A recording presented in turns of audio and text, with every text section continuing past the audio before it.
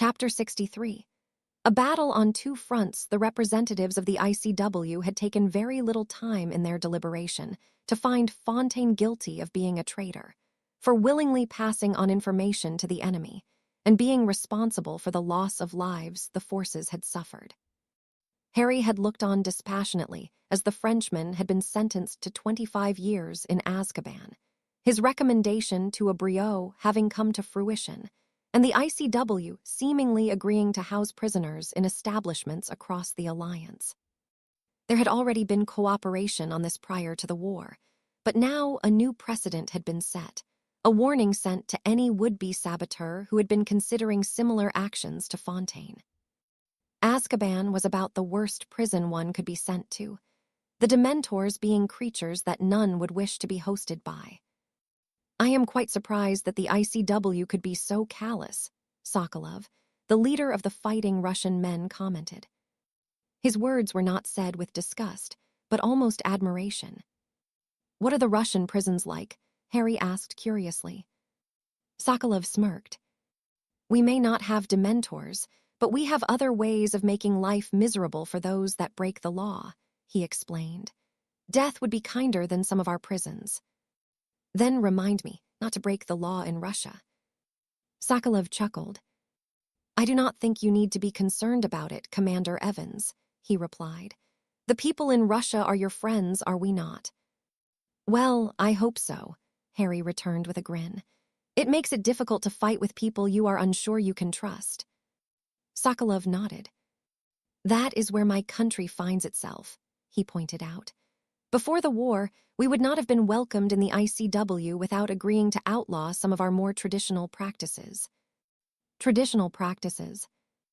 Nothing so despicable, but we refuse to ban studying topics the ICW frowns upon. What topics? Harry asked curiously. All of them, Sokolov shrugged. The ICW has banned blood magic for the most part, many potions, and magic they consider to be dark. I admit, some of it is quite distasteful, but what better way to fight something by having a true understanding of it? Harry nodded. That is true, he agreed. People tend to fear what they don't understand and choose to distance themselves from it. Duh, but it is foolish to shy away from these things, Sokolov sighed. Maybe one day the world will not be run by cowards, and wars like the one we are fighting can be avoided. I think you understand this, Commander Evans, and I am honored to fight with you. Sokolov offered his hand almost nervously, though Harry smiled and accepted the gesture. It's Harry, he corrected, the Russian having begun to grow on him. They hadn't interacted much since Harry had arrived at the trenches, but Sokolov was not like the other commanders. He was an honest man, and one that would not shy away from a fight when the going was tough. Petter, Sokolov insisted, returning the smile. Please, there is no need for formalities amongst comrades. We are all in this together. We are, Harry sighed, hopefully not for much longer. We can hope, Petter murmured. Now I must check in with my father. It has been some time that I have seen him. Harry nodded his understanding, and as Petter walked away, he couldn't help but lament on how long it had been since he was last home. In truth, he couldn't be certain, but it had been months. He had not seen Minerva in what seemed to be forever. They wrote often, but it wasn't the same. So much had happened in the interim, and still, he knew not when he would get the opportunity to return. Soon, he vowed to himself before activating his portkey and arriving back in the room he shared with Charles, the small, dirt-hewn room that had become his home away from home. How did it go? The Potter Lord asked. As expected, Harry sighed. He got 25 years in Azkaban. Charles whistled at the sentence. Will he survive that? Harry shrugged. Fontaine certainly wouldn't be the same if he did. Sirius had spent 12 years with the Dementors, and it would be a stretch to say his godfather had shown any real recovery in the years he had been on the run before his death. Maybe, he said noncommittedly, he will be left to rot and they'll just throw out whatever is left. Well, it certainly sends a message to any other spy that may be here. It does, Harry agreed. How is Gilbert? Sober, Charles snorted. He might not be a spy, but he's still a stupid git. Harry nodded. To be sure of his loyalties, Harry had questioned the man under Veritaserum. He hadn't given up information to a spy knowingly, but he admitted he had spoken of things he shouldn't have. He'd vowed to stay off the drink from then on out, and he had stuck to his word thus far. It had only been a week, but it was an improvement from the man. "Are we training them today?" Charles questioned. The duo had upped the intensity of the work they were putting into the men. After what had happened during prior battles, Harry knew they needed to be better, and had used the past week whilst Grindelwald was distracted to invest some much-needed time into his group. "We are," he confirmed. "If you get them rounded up, I'll join you shortly." Charles gave a dramatic salute before taking his leave of the room, and Harry turned his attention to the spider resting on her web in the corner. "I have something for you." Only a moment later, Elinor Summerby stood before him wearing an expression of curiosity, though it morphed into one of relief and joy when Harry handed her a rolled-up sheet of parchment. "My pardon." Harry nodded, a smile tugging at his lips. "You are free," he explained. "I would avoid any of the countries you stole from, but other than that, you can go wherever you'd like." "Where, though?" Summerby asked uncertainly. "Bulgaria is my home." "And you can return to it when it's safe," Harry assured her. "For now, I would find somewhere that is not involved in the fighting and lay low." Elinor shook her head. "I won't hide away," she said firmly. "Then what do you wish to do?" "I want to do my part to put an end to this," the woman declared. "I'm not much of a fighter, but there must be something I can do."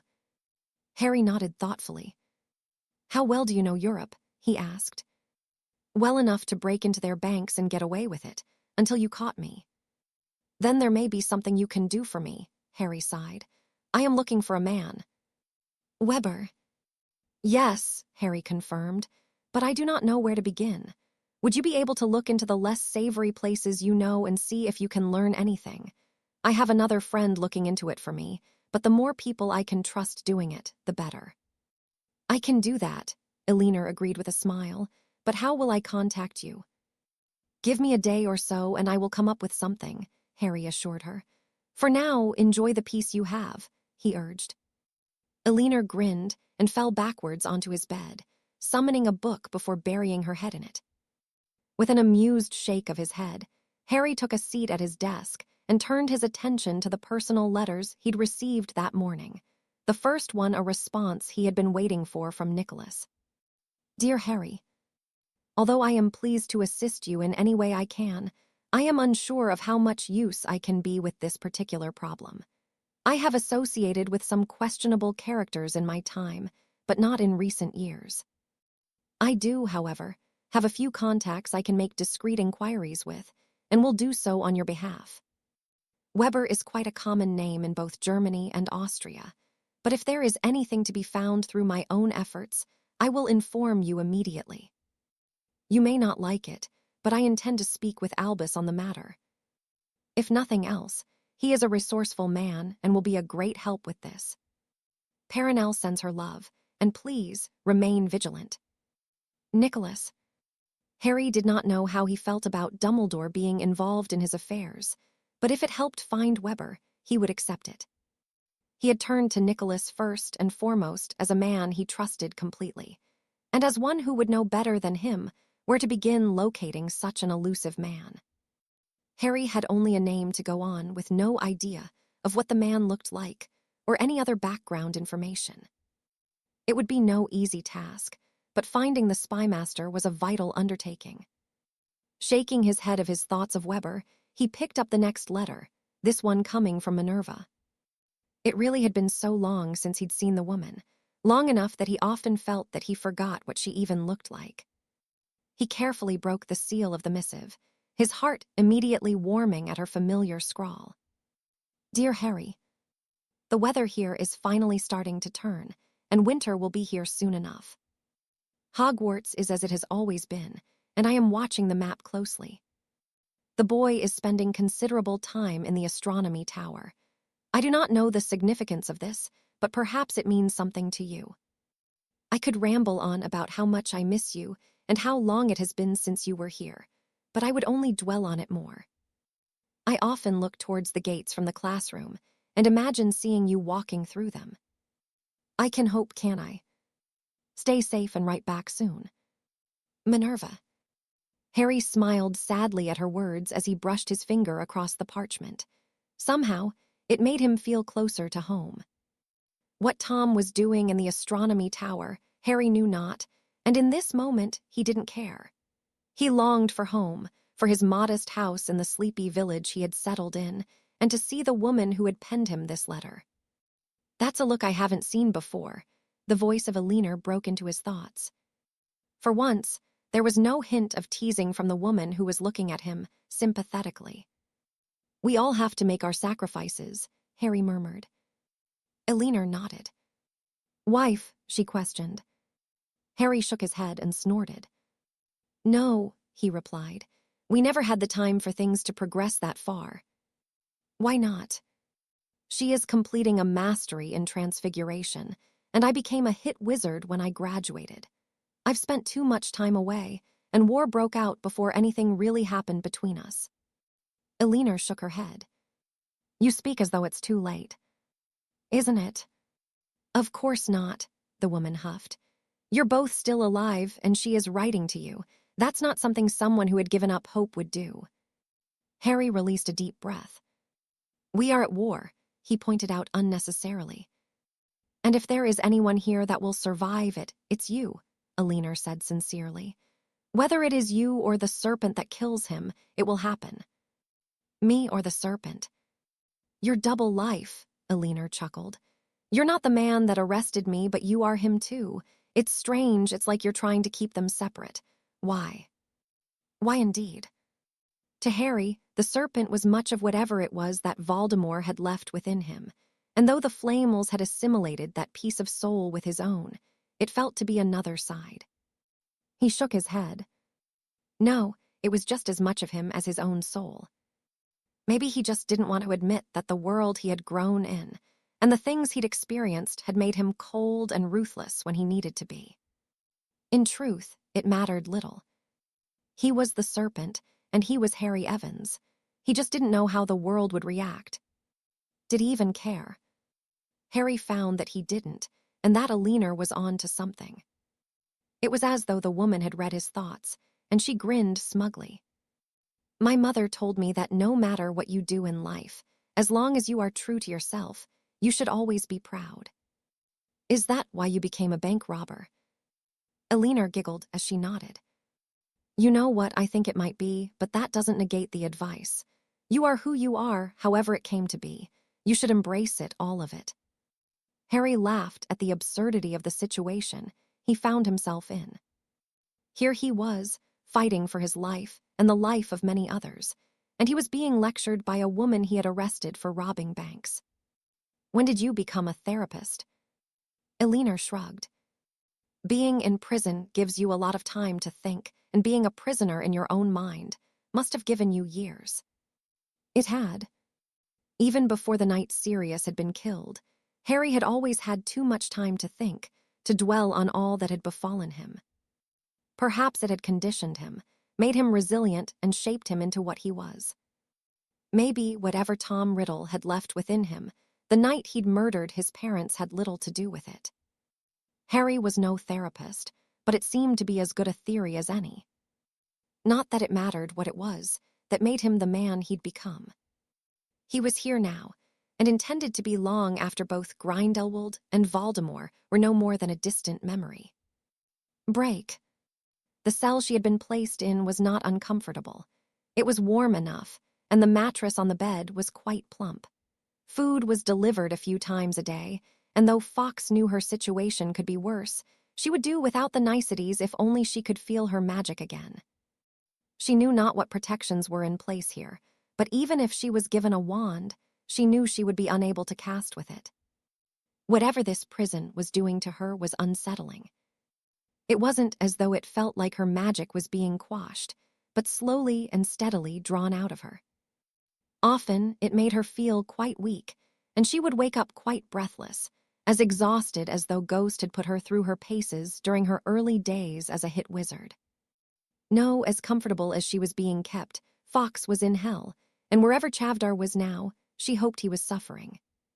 She knew there was little hope of her being rescued, but she would take no small amount of joy knowing the man responsible for the incarceration of her and her team had gotten what he deserved. Break. His men had been shifted from Bulgaria to Poland, and Gellert, along with Hans and Cassiopeia, had been lying in wait for days for Evans to appear with his men, but the man had failed to do so. "He's not coming, is he?" he asked Weber. "He might," the German said comfortingly. Gellert shook his head. "No, if he was, he would have been here by now," he sighed. "He's been giving us the run around, or the information you received was false." Weber pursed his lips at the thought. "I do not think so," he murmured. "My sources would never knowingly give me information unless they were certain of it." "Then something has gone amiss, Herr Weber, and I suggest you look into it. I do not like having my time wasted." "Hans," Gellert called, leaving a chastised German in his wake as he approached the enormous man. "I have no reason to believe Commander Evans will be joining us here. Have the men sent to the front." "The front?" Hans questioned uncertainly. Gellert nodded. "Yes, the front," he said firmly, "and see that they are prepared to fight. You will be joining them." "And you?" Gellert smirked. "I would not miss it for anything. If Commander Evans will not come to us, then we will pay him a visit." Gaulatier beamed at the thought. As he rushed off to organize the men, and Gellert snorted amusedly the keenness of the man. Whenever it came to violence, Hans was the one that he would call upon, and when it came to subtlety, it was the confidence of the enigmatic young woman who had sought him out so many years ago now. As ill-tempered as she could be, Cassiopeia was a useful woman to have around, and as he came upon her watching the sudden flurry of activity amongst the men, her eyes lit up in admiration. "I need you to do something for me." "Of course," the woman replied without hesitation. "It will take a few days for this lot to be ready. I want you to contact Osbert and then make your way to the southern border of France where you will wait for him." "We are finally making our move?" Cassiopeia asked excitedly. Gellert nodded. "I do not wish to lose the men, but there is nothing else for it. We must break through, or we risk being delayed indefinitely. I will be throwing every resource at this, Cassie, so failure is not an option." "I won't let you down," the woman promised. "I know," Gellert replied with a warm smile. "This is not where our journey ends. Now off you go and keep me informed of your progress. In less than a week, we will be walking the streets of Paris and be one step closer to seeing our vision brought to life." Break. Nicholas stared at the broken man before him. As well as Albus could hide his inner turmoil from others, the alchemist saw through the facade. He'd known Albus since he was still but a boy, and though he no longer was so, the way he coped was very much the same. "You have never needed to be strong around me before, Albie," Nicholas sighed, as his mentee simply stared back at him. He had been caught unprepared, just as Nicholas intended. It gave the younger man less time to compose himself. As useful as occlumency was, Nicholas despised it in moments like this, when he needed to be opened up to. Albus shook his head. "I'm not a strong man," he chuckled humorlessly, "just conditioned." Nicholas released a deep breath as he took a seat on the opposite side of the desk. "You are much stronger than you give yourself credit for, but a weakness is still a weakness until you confront it." "I can't do that. I wish I could, but—" His words trailed off, and Nicholas took pity on him. "I do not mean that you have to fight him, Albus," he pointed out. "I mean that you must put your demons to rest where he is concerned. What happened has come to pass, and there is nothing that can change that. But the future, now that is something that need not be so bleak. What is it you fear?" As Albus met his eyes a moment later, there was no attempt to conceal what the man was feeling. The emotions were raw guilt, sadness, and even longing. "I fear that I will no longer see him as I remember, that he will be the monster that everyone believes him to be." Nicholas gave Albus a smile of sympathy. "Perhaps he has become that, but maybe there is still some of the young man you remember within him. And if there is, Should I not be trying to save him? Nicholas shook his head. Do you think he can be saved, Albus? After everything he has done, is there any hope for him? Albus swallowed deeply, but said nothing. I think you wish you could save him, Nicholas continued. But you can only save those that want to be. Grindelwald is not a man that wants to be saved. He would sooner see the world burn the way it is than admit defeat or abandon his plans. I know, Albus sighed, but I cannot bring myself to fight him. Maybe not now, but you have considered it. I have. So, you think that it could be inevitable? Albus nodded. I believe if it wasn't for Harry fighting so ardently and admirably, many more would be looking to me to act. I fear what should happen if Harry were to be killed. Then help him, Nicholas pleaded. I am not asking you to stand in Grindelwald's path directly, but help remove the obstacles on Harry's. How is Harry? Albus asked. It has been so long since I saw him. Harry is a fighter, Nicholas snorted, and that is where the two of you differ. He is coping, Albus. Despite everything thrown at him, he is coping. I am pleased, and I do not wish anything to befall him. The Transfiguration Professor released a deep breath. I will help him as much as I can, he declared. For what it is worth, he will have my assistance. Nicholas offered the man a smile as he leaned over and gave Albus's shoulder a squeeze. Thank you, he said sincerely. Harry has asked me help locate an extremely dangerous man. Nothing is known about him other than he is possibly German or Austrian and goes by the name Weber. Albus nodded thoughtfully. I would agree on either of those countries if he is not using an alias. If he is, then we have nothing. You understand the difficulty of the task, Nicholas huffed. I do, but I made some useful contacts in Austria and Germany when I was completing my mastery in Transfiguration. I can make some discreet inquiries to begin with. I am doing the same, Nicholas explained. I am sure that between us we will leave no stone unturned. Break. All you need to do is tap it with your wand, speak your message, and it will appear on mine, Harry explained as he handed Elinor the galleon. He had taken inspiration from Hermione's work during 5th year and how she had managed to communicate with the various members of the DA. But he'd added a few more protective charms to ensure this method of communication could not be used against him. It's that simple, Summerby asked, impressed by the seemingly innocuous device. Harry nodded. You only need to add a drop of your blood, and then no one else will be able to even touch it without suffering a very painful death. You curse at it, the woman yelped. It will only activate if someone else touches it, Harry assured her with a grin. Elinor shook her head. You really are quite a terrifying man, she sighed. I suppose I got off easy when you caught up with me. You did, Harry agreed amusedly. Now, this is for you to use for anything you need. If you run out, just send me a message and I will get more to you, he explained, handing her a bag of coins. There must be 500 galleons in here, Elinor said with a frown as she weighed the coins in her hand. There is, Harry confirmed. It's not doing me any good whilst I'm here. Like I said, use it for whatever you need, and if you ever get into trouble, squeeze the coin and say the word serpent. I will be able to find you. Oh, you do care, Summerby cooed. Well, it would be a poor repayment for you to die doing something for me, wouldn't it? Elinor nodded. I'll be off then, she declared. I'll let you know where I am when I move on. Thank you, Harry said appreciatively. Elinor smiled and placed a kiss on his cheek before doing the same to Charles. As horrible as it has been being here, I'm grateful for you getting me out of prison. I'll do what I can to find this man for you, and hope that, when this war is over, none of us have lost too much.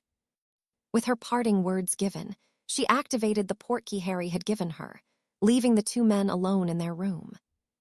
Come on, Harry urged. It's time to train that lot some more. Charles shook his head whilst he chuckled. If you keep going the way you are with them, they will be the best fighting unit we have. That's exactly what I intend for them to be, Harry replied seriously. Break. The southern defenses are not well manned, as you expected, Cassiopeia explained. The Italians are cooperating. The only places they can flee is into Spain or Switzerland. Having spoken with Osbert, she had spent the past 2 days meticulously watching the ICW defenses on the southern French border the country shared with Italy, an area that could not be ignored. An invasion from the south was possible, and though the implemented defenses were not as well fortified as those where the main fighting had been taking place, it was still a risk, but one that was necessary. The Swiss are remaining neutral for now, and they will take exception if any were to enter their land. They will flee to Spain when they are overwhelmed, Gellert mused aloud as he consulted his map. Then there will be nowhere for them to go, Cassiopeia pointed out. Geographically speaking, you are correct, but we must remain vigilant. A cornered animal is at its most dangerous, Gellert said grimly. Our aim is to take France, but we must not be complacent. The ICW may be run by fools, but Evans is not one. He must know that an attack like this would be impossible to repel on 2 fronts. No, he will have a contingency plan. What can we do about it? Gellert shook his head. Nothing, I fear, he sighed. We must remain focused on taking France and not allow ourselves to be distracted elsewhere. Is Osbert ready? Cassiopeia nodded. He arrived this morning and is lying in wait with his beasts, she confirmed uneasily. You are unsettled by this. Cassiopeia sighed deeply. Osbert is unhinged, she snorted. The man is little better than the creatures he commands. Sometimes, Cassie, a little craziness is needed to see our goals achieved. Osbert is insane, Gellert, Cassiopeia returned severely. Gellert placed a hand on her shoulder. For now, his madness serves us. If he proves to be a danger to us or our movement, he will be dealt with accordingly. Now, let us not concern ourselves with Osbert and his creatures. We will soon be celebrating a great victory, and I would have you by my side when our enemies crumble. Should I lead the charge? No, not this time, Gellert denied. Why should we risk ourselves when the victory is already assured? Break. In the months he had spent in the trenches, Harry had grown used to sleeping through the distant rumbling of artillery fire and other various Muggle weaponry being discharged. However, since he and Grindelwald had completed their combined protections of the wizarding battlefield, no errant shells had come close, yet he was rudely awoken by the entire room trembling as he was showered with dirt from the ceiling. He had no time to ponder what was happening, as more explosions sounded, quickly being intertwined with the screaming of men. What the hell is happening? Charles asked. Harry said nothing as he crossed the room and opened the door, only to be thrown backwards by another explosion. Harry, Charles shouted. Bloody hell, Harry groaned as he pushed himself back to his feet. Come on, we need to know what is happening. Charles nodded, his eyes wide as he followed Harry out of the room and into a veritable dust cloud that left neither able to see any more than a foot or so in front of them. With a wave of his wand, Harry began dispersing the obstacle to clear a path for them, only for the duo to be greeted by the sight of others that had not fared as well as they were. Bodies were strewn across the length of the trenches, and though they were already dead, they continued to be flung around by more explosions. Shit! Charles cursed as Harry suddenly pulled him into an alcove in the nick of time, the spot the man had been standing in only a few seconds before having subjected to a direct hit. Harry continued trying to clear clouds around them, both coughing from the dust they'd already ingested. EVNS. That's Yaxley. Charles gasped. With a nod, Harry took the other man by the arm and dragged him towards where the voice had come from. Both stumbled over bodies as they did so, but eventually they came across Yaxley huddled in another alcove with half a dozen other men from their group. Where are the rest? Harry asked. Yaxley coughed as he shook his head. I don't know, he choked. Fucking hell, what is going on? I don't know, but we can't stay in here, Harry decided. Chances are they'll be waiting for us to leave the trenches.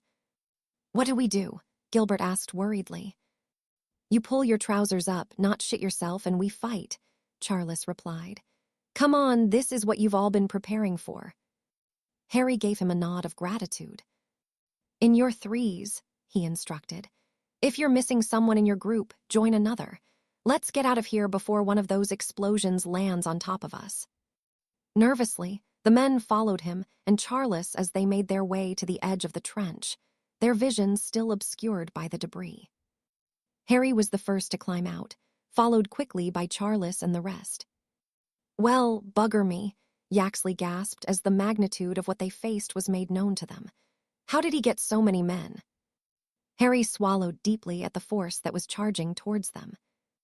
As far as the eye could see, hordes of men could be seen sprinting, their wands held aloft as they screamed in numerous languages, each one promising nothing but death. He glanced up and down the length of their own trenches and shook his head. Even at full capacity, they would be hard-pressed to fend off the incoming attack, and with so many gaps from the men who had been killed in their beds or attempting to escape the ongoing bombardment, their chance of victory was nil. Still, he gritted his teeth and prepared for them to come within range. If they failed here, France would be taken. A significant blow to sustain in the war. The charging men were around 300 meters away. Harry, Charles questioned. The man was nervous, but he took up his position by Harry's side, nonetheless. 300 meters. Harry shook his head. What was he thinking? He knew it would be smarter to flee, but there was a stubborn part of him that refused to give an inch to Grindelwald and his men. Even in the face of death, he was relishing the impending fight. 200 meters. Commander EVANS, a frantic voice called. Harry glimpsed to his left, where a familiar, short Frenchman was running towards him. Commander Evans, he wheezed. We are being attacked in the south and have been ordered to send men there. Send men there? Harry questioned. Take a look around, we can't afford to spare anyone. The other commanders have agreed, the Frenchman explained sadly. We are all to retreat there. Harry shook his head in disbelief. What the bloody hell is the point of that? Charles snapped as the short man continued on his way. If we give up this position, we've lost the country. We'll be attacked from both sides. Retreat. The shouts came from further up the trench and was echoed by the next group along, until the French unit next to Harry's announced it also. 100 meters. The spells began to rain down on them now, some careening across the distance of the battlefield. Others fired from further back in the ranks into the air so they would arc over their own men in front and onto the ICW forces. More explosions came from those above, and Harry could only look on as the various groups of men across the trench vanished, activating the emergency portkeys they had been given that would take them to the other trench. Harry shook his head once more, but knew it was no use remaining here. All they would be able to hope for was a quick death, and he was not done in this world yet. Retreat, he snarled. His men didn't need telling twice, and immediately activated their portkeys. For a fleeting moment, Harry remained behind, his eyes narrowed at the charging enemy before he reluctantly followed, only to find himself pulled from one fight into another. The sound of screeching, snarling, and even loud roars filled the air, all of them mixed with the agonized screams of men. It took only a single glance around for Harry to be reminded of the battle they'd endured only months prior, the very same night he had killed the dragon, only this was worse. The beasts had struck against the defenses when they were mostly unmanned, and the ensuing fight was nothing short of desperate melee on the part of the ICW forces. With the lines already having been breached before most of the men had arrived, there was no opportunity to implement the same tactic as they had before, and now each man was fighting for their lives. Form UP, Harry shouted to his own group. Their only chance of survival was to fight together, and even then, that chance was slim at best with the options available to them. Once more, he was the first to climb over the lip of the trench, his wand snapping upwards as he sent a ball of fire towards a gathering of goblins dressed in furs and wielding small axes. He followed up with a gouging curse, aimed towards the face of an enormous, club-wielding troll, as it swung its weapon at an Irishman who found himself fighting the beats alone. With a loud groan, the troll dropped its club in favor of attempting to stem the bleeding from its eyes, only to collapse under a barrage of spells courtesy of Charles and Yaxley. "What the hell are they?" Gilbert yelped, pointing to a wave of scuttling creatures heading towards them. The clicking of the pincers was a sound Harry would never forget, not since he first encountered Aragog and his children in the Forbidden Forest during his second year, and again during the Triwizard Tournament. The mere sight of the acromantula made his left leg twinge in a stab of phantom pain, as he remembered the unpleasant experience of being bitten by one in the maze. "Arania exumi," Harry cast, sending the most eager of spiders back into its brethren with a screech. The spell was useful for dealing with one spider, but not the dozens still swarming towards them. "Fire SBLLS," Harry shouted. At his command, his men unleashed torrents of flame upon the creatures, killing many and sending the others fleeing in all directions. None of these were the size of Aragog, but in their large numbers, they could have been lethal. Not that Harry had much time to ponder this. As the spiders scattered, they gave way to new foes in the form of a trio of wampus cats. Harry knew very little of them, but during a Care of Magical Creatures class, Hagrid had soothed Ron about Crookshank's unending attempts to eat scabbers by pointing out he should be glad it wasn't a wampus cat, something that offered no help now that he was faced by three of them. The beasts were stood on the hind legs and moved impossibly fast as they avoided the spells sent their way from the rest of the men. But Harry soon realized their danger did not lay in their speed or the sharp claws protruding from their paws. No, their most powerful weapon was made known to him as he caught the eerie gaze of one of the felines, and he felt its presence invading his mind. The stabbing pain was worse than anything he'd endured during his occlumency lessons with Snape, and he winced, the ensnaring magic leaving him unable to look away. He was caught in a mental trap, and all he could do in the moment was fight back.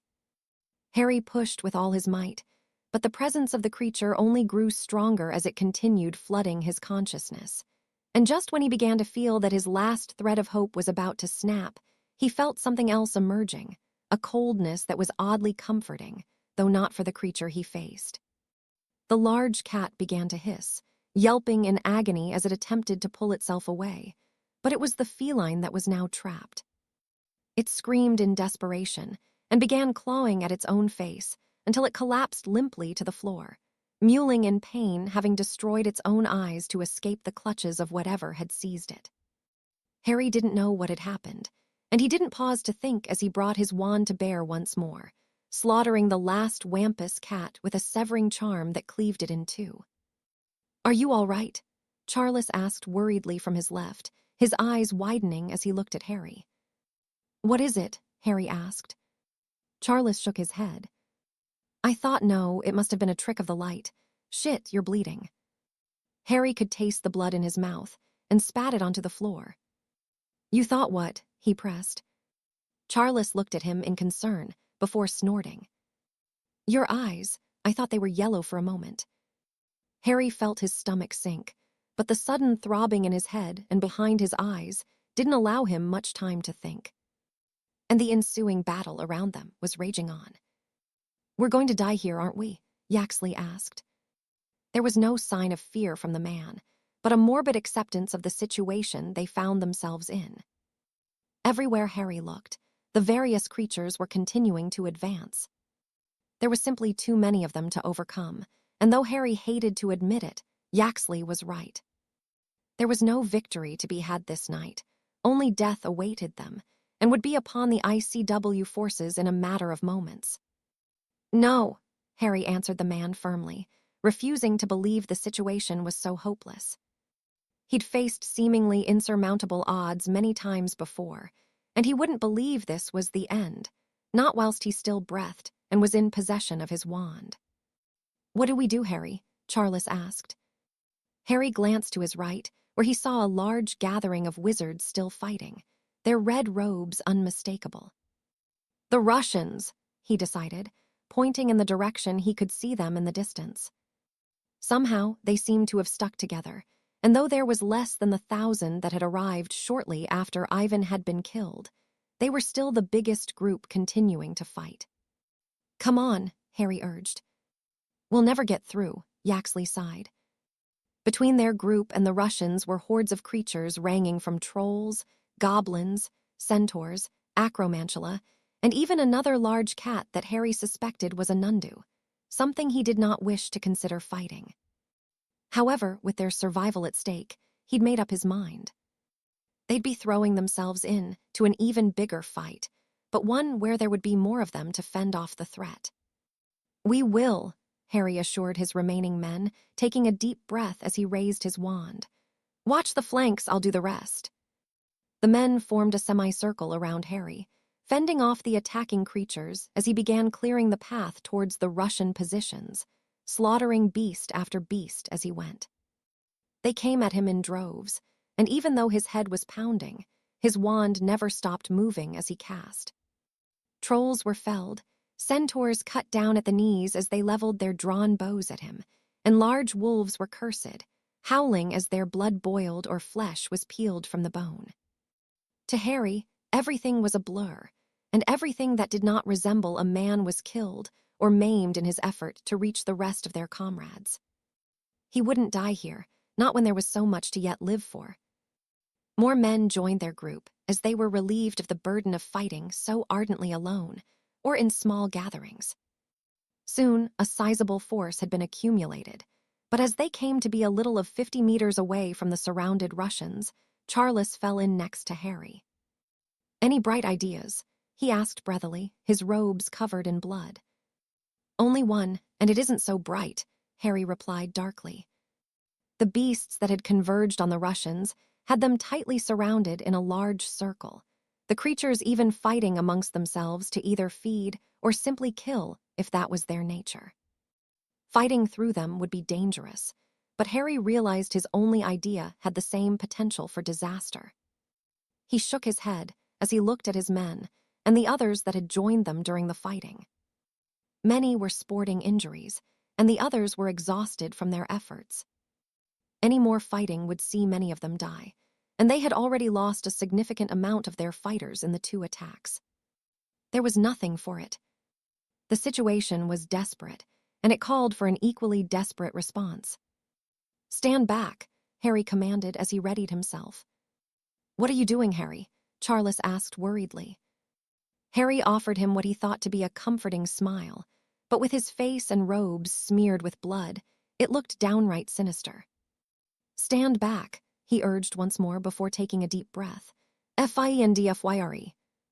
Charles's eyes widened in horror, and the illuminated features of the rest of the men were a mixture of fear, awe, and grim acceptance as the gout of flame spewed from Harry's wand. For a moment, the fire was shapeless, but it coalesced into a large basilisk as it descended on the unaware creatures, stripping the ground of all living matter as it scorched the ground before beginning to feast on those its caster directed it to. Harry had read about the spell in one of the Slytherin books, and another he'd perused from the Flamel's library. It was an exceptionally dangerous piece of magic to use, and notoriously difficult to snuff when it had been summoned. In many ways, the fire was sentient, and if the caster failed to focus on controlling it, it would run wild, burning and killing everything in its path. "What the hell is that?" Charles whispered as he watched the basilisk lay waste to everything it touched. Harry did not reply, all his energy going into controlling the fire, the effort alone making him perspire and his arm tremble. Fearing that he would soon lose his hold over it, he charged forward. "Come on," Charles urged the others, and with utter faith and loyalty in the man that led them, they followed. Putting himself in front of the fiery serpent, Harry brandished his wand like a whip and struck out. The basilisk winced, but lunged, only to recoil as it was struck again.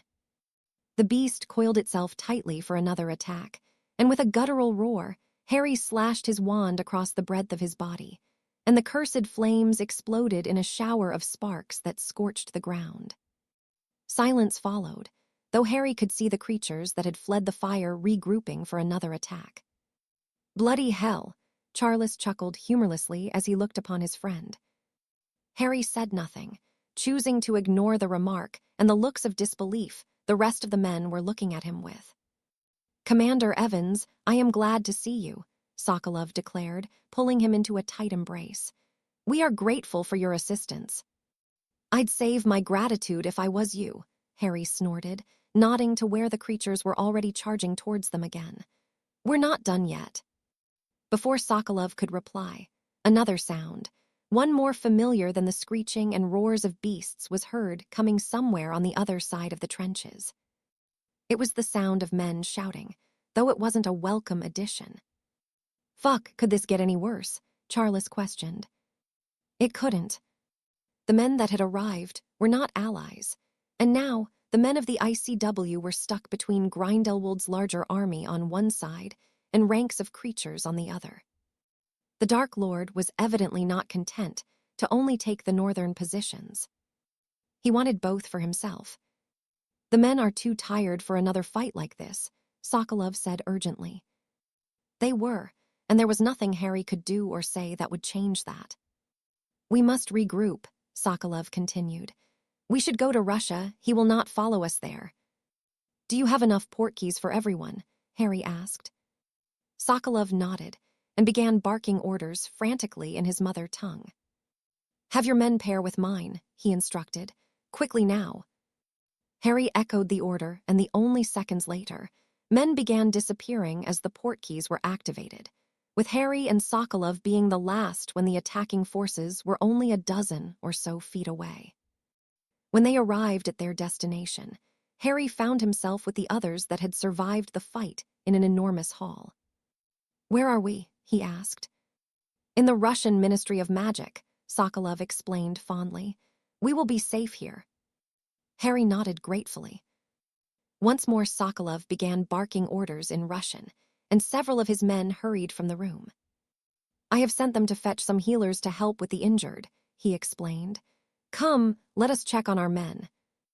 It was odd for Harry to see those he had fought side by side with looking at him with such gratitude and respect, even those garbed in red offering him appreciative nods. "Those of you that are injured, move to the left," he instructed. Most did so, but even those that hadn't escaped unscathed. Harry, too, had his share of cuts and bruises, but his wounds could wait. There were many others much worse off than him. "How are you?" Charles asked as he limped next to Harry. "I've been better." "I know that feeling," Charles chuckled. "What do we do now, Harry?" Harry took a look around the room, at what remained of the ICW forces. Hundreds had been killed tonight, but that didn't mean they would admit defeat. No, now was not the time to mope or lament on what had been lost. "We fight back," he replied simply. "The moment the men are ready, we show Grindelwald that this war is not over. He took something from us, and we will do the same to him." Chapter 64. Loyalty Arcturus's stomach had sunk as he read the headline of the morning edition featured on the front page of the Daily Prophet. Had he not been granted a week of leave to check in on Lord Parkinson and how he was running the family affairs, he would have been in the trenches when they'd been bombarded, and perhaps killed with some of the men he had fought alongside over the past weeks. He shook his head. He was relieved he hadn't been, but also felt guilty for his absence.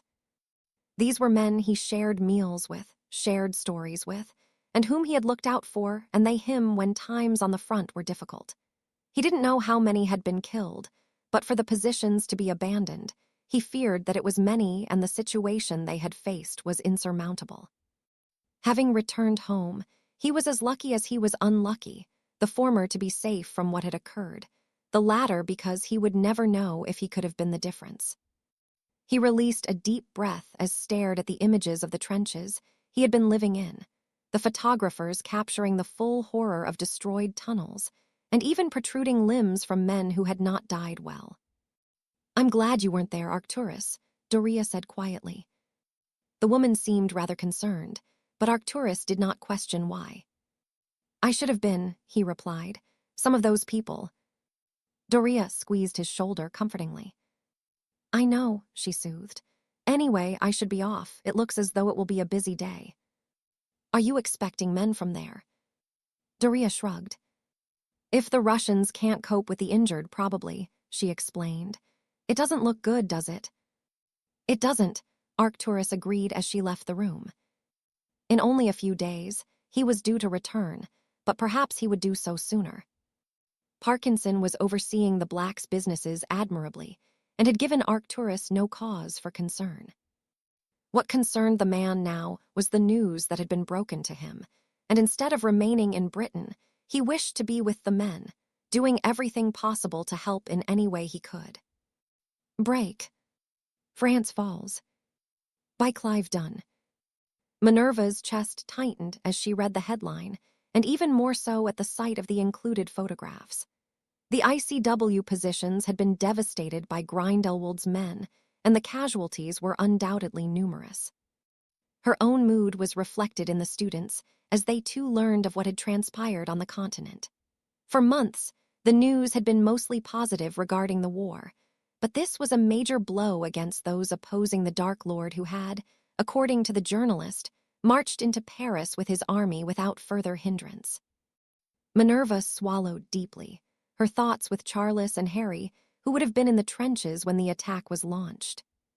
Were they okay? Losing either of them was something she couldn't even bear thinking about. The sight of her breakfast made her feel sick, but she was distracted by Albus, who was more somber than she had seen him. I would ask you kindly to teach the students in my absence, he requested. Minerva frowned questioningly. Just for today, she asked. Until I return, the man replied grimly, standing and taking his leave from the hall. Minerva knew not what the man was doing, but his demeanor was tense, his expression a mixture of concern and acceptance. He will be fine, Armando assured her with a comforting smile. Minerva nodded. She wasn't concerned about Albus. Her thoughts were with Harry and Charles, and whether they had made it to Russia during the hasty retreat. It was difficult not to consider that the worst had happened to them, but as the post arrived, and she spotted Theseus amongst the browns and grays of the other owls, she felt herself relax somewhat.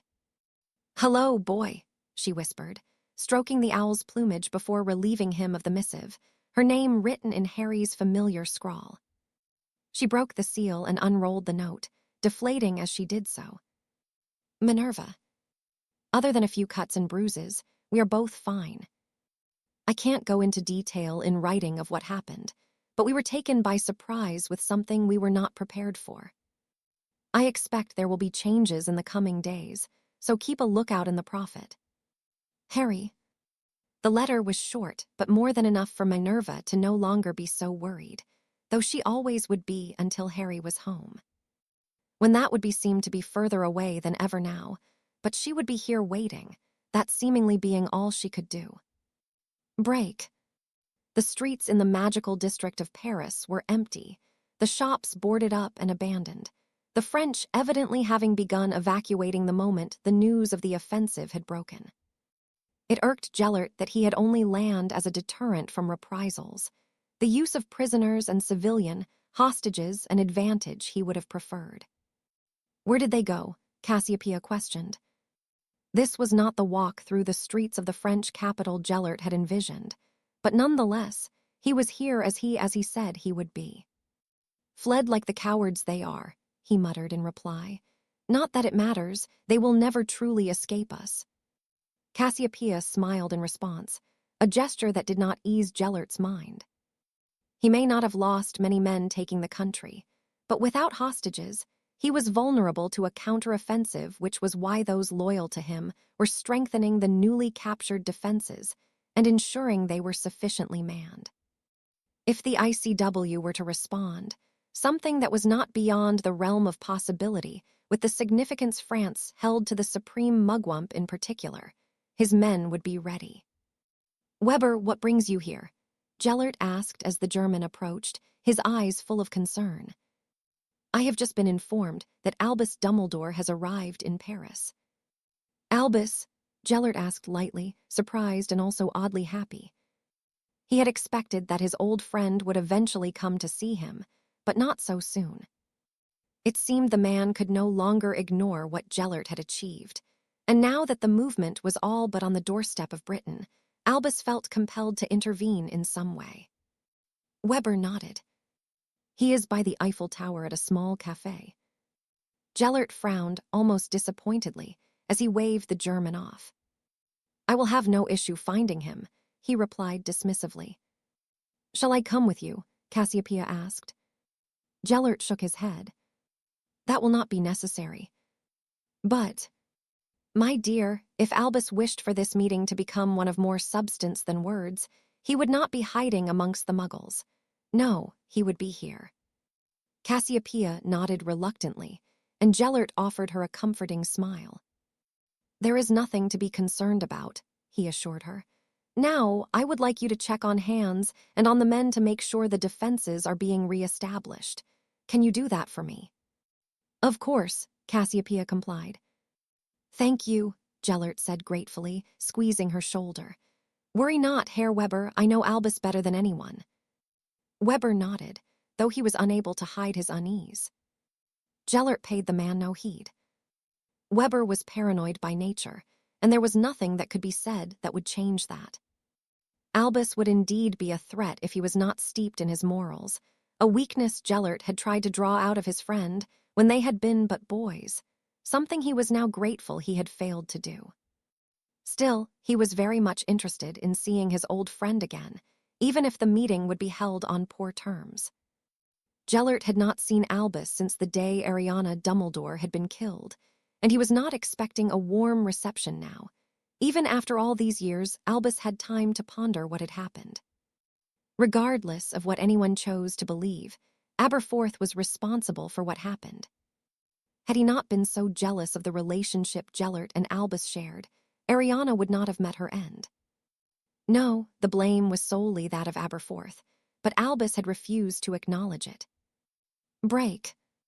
The gravity of just how many had been lost during the attack was felt by all of the commanders gathered around the table in the Russian ministry, the absences of even those that should be here quite numerous. Harry and Sokolov had made it out, along with a wounded Irish commander, a pale, shaken Canadian, and those hailing from Albania and Poland, respectively. The last of them was a subdued French commander who had been noticeably less brash since the arrest and imprisonment of Fontaine. But there was no Spaniard, no Portuguese nor any other who would usually attend the meetings, all of them having been killed in action. Abriot had arrived, tired, and more despondent than anyone else, his guard having been doubled as had the darkness of the circles around his eyes. His expression was one of outright defeat, his homeland having fallen into the hands of the enemy in a matter of minutes, and with nothing to show but the death of many who failed to fend off the all-out attack from Grindelwald's forces. I am pleased to see that you all made it out, he offered, his words sincere but little more than a token gesture to those that had been caught up in the swarm who had somehow come out of it still breathing. How are the men? Many are injured, the French commander answered, and those that aren't are in low spirits.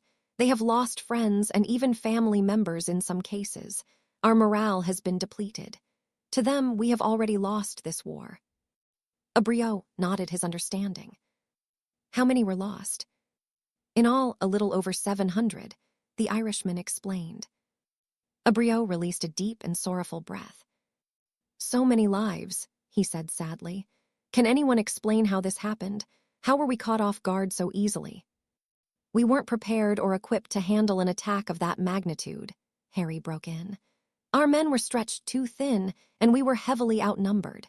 They struck from distance before charging with superior numbers.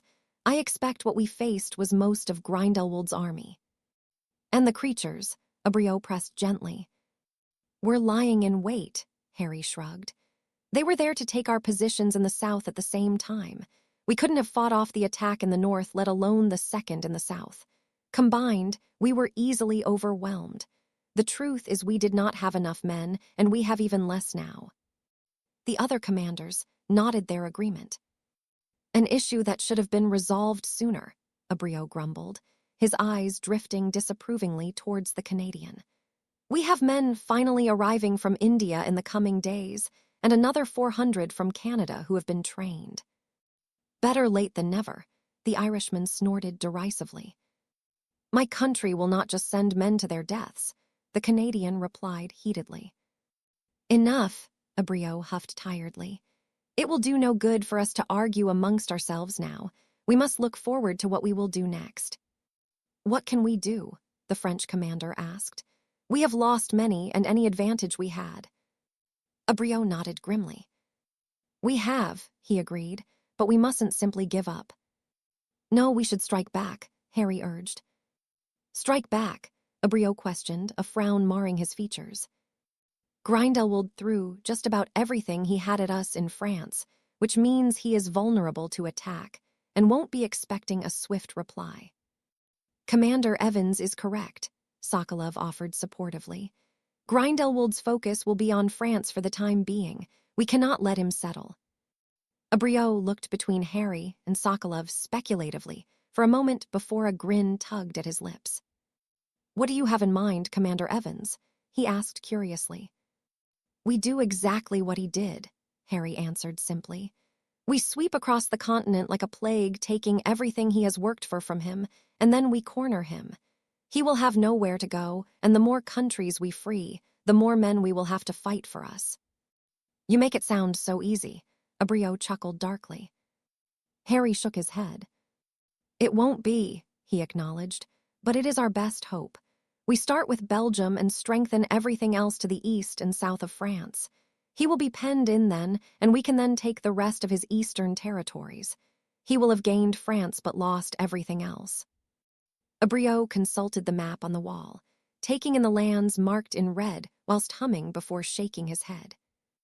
No, it is too dangerous, he sighed, taking so much land with so few men to hold it all. We have enough, Harry assured him. We will not need to take our entire force with us, and with the added Canadians and Indians, we can hold what we take. Abreu released a deep breath, his expression one of uncertainty. Give me 40 men. I can take any one of the countries he holds in the east, Harry assured him. Preposterous, the French commander exclaimed.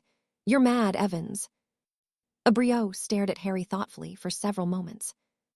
Do you believe you can do it? Harry nodded. If we take a footing in Belgium, and our men can hold it, I can take the rest. It may take time, but it will take longer if we continue fighting the way we have. Abreu looked towards the other commanders who said nothing. They were taken aback by the plan, but it seemed none had any better suggestions to offer. What if Grindelwald comes? The Irishman asked. Let us not pretend that any of us are a match for him other than Evans. We have all seen what he is capable of, and we know how dangerous Grindelwald is. If he comes, I will be there, Harry promised. We have unfinished business. The Irishman laughed heartily. It's not often I'll agree with the French commander, but you really are mad, Evans. That he is, Sokolov chuckled, but I think his plan is a good one. We take everything he has worked for and we corner him as he did us. From there, it is only a matter of time before he has to face us, and when he does, we will be ready.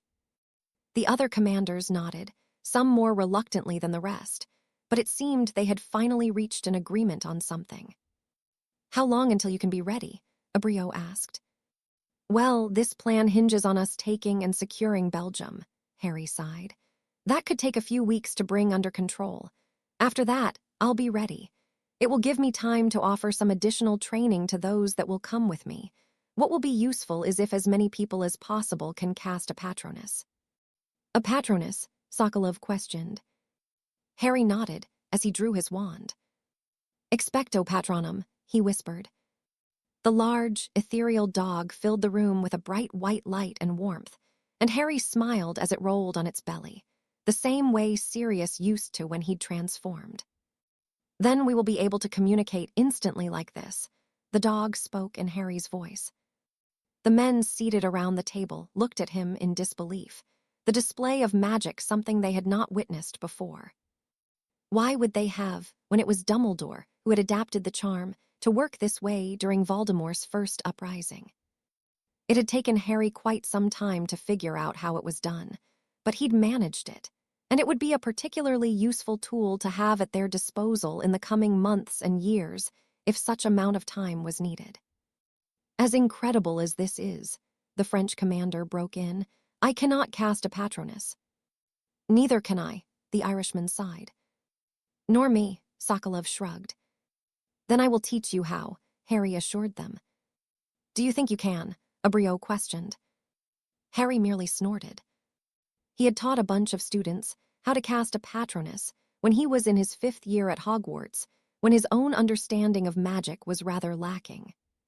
Teaching a group of quite accomplished wizards would take a little time, but would be easy in comparison. I can, he confirmed resolutely. Break. Albus had been little more than a boy the last time he'd visited Paris, a trip he and Gellert had taken together shortly after he had graduated from Hogwarts. The short stay here had been a gift from his friend for achieving such outstanding results in his newts during a time that Albus's life had been blissful. Only a few months later, tragedy would strike the Dumbledore home as Albus's mother was killed in a freak accident, and any plans the young man had would need to be put on hold.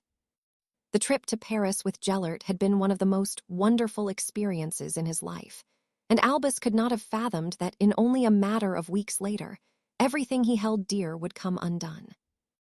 He shook his head as he pondered his graduation year and the one that followed. With the ensuing war, Paris was not the same city.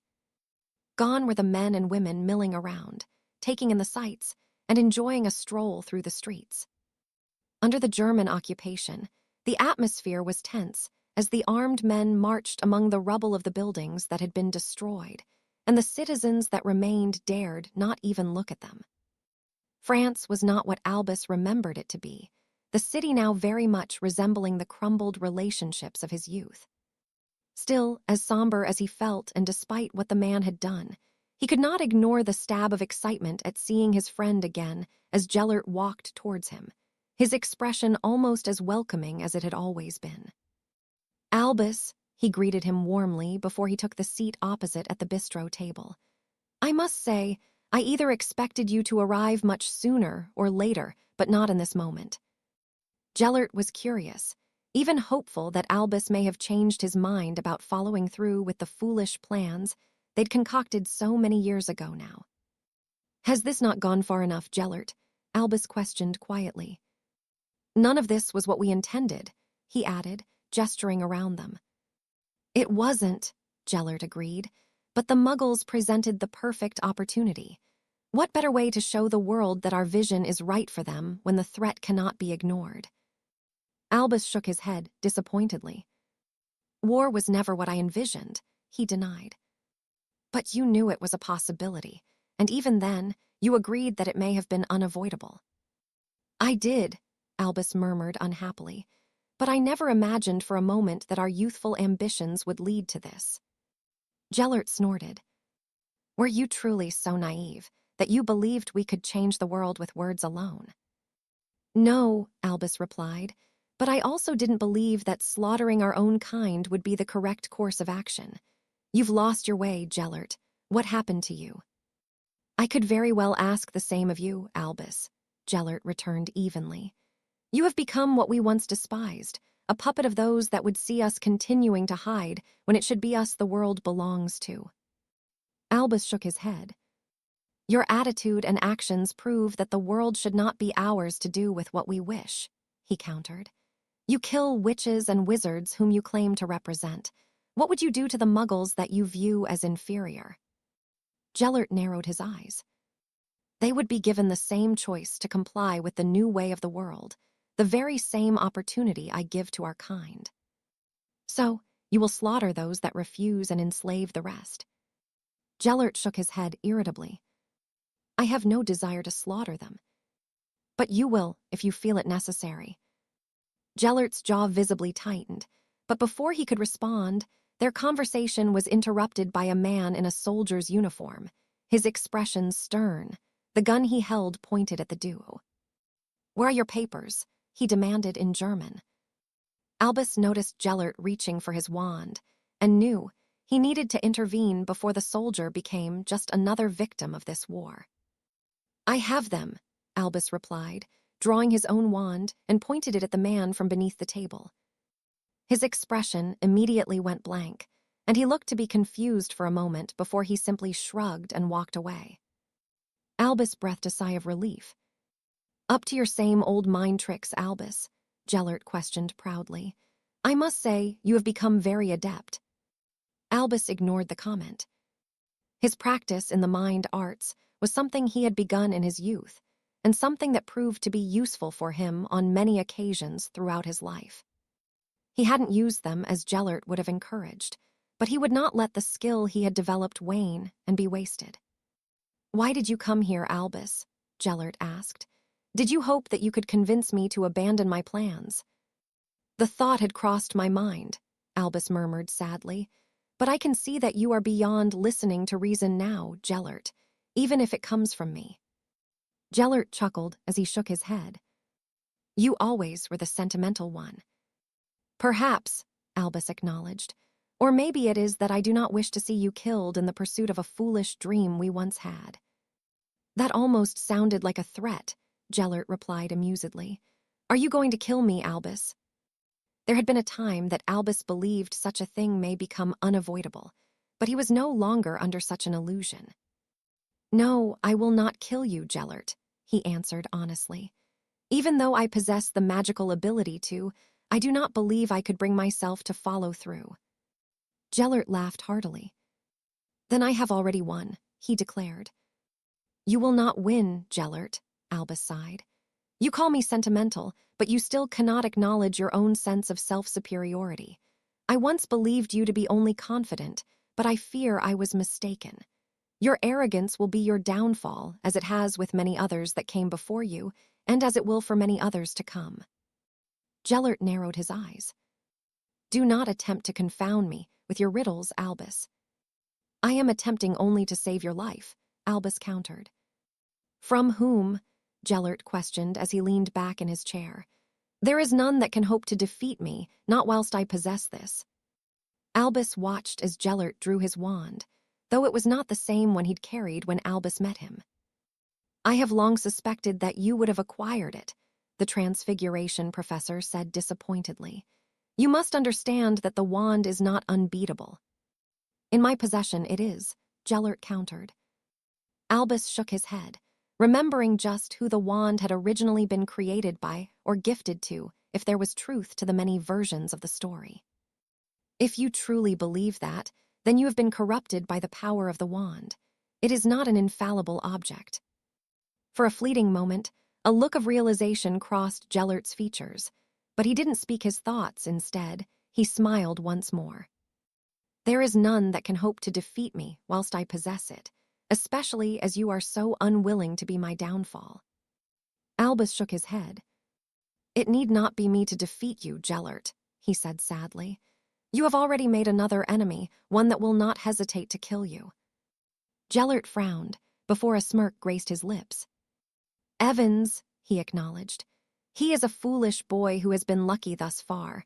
I don't suppose you are willing to share what you know of him. No, Albus said firmly, but Harry Evans is not a boy that relies on luck, Gellert. He has done things that you would not believe and has advantages that you will never know of. The Elder Wand will not help you when you meet. It can't. I think you overestimate the boy, old friend. It is you that underestimates him, Albus countered. He is like no other I have met. He is perhaps as gifted as me but possesses the ruthlessness I lack. He will die as will any other who defies me, Gellert growled, his grip tightening around the Elder Wand. Does that include me? Albus asked. You will not like the answer to that question, Gellert muttered as his posture relaxed. There was a time you would have agreed that no life was worth hindering our vision, that sacrifices would be made for the greater good. Not this, Albus snapped angrily. Not a war that will see thousands dead. Gellert shook his head, disappointedly. What happened to you, Albus? He asked. Where is that fire you had when we first met? Albus swallowed deeply as he met the gaze of the other man. That fire was snuffed the day Ariana died. Something caused by your foolish brother. No, Albus disagreed. It was caused from my own selfishness. I cannot blame Abe for being angry with me. Self-pity doesn't suit you, Gellert snorted. Albus met his gaze once more. It is you that I pity, Gellert, he replied sadly. Your arrogance knows no bounds. That wand has made you feel invincible, and were it not for Harry, perhaps we would not be meeting as we are now, but here we are, and I can only appeal to the boy I once knew to stop what you are doing. This will end in disaster, and I fear that I will be unable to save you. I do not need saving, Gellert said with certainty. It is me that is saving our kind from a continued life of having to hide what we are from the rest of the world. Your actions speak differently, Albus sighed. You have lost your way, Gellert. It is not freedom for us you seek, but power for yourself and those loyal to you. I have clung to a foolish thread of hope that what is said about you wasn't true, but that thread has broken. I do not wish you to suffer, but you cannot be left unchecked. I hope that Harry is merciful to you, Gellert, but I would not bet on it. With his parting words given, Albus stood to take his leave. Do not walk away from me, Gellert demanded as Albus turned his back on him. Are you going to kill me, old friend? Albus asked, not even reaching for his wand to defend himself. Gellert seemed to ponder the question for some time before he shook his head. This once I will allow you to leave. Think of it as a favor to the man I once considered to be my only friend. And you consider my warning given with the same kindness, Albus returned. Abandon your path, Gellert. It only leads to your demise. With a final look of pleading at the man, Albus gave Gellert a sad smile before vanishing, leaving a displeased and rather maudlin former friend in his wake. Break.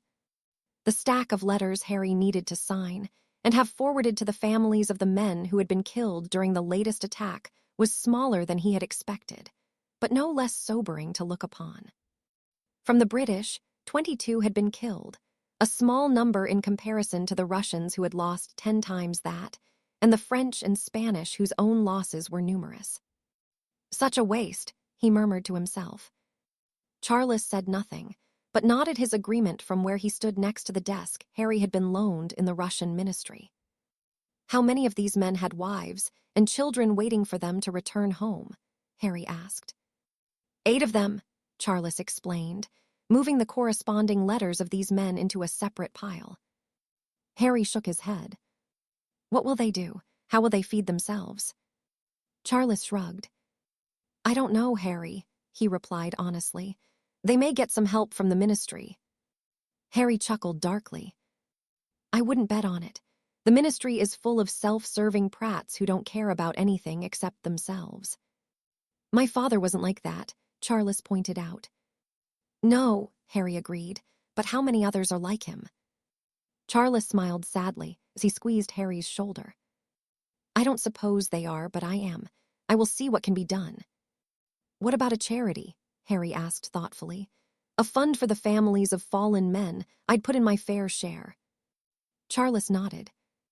Me too, and if it is pitched in the right way to the Wisengamot, the other purebloods won't be able to refuse. What do you mean?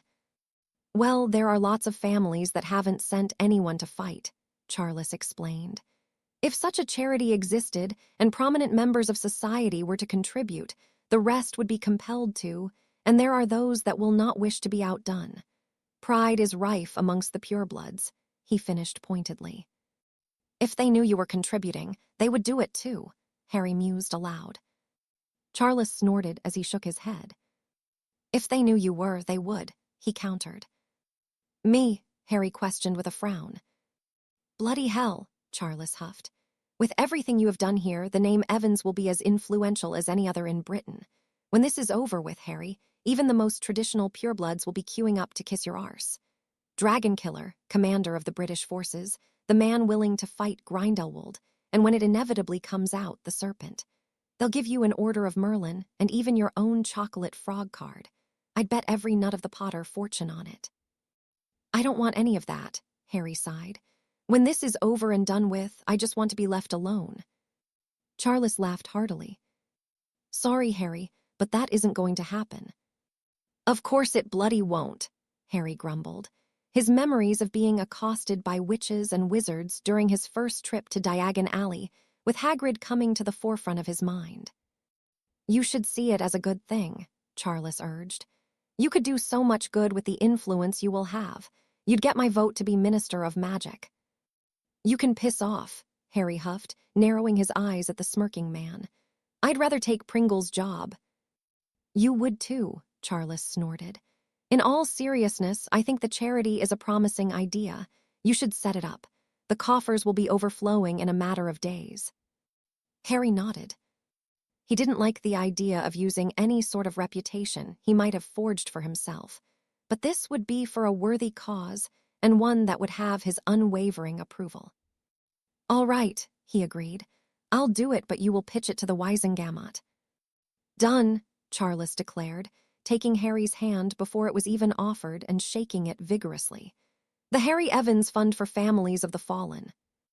"It will not be called that." "Too late," Charles quipped. "That's the name I will be putting forward to the Wisengamot." Harry shook his head. "You're intolerable." "That he is," Yaxley agreed as he entered the room with Gilbert and several other men Harry had fought alongside with at the Southern defenses. "I heard the word charity being mentioned." "Our beloved commander isn't as cold as you might have thought," Charles chuckled. "He's going to set up a fund for the families of the men who died during war." Yaxley nodded approvingly. "That's not a bad idea," he mused aloud. "With you running it, all the bigwigs will cough up some galleons. If my family donates, Selwyn won't want to be outdone. If he donates, Parkinson will do it, and then the Blacks will throw a ton of gold at you. And then Malfoy will try to match it, and then the Blacks will make his donation look like pocket change," Charles added. "Anything that will piss off Malfoy is a good idea," Yaxley snorted. "Not bad, Commander." "I should have just kept my mouth shut," Harry grumbled. The look of amusement both Charles and Yaxley wore, meaning that trouble of sorts would likely follow. "Well, until we can enjoy the rush to inundate you with pureblood gold, there's some things we wanted to discuss with you," the latter announced. "There's a rumor spreading around that we are going to take Belgium. Is it true?" Harry nodded, though he was displeased that another commander had evidently not been able to keep that to themselves before he could inform his own men. "We are," he confirmed. "We can't stay here. Winter is coming and we need to establish a base we can work from." Yaxley and the other men nodded their understanding. "You'll be leading us." "Who else is going to put up with you lot?" Harry returned, eliciting a bout of laughter from the men. "True," Gilbert sighed. "Not that we would follow anyone else." "Nope," Yaxley agreed. "You're stuck with us, sir, and we wouldn't have it any other way. We will follow you wherever you need us to be." Although the words were given lightheartedly, the sincerity behind them was unmissable, as were the murmurs of agreement from the others. It warmed Harry to know his men trusted him so much, something they would need to do in the coming months with what he had planned.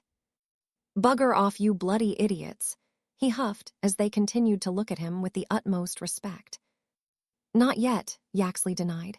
Gilbert shut the door. The other man complied, and when he returned, the men were looking at Harry expectantly until Yaxley spoke once more.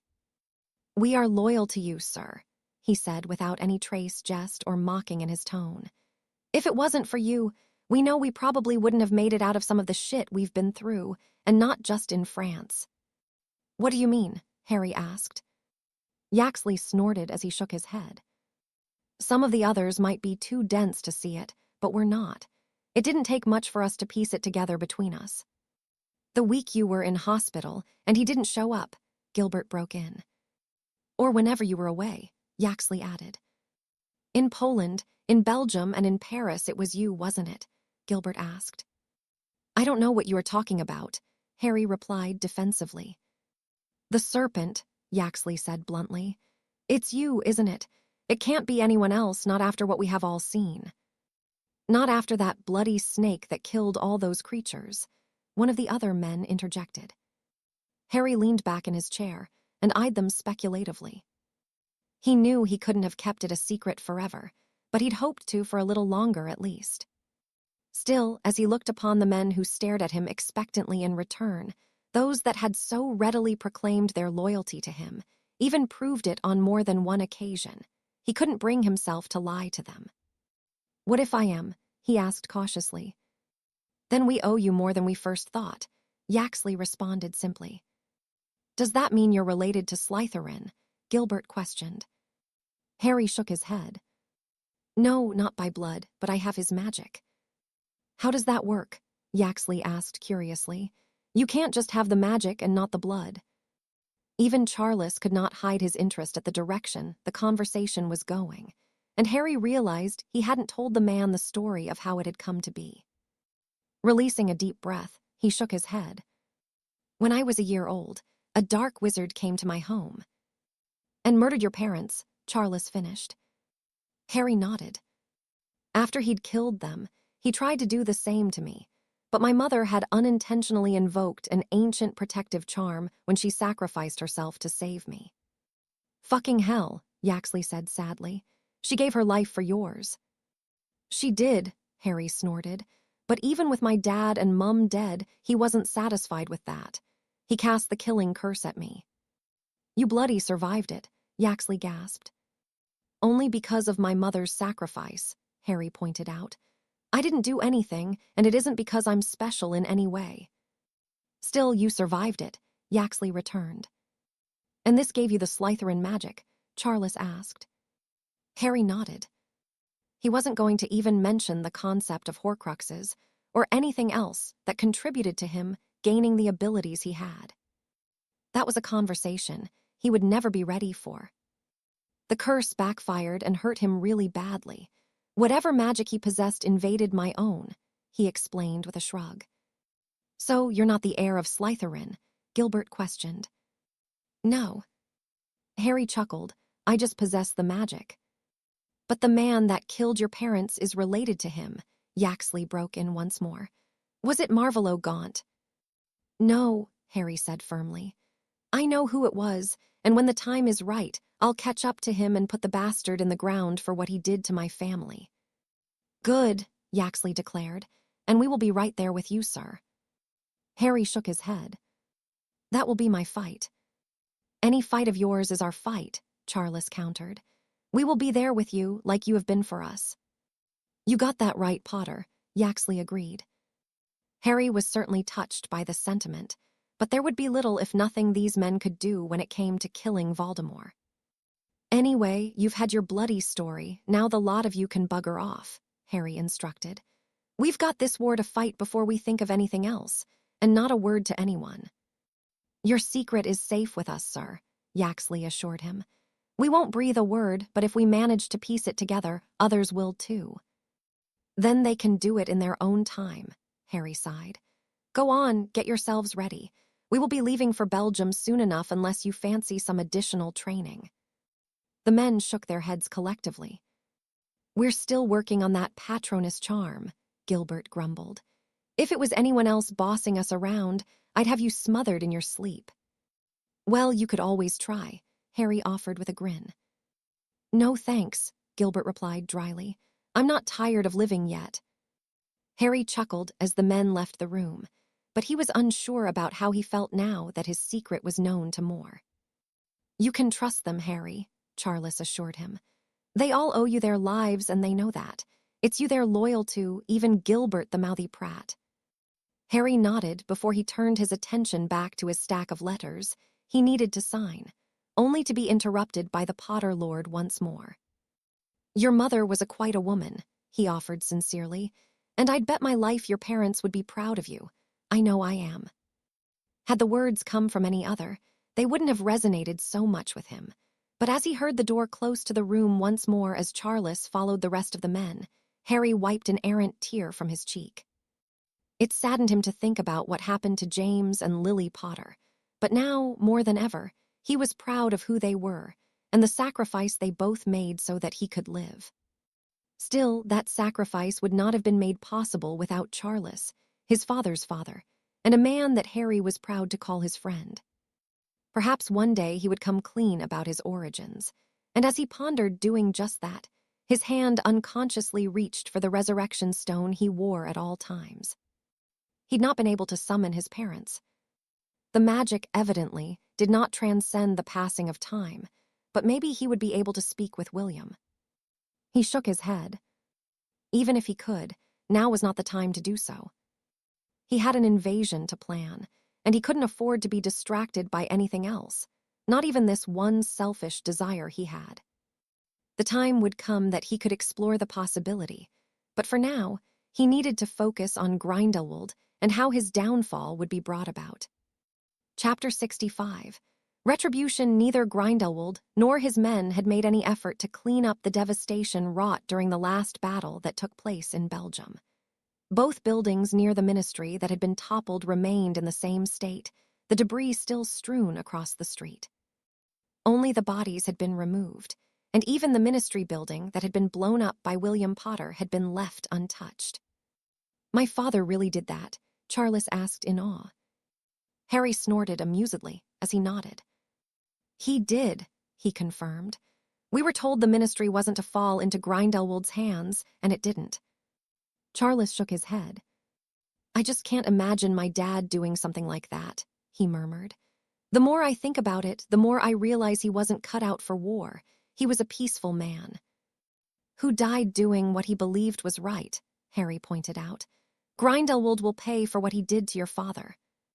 "He will," Charles agreed darkly. "Come on, let's take it back." Harry watched as Charles made his way back to where the rest of the men were lying in wait. It had taken them a week to make it here, while having to avoid the other surrounding countries Grindelwald currently occupied. Not that he would be keeping them. Harry had promised he would take everything the man had worked for, and he fully intended on following through with that promise. "How many are there?" Yaxley asked nervously as Harry arrived. "No more than 200.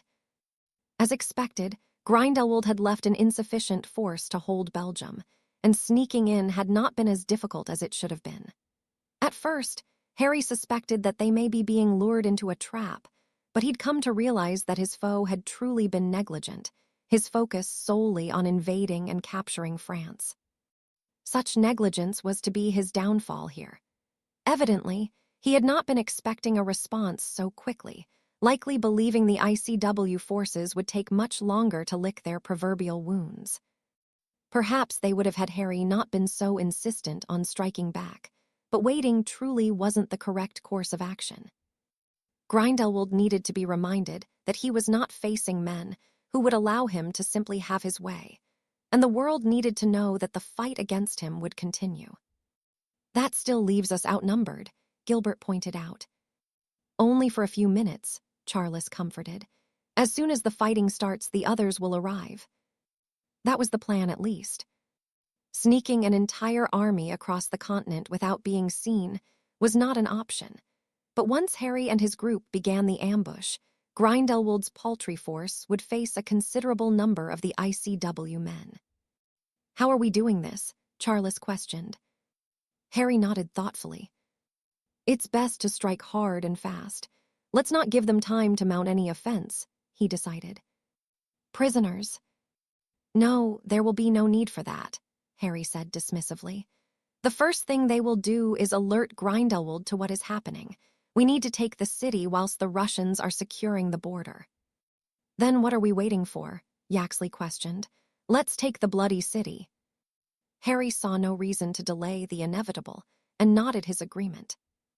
"All right, Charles, you take half the men and circle round the first collapsed building. I'll take the others and go around the second. We will meet in front of the ministry, and whilst they try to swarm us from the north, the rest of our lot will arrive from the south, boxing them in." "Sounds good," Charles replied. "Shouldn't we put some apparition wards up?" Harry shook his head. "Best not, just in case something goes wrong. We don't want to trap ourselves here," he explained. "The wards will be put up when the others come, when they think they have us outnumbered. It will be too late for them by then." Charles nodded his understanding.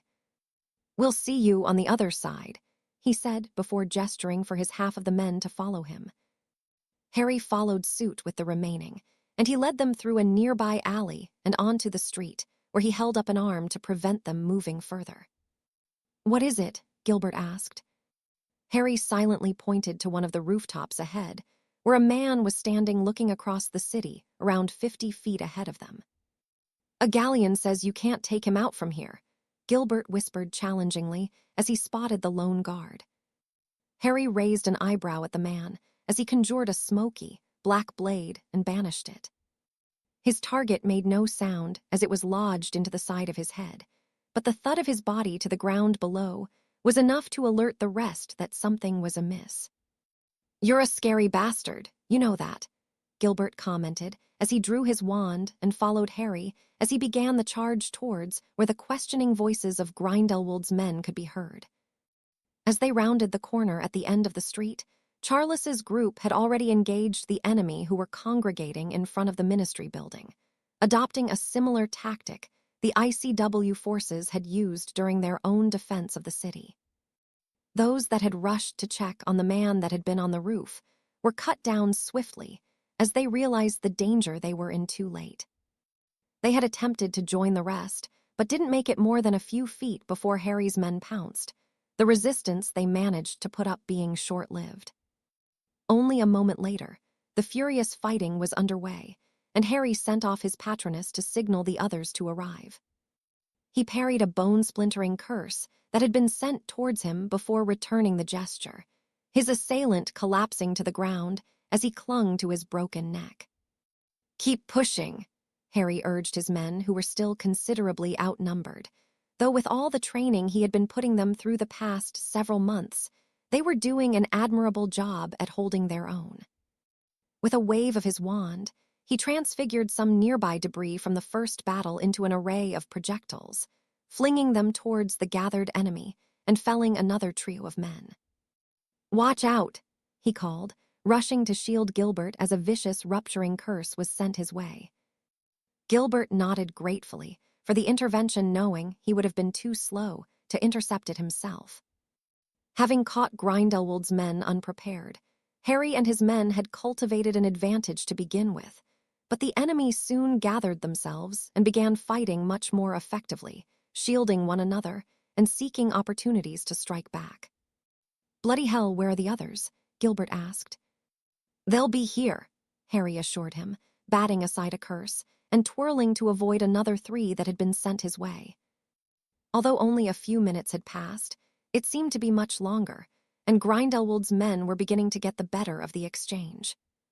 Much to Harry's relief, the others did arrive only a moment later, and the tide of the battle changed quickly.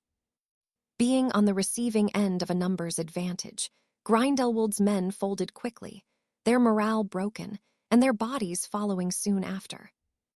In a matter of minutes, the streets of Bruges ran red with blood, and the fighting ceased as Grindelwald's last man was cut down. An uproarious cheer of victory filled the air, and though Harry didn't join in, he was relieved their efforts were not in vain. All that remained now was to see how long it took until Grindelwald heard of what had transpired here, and what his response would be. He would come of that, Harry had no doubt. It was just a matter of when and not if. Break. The sweet taste of victory Gellert had experienced at taking France had been soured by Albus's visit. He had always thought fondly of the country, some of his more cherished memories having been spent here with his former friend in their youth. Now his thoughts were reflected by the devastation the German muggles had wrought here.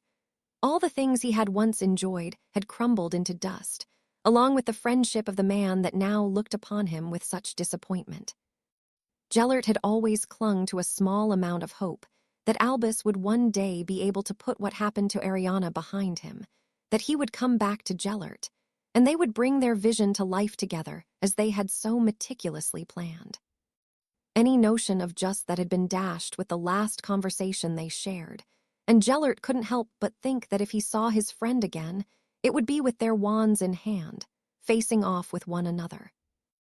As much as he wished to avoid that, it was not something he would shy away from.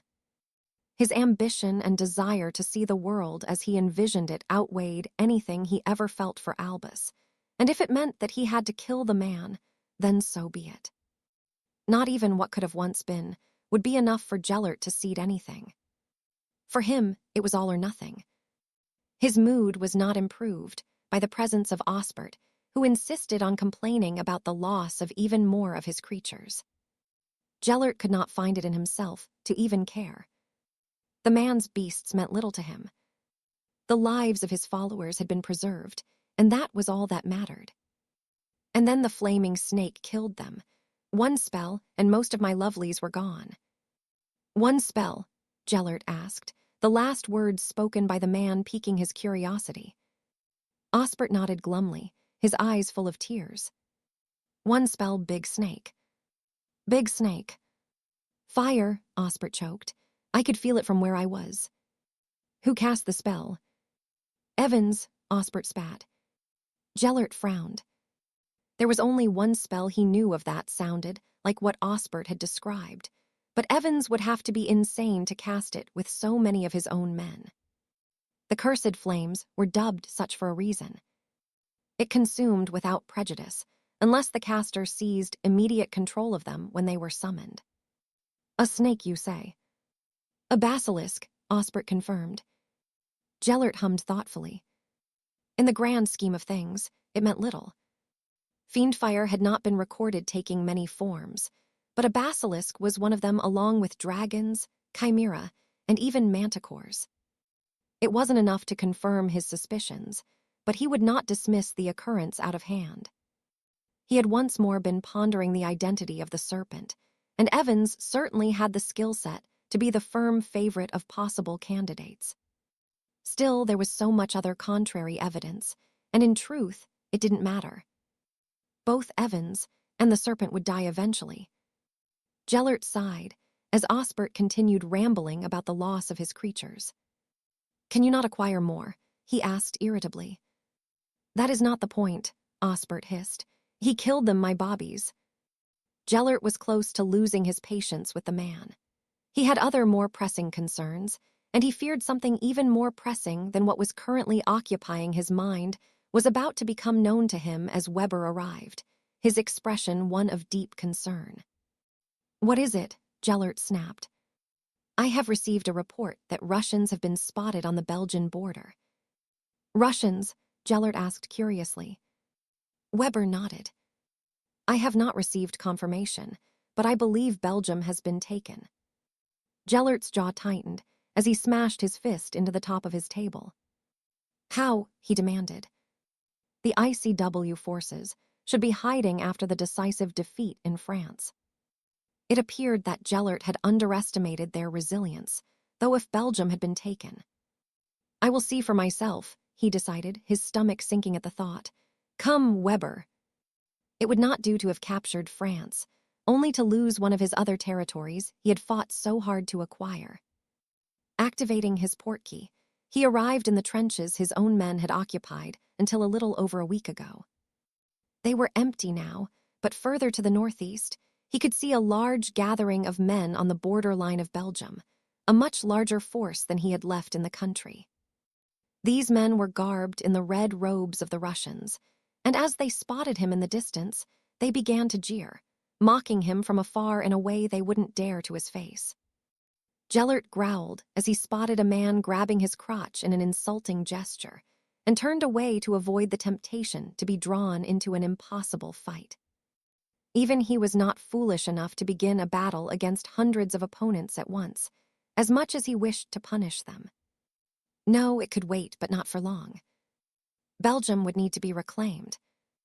He hadn't put so much effort into all he'd achieved only to allow it to be taken from him so easily. Send for hands, he instructed Weber. Have him assemble the men immediately. Break. Since the news broke that France had been seized by Grindelwald, the mood in the castle had been a somber one, with students speculating if the Dark Lord's next conquest would be Britain. It had been difficult to assure them that they were safe within the walls of Hogwarts, particularly the older ones who were concerned with the welfare of their parents and what would happen should Britain meet a similar fate to those across the Channel. Today, however, their spirits had been raised somewhat, much to the relief of Minerva and the rest of the staff, who were at a loss of what more they could do for their charges beyond offering them weak platitudes. The Daily Prophet, once nothing more than a way for some to keep up to date with what was happening in Britain, whilst they were in school had quickly become an essential read. And it was in the morning edition that the latest development was made known to those residing in Hogwarts. ICW forces reclaim Belgium. By Herbert Winkle. The Great Hall had fallen silent as the newspaper was delivered before excited whispering follow, each student with one name on their lips. Harry Evans. Under the bold leadership of Commander Evans, Belgium was snatched away from Grindelwald's control. Minerva had always been proud of Harry, for what he'd endured and what he'd achieved since he'd arrived, and never more so than she was now. Unwittingly, he had given the students hope when it seemed to have run dry. The victory he had led the ICW to reinvigorating those within the castle immediately. The accompanying photos showed the men patrolling the streets of Belgium, assisting those who had spent the past months suffering under Grindelwald's regime, and leading by example was Harry. In one photo, he was giving food to an elderly couple, trying as he always would to avoid the attention of the cameras, and failing. Another showed him standing in front of a collapsed building, helping his men cleaning up the debris that littered the street in an attempt to restore Bruges back to its former glory. That wouldn't happen overnight, but Harry and the rest of the men from the ICW were there, willing to ensure it was done. "TO Commander EVANS," Arthur Abbott called loudly, raising his goblet of pumpkin juice as he stood at the Hufflepuff table. The sentiment was echoed as the students and staff followed suit, though there was one boy who remained seated, his expression the look of someone who had swallowed something deeply unpleasant. Tom Riddle seemed to relish the chaos happening on the continent, and certainly didn't like that the ICW were fighting back so valiantly. Or he simply despised Harry for what had happened the night the boy had been caught eavesdropping on them. Minerva shook her head. His disgust did not surprise her, but the boy knew not the danger he would one day be in. Harry had promised that when Riddle graduated his days would be numbered, that the boy before her seated in the Great Hall would die at his hands. At first, Minerva had struggled to come to terms with it, but the older Tom Riddle got, the more unpleasant he became, and the more his presence became worrying. Something was very wrong with the boy, and whatever was festering within him only grew more prominent with each passing year. Break. Charles folded up the latest letter he'd received from his mother and added it to the pile he'd accumulated since leaving Britain, relieved she was taking his advice and spending some time at one of the Potter properties in the Caribbean. He was confident that the war would be won, but with Grindelwald occupying France, he wanted to leave nothing to chance. Being here, he couldn't protect her himself, and there was no one he trusted to do so other than the man he had arrived in France with so many months ago now. But Harry was here, doing what was needed to see an end to Grindelwald's movement. "Bad news?" Harry asked. "No," Charles replied, releasing a deep breath. "My mother is leaving Britain for the time being and taking some time away." "A good idea," Harry agreed. Charles nodded. "You don't think he will make it to Britain?" Harry shook his head. "He will be too busy here to even consider it," he promised. "When he realizes what we are doing, Grindelwald will only be thinking about taking back what he loses, and I won't let that happen." Charles snorted. "If anyone else had said that, I wouldn't believe it." "Maybe you shouldn't believe me either," Harry returned with a smirk. Charles chuckled. If there was one man he believed in to a fault, it was Harry. The man had never let him down, not when they had been in school, and not since they'd made the journey to the continent to fight. Harry had been a hit wizard and could have continued his work, but instead, here he was with Charles, fighting for what was right, each of them keeping the other alive. The Potter Lord wouldn't have it any other way. "I'd best check on the others," Charles declared. "I wouldn't be surprised if Gilbert has managed to find a pub that's somehow still open." Harry shook his head.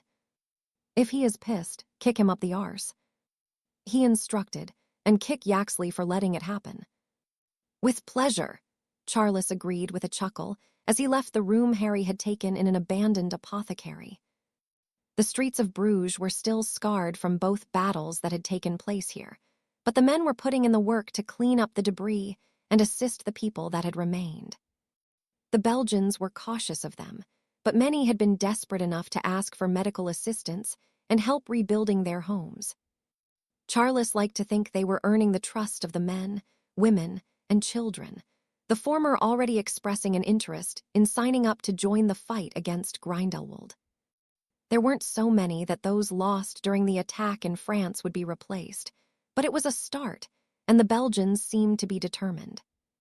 They would need to be trained first, something that Harry would likely undertake himself for the most part. "Still sober, Gilbert?"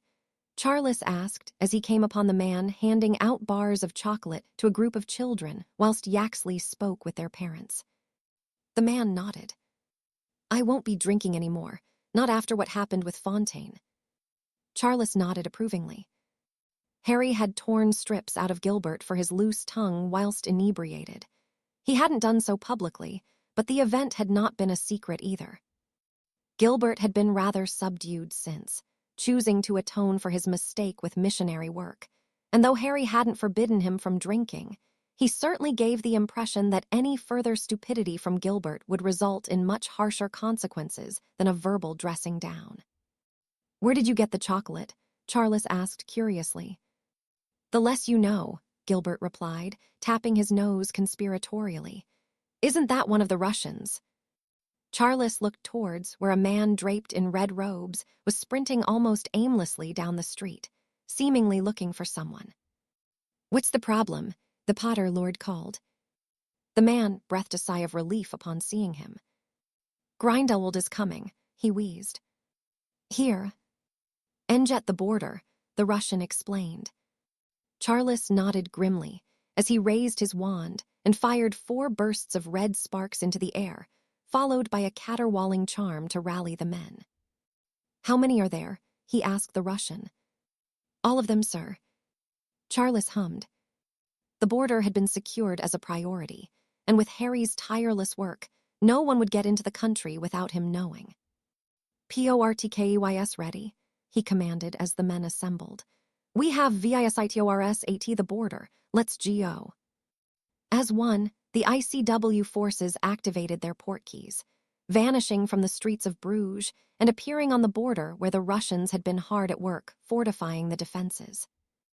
They had done an exceptional job, and any attacking force would struggle to make any ground here. Still, the sight of Grindelwald's army walking towards them in the distance was unnerving, their previous battle having been a one-sided affair, one that Charles would never forget. "Will they attack?" Yaxley questioned. Charles nodded. "They will," he confirmed. "They have to if they want to take back Belgium and prevent other countries being taken from them. So we wait." "We wait," Charles confirmed. "Make them come to us and remember what we have been working on." Yaxley nodded his understanding. "Where's Evans?" Charles smirked at the question. "He's here somewhere." "Break." Harry watched the advance of Grindelwald's men from above, atop his broom and disillusioned.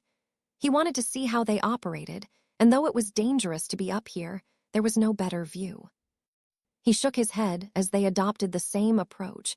They'd used the night the ICW forces had been caught unaware. Hopping the tactic would prove to be effective once more. It wouldn't work again. Harry had made sure his men knew how to rebuff such an attack, and as the bombardment began, he smiled proudly at how well the ICW men stood their ground, using their shields to repel the explosion curses that simply bounced off their collective defense. Not that he was content for them to remain this way. As the spells rained down on them, the rest of Grindelwald's men continued to proceed, closing the distance between them. Soon enough, they would be in a position to overwhelm the defenders with their superior numbers. No, Harry couldn't allow that. Again, having planned for this eventuality, he sent up a flurry of red sparks before moving himself to a safer position. He looked on as the group of Russians emerged on the right flank of the enemy, returning the favor by showering Grindelwald's men with the very same curse they were implementing, a move the attackers had not evidently prepared for. Chaos immediately ensued as they broke formation. Running in all directions to escape the bombardment they found themselves under, and Harry turned his attention towards those at the rear that were still unleashing their own barrage, despite the onslaught their own men were enduring. The tactic left the majority of the ICW forces unable to mount any offense as they focused on repelling the explosion curses, something Harry would have to consider further in his defensive planning in the future. For now, however, something needed to be done, and as he glanced at the gap separating the two sections of Grindelwald's men, he was struck by an idea, one that may be reckless, but one that would equally give his own men a much-needed edge. With a shake of his head, he plummeted towards the ground, much the same way he had dived after a snitch countless time during Quidditch matches and brought his wand to bear. The men he targeted were focused on their task, their wands aimed towards the sky as Harry passed them so closely that he could have reached out and brushed his fingertips against them. Instead, he waited until the command came to fire another salvo of spells, and he cast a strong gust of wind as he made another pass, bowling over several of the men and knocking several others of balance. The spells they'd so willing fired into the ICW positions were sent off course, straight into the air above them. The large group began to panic, fleeing as they realized they would fall victim to their own curses if they remained where they were. Grindelwald's men fell over one another in a bid to escape, and though most managed it, many did not. Their screams could be heard across the length and breadth of the battlefield, and as Harry looked down on the results of his handiwork, he was satisfied they would rethink using that particular strategy. Having sustained the losses they had, Grindelwald's men began to retreat, and Harry was relieved the men of the ICW had managed to fend them off. It would do wonders for the morale that had slumped in recent days at their defeat in Paris. What the bloody hell are they doing? He asked himself as a few groups of the men spilled out from their own defenses and began giving chase to Grindelwald's retreating forces. Harry had explicitly told his own that they were to hold Belgium only if they were attacked. They had lost too many to consider fighting on an open battlefield, and their priority was maintaining their positions. No, this wasn't his men charging. His own remained where instructed along with the Russians. It was the Spanish that had developed a lust for blood, and as they continued running, the enemy suddenly grew bold at the sight of the paltry force. This was not good, and when Harry got hold of whomever was responsible for this stupidity, they would pay dearly. Break. What the hell are those fucking prats doing? Charles seethed as he watched the French and Spanish groups pursuing Grindelwald's men. Being prats, Yaxley huffed irritably. Oh bollocks, they're turning around. Charles's jaw tightened at Yaxley's observation. They'll be obliterated, Gilbert commented. He was right. The French and Spanish groups equated to less than 800 men, and though Charles would prefer to let them reap what they had sown for their stupidity, it was a significant portion of their army they couldn't afford to lose. Right, we go after them, only to drag them back here, he decided, signaling the advance with a burst of green sparks. Come on, before any more damage is done. Reluctantly, he left the defensive positions Harry had ordered them to hold, cursing the French and Spanish commanders under his breath. They had been made aware of the plan, and had chosen to formulate their own. Harry would be furious, even more so than Charles. The Potter Lord would not want to be in either of the commander's shoes when Harry caught up to them. Ducking under a sickly yellow curse sent his way, he returned fire with a bludgeoning hex that caught his foe clean in the face. The man was sent spinning through the air and was unmoving when he hit the floor. With one enemy dealt with, Charles turned his attention to the ensuing fight unfolding around him, spinning quickly to avoid another attack before felling another man with a blasting curse, only to find himself targeted by several others. With a growl, he delved into the family magic he so seldom used, but realizing he had fought himself into a position where he was surrounded, it seemed an apt approach. Twirling his wand, he erected a blue shield around himself to absorb the plethora of spells sent towards him, and waited for the barrier to begin pulsating with a reddish hue. When it did, he forced the magic outwards, the resulting explosion causing the ground beneath his feet to tremble as the men around him were blasted away, none any longer fit to mount any further attacks. Using the reprieve to take in his surroundings, Charles looked for any sign of the French and Spanish commanders, and though he didn't see them, he spotted another that made his blood boil. "Bastard!" he spat, charging towards the man that had cursed his father in the back, carving a path through the men who had opted to cling to their leader for protection. Grindelwald did not notice him at first. He was locked in a furious duel with another who seemed to have as much fury as Charles felt towards the Dark Lord. Before Charles could intervene, however, a man with a blade in hand lunged at him. The attack was poorly executed, the attempt to gut him clumsy and uncoordinated. Taking hold of the assailant's hand, he plowed his fist into the man's face, eliciting a yelp of pain as the nose was broken. Still, the man continued with his attempt to stab Charles, undeterred by the following blows, though he eventually fell limp, his grip on the blade loosening, and his face a swollen and unrecognizable mess. The man was breathing shallowly, but Charles was no longer focused on him. Consumed with rage, he was already stalking towards Grindelwald, who fired an odd, purple curse, streaked with yellow, that dropped the opponent he had been facing off with. The man collapsed limply to the ground, unmoving, and without preamble, Charles launched his attack, a cutting curse aimed to cleave through the neck of the Dark Lord. Much to Charles's chagrin, Grindelwald seemed to sense the attack at the last second and turned his head to avoid it. Instead of removing his head, the spell grazed his cheek and only opened a superficial cut. Grindelwald smirked almost mockingly as he wiped away the blood before raising his wand to offer a retaliation, only for his eyes to widen. Charles winced as a burst of magic passed him, the coldness of which made him shudder and forced Grindelwald on the defensive. Although he managed to shield himself, he was sent skidding backwards several feet, and Charles caught a glimpse in his periphery of Harry. He was covered from head to toe in blood, the devastation left in his wake a sight to behold. His own path to reach Grindelwald was a morbid one, littered with dismembered limbs and pools of bodily fluids that flowed like so many streams. Taking in the utter destruction, it was plain to see who had gotten the better of the battle, something Grindelwald too could not ignore. Despite his presence, his men were once more in retreat, and with another smirk, he vanished, not even offering a rebuttal to Harry, who was waiting for such to occur.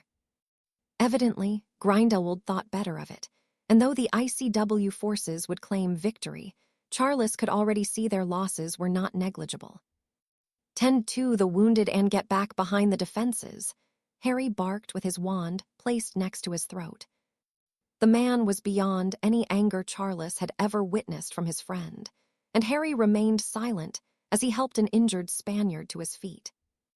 Charles shook his head as he was distracted by a groan, and he kneeled down next to the man who had been fighting Grindelwald before his own arrival. "Not the smartest of moves trying to take him on. Next time I bet you'll think." He paused as he turned the man over and took in the familiar face before him. "Black?" he asked in disbelief, his former classmate the last person he'd expect to find here. "Potter," Arcturus wheezed. His skin was deathly pale, his breathing labored, and a wound across his shoulder bleeding quite profusely. "Bloody hell," Charles muttered. "It doesn't look good." "Doria," Arcturus gasped. "Family magic she will know." His teeth were clenched as he endured the agony he was suffering. "Harry," Charles called. Hearing the urgency in his voice, Harry rushed over, his expression morphing into one of surprise that matched Charles's own as he took in the sight of Arcturus Black. He said he was hit by a family magic spell. If it's true, only a Black will be able to fix it. His sister. Harry waved off the rest of the explanation. "Go," he instructed. "Stay with him until he is better and keep me updated. I can handle things here." Charles nodded. "Hold on, Black. I'll take you to my house and I will send for her." As soon as he felt Arcturus's grip tighten around his arm, Charles tapped his lordship ring with his wand, and the two of them vanished from the battlefield, appearing in the entrance hall of Potter Manor only a moment later. Break.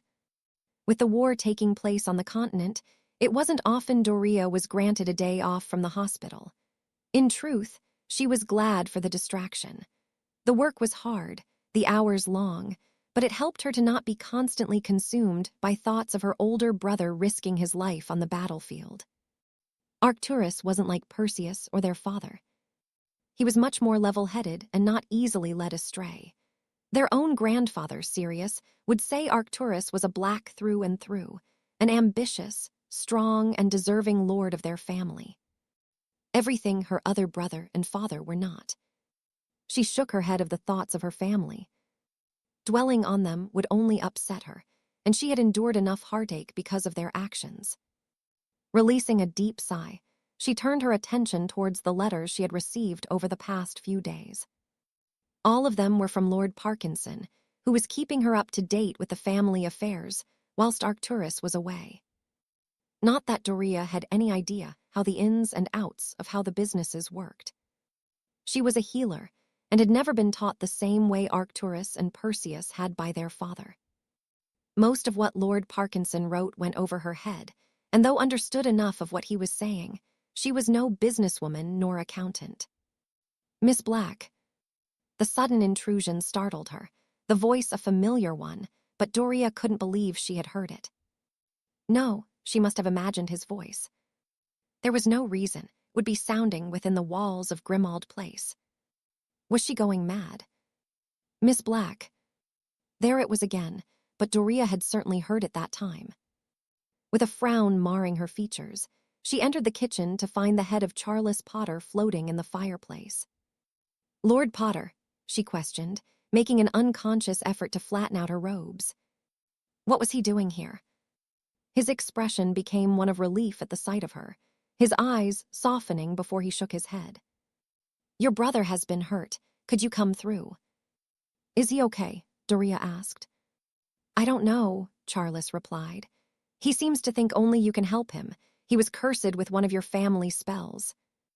Doria nodded her understanding, though the revelation raised dozens of questions.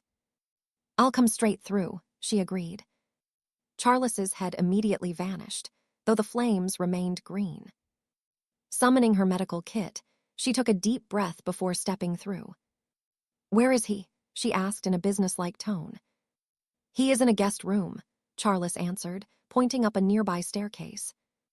Doria raced ahead, forgetting she didn't know where she was going, only to feel Charles take her gently by the arm and lead her into a room off one of the landings, where she spotted a house elf, attempting to wrestle the duvet off a figure hidden beneath them. "Bloody mad elf," Arcturus grumbled. "Maisie," Charles chided. The elf ceased its efforts to extract Arcturus, though it didn't appear to be in the best of moods. "Master Black needs to take his potion," she insisted firmly. "I can't take the potion until the curse has been removed," Arcturus's muffled reply came. "It's all right, Maisie," Charles placated. "You can give Master Black his potion when the curse is gone." The elf nodded as it hopped off the bed, and Arcturus emerged, his face red and usually kempt hair in disarray. "Bloody elf," he growled. "Let me take a look at you, you stupid man," Doria huffed, sitting on the bed next to her brother. The wound he'd sustained was still bleeding freely, the skin around it turning black, and the curse slowly but surely spreading through his veins. The spell itself was one that had been in the family for generations. It infected the blood, and if it reached the heart, the victim would die.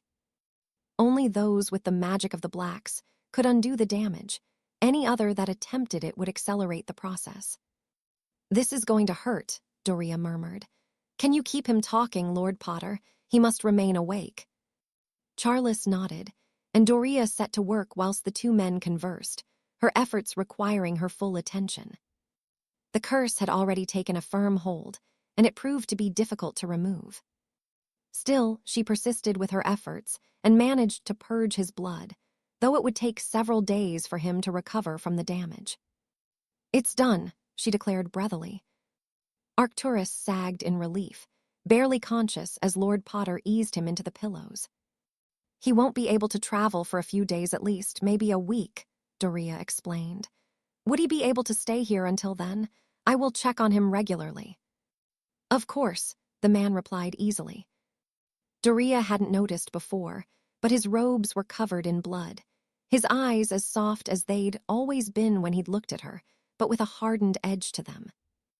This wasn't quite the same boy who had come to her rescue all those years ago outside the library at Hogwarts. Charles Potter was a man now, one that had endured much, but still somehow managed to hold onto the kindness she remembered him for. "Thank you, Lord Potter," she replied gratefully. "He will feel better after some rest." Arcturus was already asleep, and Charles snorted.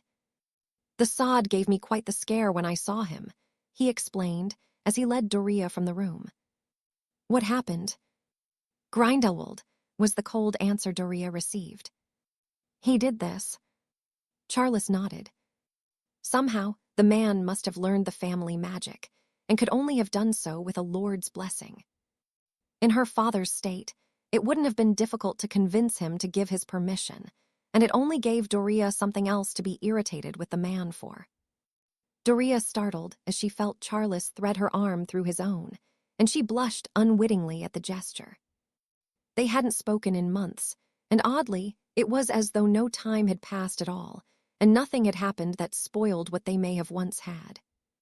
With the death of William Potter and Perseus's part in it, such a thing wasn't to be, something Doria had reluctantly accepted long ago now. "I am really grateful for you saving him," she murmured. "You didn't have to. No one would have blamed you if you let him die." Charles shook his head. "Your brother and I weren't exactly friends, but there was always respect between us at school. We managed to put an end to the fighting between our houses, and he had no hand in what happened to my father. I don't hold him responsible in any way for your brother's actions, or any other member of your family." Doria offered him a sad smile. "He's not like them," she assured him.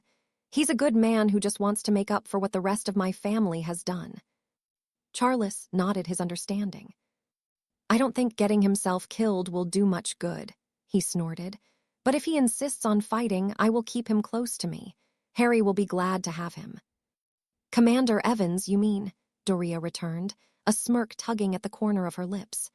"You should hear what they all say about him." "Who?" "Everyone," Doria replied with a shrug. "They speak about him like he is a god." "He will love that," Charles snorted. "He never struck me as someone who would want to be the center of attention." "He isn't," Charles sighed, "but I doubt even what you hear in St. Mungo's would ever do him justice. Without him, we wouldn't stand a chance in this war. He has saved our lives more times than I care to count."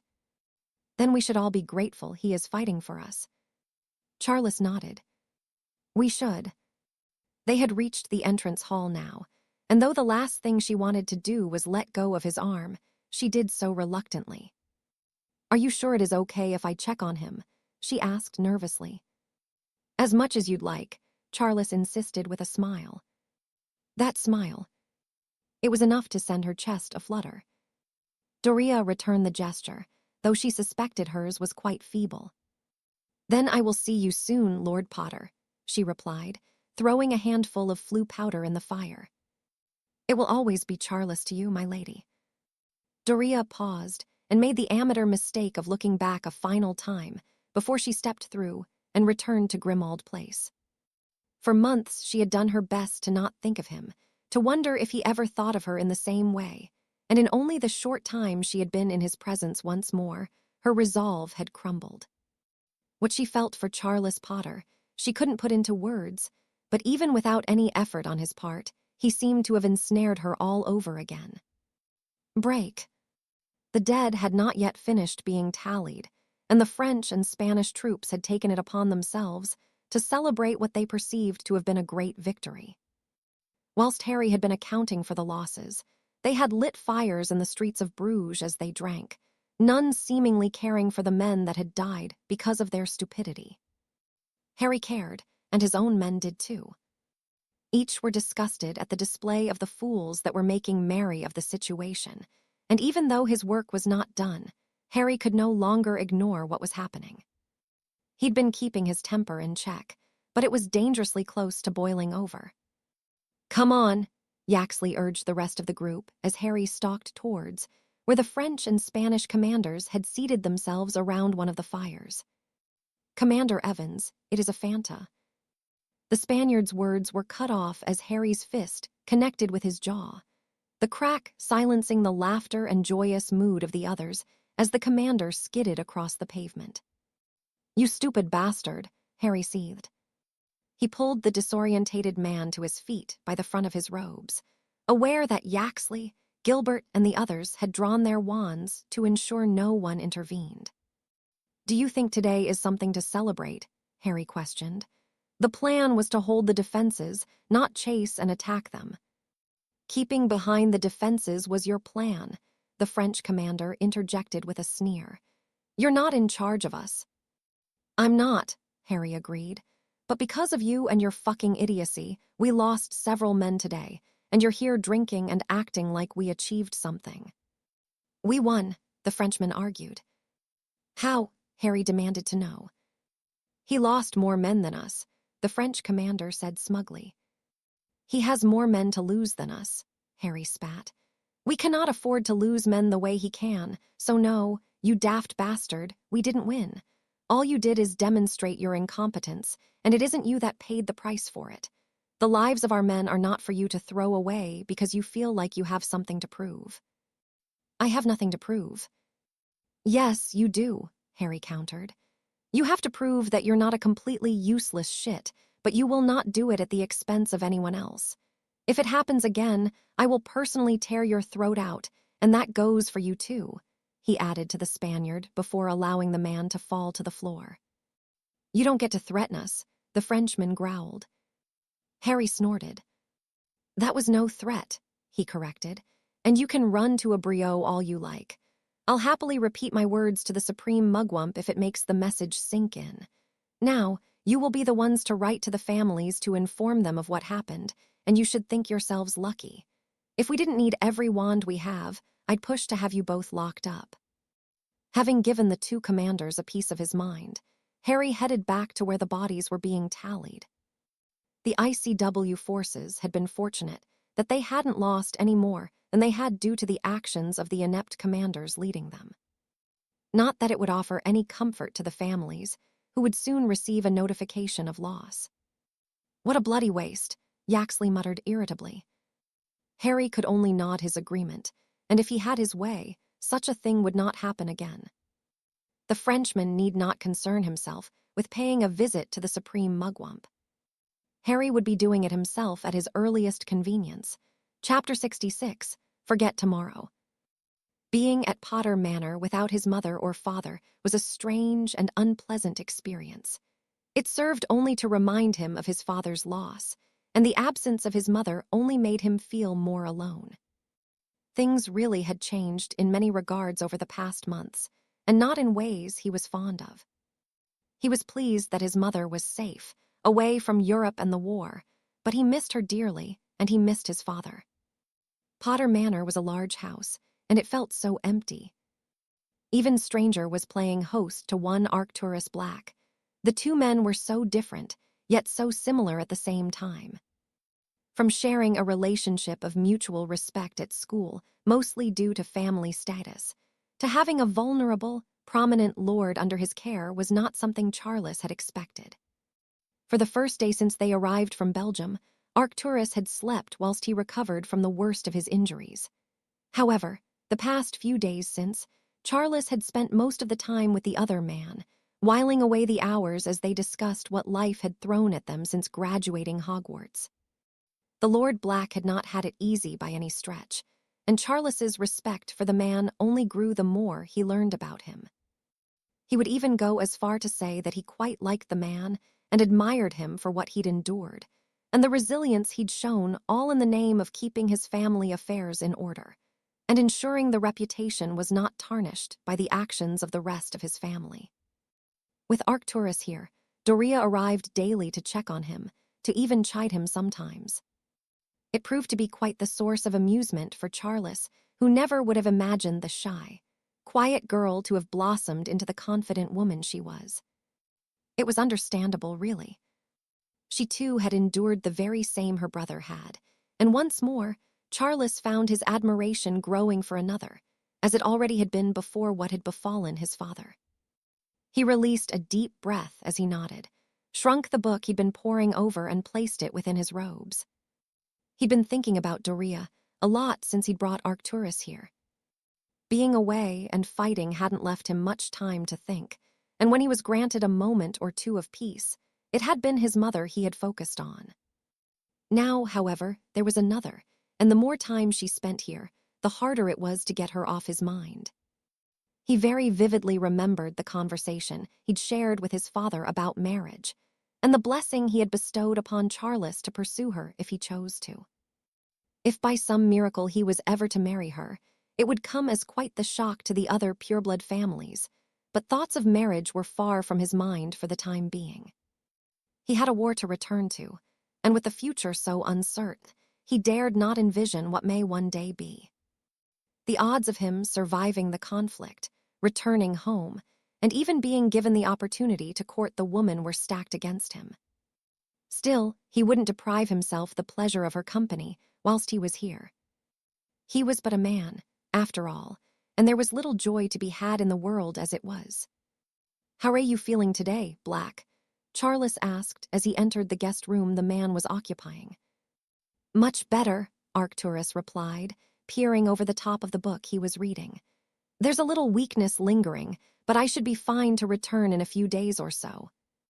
"Good," Charles declared. He was quite keen to get back to Belgium, not because he missed the war, the fighting, or being so far from home. He was eager to return to Harry, who was fulfilling Charles's duties in his absence. "Did I hear Doria last night?" Arcturus asked. Charles nodded. "You were asleep when she arrived from the hospital," he explained. "She checked your wounds and changed your bandages for you." "I thought as much," Arcturus chuckled. "I was sure I heard raised voices." Charles snorted amusedly. Evidently, it wasn't only Arcturus who was to be on the receiving end of chastisement from the woman. Doria had given him a piece of her mind, too, and all but made him promise he would be careful when they returned to Belgium. "Your sister is a force to be reckoned with." Arcturus nodded his agreement. "That's your fault," he pointed out. "Since what you and Evans did for her at school, she became rather bold. Did you know she received more than 20 detentions in her last year of Hogwarts?" "Whatever for?" Charles asked, surprised by the revelation. "Cursing her housemates mostly," Arcturus shrugged, a proud smile tugging at the corner of his lips. "Well, I won't apologize for that." "I wouldn't expect you to," Arcturus replied. "Whatever you did for her was a good thing. She was always a quiet, passive girl when we were growing up. It turns out she just needed the right motivation to stick up for herself." "Then I'm glad we could help," Charles chuckled. "Speaking of which, I have an appointment with the Wisengamot to prepare for." "The Wisengamot?" Arcturus asked curiously. Charles nodded. Harry had the idea of starting a charity to support the families of the men who are killed during the war. "I'm going to pitch it to them tomorrow." "That's an admirable undertaking," Arcturus said appreciatively. "I'll be happy to support it. Put me down for double whatever Malfoy offers. I won't let that get outdo me." "Yaxley said that's what you would do." "Yaxley? He's with us in Belgium," Charles explained. "Reginald Yaxley." "Well, that is surprising," Arcturus mused aloud. "I never would have thought." "Me either, but he's been a big help to us out there. He even stayed a week in hospital guarding Harry after he was hit by that muggle shell." Arcturus shook his head in disbelief. "War forges strange friendships." "It does," Charles agreed. He turned to take his leave of the room, only to pause and remove the book he'd placed within his robes. He couldn't be certain why he suddenly felt so inspired to share the spells his family had created and accumulated over the centuries they'd existed, but it seemed to be the right thing to do. As things stood, he and Arcturus were the last of their families, had both endured similar hardships, and were going to return to fight in a war that neither of them may survive. If the worst were to happen, their families would end with them. And if that could be prevented through such a gesture, Charles would sooner share what he had and perhaps save the life of the man he was hosting. "Here," he said, throwing the book to Arcturus. "What's this?" the man asked curiously. "It is the Potter family grimoire," Charles explained. "If we are going to be fighting together, it could be useful for you to know that stuff." Arcturus looked at him in disbelief. Such a thing was unheard of. Families guarded the secrets of their magic with their lives and did not share it with others. Not even the closest of allies did that. "Then you should share mine," Arcturus decided. "Elgar," he called. A house elf appeared by the side of the bed, one dressed almost exactly as Charles would imagine one that belonged to the Blacks to appear. "Fetch the family grimoire, Elgar," Arcturus instructed. The elf looked between the two men, questioningly for a brief moment before vanishing with a gentle pop, and returned a moment later carrying the large tome. "That will be all." The elf vanished once more, and Arcturus gazed fondly at the book he held. "If we are going to share this, we should make a promise that we will not use our family magics against each other," he suggested. "Of course," Charles agreed immediately. Arcturus nodded gratefully. "I already owe you a debt for saving my life," he pointed out. "A Black never forgets a thing like that, and this gesture, it's completely insane." "But if it keeps us both alive, then it will be worth it," Charles replied. Arcturus nodded. "I don't plan to die in the war, but I came dangerously close." "As have I." "Then we share what we have in the hope that it will be enough to see us home safely, so that our families can continue as our ancestors would wish." Charles nodded solemnly and offered his hand to the man, who accepted it immediately. There was no great display of magic to seal the promise made, but Charles felt his own acknowledge that of the Lord Black, and judging by the look of surprise Arcturus wore, he felt it too. "To coming home," Arcturus murmured. "To coming home." Break. Much to Harry's relief, there had been no further attempt from Grindelwald or his men to take back Belgium, not yet at least. They would try again eventually, but for the time being, the man seemed to be holding back from doing so. The lack of activity did give Harry cause for concern, but he knew he was likely being overly cautious. Grindelwald couldn't expect the ICW men to make the same mistake they had during his last push, especially if word had gotten out of Harry's reaction. The Spaniard had needed treatment for a broken jaw and severe concussion, and the French commander had spent the days since doing everything he could to avoid Harry. He wouldn't be able to do so forever, as much as he may wish. They would be required to attend meetings together in the near future, and he would have to face up to what he'd done. Already, Harry had penned a scathing letter to a Briot, ensuring each representative of the ICW received a copy in the process, to ensure each of them knew what had happened and who was responsible for such a foolish move. Usually, Harry wouldn't bother going to such lengths, but with the lives of the men on the line, he was taking no chances. It had taken only a day for a Briot to respond, his own missive short, and simply requesting Harry's presence to attend a meeting. Harry had no qualms in doing so. A Briot, although quite new to his role, was not an ignorant man who believed he knew better than any other. Thus far, he had proved himself willing to listen to ideas put forth to him, which made him a better choice than many would be. His position was not one to be envious of, something he seemed to be acutely aware of.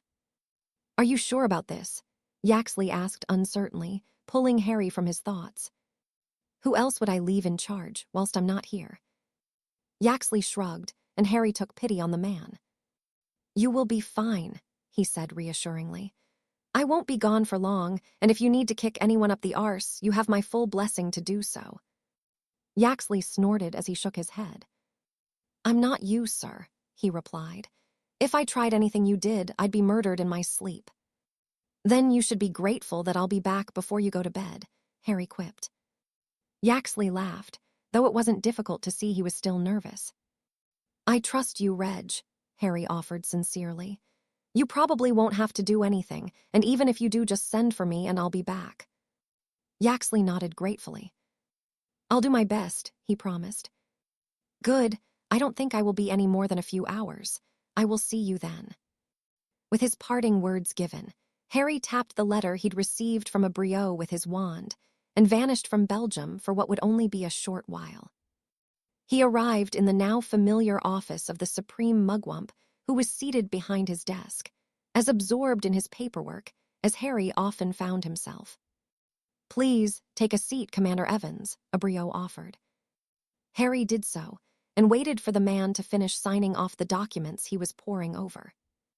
When he was done, a Briot looked at him speculatively for a moment before shaking his head. I understand that the latest battle did not go according to plan. Harry snorted as he shook his head. It would have had it not been for the Spanish Pratt and the French commander. I heard there was some unpleasantness, a Briot sighed. I had my fellow countryman in here shortly after the incident. You mean the one where he and his stupidity cost the lives of almost 100 men? He wasn't so forthcoming with that piece of information, a Briot replied. He was most displeased with your conduct. Not as displeased as I was with his, Harry returned irritably. I do not take kindly to men being killed because of someone else's incompetence. A Briot nodded as he released a deep breath. Be that as it may, you cannot vent your frustrations how you did. A punch in the mouth was the least both deserved. They're lucky I held back, Harry pointed out. I will not tolerate the bullshit they pulled. Grindelwald's men were retreating, and they decided to leave a defensive position to pursue them, resulting in the needless death of many men. A Briot chuckled. You're an admirable young man who cares for those he is charged with, he praised. There are few who could be in the position you find yourself in and carry the burden so well. Personally, and this is to stay between us, the Spaniard got off lightly and the French commander even more so.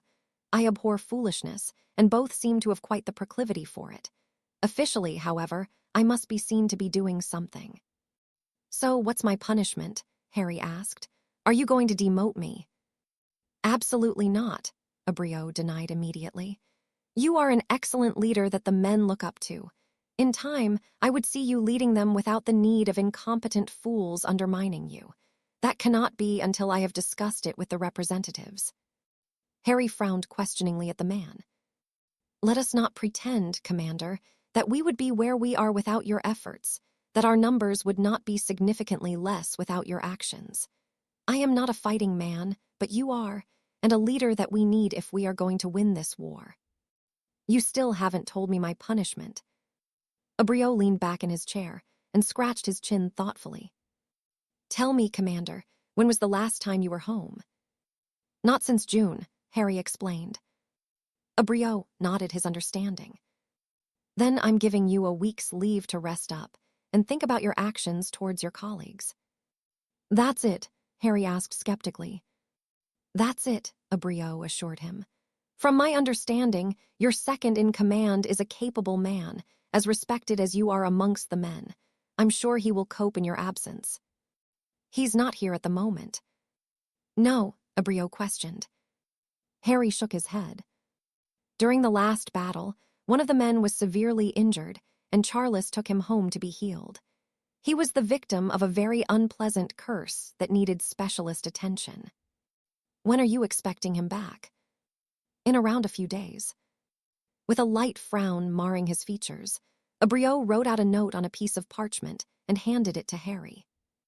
When he returns, he will relieve you of your duty, and you will take your leave for 7 days. What if there is a battle? Have your men not mastered your most ingenious means of communication? Most had. Harry had been drilling the men the same way he had the DA during his 5th year. It had taken hours of work on his and their part collectively, but almost all of them could cast the Patronus charm now. They have. Then I'm sure you will be informed if your presence is required, a Briot said dismissively. 1 week, Commander Evans. I think the rest will benefit you greatly. Harry nodded as he stood. He wasn't keen on leaving the men for so long, but knowing he could be back in a matter of moments, if needed, certainly eased his mind. What will happen to the French and Spanish commanders for what they did? Abreu smiled at the question. Well, if I cannot find a way to promote you through the ICW, then there is nothing stopping me demoting them for their actions, but that is for another day. Enjoy your leave, Commander. You have more than earned it. Harry took the dismissal for what it was, before activating the portkey that had brought him here once more. A week, he murmured to himself as he arrived back in the apothecary. At the very least, he would be away from the rancid smell of stale potion ingredients, and he would get to see Minerva. The thought brought a smile to his lips. It had been so long since he had seen any of his friends other than Charles. He missed them all, of course, but Minerva more than any other. Ever since he'd arrived as little more than a broken boy who was mourning yet another loss, she had been there, had helped with what he was going through more than any, even if their first meeting had been embarrassing for them both. The memory still made him cringe internally, but looking back knowing the woman as well as he did, it was not as embarrassing as it was amusing. Minerva still mentioned it from time to time, and even reminded him of the hours he'd spent supervising her whilst she was mastering her transformations. Back then, it was perhaps the most awkward experience of Harry's life, but now he cherished those memories. As teenagers, maybe those times weren't as innocent as both of them had made them appear to be. Harry had been attracted to Minerva back then, and though he was quite inexperienced in the ways of women, as he was now, he was not so ignorant to believe that she wasn't attracted to him too. Still, they had been young, and Harry lacked any confidence, and Minerva had never really pushed him beyond mild embarrassment with her comments or actions. Now, Harry didn't know what would happen if he found himself in such a situation. He was still inexperienced, but he was not so introverted as he had been, and he and Minerva had only grown closer over the years. He shook his head of those thoughts. He missed her. In every conceivable way, he missed her. From the simpler times they'd shared before the war had broken out, to even when he was working against Grindelwald in his capacity as a hit wizard, she had been there, and he missed her. He missed the awkwardness, her warmth, and even the inappropriateness that was the first person he'd met the night he'd arrived. But he would be seeing her soon. After months of only sharing letters, he would be with her, and though it would only be for a short while, he would cherish that time, as he did all the others. Break. The Harry Evans Fund for the Families of the Fallen, Minister Folly asked appreciatively. Charles nodded. It was his first time addressing the Wisengamot as the lord of his family, and already he was causing quite the stir. Had he not spent so many hours in this room with his father, he would perhaps be more nervous than he felt. Or maybe it was that he had stood face to face with men that were trying to kill him, that speaking in front of the other lords and ladies seemed quite trivial in comparison. How very ego-driven, Lord Malfoy drawled. He made no attempt to conceal his scathing remark, and Charles merely raised an eyebrow at the man. Most would be intimidated by Magnus Malfoy, but Charles was not. Mr. Evans was insistent that his name not be included in the title of the fund, but unfortunately for him, he was outvoted. Malfoy's nose wrinkled, but he didn't comment further. Ah, my son Reginald, he is fighting side by side with Commander Evans, wrote to me and mentioned this endeavor. He made a very compelling argument to support it. Charles offered the man a grateful nod. Reg is a highly thought of and valued member of our team, he said diplomatically. In my absence, he is acting as the group's second in command, and I am certain he is doing an admirable job. Lord Yaxley beamed at the praise. This fund, Lord Boot cut in, all of the proceeds will be going to the families of men killed in action. Of course, Charles assured the man, and the first 5,000 galleons has been donated by Commander Evans himself. I will be matching the donation. Murmurs followed the declaration. 5,000 galleons was not a negligible sum for most pureblood families. A very generous gesture, Lord Yaxley said appraisingly. Not all of us are so wealthy that we can hope to follow suit, but I will gladly part with 1,000 galleons for such a worthy cause." "As will I," Lord Selwyn declared, though reluctantly. This was what Charles had anticipated and hoped for. Rivalries existed between certain lords, and there would be those willing to do whatever necessary to outdo the other. "I will personally donate 1,000 galleons also," Minister Folly announced to the approval of the room. "As always, you can count on the Malfoys to do their bit," Lord Malfoy broke in. 6,000 galleons will be made available." The other lords and ladies whispered amongst themselves at the unexpected input from Magnus Malfoy, who Charles knew was only doing so in a bid to show off his wealth. "With Lord Black's pledge of 12,000 galleons, we will certainly see that no widow or child will go without." "Lord Black has agreed to such a sum?" Minister Folly asked. Charles nodded. He was quite insistent. The minister looked amusedly towards Magnus Malfoy, who had a red tinge about his pale cheeks. He was undoubtedly fuming about being outdone by Arcturus. "I am sure we can all afford a donation of sorts," Lord Bones interjected. "My son died fighting this war, and he would be proud for me to advocate this undertaking by Commander Evans." Whether this was Bones' intention, almost every lord and lady in the chamber began declaring their support, and Charles knew that the coffers for the charity Harry had set up would soon be overflowing with gold, enough to make a difference to those who would need it most. He listened as promises were made, as more lords attempted to outdo others with their generosity, and by the time the meeting was called to an end, he left knowing that the charity would be a resounding success. Another feather in the cap of his friend. Arriving back at Potter Manor, Charles decided to check in on Arcturus, who would likely be sleeping, something that did not deter him from looking in on the other man. "How did it go?" Arcturus asked as he peered around the door.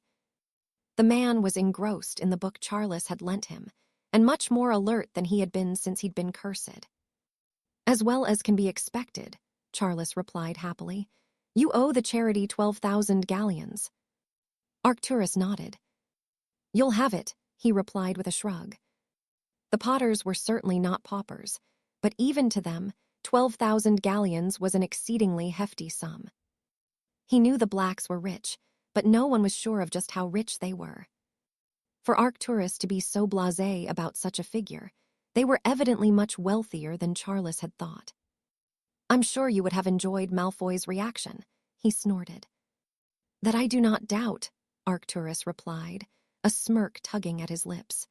"Before my father lost his mind, he always said there was nothing more satisfying than reminding a Malfoy that they will always be beneath us. I think he might have been right." Charles chuckled as he shook his head. "I don't think my family has any rivalry," he mused aloud. "No, I don't suppose any of your ancestors were petty enough to instigate or be caught up in one," Arcturus said thoughtfully. "I don't know how mine got embroiled in one with the Malfoys, but it was probably the fault of one of my predecessors. Quite a few of those were petty. Anyway, I think I will be well enough to return to Belgium tomorrow." "Are you sure?" Charles asked. He was restlessly anticipating returning himself. Arcturus nodded. "We are needed there more than ever." "We are," Charles agreed, "but I'm sure Harry won't mind if you need another day or so." Arcturus shook his head. "I feel fine," he assured the Potter Lord as he looked at him speculatively. "You and Evans became really close friends, didn't you?" Charles nodded as he smiled. "He's a good man who has done more for the war than any other," he replied sincerely. "Even taking that out of the equation, I've not met anyone like him. He's kind, caring. And a vicious bastard when he needs to be." Arcturus broke in with a grin. "That too," Charles acknowledged, "but only to those who deserve it. He's more of a brother than a friend, and my mother treats him like a son." "Doesn't that bother you?" Charles shook his head. "Oddly enough, no," he answered honestly. "It was like he became one of us the minute he walked into our house. Bloody hell, that was a while ago now. It seems only yesterday I was stopping Malfoy being a prat and provoking him," Arcturus snorted. Had I known Evans could handle himself so well, I would have left him to it. It had been for the best that Charles and Arcturus had intervened all those years ago now. Who knows what the fallout would have caused between the Gryffindors and Slytherins. Well, if we're returning tomorrow, you'd best enjoy what rest you can get, Charles urged. I'll let Harry know to expect us, and I'll send for your sister. She'll want to check you over before we leave. Arcturus released a deep breath but nodded, nonetheless. Did she give you a hard time when I was sleeping the other day? He asked curiously. You could say that, Charles muttered amusedly. She's definitely not shy about putting her point across. No, she isn't, Arcturus laughed. She's very much like our mother, but still undoubtedly a Black when she loses her temper. Then I will stay clear when you tell her we are leaving tomorrow, Charles quipped as he headed towards the door to send for the woman. Coward, Arcturus called after him. Charles was no coward. If anything, he dreaded saying goodbye to Doria for the fear that he wouldn't see her again. As much as he was eager to return to Belgium, being home, even for the brief time, had made him realize what it was he wanted when the war was over. He knew that there was little chance he could have it, but it gave him something, even if it was only a dream to fight for. Break. With a flourish, Harry signed the last of the pile of missives that had accumulated over the past few days, his efforts having been spent training the men in his group and helping Yaxley to better understand his duties when acting as second in command. It wasn't a position the man had much enthusiasm for, the same way Harry did not relish his own for the most part, but he hadn't complained. As far as Harry was concerned, there was none better than Yaxley to fill it when he was required to. I don't see why I have to know this stuff, the man bemoaned. Potter will be back today. And I will be leaving for a while, Harry revealed. You, Yaxley asked worriedly. Harry nodded, but gave the man a reassuring smile. I have been ordered to take a week of leave, and when Charles returns, I'll be off. You'll have to continue in your position a little longer. Besides, if one of us dies, you'll have the position permanently, he pointed out. Bugger that, Yaxley grumbled. Harry gave the man a comforting squeeze of the shoulder. You will be fine, he said firmly. I wouldn't have chosen you if I had any doubts that you could do it. Although Reg wasn't suddenly brimming with confidence, Harry's endorsement made him stand a little straighter. I won't let you down, sir, he promised. I know you won't, Harry replied with a chuckle. Now, Charles will be back soon, and he is keen on having Lord Black join our group. I need you to find somewhere for him to bunk down. Arcturus Black, Reg gasped. Harry nodded. He will be arriving with Charles. Bloody hell, he's the last person I would have expected to join the war on our side, especially after his sister and brother joined Grindelwald. Well, Arcturus isn't like them, and he seems to want to prove that he is loyal to Britain. You have to remember, Reg, his brother died serving Grindelwald. He has just as much reason to fight against the man as the rest of us.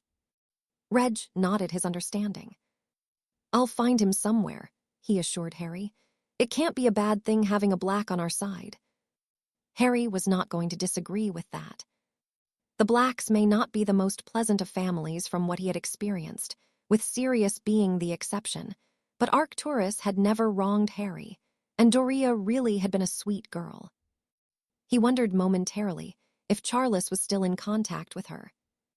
The man hadn't mentioned her since they'd arrived in France all those months ago, but it was not as though Harry had pried.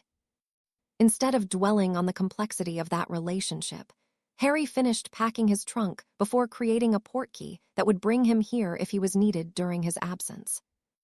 As much as he was looking forward to returning home, he couldn't shake the feeling of trepidation that filled him at the thought of it.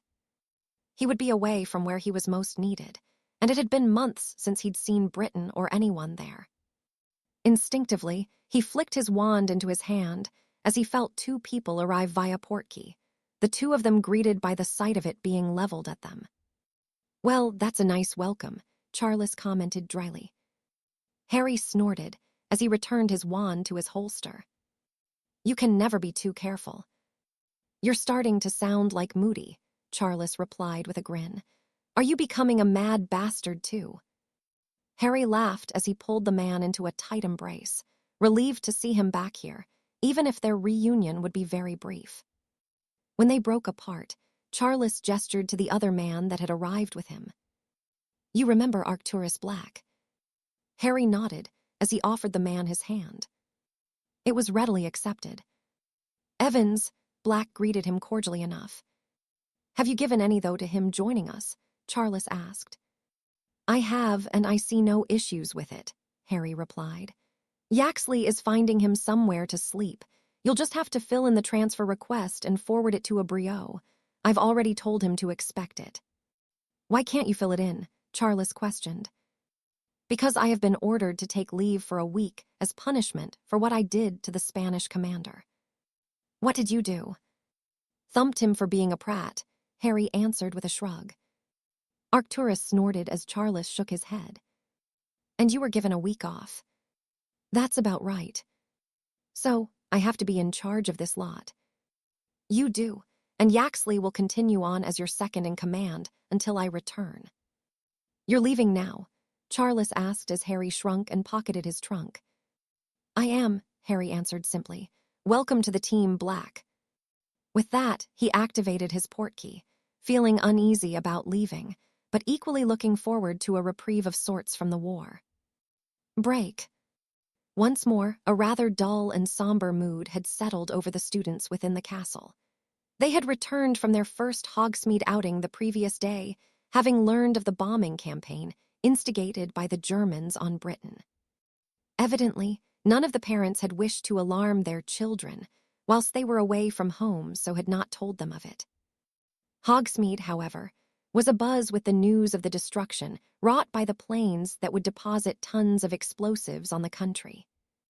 London had been the worst hit, but many other cities had not been spared the onslaught. The bombing had been going on for weeks, and aerial battles between the two nations had ensued, but being as far north and remote as Hogwarts was, it had not witnessed these occurrences. Even Minerva had not been told of them by her own parents, and though both were okay, it did little to assuage her worries. Still, as much as her thoughts were with her mother and father, she did all she could to help the students through this latest undertaking in the Muggle War. None of the students had lost their parents yet, but if the bombing continued, it was only a matter of time. Well, that is a surprise, the voice of the headmaster interrupted her thoughts. She looked towards the man who was positively beaming, his eyes fixed on the door to the Great Hall. Minerva frowned at him questioningly, as did the other members of staff, but the attention of all of them shifted to the door as it opened.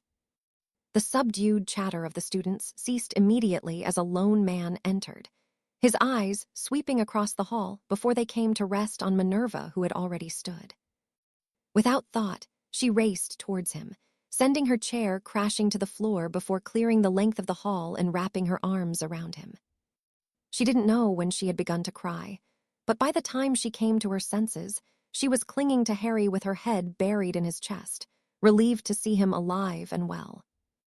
For the students, it was quite the sight to witness the usually stern woman lose her composure in such a way. If they were not seeing it for themselves, none would have believed it. I'm sure you will all join me in welcoming Commander Evans to Hogwarts, Armando spoke, his words eliciting excited whispers from the gathered students. Would you do us the honor of your company for dinner, Harry? Harry nodded, and Minerva took him by the hand and led him to the staff table, where he was inundated with handshakes and more familiar hugs from those he had stayed in touch with.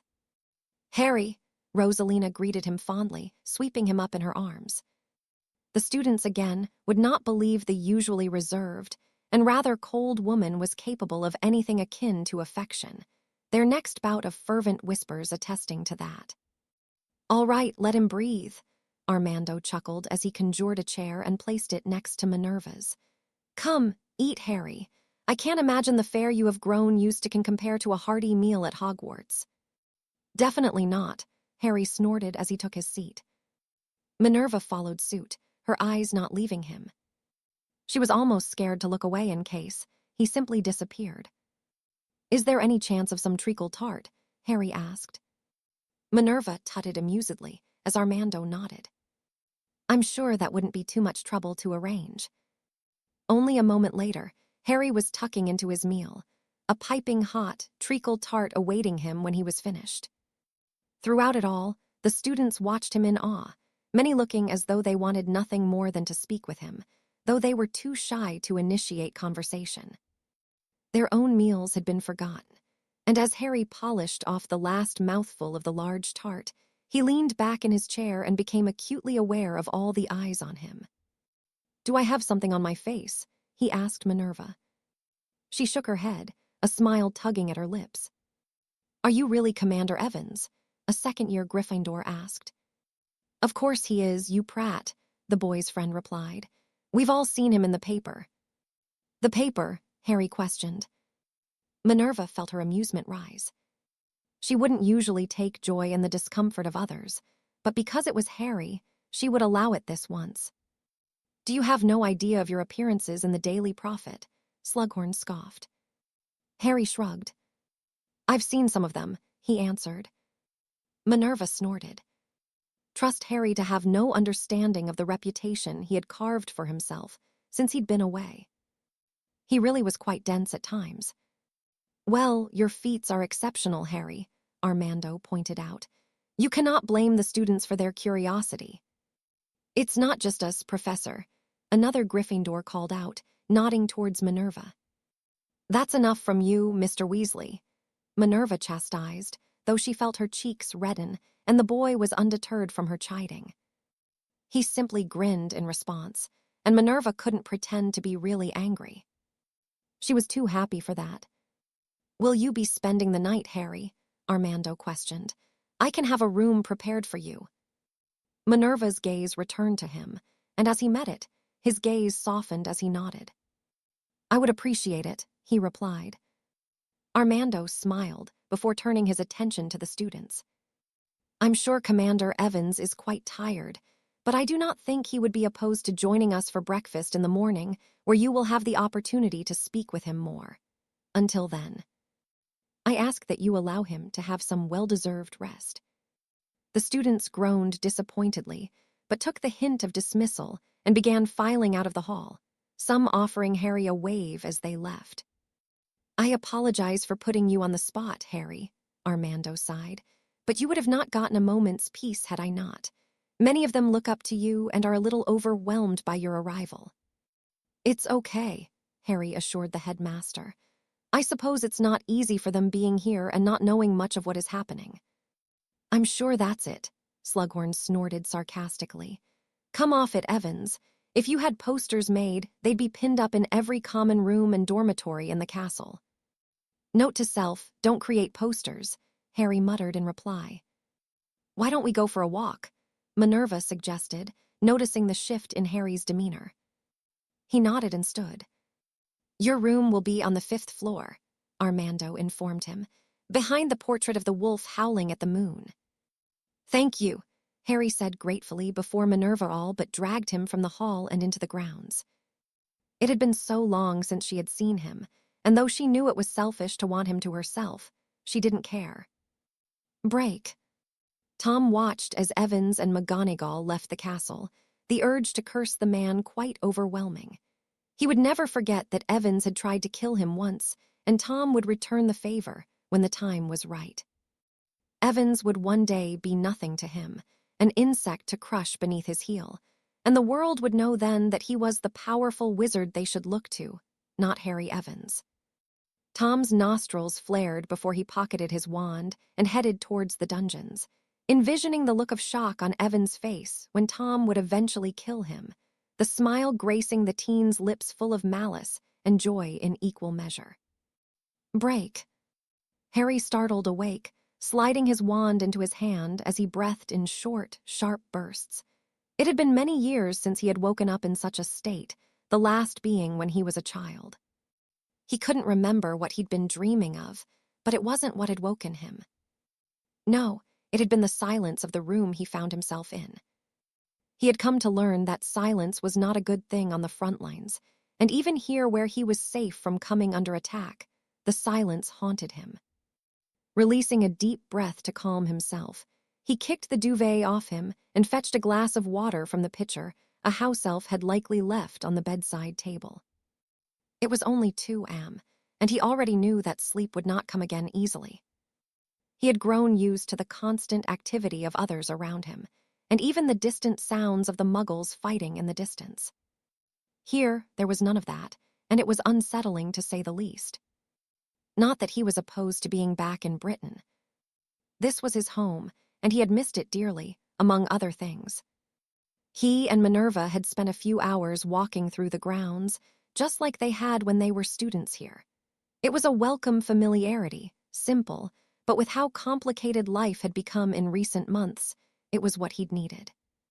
They'd parted reluctantly a little after midnight, and Harry had come to his room to get some rest, though that was unlikely to happen now. Even during his most trying times as a child, he'd managed to sleep better than he did as an adult. Maybe when the war was over that would change, but Harry wasn't going to hold his breath. He found he needed less sleep ever since Nicholas had conducted the ritual shortly after Harry had traveled back so far in time. Did he simply need less rest now? Harry didn't know, but sleep was no longer something he indulged in much. He was pulled from his thoughts by a knock on the door, and with his wand in hand, he opened it to be greeted by the sight of Minerva, her expression one of nervousness before she steeled herself. "I couldn't sleep," she murmured, closing the distance between them and crashing her lips against his. This wasn't like any other kiss they'd shared thus far. Those had all been chaste in comparison, a gesture of the affection they shared between them. This was one born of passion, of wanton desire, a longing she chose to display in this manner in lieu of speaking. Boldly, the woman kicked the door closed behind her, and Harry worked his hands through the back of her hair before catching himself. He rested his forehead on hers, both of them breathing heavily. "Don't stop," Minerva whispered. Harry didn't want to. The last thing he wanted was for this moment to end. "We shouldn't," Harry murmured. "What if—" Minerva pressed a finger to his lips. "Right now, Harry, I don't care," she replied. "I don't care about what might happen tomorrow or next week. I just want to enjoy this and forget about everything else." She meant what she said, and as Harry met her gaze, he felt his resolve crumble. He couldn't deny Minerva any more than he could himself, and without another word, kissed her with the same hunger, the same need, and the same want she had only a moment ago. Chapter 67. Questions and answers. Harry had been gone for less than a day, and already Charles found himself anticipating his return. Being left in command of the men wasn't anything new to him, but it was something he would never enjoy, and in truth, he was experiencing a bout of homesickness. Being back in Britain had only made him long for the end of the war, long for a life where he needn't draw his wand to end the life of other men, and have only Wisengamot meetings and the like to irk him. He missed Britain more than he'd realized, and spending the days he had there now teased him, and his thoughts of Doria even more so. She had asked him to write to her, their brief goodbye away from the ears of Arcturus having been little more than a hurried whisper and a teary smile when Charles had promised he would send letters to her. "He's a smarmy bastard," Yaxley growled as he entered what used to be a clothing shop that Charles had claimed as his room. "Who?" "The bloody Spaniard." Charles nodded his agreement. It had taken little time for the news that Harry had left to spread, and the Spanish commander had all but swaggered through the streets of Bruges, believing that he'd achieved a victory of sorts for Harry's punishment. No one paid the man any heed, nor were they impressed by his puffed-out chest. Everyone knew what had happened the night Harry had floored him, and they certainly didn't buy into the bravado of the Spanish commander. "He won't be so smug when Harry comes back," Charles assured Yaxley. Yaxley hummed irritably. "Do you think I'd get a week of leave if I smack him in the mouth?" Charles snorted as he shook his head. "I don't think it would work twice." "Shame, really," Gilbert broke in. "I'd punch the sod for free, though." "Or we could just fuck with him," Arcturus suggested. "Cast some flatulence charms or something similar." Charles chuckled. Didn't you do that to Stebbins in third year? He asked. I might have, Arcturus replied thoughtfully. I cursed Stebbins a lot at school. It's difficult to remember what I did and didn't do. Well, I'm sure it was all deserved, but I doubt he learned anything from it. I wonder what he's up to now. He got himself a job in the Department of International Cooperation, Arcturus informed him. He's an assistant to an assistant of some sort. Sounds ambitious, Yaxley snorted. Arcturus hummed disapprovingly. Well, at least it's quiet here for the time being, Gilbert pointed out. And with Evans not being here, we can take it easy. I wouldn't be so sure about that, Charles replied with a grin as he held up a sheet of parchment Harry had left behind. Training will be continuing. Gilbert groaned dramatically. Any chance of going off sick? None whatsoever. Bugger, Gilbert muttered. I wonder what Evans is doing with his time off, he mused aloud.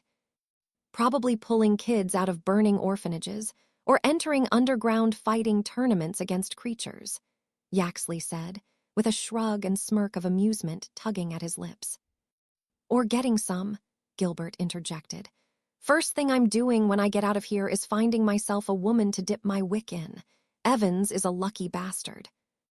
The other three men looked at him in disgust, and Gilbert frowned. What? He questioned.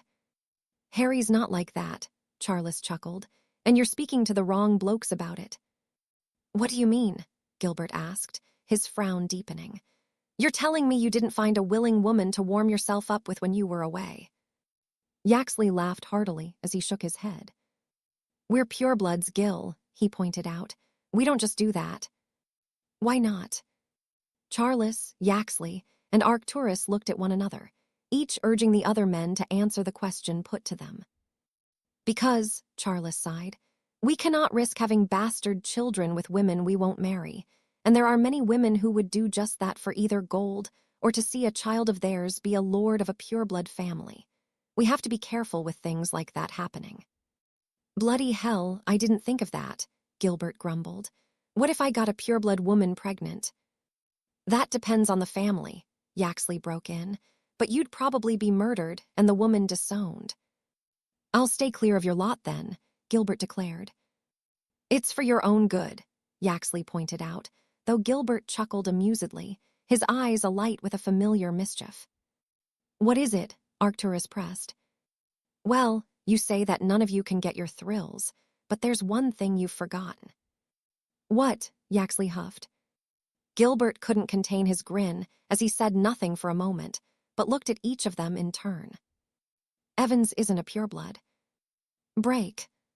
Somehow, Harry had managed to fall back to sleep after being rudely awoken by the purveying silence of the castle, and as he attempted to stretch his seldomly rested arms, just how his sleep had come came rushing back to the forefront of his mind. He was not alone in his bed. The warm weight of the woman wrapped around him and draped across his chest, removing any vestige of thought that he had merely dreamed of her coming to his room. She had, and the two of them had lost themselves in one another in a fit of desperate lovemaking, their actions conveying everything they felt. Desire, passion, lust. In the hours they'd shared in this room, they had experienced them all, and even in the light of day, Harry felt them still, though he could not ignore the sense of trepidation that also filled him. Minerva had been his best friend since he'd arrived here.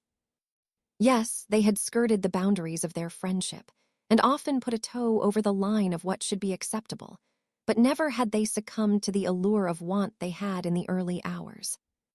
How had it even happened? Had Harry been so foolish to believe that they had merely been friends all this time, or had there always been more?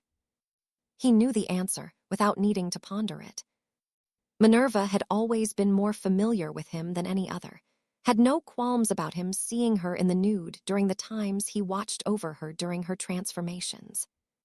They had held hands, shared secrets that no other knew, and even kissed on occasion, but none of it compared to the uninhibited way they caved to their desires so easily, as though it was the most natural thing in the world. Harry knew he cared deeply for this woman, missed her whilst he was away, and even when he had seen her only moments before, but had he truly been so dense, Or had he simply not acknowledged what he knew there was between them? Now it mattered not. They had fallen into each other, recklessly perhaps, but Harry had no regrets. What they had shared was the most wonderful experience of his life, and given the chance, he would not change a thing. "I can hear you thinking," Minerva mumbled. "Don't do that. Don't ruin what happened by thinking about it too much." "Would it ruin it?" Harry asked. Minerva didn't answer for a moment, but when she did, her voice was quiet, almost vulnerable in a way Harry had never heard from the woman. "Not for me." Those simple 3 words warmed him more than the feel of her draped across his chest. "Nor me," he replied. He felt Minerva relax, releasing a deep breath as she somehow managed to push herself closer to him. "I thought it would for you," she whispered. "I almost didn't come, but I would have regretted it if I hadn't." "Why?" Harry asked curiously. "Because as hard as it is knowing you do what you do, there is no one I would have wanted to be with more than you. Even if after you regretted it, I wouldn't have. I would sooner live my life knowing I shared this with you than spend the rest of it not having done so, no matter what happens now." "What does happen now?" Harry asked. Minerva shrugged. "Do we have to speak about it?" Harry shook his head. "I don't suppose we do." Minerva nodded gratefully as she ran a finger along the puckered flesh, the shell explosion left behind. "I didn't realize how many of these you had," she murmured. "Scars." Minerva nodded once more, and Harry chuckled. "I don't really notice them anymore," he sighed. "I've just collected them over the years and will probably add a few more along the way." Minerva shook her head as she snorted. "Of course, you will," she murmured. "So long as you come back, I don't care how many you have." "Where are you going?" Harry asked as she suddenly stood. Minerva raised an eyebrow as she allowed the sheet to drop away from her, exposing her nude body to him once more. She really was beautiful, and Harry felt his mouth go dry at the sight of her. It wasn't his first time seeing her, but she was a woman grown now, and the circumstances were certainly different. "Well, you may be on leave, but I still have work to do. And I don't think people seeing me leaving your room would be for the best, do you?" Harry shook his head. "No, probably not," he agreed. "Will I see you at breakfast?" Minerva asked as she retrieved her wand from where it had been thrown to the floor along with their clothes. With a wave of it, she was dressed, and her hair no longer tousled. "I'll be there."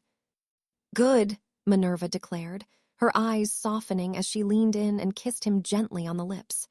"You're a hard man to walk away from, Harry," she whispered. Before Harry could respond, she was gone, his own question asked to the empty room. "Then why are you?" For several moments, he laid on the bed reliving the night he and Minerva had spent together, before deciding that he needed to shower and prepare himself for the day. He didn't know what would happen between them, and he didn't want to dwell on it much, not whilst he was too busy simply enjoying what had happened. Trying his best not to ponder it too deeply, Harry left his room when he had readied himself and headed to the great hall where breakfast was in full swing. As had happened the previous evening, all eyes were on him as he entered and made his way to the staff table. "Did you sleep well, Harry?" Armando questioned. "Well enough," Harry replied as he helped himself to some bacon, sausages, and eggs. "Good," Rosalina broke in.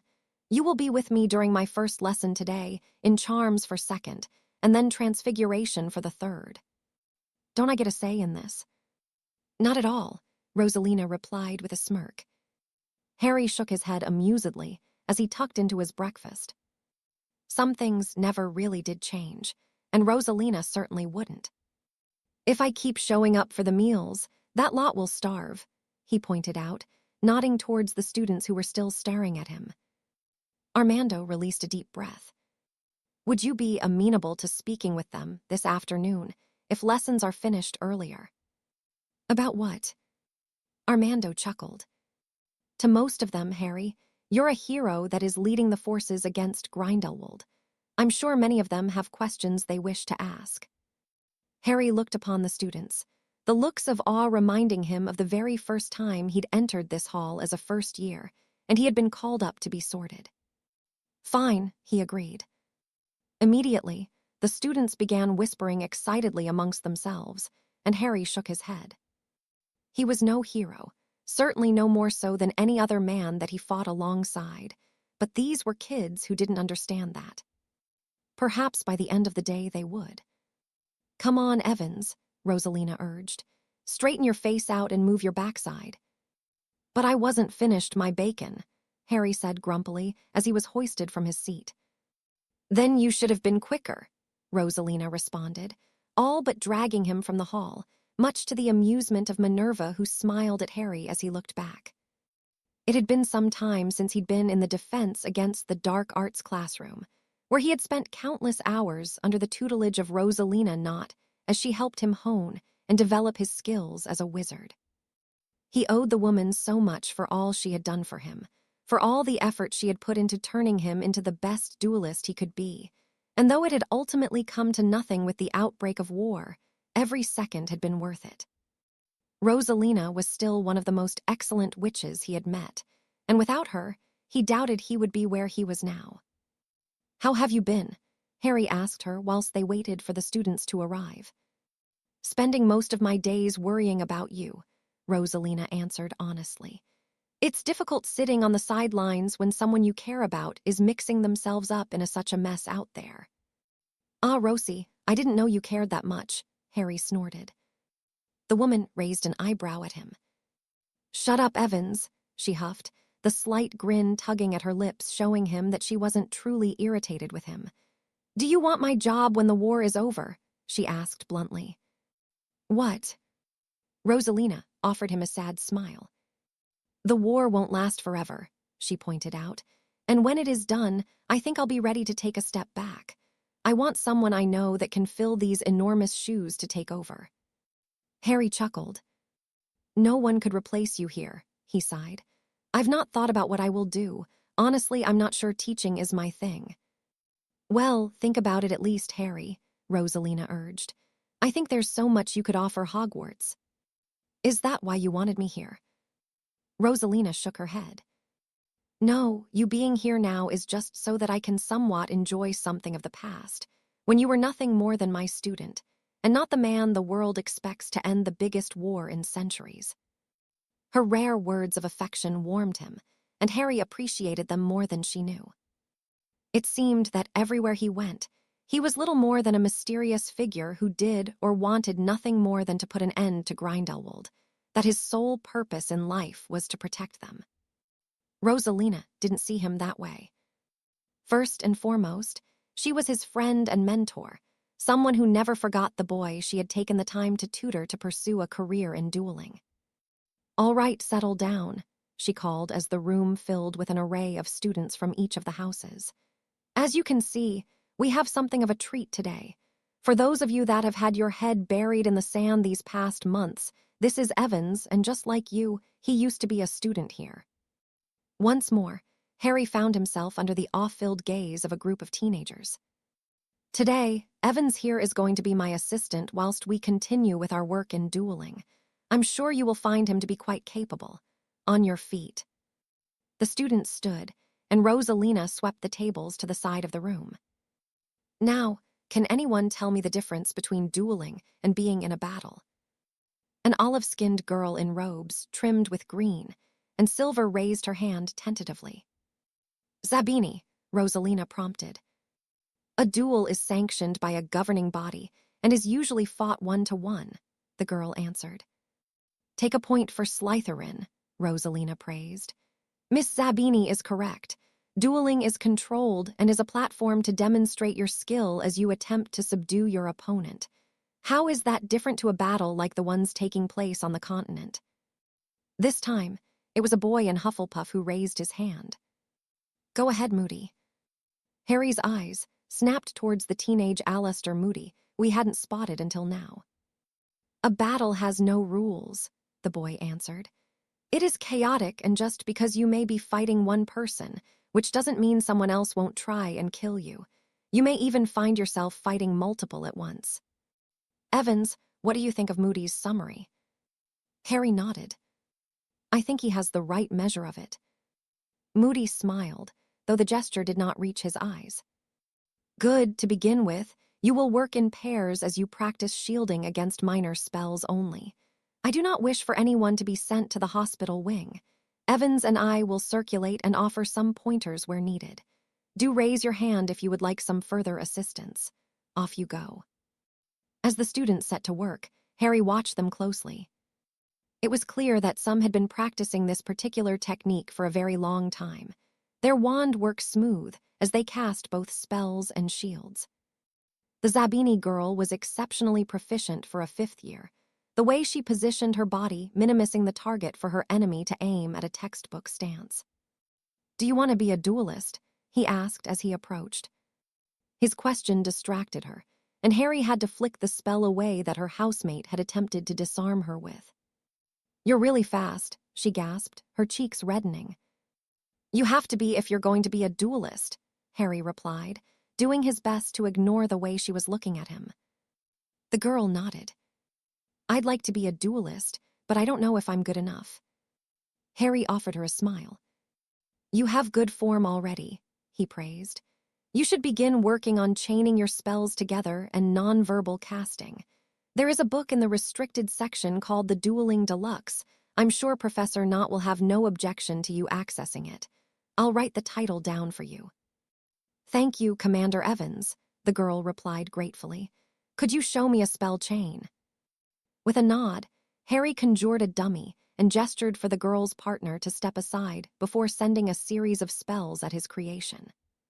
Nothing happened, Zabini said disappointedly when no effects could be seen. This chain would see the victim vomiting up slugs, dancing an amusing jig, and trying to sing whilst slapping himself in the face, he explained, much to the girl's amusement. "But if you want to see something more physical..." He cast a trio of spells this time, and the arms of the dummy fell off as the face and chest exploded outwards only a second later. "This time, your opponent would be dead," Harry explained darkly. "I'm pretty sure those spells are banned in competition." Zabini swallowed deeply as she nodded her understanding. "Keep practicing," Harry urged, leaving the girl to continue on with her efforts.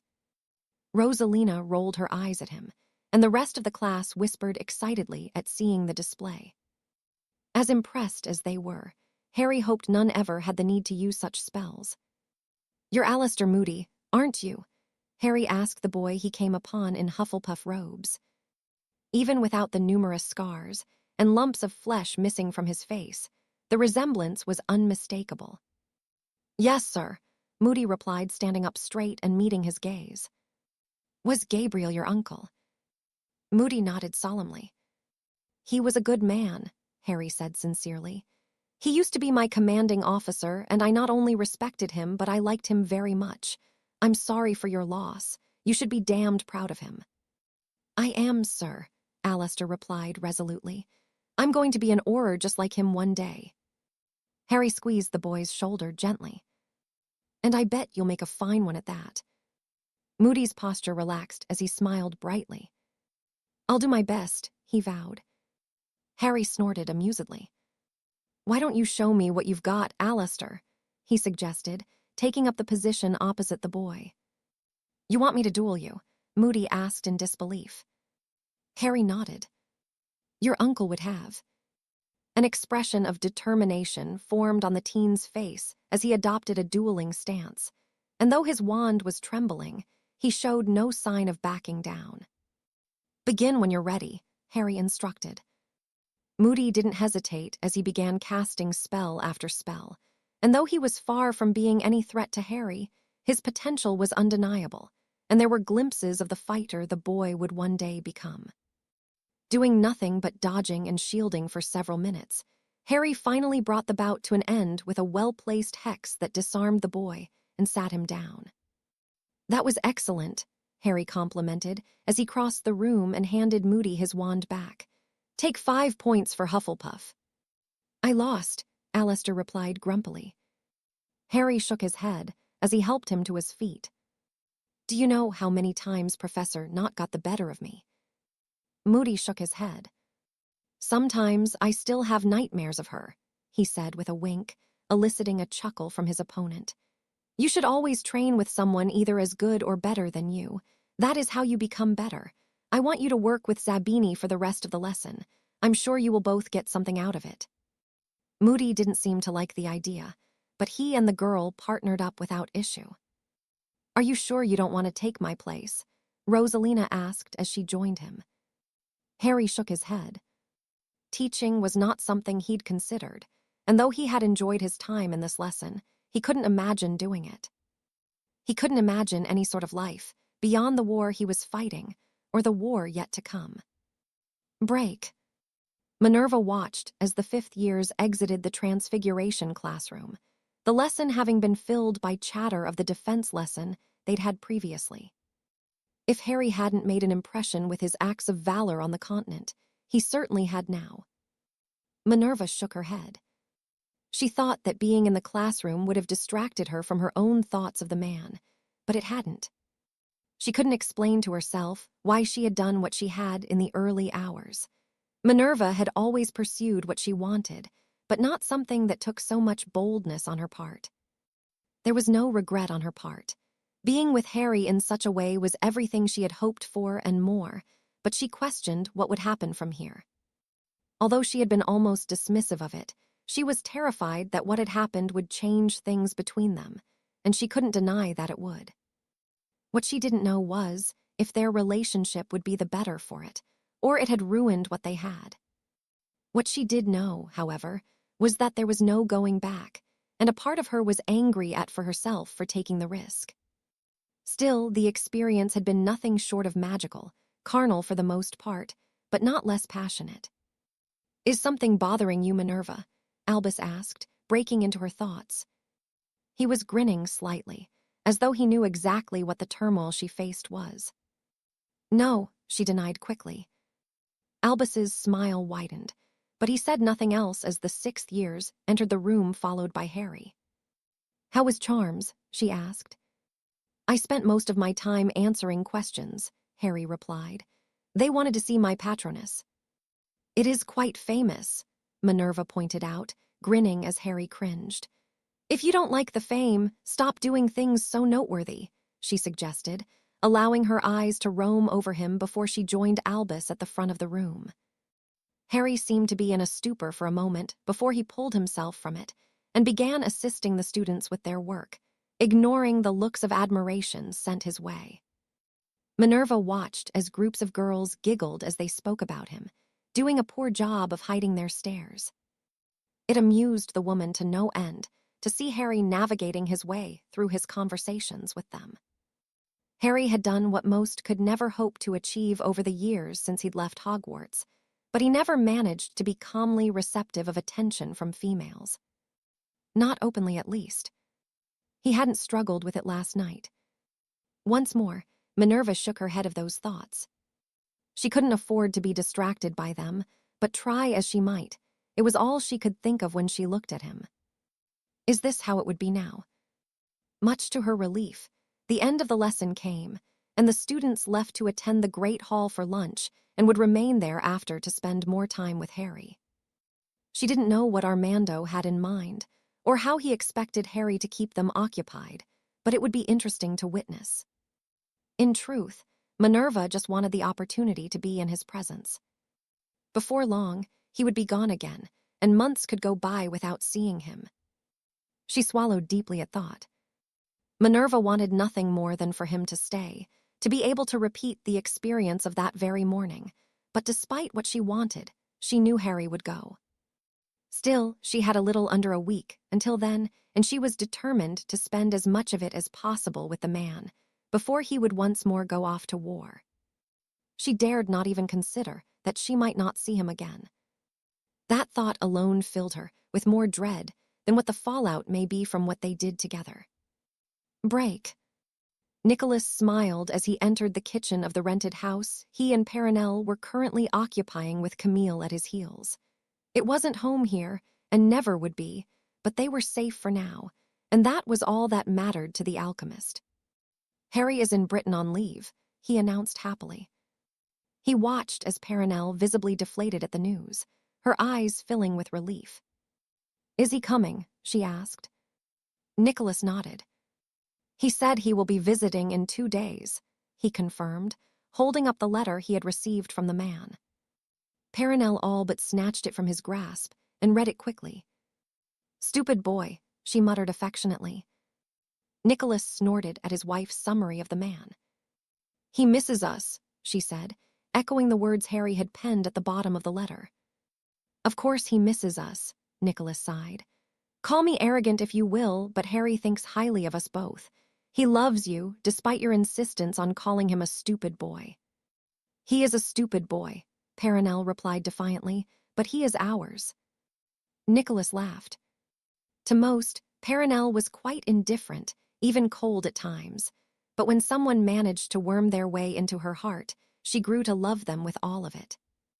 Harry had been a boy when they'd met him, and he hadn't even tried to ingratiate himself with Nicholas or Perenelle. Their relationship had developed naturally, and the woman had warmed to him quickly. Perhaps it had been the helplessness of the boy, but Nicholas didn't think so. No, Harry was a good person with a kind heart, ruthless when needed to be from his own experiences, but never losing that warmth about him. "Nicholas, you will go and fetch some treacle," Perenelle instructed, "and a chicken. Harry will be hungry." Nicholas shook his head amusedly as he left the kitchen. Harry wouldn't be hungry, but who was he to deter his wife from doing what she always did when she knew Harry was coming? Nicholas, too, was keen to see the man. It had been too long since they'd shared a meal. They exchanged letters often, but it wasn't the same as having him here, and though Perenelle would busy herself cooking and making sure Harry would have more than he would ever need, Nicholas was content reveling in the anticipation of his arrival. Harry may be a stupid boy at times, but he was among the best men Nicholas had ever met, and there would never be a time he didn't look forward to welcoming him into his home. Break. "I have been informed by Lord Selwyn that Harry Evans is currently in Britain," Weber said, eliciting a frown from Gellert. "Do you not think now would be a good time to strike?" Gellert shook his head. "No, Commander Evans may be away, but I have no doubt he is anticipating an attack and will be ready to return at a moment's notice. Besides, I expect his men will be extra vigilant without him present. Another attack would only result in the loss of more of our men." Weber nodded his understanding. "What is our next move?" Gellert sighed as he consulted the map on the wall of his study. "It would make more sense to continue south and west. We will focus our efforts on Spain for the time being." "And what if Evans decides to take more than he already has?" "I feel there is little we can do to prevent it," Gellert grumbled in response. "France, Spain, and Germany are strategically more important than the others. We cannot sacrifice our hold on them for lesser countries." "No, we cannot," Weber agreed. "Worry not," Gellert urged. "I have no intention of allowing Commander Evans an easy path. When all is said and done, they will be brought back into the fold." Weber nodded, unconvinced, but he voiced no concerns. "So we focus on Spain." "And defending what we have the best we can," Gellert reiterated. As much good as that would do, he knew not, but he had meant what he said. Evans may wish to press his advantage east, but the war there mattered little in the grand scheme of things. Gellert held France, and when he added Spain and a few more countries to his collection, the world would begin to realize that whatever resistance they pushed back with would never be enough. Eventually, the ICW would fold, and with it, any further setbacks Gellert had faced thus far. Break. The last time Harry had been subjected to so many pairs of eyes being transfixed on him in the Great Hall had been the night his name had come out of the goblet of fire. Although the circumstances were now different, he was no less uncomfortable with the attention. The previous night, he had been able to busy himself with his meal, and this morning he had been distracted by what had happened between him and Minerva. He still was, but now there was an expectation of him to speak with the students at least, and he could no longer ignore the adoring eyes of the children. Much to his amusement, the moment the food had been cleared away for lunch, he spotted a lone figure taking his leave of the hall from the Slytherin table. Tom Riddle. Evidently, the boy had no intention of listening to anything Harry had to say. But perhaps if he wasn't so arrogant or egotistical, he may have learned something. It had taken a lot for Harry not to follow the future Dark Lord, but he knew he couldn't trust himself. As much as he had promised that he would not become anything that resembled what Voldemort was, the temptation to put an end to Riddle would be too difficult to ignore. But with the boy gone, he allowed himself to relax. Riddle, or Voldemort if he managed to reach such heights, would die by Harry's hands, and nothing would give him more pleasure than to look him in the eyes as he robbed him of his life. Commander Evans, a voice broke into his thoughts. Harry's gaze swept across the hall until it came to rest on a younger student in Ravenclaw robes. Yes, Mr. Montague, sir, the boy answered respectfully. I was wondering, what subjects should I study if I wanted to be a fighter like you? Harry shook his head sadly at the question. He was flattered that people looked up to him, but he did not wish to inspire them to be like him. No one should have to be what he had been forced to become. You should always aspire to be what you want to be, Harry urged. I don't think anyone should want to be good at fighting unless you absolutely need to be, or if you want to become an Auror or duelist. War is not something anyone should want to be a part of. Sometimes, like now, it is unavoidable, but we should always look to avoid it when we can. Montague looked at him, questioningly, for a moment before smiling. What do you want to be? Harry asked him. I like potions, sir, the boy replied. I'd like to travel the world, gather ingredients, and create new potions that will help people. Now that is an admirable goal, Harry praised. I hope that when the time comes that you leave the castle, the world will be peaceful enough for you to pursue it. What's it like being at war? Another voice broke in. It was an older Gryffindor student that had asked, a girl with a prefect badge pinned to her robes. War is the most miserable thing you can experience, Harry answered honestly. Here, you only read about the glorious deeds, or sometimes defeats in battle. Experiencing both is a different thing altogether. You can never be certain if you're going to live to see the next day, or if you're going to watch people you have come to care for be killed right in front of you. More often than not, there's nothing you can do to stop it. It is not something I would wish for any of you to experience. Do ya ever get scared? Another asked, his gravelly voice one Harry could never forget. Some of the students laughed at the question, especially as it came from the largest of them. Every day, Harry answered honestly, silencing the laughter immediately. But you're so brave, a Hufflepuff girl said incredulously. Some would say I'm stupid, Harry snorted. Being brave doesn't mean you're not scared. Everybody gets scared, and there's nothing wrong with that. Sometimes you have to push past the fear and take action. It's not easy to do it, but if you don't, bad things can happen. When I fought the dragon, I didn't do it because I thought it was a good idea and it would make me look good. I did it because if I didn't, a lot of people would have been killed. It was still a stupid thing to do, even though I managed to survive. I think that will do now, Armando interjected. We thank you, Commander Evans, for taking the time to speak with us, but I believe dinner is ready to be served. The headmaster began the round of applause that was enthusiastically taken up by the students. Harry had been answering questions for hours and would have probably been at it all night if Armando had not intervened. He didn't mind as such. It had been nice speaking with the students as they asked about the things he liked, what he wanted to do when the war was over, and so on.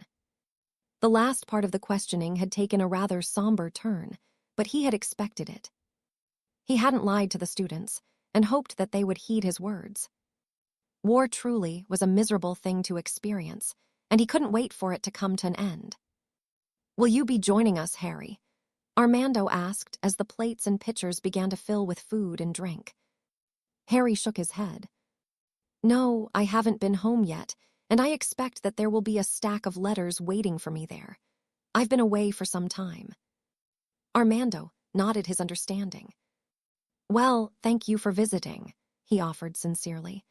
It was nice to see you, my boy, and the students have certainly enjoyed having you here.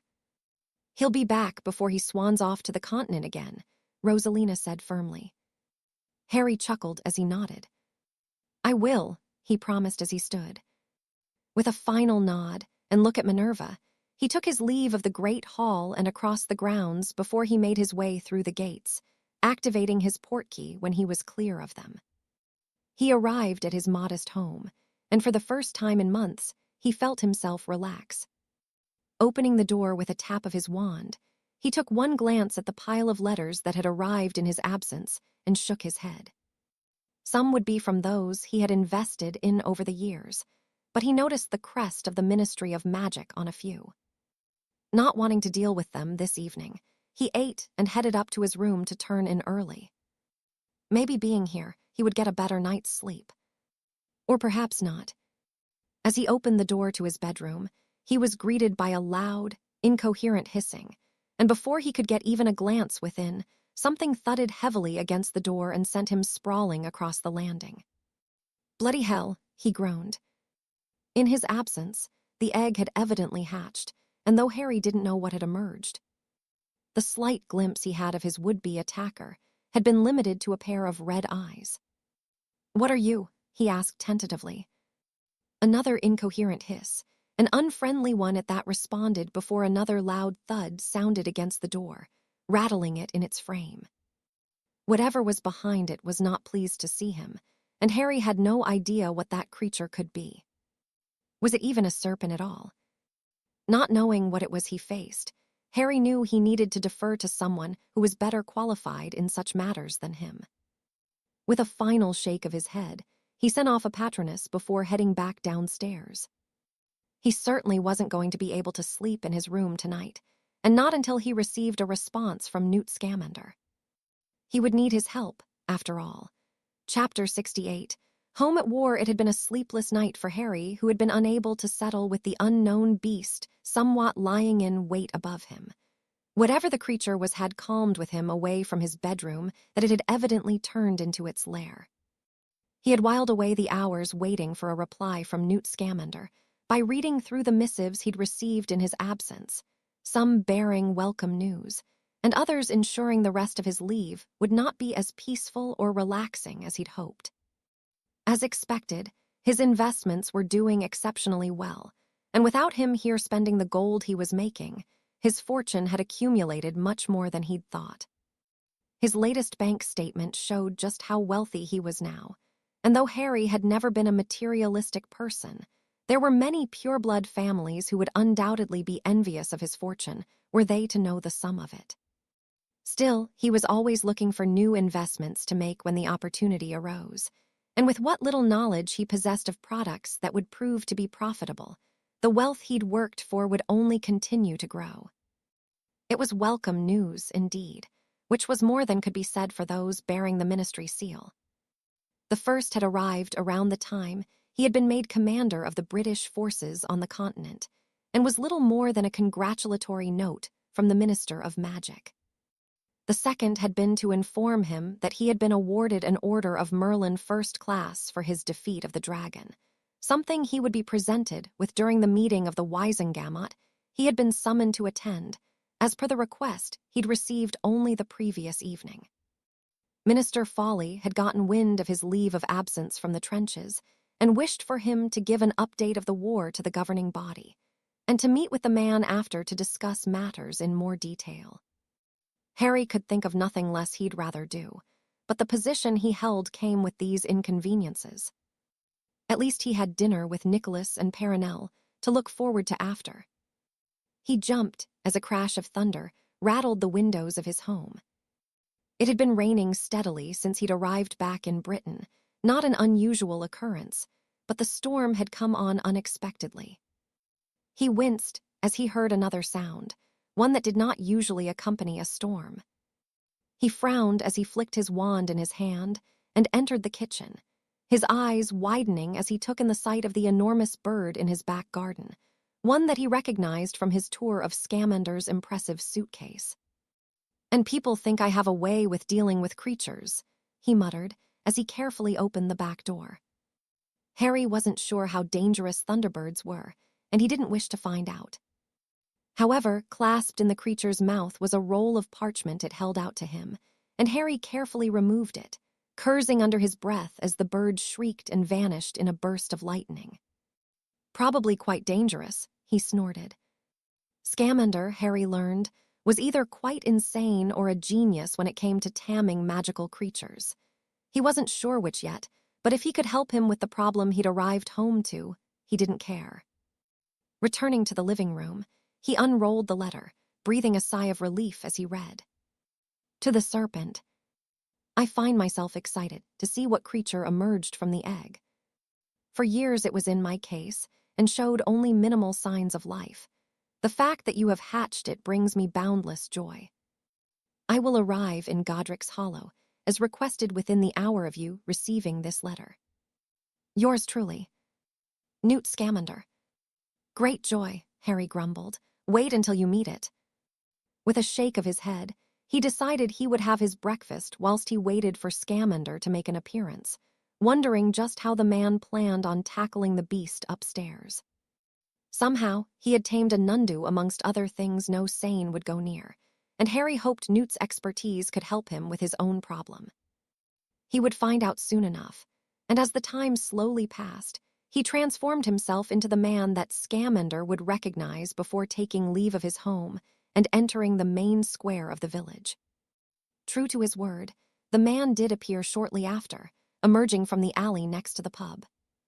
I apologize for the delay, Newt offered. I had to convince my wife that I would not be visiting with Albus. She's not a fan. Newt shook his head. He tends to get me in trouble, as you saw for yourself when we last met. My wife is grateful for your assistance, but that did not prevent me spending a week on the couch. Harry snorted amusedly.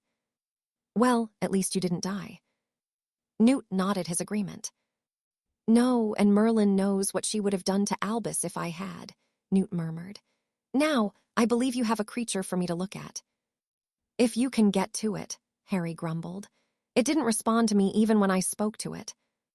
Newt hummed thoughtfully as he followed Harry back to the house. It may be that it will take time to understand you, and you it, he mused aloud. If it has not long been hatched, it is only a baby. Harry shook his head. Well, from the size of it, I fear what it will become. Instead of appearing nervous, the man's expression was alight with excitement, and Harry decided that he must be mad. Where is it? Newt asked as they entered the house. I'll show you. Harry led the man to the top of the stairs and pointed to the door the beast was behind.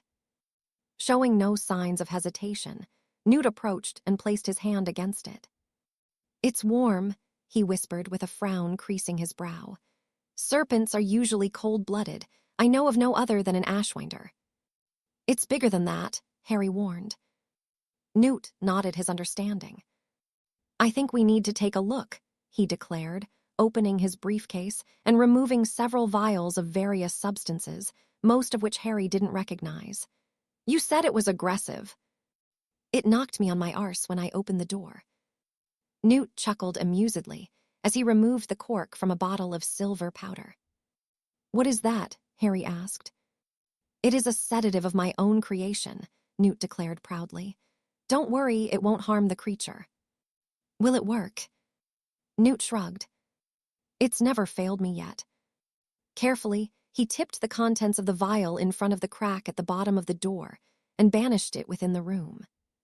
The beast inside did not take kindly to the intrusion and once more struck, the door dangerously close to breaking upon impact.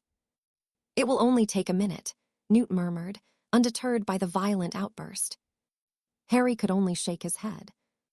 He had faced off with all manner of creatures throughout his life, but even he wasn't as calm and collected as the would-be famed magizoologist.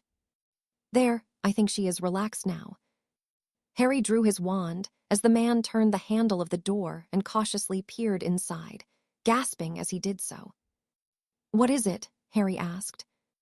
Instead of answering, Newt went inside and gestured for Harry to follow. He did so, his grip tightening around his wand, ready to defend himself if necessary. What he saw was like nothing he had ever heard or read of. Coiled on his bed was a large serpent, black as night with red eyes that danced with flickering, orange flames. Newt was wide-eyed as he approached the snake and took a deep breath as he attempted to rest his hand on it, only for his palm to pass through the body as though it wasn't there. It was then that Harry noticed that the snake wasn't scaled, but its body seemingly made of smoke that flowed through a body that couldn't be touched. Tucked down its sides were what appeared to be wings, feathered, but also made of a wispy substance. "Unbelievable," he whispered in awe. "What is it?" Harry repeated. Newt shook his head. "I don't know," he murmured as he picked up the discarded remains of the egg. Where it had been a pulsating blue before, it was now black on the outside and red within. "It's still warm," Newt mused aloud. The entire room was warm.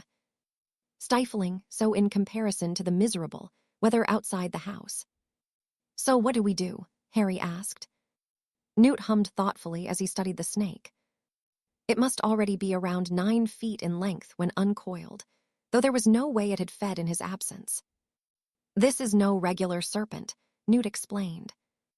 "Even I can see that," Harry huffed. "Its eyes are made of fire." Harry edged nearer to take a closer look. The man was right. It didn't have actual eyes, but small flames that functioned as them. "I don't know what that means," Harry sighed. Newt snorted as he again attempted to touch the snake, only for his hand to pass through it. "Give it a try," he suggested. Tentatively, Harry did so, his eyebrows raising as he felt the warmth of the body on his fingertips. "You can touch it," Newt declared happily. "I suspect it has something to do with your parcel magic. That is why it didn't hatch under my care. It needs to feed off a speaker." "But I've not been here," Harry pointed out. "No, but you would have left traces behind, especially in your bed," Newt explained. "Bloody hell," Harry muttered. "What am I going to do?" Newt looked at him, his eyes twinkling with the excitement he felt. "I have a suspicion, and though it is far-fetched, it seems to be the only one that makes sense." "Why do I have a feeling I won't like this?" Harry groaned. "Well, you should feel honored it has chosen to accept you." "Accept me?"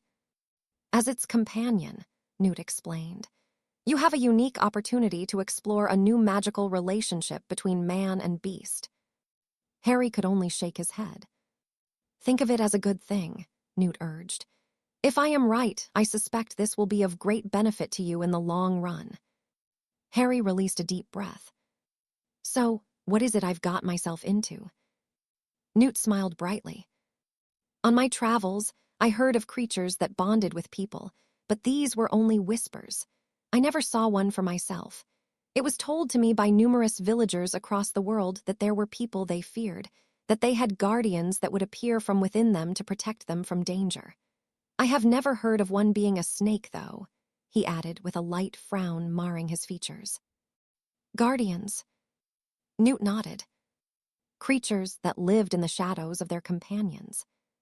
Harry snorted amusedly, but there was no jest in the expression of the man. "I will not pretend to understand how or why, but too many across vast distances spoke of them for me to dismiss the stories. I think what you have here is one of these shadow creatures. Already, it has fed on your magic." "Great," Harry said sarcastically. "No, no," Newt placated. "This needn't be a hindrance to you. She will be an asset. Think of it like the relationship Albus shares with Fox. Except that this snake will live in my shadow." Newt nodded enthusiastically. "She would be little more than a companion, but may be able to help you in certain ways. That will be for you to discover yourself." "It tried to kill me." Newt shook his head. "She is a baby," Newt corrected. "She was defending herself when she thought she was in danger." "Baby," Harry scoffed. "She's huge." Newt chuckled amusedly. "She is a part of you," he pointed out. "She hatched for you and is relying on you to give her life. You don't strike me as the kind of man to shirk that responsibility." Harry turned his attention back to the snake, who was looking at him almost sadly, as though she could feel he was rejecting her. "How do you know she's a female?" he asked. "When you have worked with creatures as long as I have, you just know." Harry shook his head. He wasn't going to question the man's knowledge. "What if it attacks me again?" Newt snorted. "My concoction wore off some time ago now, and she hasn't," he explained. She's scared, she's hungry, and only you can feed her. Harry's eyes hadn't left the serpent, and the way she was looking at him was quite pitiful, but oddly sweet. Reaching out a hand, he waited for her to come to him, and she did, resting her large head in his open palm. You must allow her to bond with you. Bond with. His words were cut off as he felt a heat start to spread throughout him, and it took everything he had not to panic as he watched the snake disappearing into his chest. It's done, Newt gushed, clapping as the tail vanished inside Harry. What the hell happened? Newt cast a bright Lumos charm and nodded towards the wall where Harry's shadow had been cast. He saw his own silhouette, as he normally would, but protruding from his left shoulder was the unmistakable shadow of the snake. She is in my shadow, Harry asked in disbelief. She is, Newt confirmed happily. I suspect you won't even notice she is there most of the time unless she wishes to see you. She needs to be nurtured and cared for. Most of that she will handle herself, but she will learn things from you just by being there. Harry could only shake his head. He had expected Newt would take the snake with him. Instead, it was now living within him somehow. What do I do? He asked dumbly. Nothing, Newt suggested. Just let her be, let her grow, and you will become the best of friends. Harry felt the urge to slap the grin off the man's face. Where are you going? He asked. Home, Newt answered. I have done all I can, and now the rest is up to you. Oh, do keep me informed of your progress. It will be a most interesting journey to learn of. With that, the man vanished with a gentle pop, and Harry cursed under his breath. What was he going to do with a snake that had invaded his shadow? Break. It was only the second day since Charles had arrived back in Belgium, and much to his relief, things remained quiet.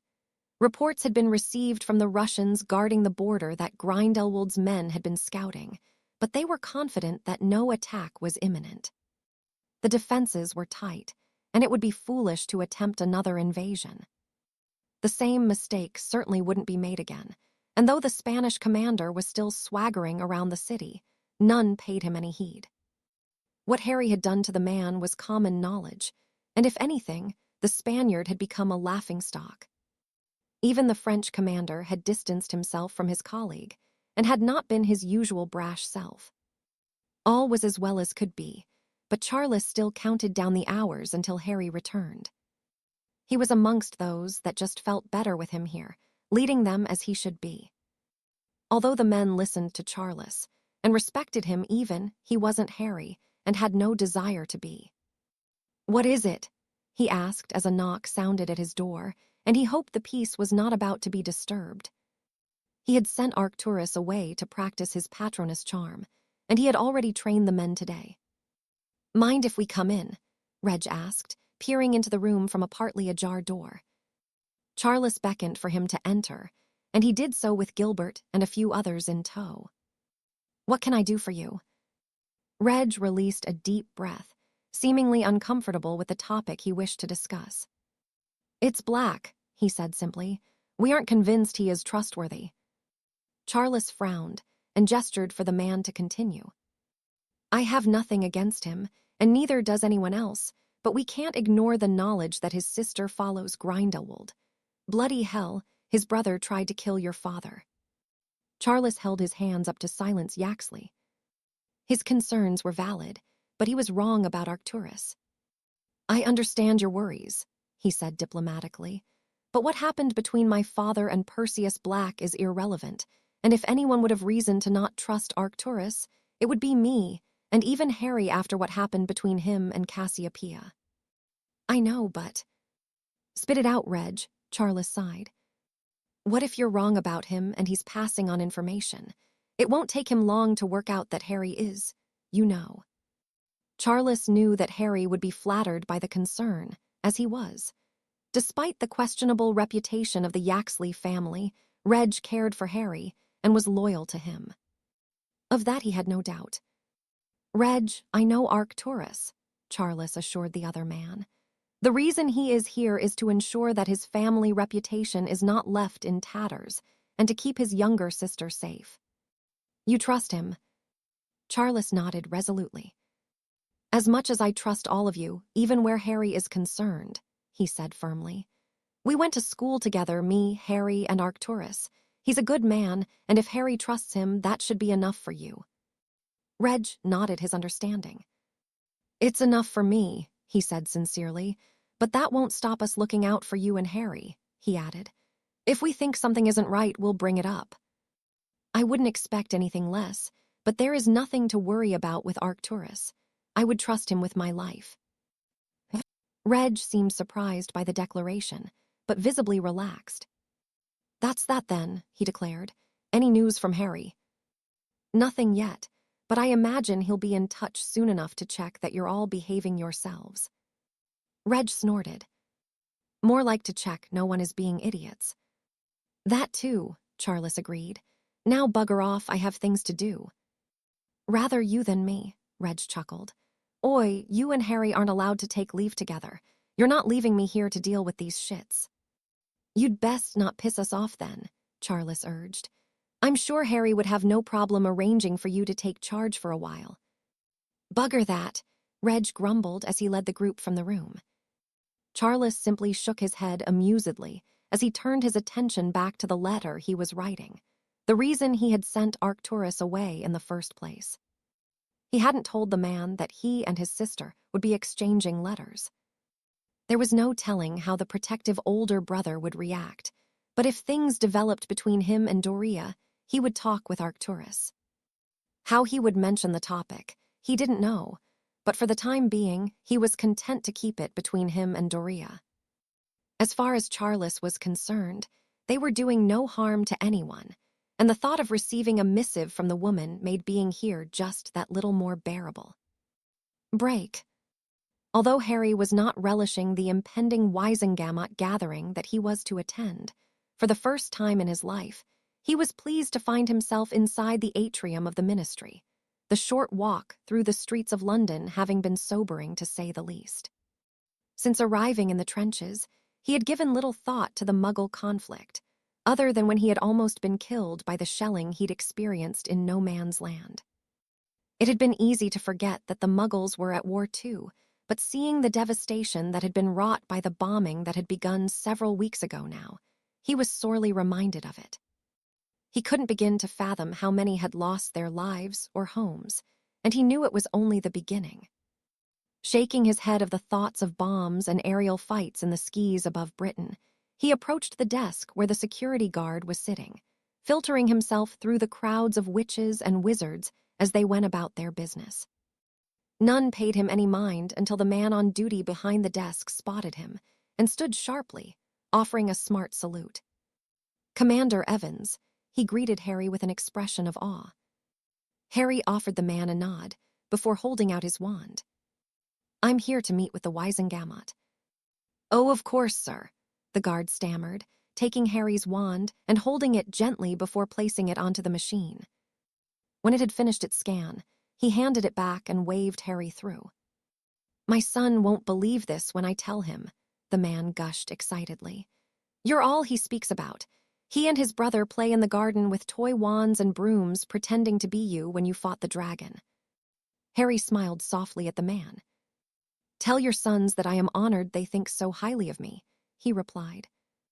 The man nodded frantically. I will, sir.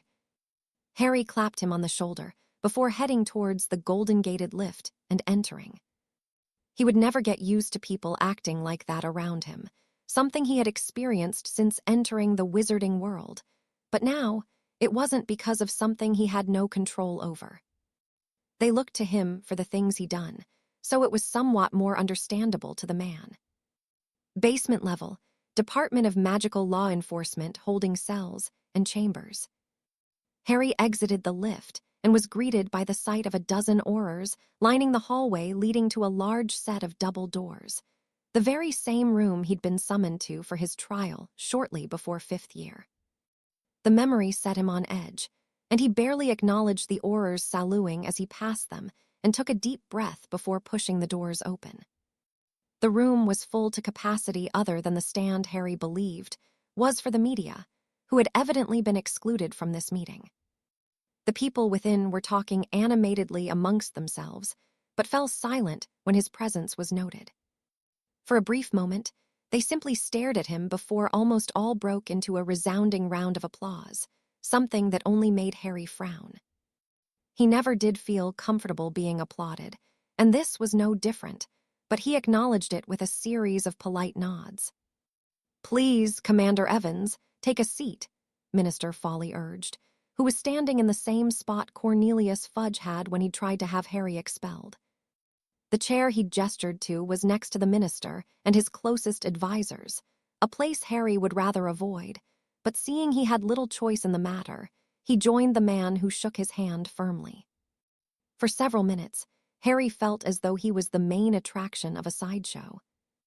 The members of the Wisengamot whispered amongst themselves as they talked about, seemingly not caring that he was in the room. Much to his relief, before he could become too irritated by the pointing and comments, the minister nodded towards the chief warlock who banged his gavel atop his podium several times.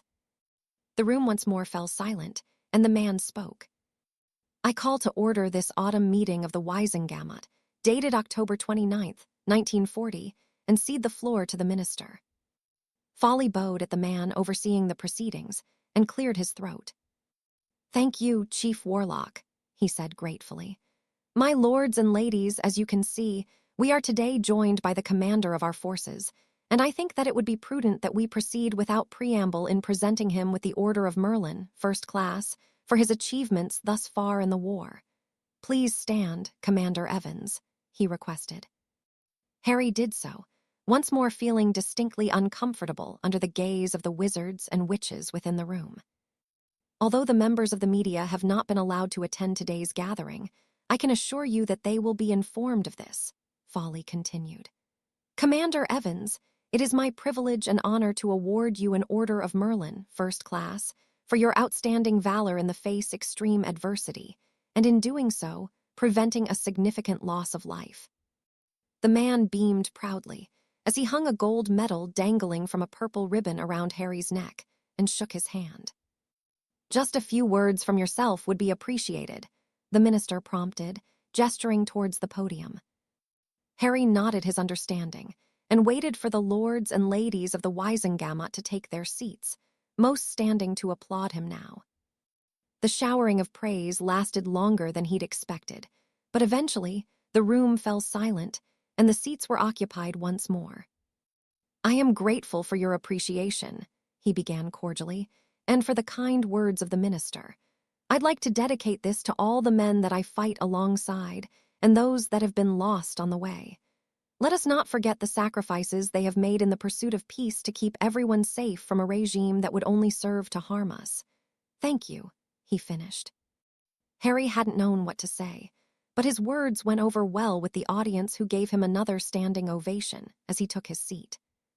"I think that we can agree that Commander Evans is a humble man," Foley spoke once more when the room had quietened. "We, of course, receive reports from our ICW representative, Mr. Doge, but we would like to know your thoughts on how the war is proceeding. Mr. Doge has painted a rather grim outlook thus far." "And he is right to," Harry sighed. "We are not winning this war by any means. For many months, we delayed Grindelwald's advance, but were eventually overwhelmed in France. With that being said, I have every confidence that we will win this war, and that things will change for the better in the coming weeks and months." "You have plans?" Foley asked. "I'd be a rather poor leader if I didn't," Harry pointed out. "We have secured a firm hold on Belgium, and without divulging too much information, are continuously looking to better our position. Grindelwald will ultimately fail in his efforts." Foley nodded appreciatively. "I have every confidence that you and your men will be successful, Commander Evans," he said sincerely, "and the charity you have decided to set up is certainly a worthy cause to coincide with what you are doing. Each of us are proud to offer our support." "Thank you," Harry replied gratefully. "The fund will be invaluable to those in need of it. Many men with families here have been killed to protect Britain. I think the least that can be done is to ensure those they have left behind are well cared for." "Absolutely," Foley agreed wholeheartedly. Though Harry noticed, there was some within the chamber that didn't. Not that he cared. If only to save face they would make donations, and to Harry, that was all that mattered. Whilst I am in Britain, I will appoint someone to oversee the running of it, and those that have lost someone will see the benefits soon enough, he vowed. He would ask Nicholas and Perenelle if they wouldn't mind doing so. Harry trusted them both implicitly. The minister smiled warmly. You will be returning to the continent in only a few days. Harry nodded. I will be, he confirmed. Then let us not take up any more of your precious time, Folly chuckled. For one final time, I give you Commander Harry Evans, he announced. Again, those within the room began applauding, more subdued this time, but loud enough for the minister to lean in and have a private word with Harry. You have my apologies, but I think it is imperative that we meet with the Muggle Prime Minister before you return to Belgium. He is quite keen to be updated on our progress. Harry nodded his understanding. How is Mr. Chamberlain? He asked. Folly shook his head. He couldn't handle the pressure of war and stepped down from his position, he explained. Another has taken his place, quite an acerbic fellow, but one the Muggles look up to. I will take you to him the day before you are due to leave. Look out for a letter from me. Harry released a deep breath, but accepted the handshake offered to him by the Minister of Magic before taking his leave of the Wisengamot chambers. As far as such a thing could proven to have been irksome, it hadn't gone so badly, but he was now keen to leave the ministry and spend time with people of his choosing. He managed to avoid the starstruck guard as he left and exited the atrium without being delayed by any other. When he was clear of the building, he crossed the road and entered another alley he'd spotted earlier during his walk, glad that he wouldn't have to relive the experience of seeing London in ruins from the bombs that had been dropped. Checking that there were no Muggles around, he activated his portkey and quickly found himself away from the hustle and bustle of the capital, but in a rather secluded woodland with a house only a short distance away. He's here, he heard a female voice call, and before Harry could truly gather his bearings, he found himself wrapped in the tight embrace of Perenelle Flamel, who clung to him as though he might just vanish if she didn't hold him so tightly. Harry chuckled as she mumbled at him in her native tongue, but returned the gesture, nonetheless, and the smile of Nicholas as he emerged from the home. Stupid boy, Perenelle muttered tearfully as she inspected him, placing a lingering kiss on each of his cheeks. Hello, Harry said simply, bursting from the warmth he felt from the welcome he'd received. Break. Minerva sipped her fire whiskey and leaned back in her chair. Ever since Harry had left the castle, he was all the students had talked about, and when she was already trying not to overthink what had happened between them, it was quite unhelpful. Long week, Augusta asked as she joined her at the table in the Three Broomsticks. You could say that, Minerva snorted. Have you seen Harry? Minerva frowned at the question. You know he's back. Augusta nodded. Frank told me he was at the ministry today. They awarded him an Order of Merlin, she whispered. Minerva smiled at that, more so at the pained expression she imagined Harry wearing throughout the meeting, but he had more than earned it. It's about Harry that I wanted to speak with you, she explained. He'll only be here for a few more days, and I was hoping you'd be able to get the others together for dinner. I can do that, Augusta readily agreed. I'll send some owls off tonight. We can have it at mine and Frank's. Thank you, Minerva replied sincerely, taking another sip of her drink. What's wrong? Augusta sighed. Nothing, Minerva denied. Augusta raised an eyebrow in her direction. I have known you for almost 10 years, Minerva, she pointed out. I know when something is bothering you. It's not bothering me. I'm just distracted, Minerva replied, fighting the urge to blush. All right, what's happened? Minerva drained her glass before placing it on the table, scrutinizing her friend closely. Fine, but this doesn't go any further. My lips are sealed, Augusta assured her. Minerva released a deep breath as she shook her head. When Harry returned, he came to Hogwarts. To see you. Minerva nodded, smiling once more. Well, it got late, and Armando gave him a room in the castle to stay in. I may have strayed to it in the middle of the night. Augusta's eyes widened. Did you? The woman let the question, and all Minerva could do was nod. Minerva McGonagall, Augusta choked. I know, we probably shouldn't have, but I don't regret it. Well, it's about bloody time, Augusta chuckled. Excuse me. Augusta shook her head, almost irritably. The two of you have been dancing around each other for years, she sighed. All of us could see how you looked at each other, how you were when you were together. Was it that obvious? Augusta snorted. If someone as dense as a 16-year-old Tiberius Ogden noticed it, yes, it was obvious. Wait, you said you went to him. I did, Minerva admitted unashamedly. I don't know what came over me, but all I could think of was that he would leave, and I might never get the chance. But you want it to happen again, Augusta stated. Are you together now? Minerva shrugged. We didn't really talk about it, she murmured. I didn't want to hear him say he regretted it or put any pressure on either of us. Augusta frowned questioningly. So, you slept together and pretended it didn't happen? No, it wasn't like that. We just haven't spoken about it, Minerva huffed. He's fighting a war. I just didn't want to have any regrets about not having that experience with him. Bullshit, Augusta denied. You didn't just want that with him, Minerva. You're not that kind of woman. You wouldn't have done that if you didn't want more. Minerva couldn't refute what Augusta had said, and for the first time since her and Harry had spent the night together, she felt vulnerable for her own feelings.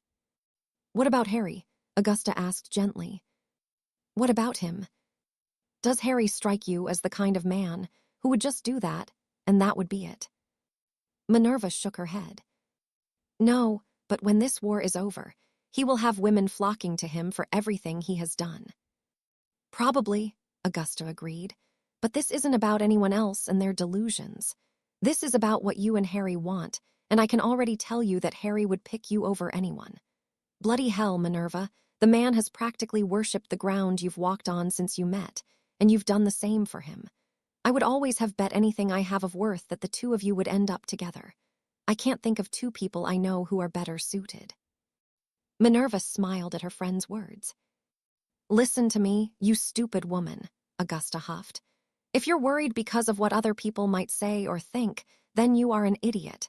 Harry couldn't do better than you in a million years, so if you want him, then bloody well take him. You make it sound so simple. Because it is, Augusta snapped. So what if he is famous, and so what if he becomes even more so? There is no one who deserves him more than you, and like I said, it's not like the Pratt can do better. You're beautiful and you're going to be successful.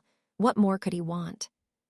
Minerva knew that Augusta was speaking sense, but having what they had and trying to grasp more was two different things entirely.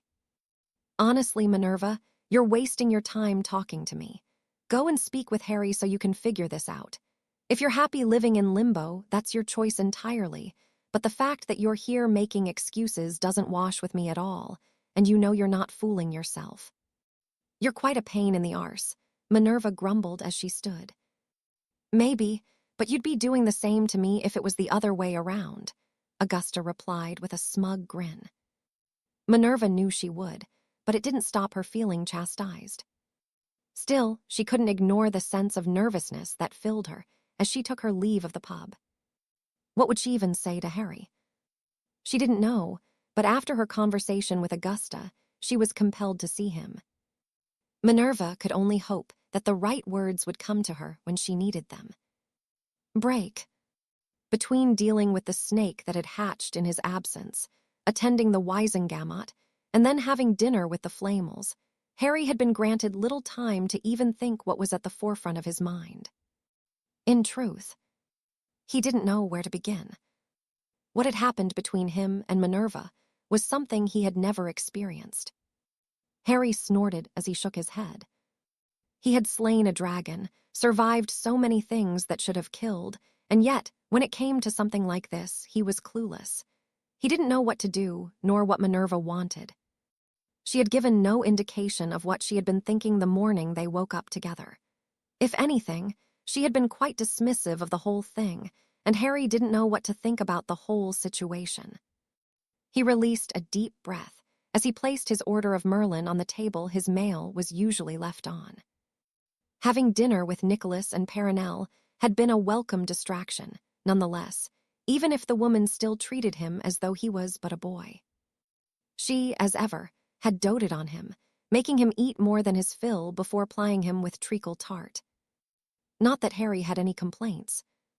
He cared for Nicholas and Perenelle as much as any other, and he wouldn't begrudge the woman her need to fuss over him. Much to his relief, they had accepted his request to oversee the running of the charity for him in his absence, so it was one less thing he needed to concern himself with. Still, what was left for him to ponder was more than enough to keep him occupied. He was pulled from his thoughts by the sound of the doorbell, and Harry frowned. There were very few people that could visit his home without triggering the charms he'd cast around it, and one of them was in Belgium. Thinking that it may perhaps be Nicholas having forgotten something, Harry opened the door only to be taken aback by the appearance of Minerva.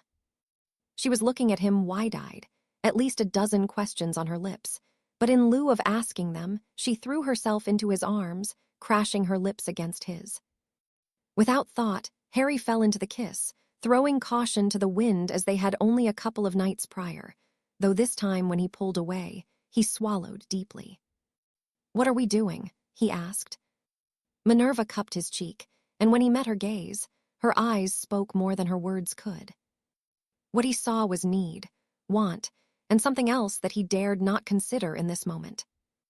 It was intense, more than lust, but it didn't unsettle him. "I don't know," Minerva answered. "Do we have to answer that right now?" Harry shook his head, and once more, they caved like fools to whatever it was that hung between them with no further words spoken, led by nothing more than what they needed in this very moment. Chapter 69.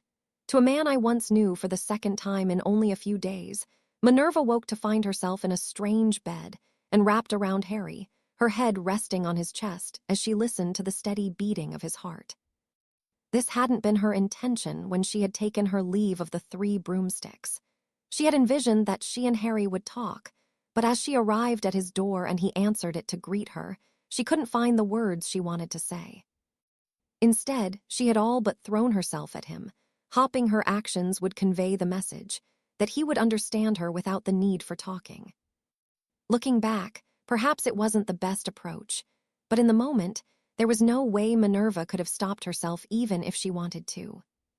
It wasn't simple, wanton lust that fueled her need for him.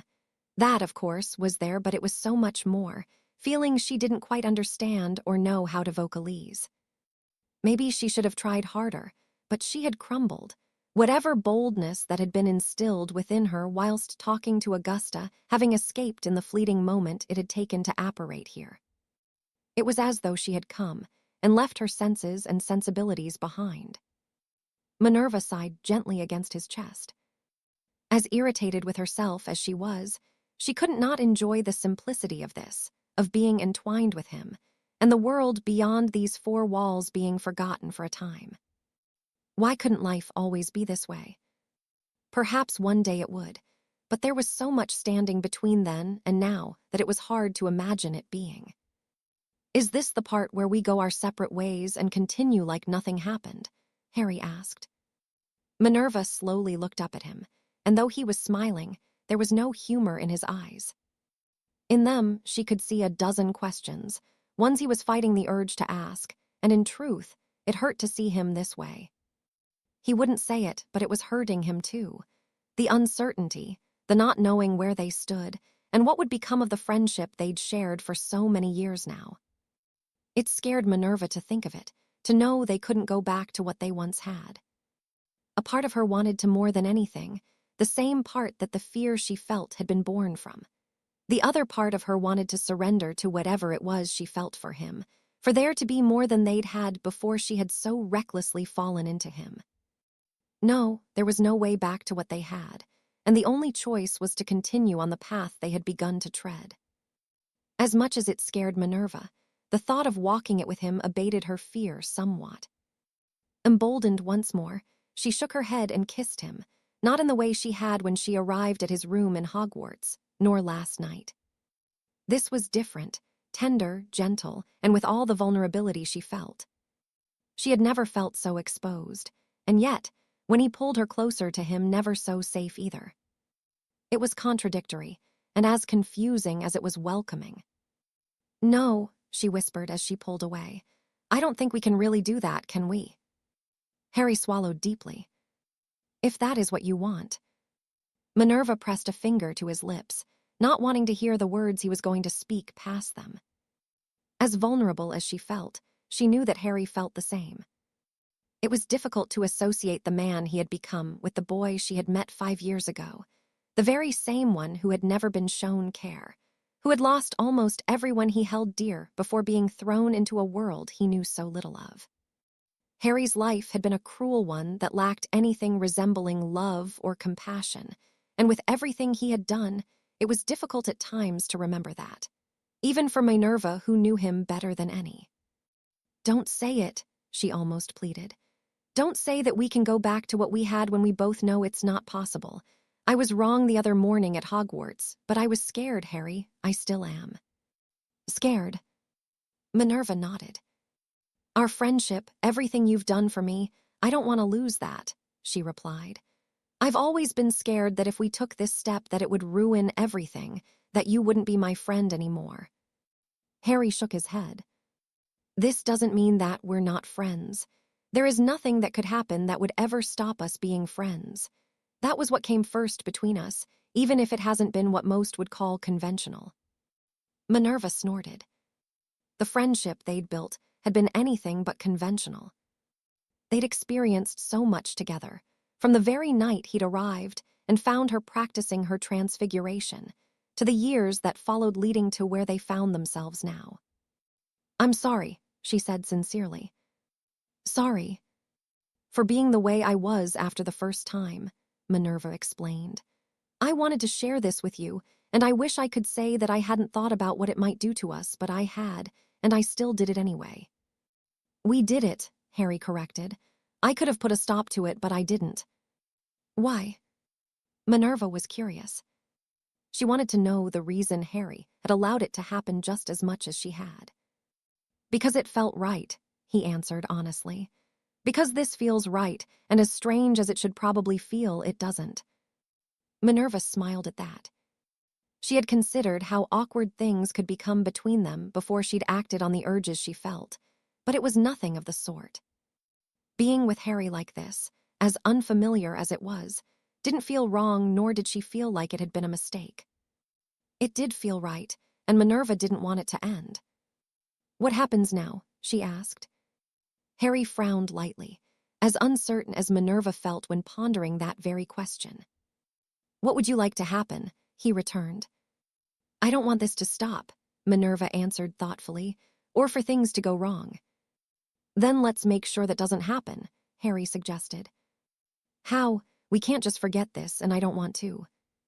Harry chuckled as he shook his head. "That's not what I'm saying at all, but not everything has to change right now, does it? Before anything else, we are friends, and as long as we keep that in mind, whatever else happens can do so naturally. We don't have to make any decisions, but we can't just ignore this. So, we see how things go." "It sounds so dismissive when you say it like that," Harry murmured. "No, we don't just see how it goes, but we don't force it either. I'd like for this to work to see if it can, but I don't want to put any pressure on what we already have." "Me either," Minerva agreed. "Does that mean I can still call you a stupid prat?" "You'd do that anyway." "I would," Minerva replied with a grin before kissing him. "But it means I get to do this too," she added softly. "I quite like doing both." Harry rolled his eyes at the woman before smiling. "This is what I meant," he pointed out. "I think I can work with that." "Speaking of work," Harry sighed, "it's almost 8. Don't you have to be in class in 30 minutes? Minerva's eyes widened before she jumped to her feet as Harry laughed amusedly. "Where are my clothes?" Harry shrugged. "Some might be here, others could be downstairs." Minerva huffed, blowing her messy hair out of her face, and smiled warmly at him. "What are you going to do today?" I'm going to see if there are any worthy investments to make, and then I'll decide the rest after. Are you coming back tonight?" "Maybe," Minerva replied as she put on her underwear and looked for the rest of her discarded clothes. "Where are my robes?" "I have no idea," Harry replied carelessly. "You took them off, you find them." Minerva narrowed her eyes at him. "You're such a stupid prat," she grumbled, hurrying over and giving him a final kiss before taking her leave of the room. She managed to find her robes and shoes scattered around the living room, and with a wave of her wand, she was dressed and her hair much more presentable. Still, if she didn't hurry, she would be late, but as far as she was concerned, it would be worth it if she was. The last thing she wanted to do was leave, and she had to fight the urge to climb back into bed with Harry. She had a class to teach, and the world wouldn't simply come to a standstill because she wished it would. Her lessons would continue, and soon enough, Harry would be back on the continent fighting the war, something she didn't want to think about until the very second she had to watch him disappear once more. Break. Dear Arcturus, I have been so frightened since hearing of your injury, and barely slept until I knew that you were okay. You worry me, Archie, and being home knowing you are there is difficult. I am terrified that I will read of your death in the newspaper, and I don't think I could handle it. Mother is also worried, as is father, who had hoped that we would be married already. Marriage can wait for all I care. I just want you home where you belong, where I know that you are safe. I am so enormously proud of you, and miss you more with each passing day. Please thank Lord Potter for saving your life for me, and tell him that I am grateful. Yours always, Melania. Arcturus read the letter several times, savoring each word. Had he not chosen to come here after the death of his father and Perseus, he would be a married man now, and life certainly wouldn't be what it had become. Still, things had been different since he'd joined Evan's group. For the first couple of days since he'd returned, the other men had been cautious around him, some even suspicious of his presence, and then it had suddenly stopped. They'd seemingly accepted him, and whatever reservations they had were gone. Arcturus understood why they would feel this way. All of them had seen Cassiopeia fighting for Grindelwald, and most would have witnessed what occurred between his brother and Lord Potter the night both were killed. Nonetheless, it didn't explain why they had changed their minds overnight, though Arcturus suspected Charles had something to do with it. He snorted at the thought of the man. They had arrived at Hogwarts the same year, with him being sorted into Slytherin, as was expected, and Charles into Gryffindor. As it had been between the Blacks and Potters, there was no outward animosity between them, but the same couldn't be said for the houses. The relationship between the two groups of students had been tense at best during their first couple of years of schooling, and outright volatile at others. It wasn't until Charles had approached him during third year with a proposal to put an end to the hostilities did things settle between the houses. With Arcturus's influence with the Slytherins and Charles's with the Gryffindors, they'd managed to broker a peace of sorts. Friendships didn't blossom by any stretch, but the common, ugly incidents ceased and the tension within the castle lifted. Ever since then, there had been a level of mutual respect between Arcturus and the Potter heir. When the odd incident did occur, they would meet to discuss it and take steps to ensure such a thing would not happen again. That was until Evans arrived at the beginning of sixth year. In the space of a single welcoming feast, the peace had almost been undone by Malfoy, who, as Arcturus now knew, would have gotten himself severely hurt had he dared drawn his wand when prompted by Evans. However, sixth year could have been much worse. Evans had dealt with the Slytherins that had attempted to harm him in his own way, and though Arcturus would have preferred a more peaceful approach, he couldn't blame him. The fault was with Malfoy and the other fools who could not accept they were out of their depth with the half-blood. A part of him wished they would dare antagonize him now as they once had. Evans, as a boy, had not been one to cross, and now, as a hardened man, Arcturus wouldn't recommend it to anyone. "Something funny, Arcturus?" Charles asked as he entered. The Black Lord had been chuckling to himself at the thought, but he shook his head. just thinking about when Malfoy tried to intimidate Evans. Charles released a deep breath. That could have gotten ugly for Abraxas, he replied. We should have let the moron have it, Arcturus declared. Charles nodded.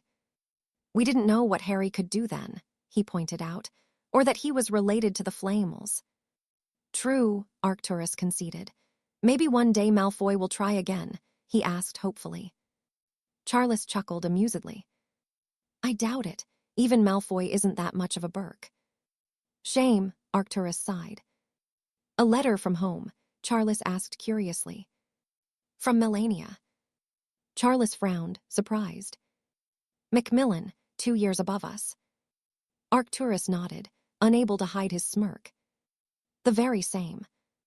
Are you and her? Next time I go home, I'm marrying her. Charles offered him a sincere smile. Well, congratulations, I'm really pleased for you, he replied. Wow, Melania Macmillan. Arcturus laughed at how taken aback Charles was. Melania had been admired by many of the other boys from all houses at school. She was rather quiet for the most part, a real beauty, but Arcturus had gotten to know her beyond stealing glances at her from a distance. They had bumped into each other in Diagon Alley after he'd left Hogwarts, and he was much more surprised than Charles was now that she seemed to take an interest in him. This was before she knew he was the heir of the Black family, so Arcturus was left in no doubt that she liked him for who he was and not what he would be. If anything, she had become wary when she learned of his position, the prospect of being the next Lady Black quite daunting for the young woman. Even now, she was still getting used to the idea. Members of her family had married into the Blacks, but not for several generations, and none had come close to being married to an heir, let alone a lord. The Macmillans were a well-thought-of family, but were considered to be leagues below the Blacks in social standing. To Arcturus, it mattered not. He would choose who he'd marry, and his mind had been made up for some time now. What about you? Arcturus asked curiously. Have you got a future bride lined up? Charles rubbed the back of his neck sheepishly as he shook his head. No, not yet, he answered. Arcturus was no fool. He knew that there was something between Charles and his sister, though he thought that had been long since forgotten by the Potter Lord after what had transpired between Perseus and William. Evidently not, and though Arcturus was overly protective of Dorea, she could certainly do much worse than the man standing before him. Not that he would intervene or push the two together. It was not his place to do so, and if he was honest, the prospect of Dorea marrying anyone did not sit well with him. Arcturus had grown to like Charles, who had proven himself to be a good man, but no matter what he did, it would never be enough. It was petty, but Dorea was the most precious thing in the world to him, and handing her over to anyone to take care of her was not something he could envision himself doing. One day, he would have to face the prospect, but not until he was completely certain. Was Charles Potter that man? Arcturus had to concede the possibility, but that didn't mean he would take it easy on him, even if they were becoming close friends. Then again, if Dorea decided he was who she wished to be with, Arcturus knew he would not get a moment's rest until he agreed. He could never say no to her. Well, I'm sure there's someone out there for you, he replied, his lips tugging upwards in a grin. Maybe, but let's get this war over with before any of that, Charles suggested. Are you ready to train? Arcturus nodded as he put his letter away and retrieved his cloak. More work on the Patronus, he asked. I'm afraid so, Charles replied with a smirk, but I'm sure we can get some dueling in too. Great, another day of being put on my arse by you, Arcturus grumbled amusedly. Charles laughed. Just wait until Harry gets back. He'll have us both on our arses. Well, at least it won't just be me. Charles clapped him on the shoulder. You'll learn a lot from him, he assured Arcturus. The rest of us have. Strangely, and going against everything Arcturus had been told about purebloods being superior wizards, he was looking forward to it. Anything that would get him home, in one piece to his fiancée and sister, would be worth enduring. Break. Gellert observed the small scar on his right cheek he'd received courtesy of Charles Potter. Had he not had such a keen sense of when a spell was heading his way, he could have lost his head. Potter would pay for it when the two met again. Gellert would cut him down the same way he had the boy's father. "I'm afraid it will remain," the healer sighed. "Whatever curses grazed you was an unpleasant one." Gellert nodded. He'd already suspected his skin had been permanently damaged, but there was little he could about it now. Besides, he had much more important things that required his focus other than a strip of puckered flesh. "How are the men progressing?" he asked Hans, who had arrived to give him an update. "We are ready to launch our attack," the man informed him. "The men will enter Madrid first, followed by the pyromancers." "Excellent work," Gellert praised. "I see no reason to wait. You have my full blessing to proceed when you return." Hans smirked as he stood. "Will you be joining us?" Gellert shook his head. "Not this time, Hans. I have complete faith in your ability to lead this phase of our plan." "You will remain here?" "No, I have another matter to attend to, but Cassie will be here should you need her." Hans nodded. "Spain will be yours in a matter of hours," he vowed as he left the room. When the man was gone, Gellert peered at his scar a final time before apparating away and arriving in the much colder climate of northern Austria. He hadn't been to Nurmengard since imprisoning the ICW force that had attempted to take Bulgaria, and he felt it was high time to check on them to ensure his protections were working as intended. The prison was silent as he entered, and as he made his way through the winding halls, he was content that it appeared to be functioning as intended. Within the occupied rooms, he could see the men that were housed here, each of them very much alive, but little better than muggles. By now, they would be able to feel none of their own magic, sapped by the wards that fed on it so hungrily. Gellert paused as he reached the cell containing the only female. The woman was pale, her eyes glassy as she merely stared at the wall ahead, and were it not for the slow rising and falling of her chest, he would think that she had somehow perished. No, she was very much alive, but was merely existing, all but stripped of her magic. In here, she was little more than a common muggle, and though she would recover if she was ever released, she would never forget her experience here, nor the helplessness she felt. Satisfied that all was well, Gellert headed back towards the exit, reminding himself that there were dozens of other cells that had yet to be filled. Break. It had been nothing but a productive day for Harry, and as odd as it was living a normal existence, even if only for a few hours, it was a welcome reprieve from all the fighting he'd been doing since leaving Hogwarts. When Minerva had left, he'd scoured the morning edition of the Daily Prophet, looking for any further investments he wished to make, and found what he knew would be a profitable venture for him to pursue.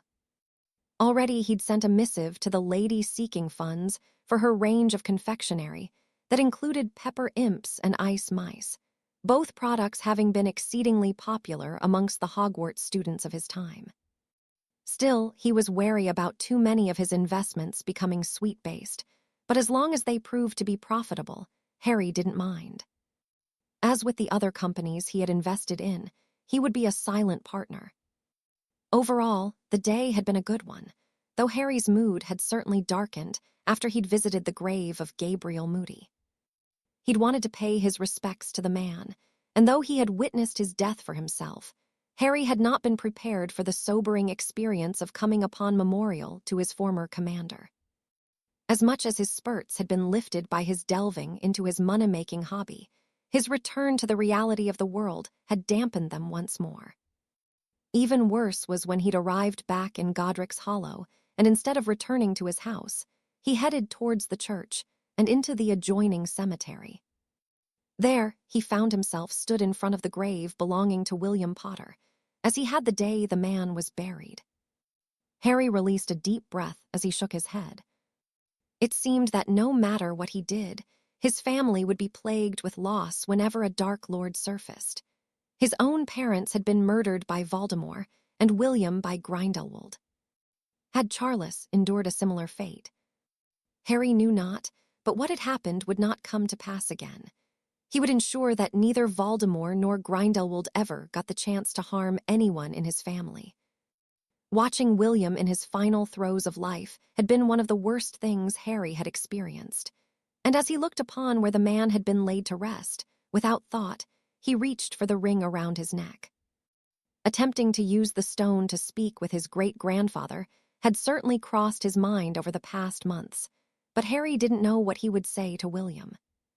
The truth. He swallowed deeply at the thought. If he were to be granted a chance to speak with him, it would only be used to tell William who he was and where he'd come from. Now, however, was not the place to do so. Already Harry could sense someone else was in the graveyard, so any potential summoning of whatever apparition William Potter would have to wait. Glancing over the gravestone a final time, Harry turned and headed back towards the exit, stilling as he recognized the other person that had arrived shortly after him. Only a short distance away was Albus Dumbledore, holding a bunch of flowers as he stood before another set of graves in the public burial area. Had he followed Harry here? Harry shook his head. No, the Dumbledore he had once known would have, but not this man. He wasn't so interfering, nor would he try to intrude on Harry whilst in a place like this. It did beg the question, however, of what the Transfiguration Professor was doing here. It appears that we both have a lot on our minds today, Dumbledore commented as he approached. Harry looked towards the gathering of graves the man was staring at so intently, each bearing his surname, the last of which was of a girl who had died at a very young age. It appears so. The two of them stood in silence for some time until Albus broke it, looking towards Harry, his eyes full of sadness. I fear that I have been a disappointment to you since you arrived, he sighed. For that, I can only apologize. Had Albus said this to him before he'd gone to war, Harry would have likely agreed, but so much had happened in the years that he'd spent here. No, it's not you that has been a disappointment, Professor. It was me and the expectations I had of you when I arrived, he replied. You're not the same man I knew, the same one who had lived so many years and experienced so much. My expectations were unfair. The man I was, Dumbledore murmured. What kind of man was I, Harry? Despite the anger Harry had felt towards Albus for keeping the prophecy from him, he smiled at the memories he had of the eccentric man. Though it had been Dumbledore who insisted Harry not reveal too much of the life he'd once lived, it was him now asking, and Harry realized that it mattered little what he said. It was unlikely things would go the way they had now, something he had come to terms with. Looking back now, I'd say you were annoying most of the time, he chuckled. You spoke in riddles that no one except you could understand, but you did so much for me. When I saw you here, I suppose I looked to you to fix my problems as you always had. I was wrong, and for that, I apologize. Albus was taken aback by his words, but accepted the offered hand readily, his eyes twinkling as they always had. Apology accepted, Harry, he said sincerely. You were just a boy when you took your unfortunate journey through time, and I was too cautious of changing things when what you needed was someone to turn to. You have grown into a remarkable man, Harry, and I couldn't be prouder or grateful for that matter. Grateful? Albus smiled sadly as he nodded. You've made it no secret that you believe it should be me putting an end to Gellert, and for better or worse, I have done nothing, he added as he turned to look at the grave of the young girl once more. I met with him recently in the hopes there would be nothing left of the boy I remember. You did? Harry asked, surprised by the revelation. He was still very much the same, Harry, the same charismatic and brilliant person I met when I was younger than you. I wanted to believe he had lost his way, but alas, he is still the Gellert of my youth, only more determined and without me to temper his more visceral urges. You loved him, Harry stated. Albus did not deny it, but it was clearly something he did not want to speak about. I wish I could do what you once expected of me, Harry. I wish I could confront him and put an end to what he is doing, but the last time we fought. The man pointed a trembling finger at the grave of Ariana Dumbledore. Your sister. Albus nodded. What little life she lived was difficult, he murmured. She was not a well girl, and her bouts of accidental magic became volatile, so much so that there was no hope of her attending Hogwarts. Things only became worse, and then my father ended up in Azkaban when she was attacked by a group of local Muggle boys. He went after them. It was out of character for him, Albus sighed. He was such a calm and gentle soul that wouldn't hurt a fly, but he lost his temper that day, and he died in Azkaban after being in for a few years. I suspect the news of my mother's passing was the catalyst for his own death. Bloody hell, Harry muttered. So you were left to look after your sister. I had plans that were now thankfully derailed because of it, Albus explained. Gellert was not pleased by my decision to remain at home with my siblings. Siblings? Ariana and my brother Aberforth. He has already been today, he revealed, nodding towards the grave of Percival Dumbledore where another bunch of flowers had been placed. It was the anniversary of the man's death, which explained what the Transfiguration professor was doing here. Harry hadn't known that Dumbledore had a brother, and when the man spoke of him, it was with sadness. Gellert came to try to convince me to leave with him, and Abe lost his temper. A fight broke out between them. I intervened and Ariana. Albus choked back a sob, and Harry gave him a comforting squeeze of the shoulder, not needing him to finish the sentence. Dumbledore's sister had been killed during the exchange. I have many regrets, Harry, and I fear I will only add to them by not acting, but I don't think I can. Despite everything that happened, I cannot face him like that, and certainly not to kill him. I have seen enough death of those I care for. For the first time since arriving, Harry felt that he understood the man standing before him, and the one he had left behind. How had he managed it before? It was probably the most difficult decision Albus had ever made, and it was no surprise to Harry it took him so long to finally confront his former friend. For all of his brilliance and talent, Albus was just a man. Harry knew that now and felt irritated with himself for how he had once seen him. You don't need to do anything, Professor, he assured him. You're an educator, someone who should be in a classroom teaching, not on a battlefield. My whole life has been spent being prepared for war even if I didn't know it. I could never have imagined being where I am now, but I'm here. I will put an end to Grindelwald. I don't expect you to do that, Harry, Albus murmured in response. I know, but I will anyway. Besides, I think with me being here, it was always going to come down to me and him. Too much has happened for that to be avoided. Albus chuckled humorlessly. I suspect he is most displeased with you. You're a brave man, Harry, and among the best I have ever met. I learned from a man I looked up to, even if he was an irritating arse most of the time. Now, instead of mopping around here, why don't we stop off in the pub and drink to those no longer with us? I think you could use it as much as me. Albus nodded gratefully. Muggle or magical? Muggle, Harry answered. I'll only be gawped at if we go anywhere else. Your reputation certainly precedes you, Albus said with a grin. You planted a seed, and it is finally blossoming and bearing fruit. Harry shook his head as he sighed. You're being annoying, Albus. Maybe you're not as different as I remember, he grumbled as he led the laughing man out of the graveyard. I'm sorry, Harry, but am I truly so different?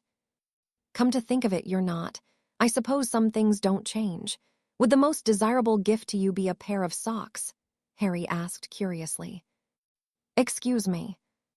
Nothing. Forget I said anything. Harry snorted amusedly, reveling in the look of confusion Albus sent his way. Break. Tom had watched Dumbledore leave the castle earlier in the evening, and without the man here to watch over him, he had taken advantage of the time granted to visit the astronomy tower, where he hoped to speak with the Grey Lady once more. At least once a week, he would make the journey from the dungeons to the 7th floor to do so in an attempt to work his way into the woman's good graces. She seemed to be relaxing around him more, and had even greeted him with a smile this evening, though the front he put on was a maudlin one. Can I tell you something? He asked, his tone tentative and full of worry. I'd rather it didn't go any further, but I need to speak to someone about it, and you're a good listener. She nodded, eyeing him curiously. Tom had purposely been careful what he divulged to the woman, but he needed for her to open up to him, and she was exceedingly guarded, often stopping herself from revealing too much mid-sentence. Still, he needed to appear reticent and in need of reassurance. "Can I trust you?" he whispered pleadingly. The ghost was taken aback by his demeanor. "Of course," she replied sincerely. "I wouldn't betray you, Tom, I have learned." She stopped speaking once more, and though it irritated him, Tom smiled gratefully. "Okay," he sighed nervously, prompting the little adder hidden up his sleeve to emerge. "Hello, my friend," he hissed. The diminutive snake replied in kind, stretching up, its tongue flickering to taste the air around his face. The gray lady said nothing, her ghostly eyes widened in shock. "Wire," she stammered. "Please, you mustn't tell anyone," Tom begged, hugging the snake closely to his chest. "No, no," the woman placated gently. "It took me by surprise, but I should have known. You look like him." "Like whom?" The gray lady shook her head, her reluctance to speak showing once more. "Forget it," Tom mumbled, turning away from the woman, only to shudder as he felt her hand pass through his forearm as she attempted to stop him. "Tom, wait," she requested softly. He did so and turned to look at her with the most pitiful look he could muster. It was one he'd mastered as a small boy and managed to gilt extra portions of dessert from one of the women who worked in the orphanage for a short time. When Mrs. Cole found out, she'd been furious, and Tom hadn't seen the other woman again. The ghost offered him a sad smile. "It is painful for me to speak of them," she explained, "and learning who you descended from is a shock, but not a bad one. Salazar was always kind to me, even after I shamed my mother." "Was he your professor when you were a student here?" "He was, but I wasn't just a regular student," the gray lady huffed. "My mother was one of the founders." Tom feigned the same shock the ghost had shown only a moment prior. "A founder's daughter, I didn't know." "Not many do," the woman muttered to herself, "but your secret is safe with me, Tom. Salazar looked out for me when my own mother was too busy to spend any time with her own daughter," she added bitterly. "The least I can do is return the favor for his heir." "His heir? You speak his language, and you have no older siblings." Tom shook his head. "Then that makes you his heir." Tom swallowed deeply. "I don't know what that means." "Very little in this day and age to most, but there will be those that flock to you because of it, those who will do whatever they can to ingratiate themselves to you." "But I'm only a half-blood." The ghost waved his words off dismissively. "That means less than you think, especially when you have a connection to such a prestigious family," she pointed out. Tom shook his head. "I don't want anyone to know. Slytherin is not remembered well." The woman smiled sadly once more. "Okay," she agreed, "but you can still come to me for help with anything you need." "Why would you help me?" "Because I made many mistakes in my life, and I would like to make up for them," Helena explained. "You came here and spent time getting to know me, just like Salazar, and you had no clue who I am. You're a kind boy, Tom, and I'd like to help you, and maybe one day you could help me in return." "Help you?" "All in good time, but for now you should rest. It is rather late after all." Tom nodded his agreement, faking a deep yawn before he waved to the woman and smiled brightly at her. He left the tower, his grin falling as he celebrated internally, knowing he had the woman exactly where he wanted her. Whatever secrets she held about Hogwarts would soon be his. A sense of smugness filled him at the thought of how he had broken the woman down, and Tom chuckled to himself. Best of all, she had no idea that she had been masterfully manipulated, something that Tom had learned long ago that he was rather good at. The only people that seemed to have seen through him were Dumbledore and his assistant, but they were nothing. Despite their irritating habit of watching him closer than he would like, he progressed still, and soon enough, he would know the castle better than any. With a little luck, Tom would discover the entrance to the Chamber of Secrets where he would inherit whatever his ancestors had left behind. Chapter 70. The cold on my cheek for Harry, what was supposed to have been a reprieve from the war on the continent had been little but. from attending the gathering with the Wisengamot to the impending meeting with the Muggle Prime Minister. Resting had been far from his mind. Of course, he'd spent as much time with Minerva as they were afforded with her own work schedule, but Harry had found that being idle and left alone with his thoughts was not what he wanted. Instead, he had busied himself with contacting those seeking investment and trying to learn more about his shadowy companion. The snake had yet to show itself, likely choosing to grow stronger before doing so, but Harry was acutely aware of its presence. It wasn't invasive as he had expected when Scamander had explained what he needed to do, but it was there, always on the edge of his consciousness as he went about his day. Oddly, it seemed to react to his emotions, and right now, it was quite restless, squirming around irritably as Harry flared his nostrils at the headline in the Daily Prophet. Spain burns as Grindelwald invades. Harry had expected this to come, had even warned Charles of the likelihood, but even having anticipated the move, it did nothing to soften the blow. This would appear to be nothing more than another defeat that the ICW had suffered. With a shake of his head, he pushed the paper away, followed by his plate of eggs and bacon, his appetite having vanished. Theseus helped himself to a few rashers, barking approvingly, and Harry absent-mindedly ran his fingers through the owl's feathers, a deep frown marring his features.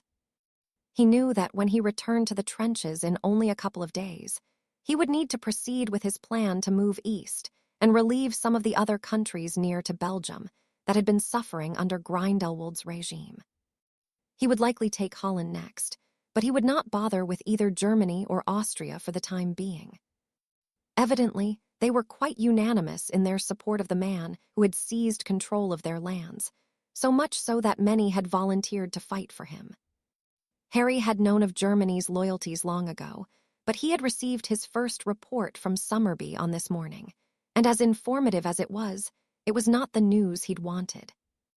G has a prison in the north of Austrian Alps, unable to enter but it seems unguarded. Seen him enter, but no luck finding any trace of Weber here. Will go to Germany next. The woman had been gone for some time now, and though Harry was not expecting miracles, he could certainly use one. Grindelwald was winning this war, and if things didn't begin to change soon, he might well become unstoppable. Releasing a deep breath, he cleaned his plate with a wave of his wand and stood. He had 2 meetings to attend today for his investments, and then this evening, he had been invited to have dinner with his former classmates, something he was looking forward to, even if he doubted he would be good company. It had been months since he had seen Tiberius, Poppy, Augusta, and Frank, and he hoped that doing so would lift his spirits. It seemed that even being away from the war, there was no escaping it, not when he was so eager for it to end, something that would not happen soon. Harry had grown weary of fighting, and yet he knew that there was still much of it left.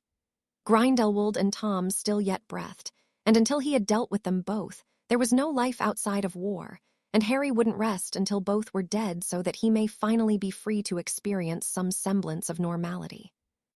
Break.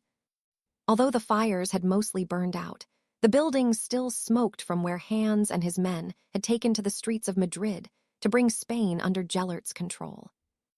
It was a beautiful city, or had been before the fighting, and one that Gellert was pleased to find himself in. Despite the lateness of the year, the weather was still mild enough to enjoy, even if the smell of burnt flesh and wood was prevalent now instead of the wonderful scent of street vendors cooking. Gellert would see the city rebuilt, and the people allowed to continue as they had. He wanted to win them over, to show them that living within his own vision was best for them, that they could thrive under his leadership. How many were killed? He asked the hulking German walking next to him. We lost around 200 men, he explained. The natives fought hard but were overwhelmed. Gellert nodded. See that they are treated with respect, Hans. Make sure each man is granted a proper burial. Gaultier frowned at Gellert, who offered him a pointed look in return. We need to win their support, my friend, he sighed. We need them to want us here, and then when Commander Evans and the ICW arrive, they will not aid them. Hans nodded his understanding. Why did we not do that with the other countries? We will, Gellert assured him. I would like the same done in France immediately. Does that mean we are to split our forces? No, Gellert denied. It means that we will allow the citizens to repair their home with our assistance. See that it is done. Galletier merely nodded and began barking orders at his men, who seemed to be confused for a moment before carrying out their tasks. Gellert had learned that violence and instilling fear would only get him so far, something that Albus had pointed out so many years ago now, when they had begun planning this campaign. The man had been right, and though Gellert would prefer that so much time wasn't wasted on pandering to those he had conquered, he knew he needed to win them over, to show why he should be followed. For now, all Evans would need to do would be to enter any of the countries Gellert had worked so tirelessly to obtain, and the men and women would welcome him with open arms. That wouldn't do. No, Gellert needed the people's admiration as much as he wanted them to fear him. It was the only way his efforts would end in success. I haven't been here for some time, Cassiopeia murmured as she fell into step with him. Gellert was heading towards the ministry, the building still standing, much to his relief. Nor I, Gellert replied. It is as charming as I remember. Cassiopeia nodded her agreement. My mother used to like it here and would bring us when we were young. My father was not so keen, but he came anyway. And here you are once more, older and wiser. Cassiopeia smiled. I like to think so. But something is on your mind, Gellert said pointedly. Cassiopeia huffed gently. I heard that Evans is currently in Britain. Would it not be best to deal with him whilst he is away from his men? Gellert shook his head. He understood that the man was quite the sore point for her, but it seemed that she failed to consider anything logically where Commander Evans was concerned. Do you truly think there is an advantage to be had by doing so? Cassiopeia shrugged. Maybe not, she sighed. Did you know that my brother is fighting for the ICW? Gellert nodded. I am very much aware, and apologize for not being the one to inform you. He's a fool. I really thought that he would see sense. Perhaps he still will, Gellert replied with an easy smile, though he had no doubt that Arcturus had made his decision firmly before setting foot on the battlefield. Besides, if there ever was a chance of him following in Cassiopeia's footsteps, Gellert had no doubt that had been blown the moment he crossed wands with the new Lord Black and came close to killing. Put those thoughts out of your mind, my dear, he urged. We are celebrating a victory. We may not know what the future holds, but we can always hope that those we care for will see sense. And if they don't? I choose not to think of that, Gellert answered honestly, but we can take comfort knowing that we are right in what we are doing. Cassiopeia smiled brightly at his words. I do try, she assured him. And that is all I ask of you, Gellert returned sincerely. Now, why don't we take a tour of the Spanish ministry and see what it has to offer? Break. The reception that Harry had received when he'd arrived at the home Frank and Augusta shared had been nothing short of heartwarming, and Minerva could only look on as the hosts, Poppy and Tiberius, greeted him. Of course, Poppy's eyes had roamed over him to ensure he wasn't missing any limbs, and despite his protests that he was fine, the healer was not so easily convinced. She had hummed questioningly, but hadn't insisted on looking him over herself. Augusta had simply wrapped her arms around Harry in a rare show of affection, and all but squeezed the life out of him, much to the amusement of her husband, who had to wait for several moments for the woman to let go so that he could greet Harry himself. Tiberius had followed suit, clinging to the other man, and whispering of how much he wished he was with Harry and Charles on the front lines. Harry had cuffed him around the back of the head, good-naturedly for his comments, reminding him that he had a wife and a child on the way to think about.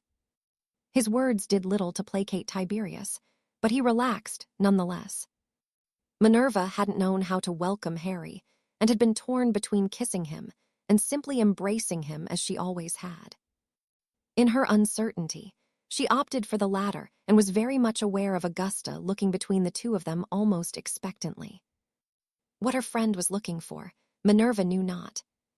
But Augusta seemed to be content after some time and offered her a warm, encouraging smile. "How is Marion?" Harry asked Tiberius, who positively beamed at the mention of his wife. "She is doing well and seems to be over the worst of the morning sickness," Tiberius replied. "Poppy has been an immense help to us." "Mariana needs all the help she can get," Poppy broke in with a grin. "Oi, I am doing everything I can," Tiberius protested. "I know, and you're doing fantastic," Poppy praised. "I never would have guessed you would be the first of us to have a baby. I thought it would be Augusta." "We are in no rush," Frank explained. "We are quite enjoying being able to travel at the moment and won't consider a child until we are both ready," he added, squeezing Augusta's hand gently. "And not until there is no longer a war hanging over us," Augusta insisted. Frank nodded his agreement. "Speaking of which, my father is very much in support of your charity, Harry. He's asked that I inform you that you should receive his donation in the coming days." "Thank you," Harry replied gratefully. "Nicholas and Perenelle are overseeing it for the time being. Your family's contribution will be most appreciated." Frank smiled and raised his glass to Harry. "How things have changed," Tiberius snorted. "You've only been out of school a few years, and you've earned an Order of Merlin and have the purebloods eating out of the palm of your hand." Harry shook his head. "For now, and only because it benefits them to be seen to be doing the right thing. I didn't mean your father, Frank," he added quickly. "People like Malfoy and his lot don't care. They only donated to save face." "True," Tiberius sighed, "but at least you got their gold. If you really want to piss them off, you should create a public dedication to the highest donors with their names engraved into it." Harry snorted amusedly. "I might well do that, even if it is only to annoy Malfoy." Minerva huffed as she shook her head, a grin tugging at her lips. She had missed this, and though Charles was not here, it was like old times before the war, before she spent her days worrying if she would receive the news that Harry had been killed. Life had been much simpler then. "So, you really have to go back in a couple of days?" Poppy asked. Such a simple question tore through the small amount of bliss Minerva managed to take for herself since Harry returned. At the back of her mind, she knew he would be leaving again soon, was aware that he could not stay. But as Poppy vocalized the thoughts she had tried to ignore, Minerva felt her heart sink into her stomach. Harry nodded. "I'm meeting with the Muggle Prime Minister tomorrow. Then I'll be heading to Hogwarts once more before Rosalina kills me, and then I'll be leaving the day after," he explained. The mood around the table became somber almost immediately. "Is the war not close to being over?" Augusta asked hopefully. Harry shook his head. "No," he sighed. "I wish I could tell you it will be over soon, but I'd be lying. For every victory we face defeat, and for every country Grindelwald gets a hold over is another we have to claim back. Honestly, it feels as though the war has barely begun. It won't end until he is dead, and those loyal to him are dealt with. That could take years." His words were met with silence for a moment before Tiberius chuckled darkly. "Well, that's put quite a downer on my mood." Harry offered the man an apologetic look. "I won't lie to you.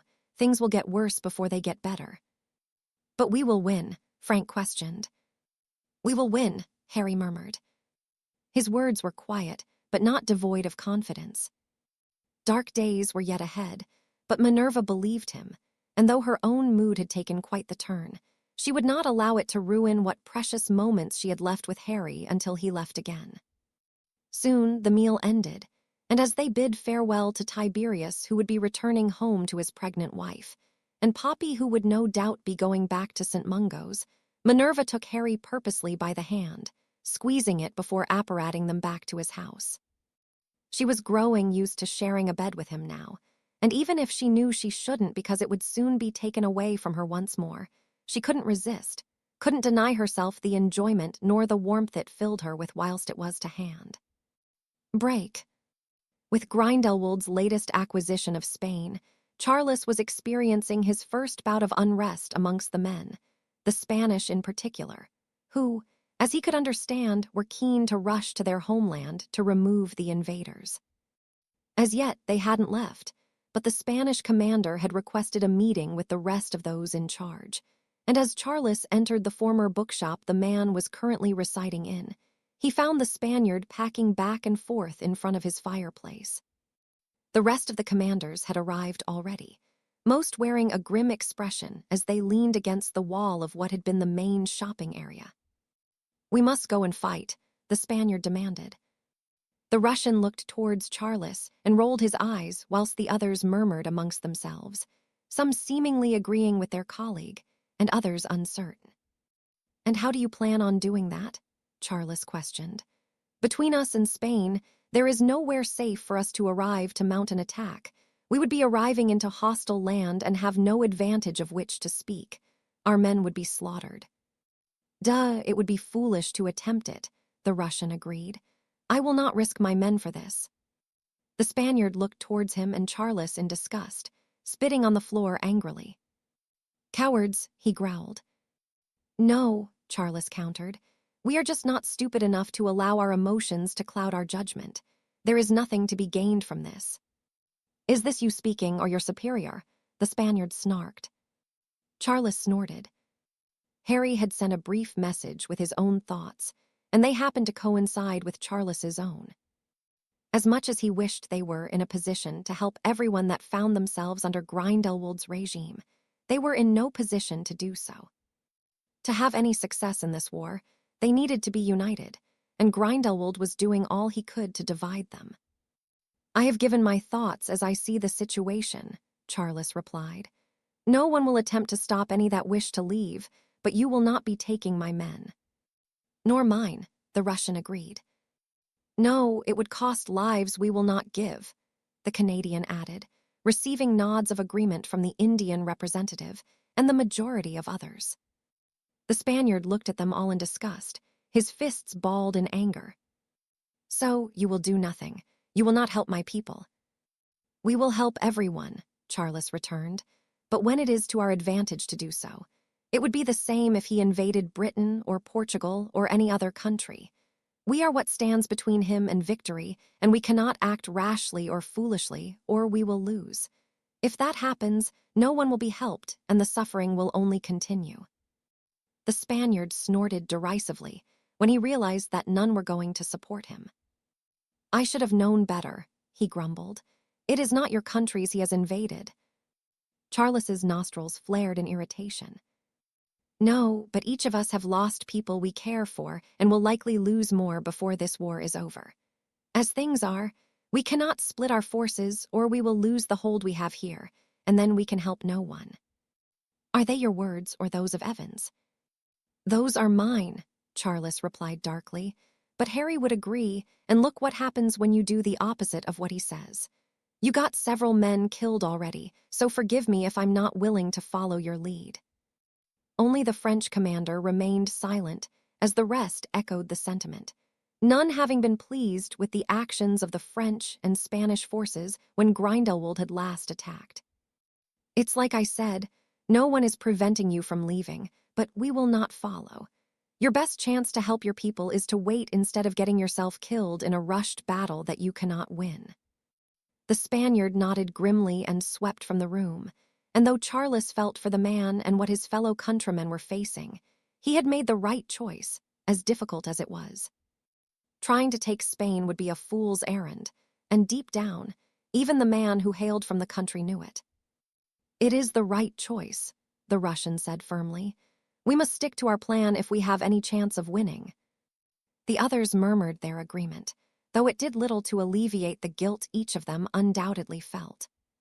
Charles followed the others, as they left from the room knowing there was no other course of action for the time being. He couldn't be certain what the Spanish would do, but he hoped the commander would see sense and wait until they were in a better position to strike back. If they didn't, all that would be achieved would be the loss of more men they couldn't afford to be without.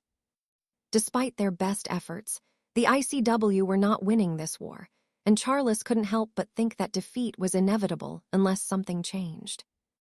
They could keep fighting as they were, but as he had seen thus far, it seemed to be for naught other than hindering Grindelwald's movement.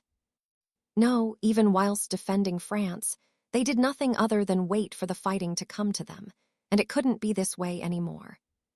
Harry had plans that Charles believed in, and he could only hope that, when his friend returned, they would be put into motion, and he found himself anticipating Harry's arrival more than ever, if only to relieve him of dealing with the other, stubborn commanders.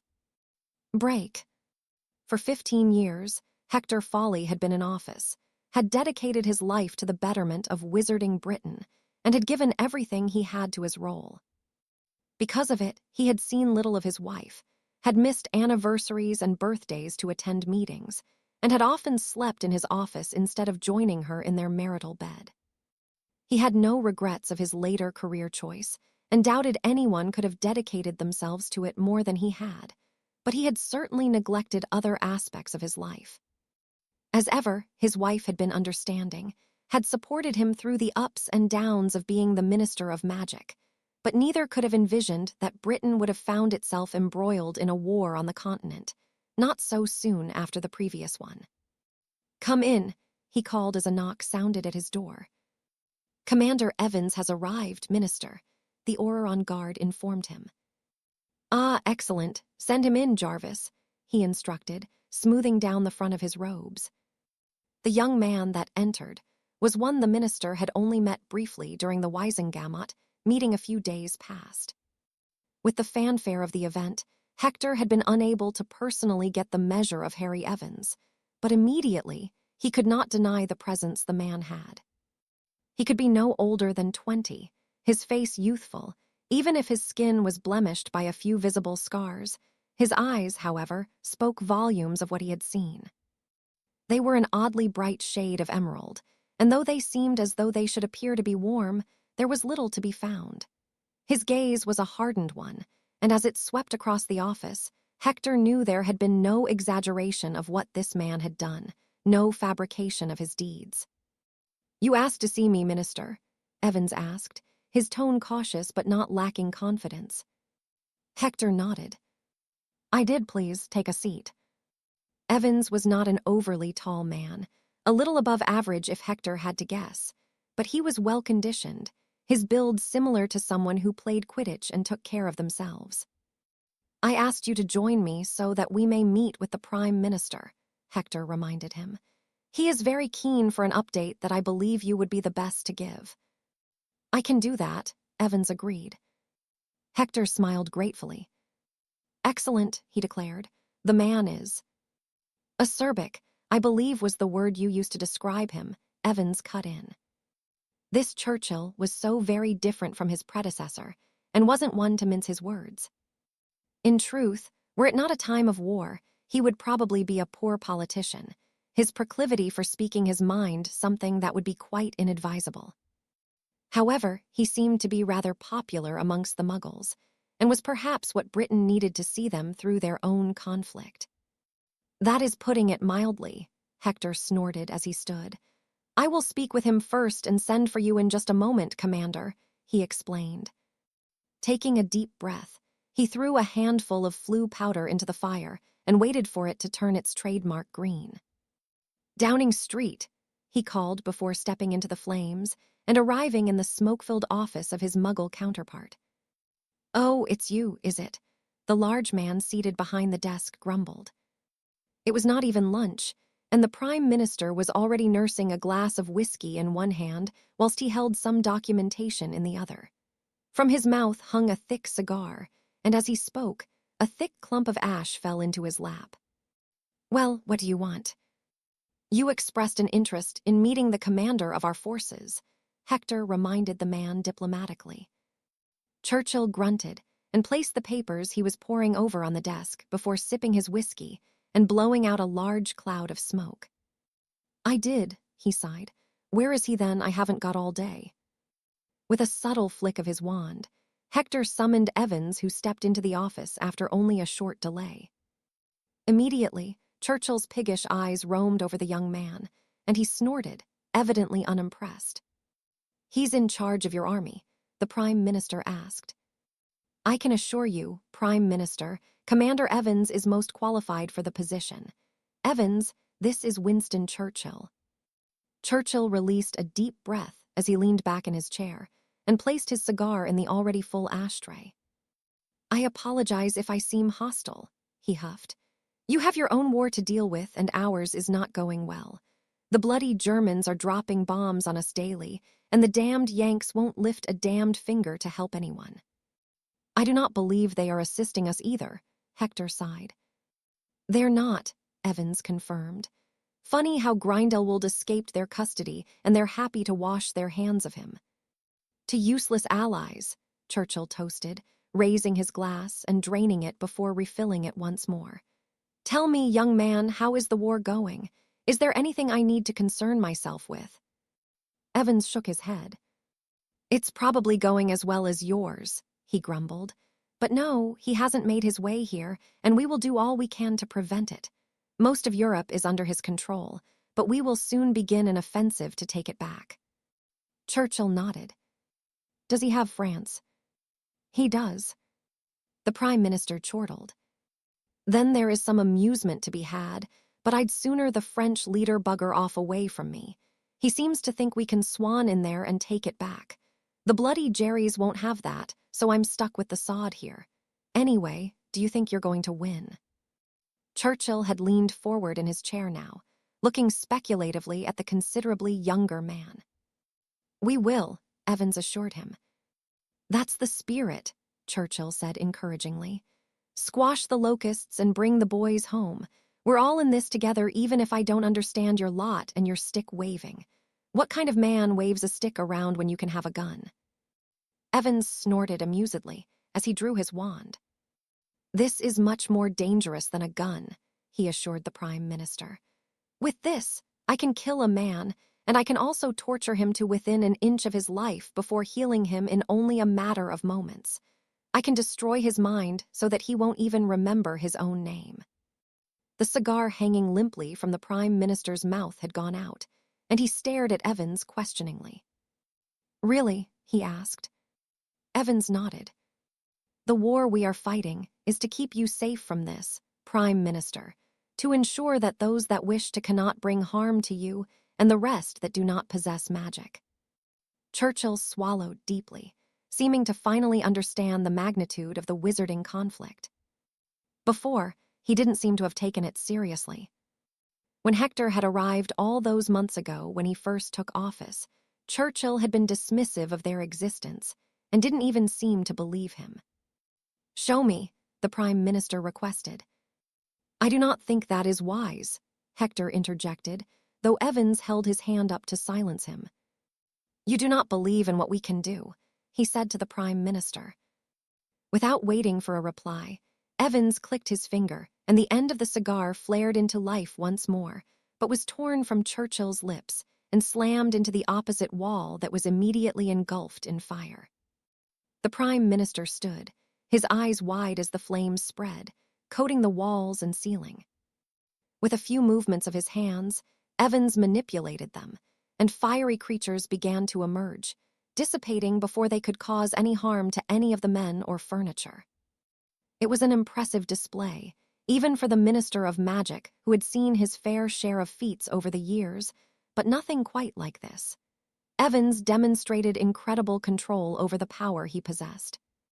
Much to his relief, the flames began to recede until the commander of the British forces drew them towards him, cupping the flames in one before closing his fist and snuffing them. The Prime Minister was certainly taken aback by what he had witnessed, collapsing into his chair once more and inspecting the undamaged walls and ceiling. He nodded appreciatively as he retrieved another cigar and lit it. I like you, he said, pointing at Evans and grinning, though the gesture could not conceal his nervousness. If you ever want a job away from your lot, you know where to find me. I could use a man like you. Evans chuckled as he stood. For now, I have a war to fight, as do you. The minister here will keep you updated with our progress. See that he does, Evans, Churchill said firmly. I won't have a foreign bunch of your lot running amok in England. Do what needs to be done to make sure that doesn't happen, you hear me." Evans nodded and disappeared through the fireplace, leaving Hector alone with the Prime Minister once more. "Seems like a nice kid," Churchill commented. "He is," Hector agreed, "and the best we have at what he does. Our kind sleeps soundly at night knowing we have Commander Evans looking out for us." "As will I," Churchill agreed. "Stop by any time for a chat, and if there is anything I can do for you, just say the word." Hector nodded appreciatively as he stood, followed by his counterpart who offered his hand. "Be safe, Minister," he urged. "I suppose our jobs aren't so different at the moment." "They aren't," Hector sighed as he accepted the proffered limb, pleased that some significant progress had seemingly been made in the relationship he shared with the Muggle Prime Minister. When he arrived back at his office, it was to find that Evans had already taken his leave, and though Hector would have liked to talk to him more, he wouldn't deprive the man of what leave he had remaining. Something told him the wizarding world had many difficult months ahead, and they would need men like Harry Evans to see them through it. Break. Seeing no reason to linger after he had spoken with the Prime Minister, Harry had taken his leave of the ministry with the intent of having some time alone before heading to Hogwarts in a few hours' time. Something had been plaguing his mind, something he'd had to ignore as best he could, but since he had met with Dumbledore in the cemetery in Godric's Hollow, it had become more pressing. Though he was nervous, fearful even, he could no longer ignore it, and the moment had arrived where if he was going to make an attempt, it had to be now or face another lengthy delay before the opportunity would present itself once more. With a deep breath, he apparated away from the partly destroyed streets of London surrounding the ministry and arrived in his living room, already questioning his decision. Still, for the first time since he had placed it there, he removed the ring he'd liberated from Morphin Gaunt from around his neck and eyed the stone housed in the center. Could this inane object truly do what the stories spoke of? It could of that, Harry had no doubt, and though the few attempts he had made thus far to speak with Sirius, his parents, and even Ron and Hermione had failed, he knew he would see success with this effort. The magic of the stone was not something he fully understood, and perhaps never would, but it had become clear that he couldn't summon those that had not yet lived where he found himself. The person he wished to commune with now, however, had lived and died here. Bracing himself, and acting before he could question himself further, he began turning the ring in his hand, his lips silently repeating the name of the man he wished to see as he closed his eyes. When he opened them, he swallowed deeply, as lost for words as the oddly solid apparition that now stood in front of him, a look of confusion marring his features. William Potter appeared as he had been before death, the robes he wore during his final fight torn, and his skin pale. He was not pleasant to look upon, but it was something Harry chose to ignore in this moment. The stone had worked, not in a way he would have hoped for, but William Potter or something resembling him had come forth. "Harry," the man asked, his voice raspier than normal, "where am I?" "You're at my house," Harry answered, gesturing around the living room. A look of recognition flitted across William's features as he nodded. "I remember," he replied, his tone one of relief. "Why am I here?" "I brought you here." William frowned as he walked around and stilled as he caught sight of himself in the mirror. "Did I die?" "What do you remember?" Harry asked. William shook his head. "I remember you," he confirmed. "This house, my wife, and my son." He fell silent, still taking in his appearance for a moment. "I remember fighting and fire. You were there and held me when I died." Harry could only nod, his words failing him. "We were in France, Grindelwald." "We were." William released a deep breath as he shook his head. "How am I here if I'm dead?" he questioned. "Did you bring me back to life?" "I don't think it works that way," Harry murmured in reply. He didn't know what to expect from the stone, but the William Potter that had returned was not the man he remembered. It was him in looks and even memory, but he was devoid of anything else that made him who he was. William was little more than a shell of the man he had been, perhaps merely only an essence being summoned. My family, William asked almost pleadingly. Are safe, Harry assured him. You'd be so proud of Charles and Angelica. William nodded. Why am I here? How did you bring me back? Harry didn't know where to begin answering the questions, but he knew only the truth would be the right thing to speak. Do you remember that you told me the tale of the 3 brothers? The Peverills, William chuckled humorlessly. As you had the cloak, I found the stone. William frowned confusedly before his eyes widened. How do you know about the cloak? Harry's mouth felt dry, but William wasn't accusing him as such. The man was merely curious how he knew of it. Because it belonged to me once, something I still have in my possession. William shook his head, Harry's cryptic answer serving only to confuse the man more.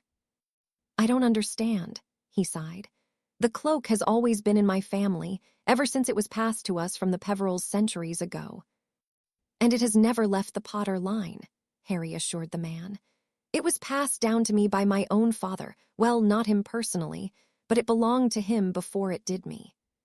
William stared at him for a moment. I think you need to explain, Harry. I'm lost. Never in his life had Harry felt such a wave of turbulent emotions. Stood before him was his kin, and though Harry had not explained who he was before William had died, it did not make this moment any less significant to him. He'd never had a family, and for more than 5 years now, he'd hidden who he was. My name is Harry James Potter, he said, his own name sounding foreign on his tongue. I somehow managed to get myself sent back in time from 1996 to 1935 when I was 15 years old. It took me some time to figure it out, but you are my great-grandfather. William's mouth fell agape as Harry explained who he was, a frown forming across the man's brow as he murmured to himself. Impossible, he whispered, packing back and forth, and his eyes not leaving the younger man. 60 years, no, it can't be. After a moment, he stopped packing, taking in Harry's features closely. I always said that you look like us. Even Angelica noted the similarities. Is it true? He asked. Harry nodded. Charles is my grandfather, and his son my father. How? William asked. For months I tried to piece together who you were, where you had come from. I could almost feel that we shared blood, but I drew a blank wherever I looked. Because I shouldn't exist here, Harry pointed out. I didn't lie to you. My father was a pureblood and my mother a muggle-born. Your father was a Potter, William snorted. I thought that you were a Gaunt, or even from a line that none knew existed from Antioch Peveril, but you were one of us all along. Yes, Harry replied. William's gaze softened as he looked upon Harry. I knew it, he whispered. Deep down I knew it, but I couldn't fathom how. You believe me? William snorted. Were it anyone else saying this, I wouldn't, but I know you, Harry. You have nothing to gain from lying to a dead man, and you would not be so cruel to summon me for something unless you felt it was important. I wouldn't have, Harry agreed. I wanted to tell you when you were alive, but I didn't know how to. I wish you would have, William said sincerely. I would have welcomed you as my own son, as the Potter you are. I can see it now, he sighed as he cupped Harry's cheek, eliciting a shiver from the younger man at the coldness of the touch. You look a lot like Charles. More so my own father, Harry explained. The looks of a Potter, William confirmed. I would hear your story, Harry, if you would tell me it. Life was not kind to you, and I would know what made you into the man you have become. How long do you have? Harry snorted. As long as it takes, William replied, gesturing to himself. It was not what Harry had expected when he'd summoned the man, but his words warmed him, and even as he took a seat on the sofa and waited for Harry to begin, he did so with patience, smiling brightly enough, even if the sadness he felt was still prevalent in his gaze. Still, who was Harry to deny the man the truth when he wished to hear of it all? Chapter 71. To war once more it seemed that every time he stood before his peers of the ICW, he had to be the bearer of bad news, the latest to reach him from Belgium serving to concern him as much as it gave him the opportunity he needed to broach a subject some may disagree with. The Supreme Mugwump cared not. The war could not be allowed to continue in this vein, and with the lack of cooperation amongst the leaders of the various forces, something needed to change. I wish it was with better tidings that I gathered us here today, but I fear it is only unsettling news I bring, he sighed, bringing the meeting to order. I have received word that despite being urged not to, the Spanish forces have abandoned their post in Belgium to return home. The other representatives of the ICW murmured amongst themselves, most shooting looks of displeasure at the Spaniard in the room who would not meet the gaze of any, choosing to look straight ahead defiantly. Fools, they will get themselves killed, the Greek representative called heatedly. They cannot hope to stand against Grindelwald alone. Then the others should have joined them, the Spaniard snapped. And lose the position we have, the Portuguese representative asked. They should have remained where they were, as have the other men whose countries are currently occupied. His words received shouts of agreements, the others in the room unhappy with the latest development. Unfortunately, we have no authority to stop them doing what they choose to, Abreu sighed irritably. We must assume the worst, and that we will be absent their number of men in the coming days. So, you will allow them to be killed? The Spaniard demanded to know. They have chosen to act against their better judgment, Abreu growled. I would not expect any of the other men to risk their lives for their sake. We must hold Belgium, not split our forces to take a country surrounded by other occupied ones. It is a foolish endeavor. It is, Doge agreed, but we cannot do without them, he pointed out. Those men make up a significant number of our forces. The Spaniard seemed to be quite smug, as the other representatives begrudgingly admitted that Doge had spoken the truth. The problem you face is that you have no authority over your men, the Russian Minister of Magic broke in. It was not often he offered anything during the meetings, but he seemed keen to speak his mind now. Although Russia was not a part of the ICW, his opinion was valued, as were the efforts of his men who had proven to be excellent allies. What would you suggest? Abreu questioned, hopping the man intended to lead them to the conclusion he himself had reached several days ago now. I can only speak for myself, the Russian began, but my men are loyal to my son because he is a strong leader who leads them by example and leaves no room for argument. The way I see it, you have too many leaders, most of whom are incompetent buffoons. As much as the other representatives did not appreciate the comment, the Supreme Mugwump was in agreement. The war had barely begun, and yet, many of the problems he found himself dealing with was unrest amongst the leaders, the incidents between them becoming more common. So you believe we need a leader? Abreu questioned.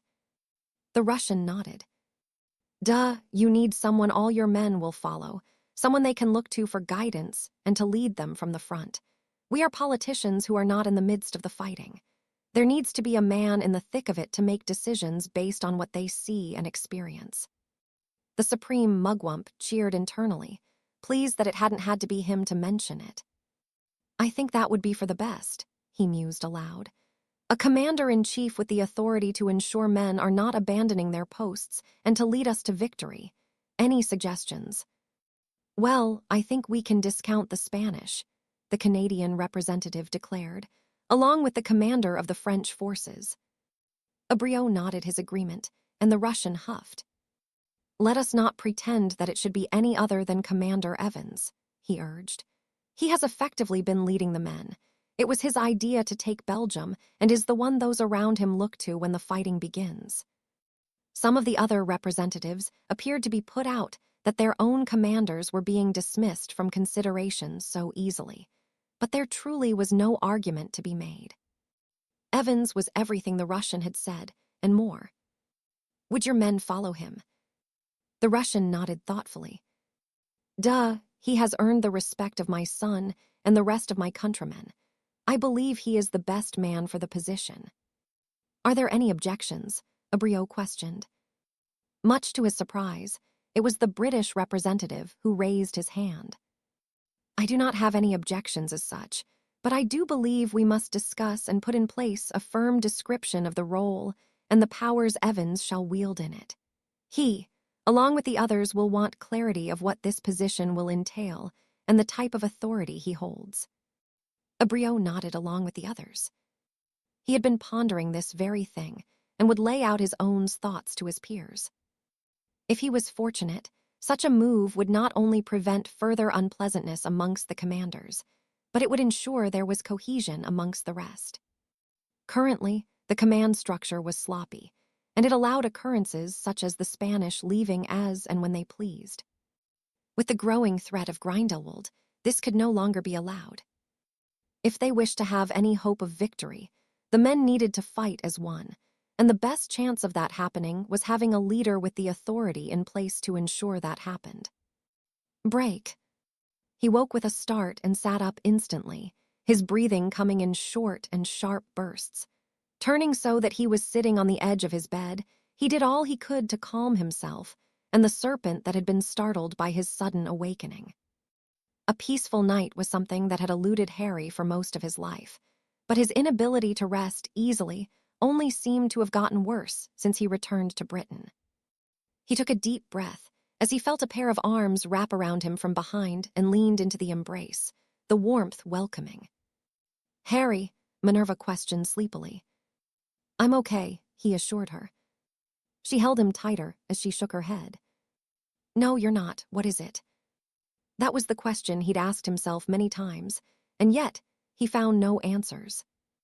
Was he slowly being broken down by the war he was fighting, his conscience punishing him for all the lives he'd taken? No, it wasn't that. Death had become as familiar to him as breathing, and it didn't play on his mind anymore, but he couldn't claim the silence did not bother him. Silence was not a good thing when living in a war zone, something that seemed to plague him even in the safety of his own home. It left him unable to relax, feeling on edge, and that danger was lurking somewhere nearby. Logically, and in his rational mind, he knew it wasn't true, but it was a feeling that he couldn't shake. It was odd. Rarely did he sleep without hearing the screams of dying men echoing in his mind, smelling death, and bodily fluids oozing from the corpses he'd cut down and trudged through. Still, it was the silence that bothered him most. "I don't know," he answered eventually. "I just don't sleep peacefully anymore." Minerva's grip tightened around him a little more, and she pressed her lips to his cheek. Somehow, he felt better for it, her presence calming him when his own mind couldn't. "Sorry," he murmured. "Sorry for waking you." Minerva huffed before sliding herself onto his lap and wrapping her arms around his neck. She was a beautiful woman, and even now Harry had to do his best to ignore that she wasn't wearing anything. There was no inhibition to Minerva, and she even smirked, noticing Harry was trying to keep his gaze firmly on her own. "I don't ever want you to apologize for that again," she all but demanded. "I know you better than anyone, Harry. You don't have to hide from me." Harry nodded his understanding, and Minerva rolled her eyes before kissing him, taking a handful of his hair and deepening it hungrily. Sometime later, Harry was lying against his pillows with Minerva's head resting on his chest, both tired and content, but knowing they couldn't go back to sleep. Harry needed to prepare for his return to Belgium, and Minerva would need to leave for Hogwarts soon, their time together having been too brief for them both. "Is it selfish that I want to keep you all to myself?" Minerva asked. "That I don't want you to go back there?" Harry wasn't so much taken aback by the question, as he was the tear he felt running down his side. Minerva wasn't one to cry, and he found that he didn't care for it. Her tears only making his impending departure harder to face. With a shake of his head, he pulled her upwards until they were facing each other, and he gently pushed her hair away from her eyes that were full of utter misery and despair. "No," he answered honestly, using the pad of his thumb to dry her eyes as he cupped her cheek. "It feels like it," Minerva whispered sadly. "It isn't," Harry snorted. "If I didn't have to go back, I wouldn't, but—" "You're needed," Minerva finished for him. "Does it make me arrogant to think that?" Minerva shook her head. "No, Harry, not when it is true," she grumbled. "But I need you too, just don't forget that when you're out there doing what you have to do." "I won't," he promised. Minerva searched his gaze for a moment, and Harry could only guess what it was she was looking for. But she spoke no further words until she knew she could no longer remain laying in his arms. The time for them to part had come, and though neither were happy, it was something they couldn't ignore or put off any longer. Minerva dressed in silence and fixed her appearance so that she was once again the consummate professional, though the sadness and worry lingered in her eyes. "Just come home, Harry," she pleaded, giving him a final searing kiss before vanishing with a gentle pop. Seeing her leave left an emptiness within Harry that he could do without, but he understood why she had done so suddenly. It would only hurt them both to prolong it, and though he wanted nothing more than to comply with her wish to keep him to herself, now was not the time. With a wave of his wand, he cleaned and straightened out his bed before showering and making his way to the kitchen for a final breakfast in Britain. He kept his fare simple, his appetite not as voracious as it would normally be, and he sighed as an owl he didn't recognize arrived, carrying an envelope with a crest he knew only too well. He hadn't even arrived in Belgium, yet and the ICW were contacting him. With a muttered curse, he broke the seal and unfurled the missive, his frown deepening as he read it. To Commander Evans, "I would be grateful if you would join myself and your fellow commanders at the ICW headquarters at 10 a.m. local time for a gathering before you return to your post. I hope that your time away has proven to be fruitful. Yours, Pierre Abriot, Supreme Mugwump of the International Confederation of Warlocks." "And so it begins," Harry muttered, clearing away his plate and summoning his trunk. It was already nearing 10 a.m. in Switzerland, so he needed to leave now if he wished to make it to the meeting on time, though he couldn't help but wonder what the urgency was. With a final look around his home, he disapparated, not knowing when he would see it again. He entered the ICW building as he had done dozens of times before, already feeling the weight of the war settling on his shoulders again, his time away having granted him a slight reprieve. Now it felt that he had not been away at all, and as he was shown into the meeting room and took in the sight of the other commanders, he longed for his bed once more and the woman he'd been sharing it with. "Commander Evans," Abriot greeted him warmly, "please take a seat and we shall begin." Harry did so, greeting the others with nods that were returned, most of them seemingly relieved that he was back. "I will keep it brief, gentlemen," Abriot sighed. "With the Spanish forces having taken their leave, a meeting was held to discuss how we should proceed."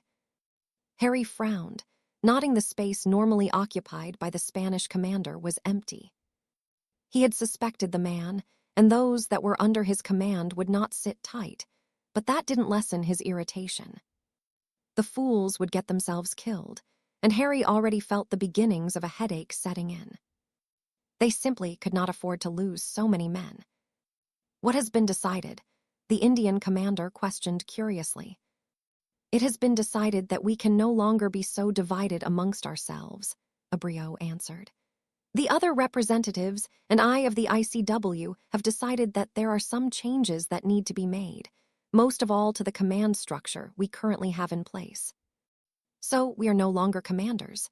the Canadian asked. "You will retain your positions," Abriot assured the man, and he along with the others breathed a collective sigh of relief. Harry, however, suspected there was more to it and did not follow suit. "With that being said, we feel that there is a need for someone to take the lead on the battlefield, someone with the authority to make decisions that will be followed without question." "A commander of the commanders," the Indian pressed. Abriot nodded resolutely, his expression leaving no room for argument. "There must be cooperation amongst you all, or we are going to lose this war, and everything we have fought for will be lost. Grindelwald will not stop until he achieves what he has set out to do, and he has already proven that he will do whatever it takes for that to happen. Human life is dispensable to him, and we must fight as one to overcome him and his followers." All seated around the table had witnessed Grindelwald's disregard of life, and none offered any words of the contrary to the rest that Abriot had said. "You have chosen someone," the Polish commander stated. "We discussed the matter in depth," Abriot assured them, and the decision we reached was unanimous, with even the Russian minister in agreement. My father agreed, Sokolov asked, surprised by the revelation. Abriot nodded. He did. It was actually him that recommended the candidate we agreed upon. Commander Evans, please stand. Every pair of eyes in the room landed on him, and as Harry stood, it was with even more weight being placed upon his shoulders, though with what he already carried, it was quite negligible.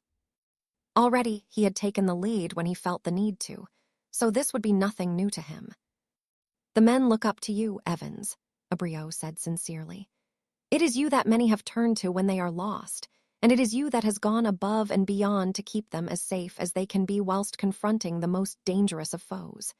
It is you that we have chosen to be our commander-in-chief, the one we entrust our entire forces to during this most difficult and perilous of times. As he spoke, Abriot removed Harry's commander stripes from the sleeve of his robes and replaced it with another emblem, this one depicting the crest of the ICW with 2 wands crossing through it. Instead of having 3 stripes, he now had 4 with 2 decorative leaves surrounding them. Harry could only nod, as Abriot took him by the shoulders. I have every confidence in you, Evans, he said, his voice barely heard over the applause of the other commanders, excluding the Frenchman who was evidently not pleased by Harry's appointment. Commander Evans has an authority that only my own is equivalent to in the ICW. He will lead you, assign you and your men tasks, reward you, and even punish you if necessary, Abriot explained to the other commanders. His word is final, and his authority absolute. I will leave it to him to choose his own assistant from amongst you, something I'm sure he will do in due course. You are free to leave, gentlemen, and please do explain this development to your men. The other commanders stood, offering their own congratulations as they passed. They made the right choice, the Portuguese man praised, shaking Harry's hand and offering him a smile.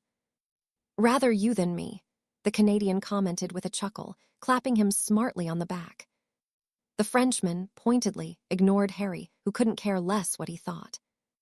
His mind was already distracted by the first problem he faced in his new position, and that was what he planned to do about the wayward Spanish forces. Harry knew he didn't have long to ponder it, but he could not rush into anything without considering his next move carefully. Was there something else, Commander Evans? Abriot questioned. Harry realized the others had left, and he had remained standing where he was. I don't suppose I can decline the position. Abriot snorted amusedly. You could, he replied, but then that would mean someone else would be given it and you would be beholden to them. Harry grimaced at the thought. We chose you because we believe you are the right man for the job, Harry, and I stand by that decision. Harry could only nod in response. It was not a position he'd relish, but based on the behavior of some of the other commanders, he wouldn't trust them to take it. They were either too arrogant and cocksure of themselves, or had proven to be poorly equipped at keeping their cool during times of conflict. Cursing under his breath at the truth of the Frenchman's words, Harry too left the room and apparated to the apothecary he had left behind only a week ago, his nose wrinkling at the familiar smell of stale potion ingredients. Thank Merlin you're back, Charles grumbled, pulling him into a tight embrace before Harry had even caught his bearings. Don't ever leave me in this position again. Harry laughed heartily, taking more than a little glee in the news he had for his friend, though when he met the questioning look of Charles, he was pulled back to the conversation he'd shared with William only yesterday. You do not wish to say goodbye to them? He had asked the former Potter Lord incredulously. They have mourned for me already, Harry, William sighed. It would only open up their wounds, and I do not wish them to see me like this. I'd rather they remember me for the man I was, not some apparition summoned by a stone. It made Harry feel guilty for bringing the man back, albeit briefly.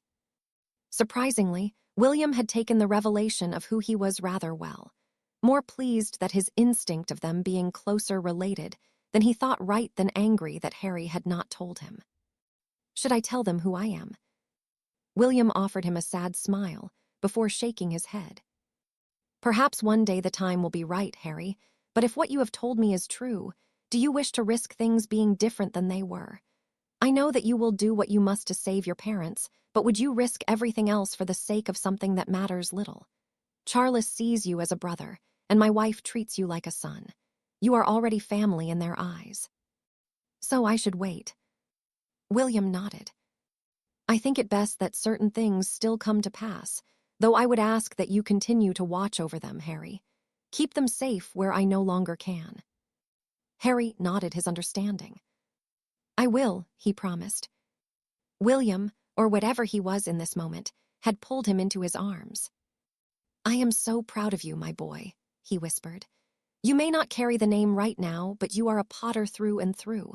Never forget that, and the name you are known by will not matter. In truth, the conversation had been a bittersweet one, but Harry felt the better for it. William was right. Harry did not wish to influence what may or may not come for his family, unless it would prove to be detrimental to them. He still hoped that Charles and Doria would marry, and that James and Lily would find their way to each other, but his interference could prove to be foolish. Harry, Charles called, his expression one of concern. Sorry, I got distracted by something, he said dismissively. Besides, you'll have to remain as commander, he sighed dramatically. What do you mean? It's your new permanent position, Harry explained, as he turned his sleeve to show Charles the new emblem and stripes he wore. Why do I have a feeling I'm not going to like this? Charles grumbled irritably. Because you won't, Harry returned with a grin. You'll hate it just as much as I hate my own. You'd better explain to me what the hell has happened, Charles demanded. Harry chuckled amusedly. At least something entertaining would come out of the day. Break. For a fleeting second, she'd believed that she had woken up holding on to Harry once more, but had realized all too soon that it was a pillow in her arms to which she had clung. A poor substitute, to say the least. Minerva found herself in her own bed, something she didn't care for. It had done little for her already maudlin mood, and as she went about getting ready for the day ahead, she found herself missing Harry more than she thought possible. The past week had come and gone too quickly for her liking, a welcome surprise that had ended before she felt it had truly begun. As much as she had enjoyed it, it wasn't the heights of the physical intimacy they had reached together that she missed, but his presence, and knowing he was safe when he was with her. It sounded ridiculous in her own mind to think that way, but it was the truth. When Harry was with her, there was no need for the heroics he was prone to, no one for him to fight. He could just be himself, the sweet, caring, and funny man into whom he had grown. Minerva wasn't foolish enough to think there wasn't the other side to him he was known for, the ruthless and even dangerous man he needed to be. But when they were together, he didn't have to be that man. She frowned as Albus slid the morning edition of the Daily Prophet in front of her, the plate of toast she'd been staring at left untouched. Harry Evans, Commander-in-Chief. The article explained that Harry had been voted by the ICW to take an overall command position of all of the forces fighting against Grindelwald, something she knew that Harry would not enjoy.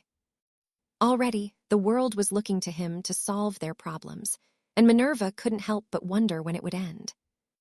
When would someone else step up and start taking some responsibility? Already she worried for him, and though she was proud of all he'd done, no one else saw him as she had the previous morning when he'd woken up. He wouldn't outright admit it, but the war was taking its toll on him, and he had been lumbered with only more responsibility. She shook her head sadly. To the rest of the world, he was an unstoppable, a savior of sorts that would see them through the dark times they were facing, but Minerva knew him. Harry would do what he believed was best in the fight against Grindelwald. She just did not wish for it to be at his own expense. Still, she was proud of him and couldn't think of any other more deserving of the praise. She could hear the students showering upon him, as once more his was name on their lips, as they learned of the latest development in the war against Grindelwald. Harry had made an impression on them when he'd visited, one she hoped would last and deter any would-be Dark Lords from following in Grindelwald's footsteps, though as she watched Tom Riddle storm angrily from the room, she had her doubts. Break. "What are you going to do, Harry?" Charles asked. The man was poring over the latest missives he'd received throughout the day whilst he'd made his rounds to the men, most congratulating him on his new position, in no doubt that the ICW had made the right decision. "About the Spanish or the war?"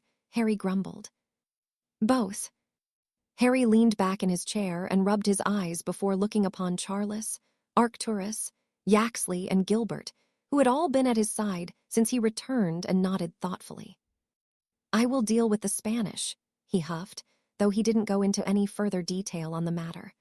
"With the war, we cannot afford to be idle much longer. We will proceed as discussed before I left. It's no good trying to take France or Spain back at the moment. Grindelwald will have them heavily occupied, and we would lose too many.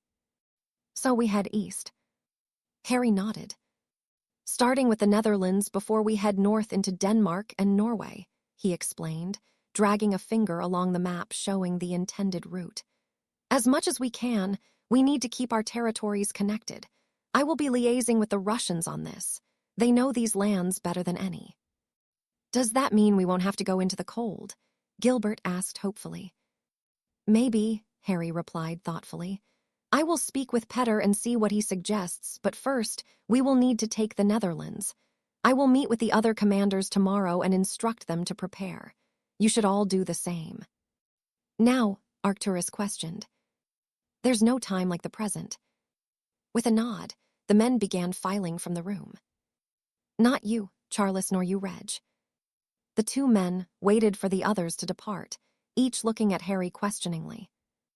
"Would I be right in thinking you have chosen Reg to be your second in command?" Charles nodded. "He likes the job as much as you do," he chuckled, "but it should be him." "It should," Harry agreed.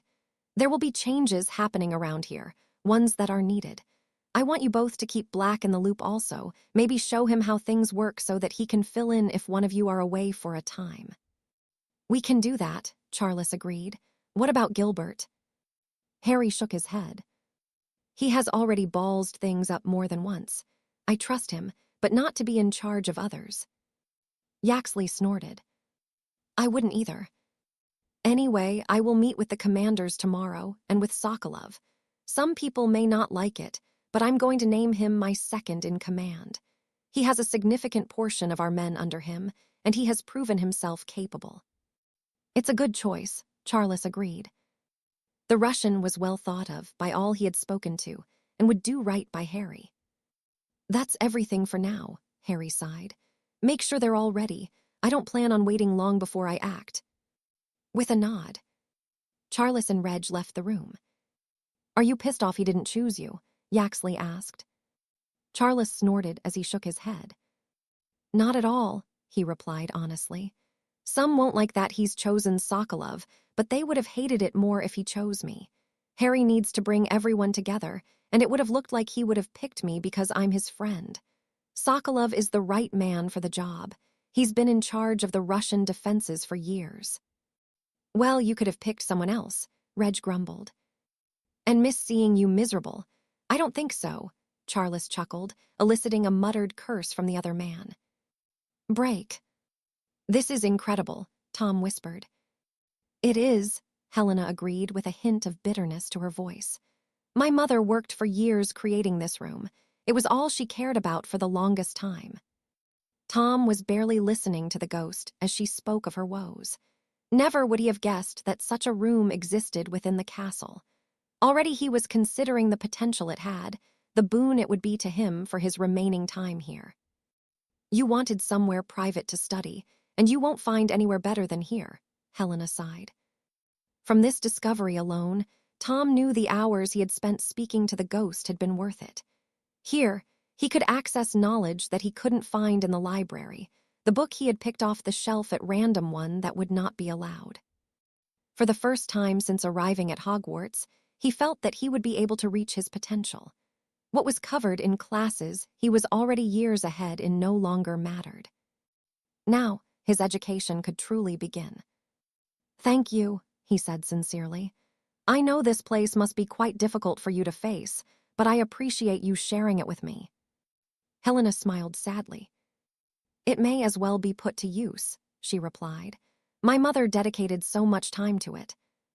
"At your expense?" Helena nodded. "At my expense," she murmured. Tom had been in quite a foul mood before being shown the hidden room on the 7th floor, the students once more discussing Harry Evans and how great they thought he was. It sickened him. As far as Tom was concerned, the man had gotten lucky by killing a dragon, and now everyone sung his praises as though he was the second coming of Merlin. It was pathetic, and Tom had grown tired of hearing the man's name. His nostrils flared at the thought of Evans, the memory of the coward sending spells at a child as he fled, making his temper rise. He took a calming breath and reminded himself to bide his time. Evans would live to regret what he had done, and with this room at his disposal, Tom would learn more than enough to make him pay. It wasn't the Chamber of Secrets that he'd hoped for, but it was a start, and Tom was not one to squander the opportunity he had been presented with. "Would you like to leave?" he asked Helena gently. The woman nodded, and Tom led her from the room.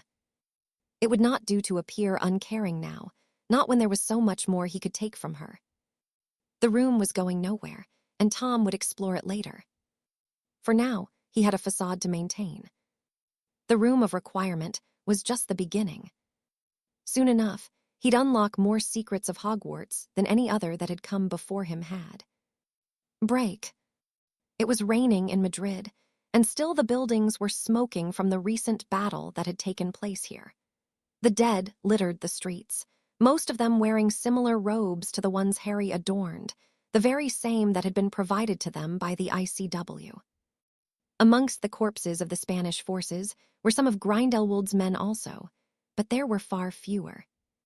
It was clear who had gotten the better of the exchange, and Harry could only release a deep breath of irritation at the loss. "Idiots," he mumbled. Checking that he was still covered by his invisibility cloak, he walked through the streets of the magical district, the number of corpses only increasing the further he went. It wasn't only the fighting men that had died here tonight, but many citizens, women and children included. They had chosen to fight against Grindelwald rather than submit to his regime, something Harry could respect, but it left him feeling no less frustrated. The Spanish should have waited. Now had not been the time to strike back, and they had learned that the hard way. Harry paused as he heard a voice in the distance, before quickening his pace and heading towards it. It was a voice he had come to know well, though not for good reasons, and when he turned into the adjoining street and laid eyes on the pale man, his nostrils flared in anger. Grindelwald was standing in front of the Spanish ministry, the surviving men of the Spanish forces on their knees in front of him, with their hands bound behind their backs, as the man himself addressed a large crowd that had seemingly been forced to gather. Surrounding them all in their hundreds were Grindelwald's followers, each with their wands drawn as they lined the street, and even the rooftops in droves, making any attempt to intervene an impossibility. Harry could only look on at what was to unfold, helpless. "I did not want this, Grindelwald. I want there to be peace and unity amongst us, but these men insisted on violence. Too many lost their lives this evening, and it saddens me that it has come to this. The question I pose to you all is what should be done with them." "Kill THEM," a voice demanded, the sentiment echoed by Grindelwald's followers as they loudly and proudly called for the execution of the Spanish forces. The Dark Lord held up his hands to silence the jeering and shook his head. "No, there has been so much death already, but I cannot simply let them go free." From beneath his cloak, Harry frowned at the man. It was unlike him to be diplomatic, so what was his intentions?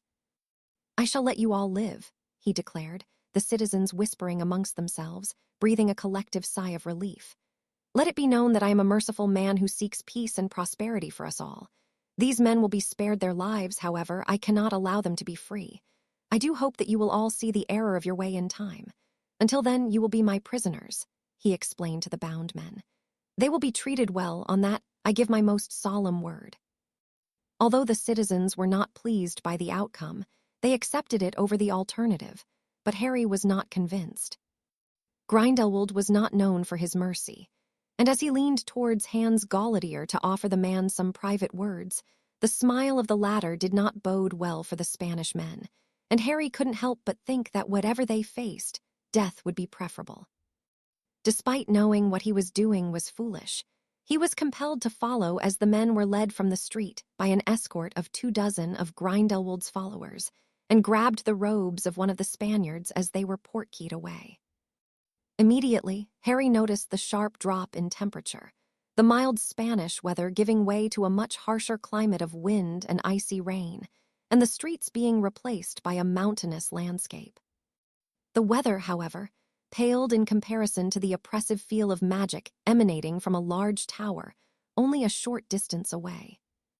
It had been hewn from the surrounding rocks, its surface smoothed and small slits added to serve as windows. Harry had no doubt that this was Grindelwald's work, his senses overwhelmed by the enchantments at play, so much so that it felt almost difficult to simply draw breath easily. How this construct had been created, he knew not, but what he could be certain of was that getting in would be easy, but getting out would present a problem. The prison was designed that purposely, and Harry had no intention of discovering how difficult it would be to free himself from there. If he was to avoid seeing what remained of the Spanish forces imprisoned within those walls, he needed to act, and though the odds were still not in his favor, the ICW forces had need of every man. He watched as what remained of the Spanish forces were led towards the prison, the rain and wind making the path that had been carved towards it difficult to walk. With visibility as poor as it was, he used the conditions to his advantage, drawing his wand and muttering. His work needed to be precise and not draw unwanted attention to him. It would not do well to find himself on the wrong end of so many wands at once. The 2 guards at the rear of the column dropped suddenly, their bodies sliding down the slippery path, both with stone spikes impaled into the middle of their foreheads. Harry quickly banished them over the edge of the mountain, relieved to see that his attack had gone unnoticed, due in no small part to the unpleasant conditions up here. He continued, using the wind, to cover his offensive move, successfully taking down others along the column, and much to his relief, the prisoners that noticed what was happening did not draw attention to themselves, remaining silent as they looked around questioningly. All was going well until he came to the last 6 guards, one of the men turning away as Harry aimed his projectile, only for it to catch him in the shoulder, eliciting a scream that was not so easily ignored. It rang out over the howling wind, alerting the rest of the escorts, who looked to see what the commotion was about. With little else he could do, Harry banished the body of the man he had killed and hoped that the other missing men wouldn't be noticed, a foolish hope he knew, and one that proved to be so as the man that led Grindelwald's followers became very animated. "Sound the alarm," he shouted, his eyes scanning the area for any sign of the attacker. "Bollocks," Harry grumbled, as one of the men sprinted towards the prison to carry out the instruction. After one mishap, and only a few seconds, the situation Harry faced had become urgent. He needed to act before more of Grindelwald's men arrived, and in that vein, he went on the attack, curse after curse leaving his wand as he attempted to put an end to remaining men that stood between him and liberating the remnants of the Spanish forces. The prisoners threw themselves to the ground in panic, their arms still bound and having no means to defend themselves. Fortunately for Harry, the guards had not expected such a brazen attack, and 3 fell quickly, though 2 had defended themselves well. Still, there was no time for a prolonged duel. The man that was sprinting towards the prison had almost reached it, and there was no time to waste. With that in mind, Harry sprinted towards the final 2 guards, drawing the knife Nicholas had gifted him and ramming it into the stomach of the first guard he came to from beneath his cloak, though the other had spotted his legs protruding from the bottom. Harry barely managed to divert the searing curse that had been sent his way in time before he sprung into action once more, transfiguring a nearby rock into a wolf that pulled the man to the ground by his extended arm as he readied another attack. He screamed as the wolf mauled him, and Harry set to work as a loud alarm began blaring from the prison. Removing his cloak, he began untying prisoners, telling those he freed to assist whilst he went to work turning some large boulders into portkeys. After less than 2 minutes, he heard shouting in the distance as more men arrived, and he took aim at one of the cliffs, collapsing a sizable portion of it so the debris blocked the path they had walked. It wouldn't keep them at bay for long, but would buy him some valuable seconds, as would the sheet of ice he created behind it. "Come, Owen," he encouraged the Spaniards who were still working at freeing one another. "Move your bloody arses." Harry was soaked through, shivering as another gust of wind blew through the pass, and he breathed a sigh of relief as the last of the prisoners were finally freed. They charged towards him, some losing their footing in the dirt, but they eventually made it as the debris behind them were swept away. "The boulders," he instructed, pointing to the 3 large portkeys he had created. The men swarmed towards them, those that couldn't touch the large rocks grabbing and clinging to someone that was, and Harry ensured they would all be transported before he joined them, his eyes widening as he spotted Grindelwald stalking towards them with his wand poised, an expression of fury marring his features. The spell that headed towards them was one he didn't recognize, a bright, blinding blue that promised nothing but suffering for any it touched. Knowing the portkeys wouldn't activate in time, he apparated ahead of his men, and threw everything he had into diverting the spell away from them, the side of the mountain taking the brunt of it. "Geo," he instructed. The prisoners didn't need telling twice, and vanished only a second later, as the entire ridge around them began to tremble, and large shards of rock began raining down from above.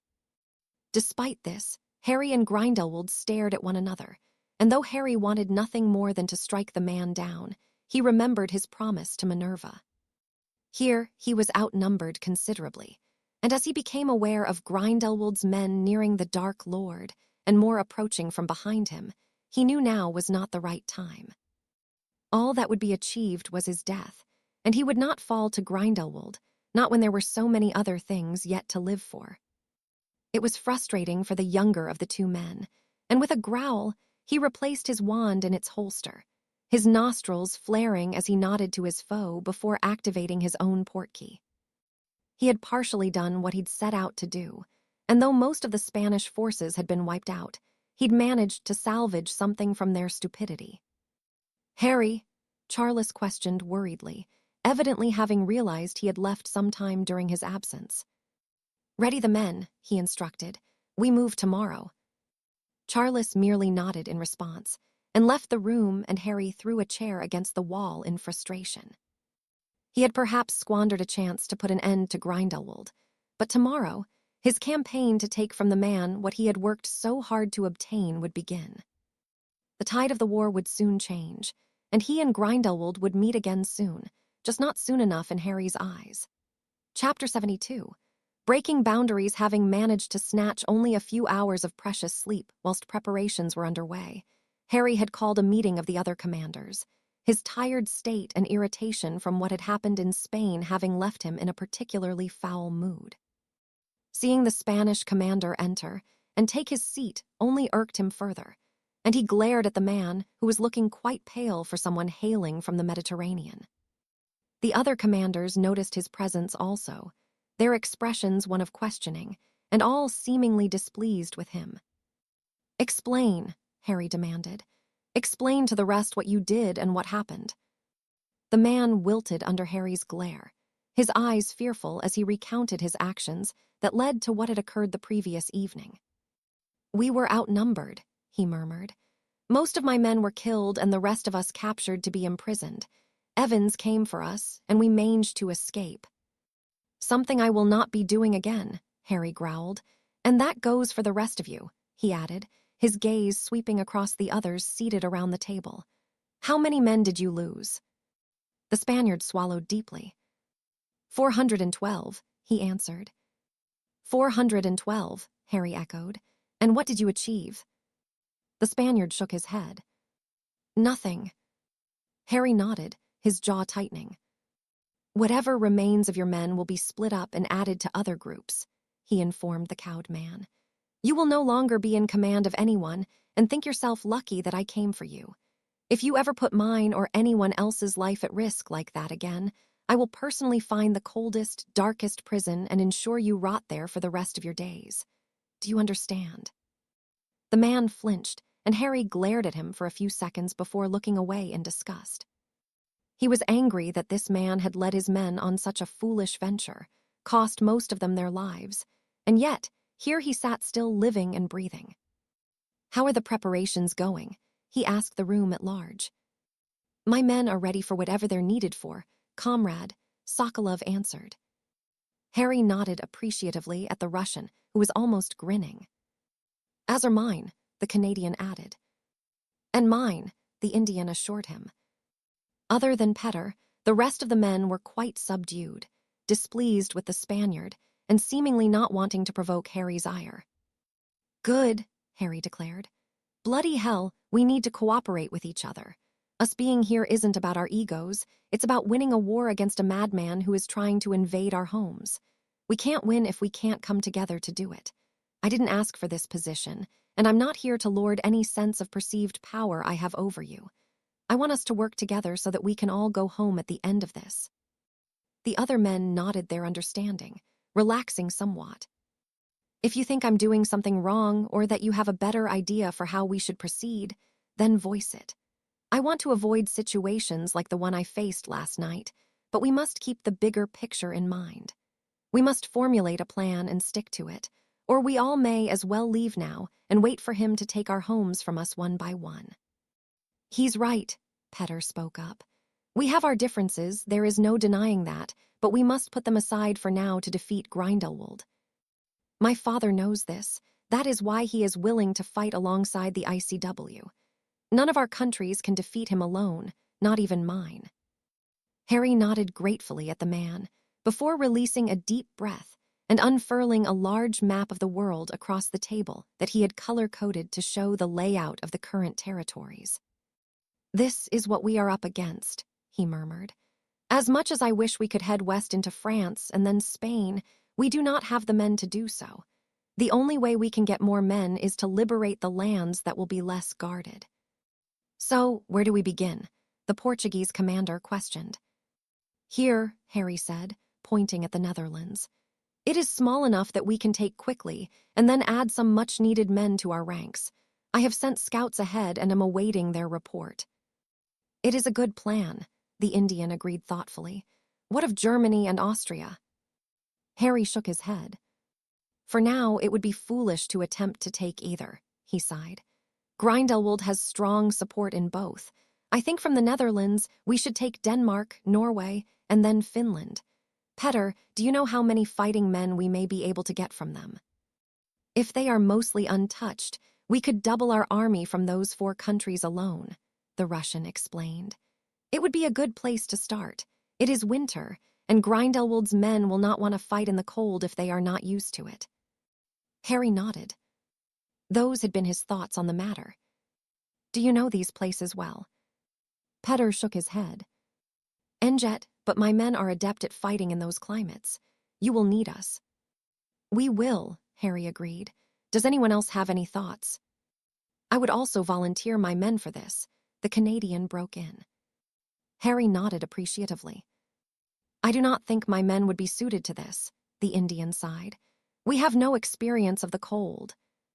"Then I would ask that they take the place of the Russians on the borders and Canadians that will come with us," Harry requested, receiving an eager nod in response. "Of course," the Indian consented. "The plan is that when we liberate a country, we will use the men there to hold it, supplemented with some of our own," Harry explained. "We do not wish to lose the ground we gain as we move on." "What comes after the Netherlands, Denmark, Norway, and Finland?" the Canadian asked curiously. "If all goes well, we will head into the Baltic states," Harry explained. "We may not get as many men from them, but they're equally as important. It also removes the threat from the Russian border once we take the Ukraine along with them." "And from there, we can call upon many men," Petter interjected. "The Ukrainians will fight with us against Grindelwald." "It seems to be a good plan," the French commander conceded. though he did not seem pleased that they would be heading north and then east. "It is," Harry murmured thoughtfully, "but we can't get ahead of ourselves. For now, our focus is on the Netherlands, and I would like it taken before the morning." "Will you lead the men?" Petter asked. Harry nodded. "I would like you to remain behind with yours and guard the Belgian border as you have been. Your time to fight will come soon." "Of course," Petter complied. "Who will you take with you?" "My own men, and the Portuguese will support us." "What about the rest of us?" the Frenchman asked. "You will be ready to arrive when I give the signal. The Dutch will need help, healers, food, and their houses repaired. Can you manage that?" My men will be glad to help them." "And mine," the Indian insisted. "We have plenty of food to share and several healers." "Then we all know what we are doing?" Harry questioned, receiving nods in response. "Good, then continue with your preparations," he instructed. He watched as the commanders left the room, chatting amongst themselves as they did so. "You handled that well, friend," Petter chuckled. "I do not envy your position." "Well, you shouldn't since you are my second in command," Harry replied with a smirk. "Damn," Petter snorted, though his eyes were alight with amusement. "Most will not like that." Harry shrugged. "Right now, I don't care what they like. After the shit I have put up with from most of them, they can piss off." Petter laughed as he clapped Harry on the shoulder. "That's the spirit, comrade," he praised. "Maybe now we can get to winning this war, duh." Break. She had felt the trembling of the building as chunks of the mountain were brought down, and had even hoped that someone was coming to rescue her, but that was not to be. Through the wind and rain, she had only been able to see the occasional flash of light from spell fire, and perhaps a scream of agony, though that could have merely been her imagination.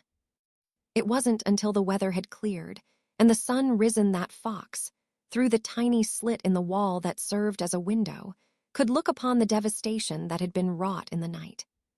Chunks of stone were strewn across the mountain pass, along with a few corpses that none had cared to clear away.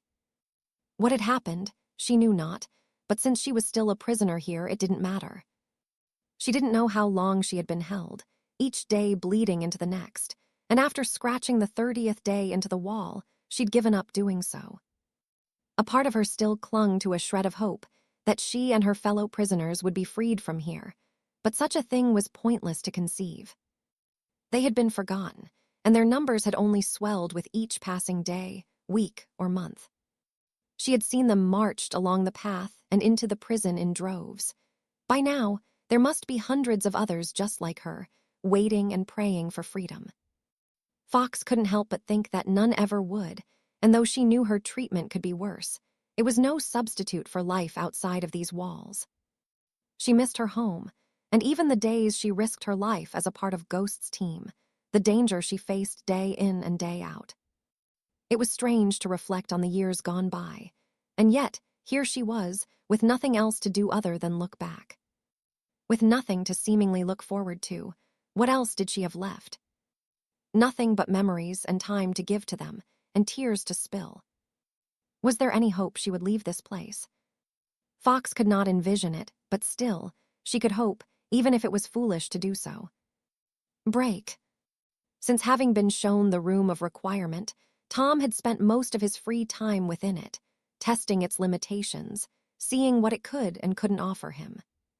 Food was not something it could provide, nor could it provide gold or anything else of monetary worth that hadn't been placed in it by another. But there was so much more that it could do that the limitations didn't matter. Tome after tome could be called upon, knowledge that he would not likely find elsewhere, or at least struggle to come across. Here, he could train his magic beyond what he would be shown in the classroom. Here, he could hone his abilities, and even experiment without worry that his work would be discovered. Here, he could become what he knew in his heart of hearts he was destined to be.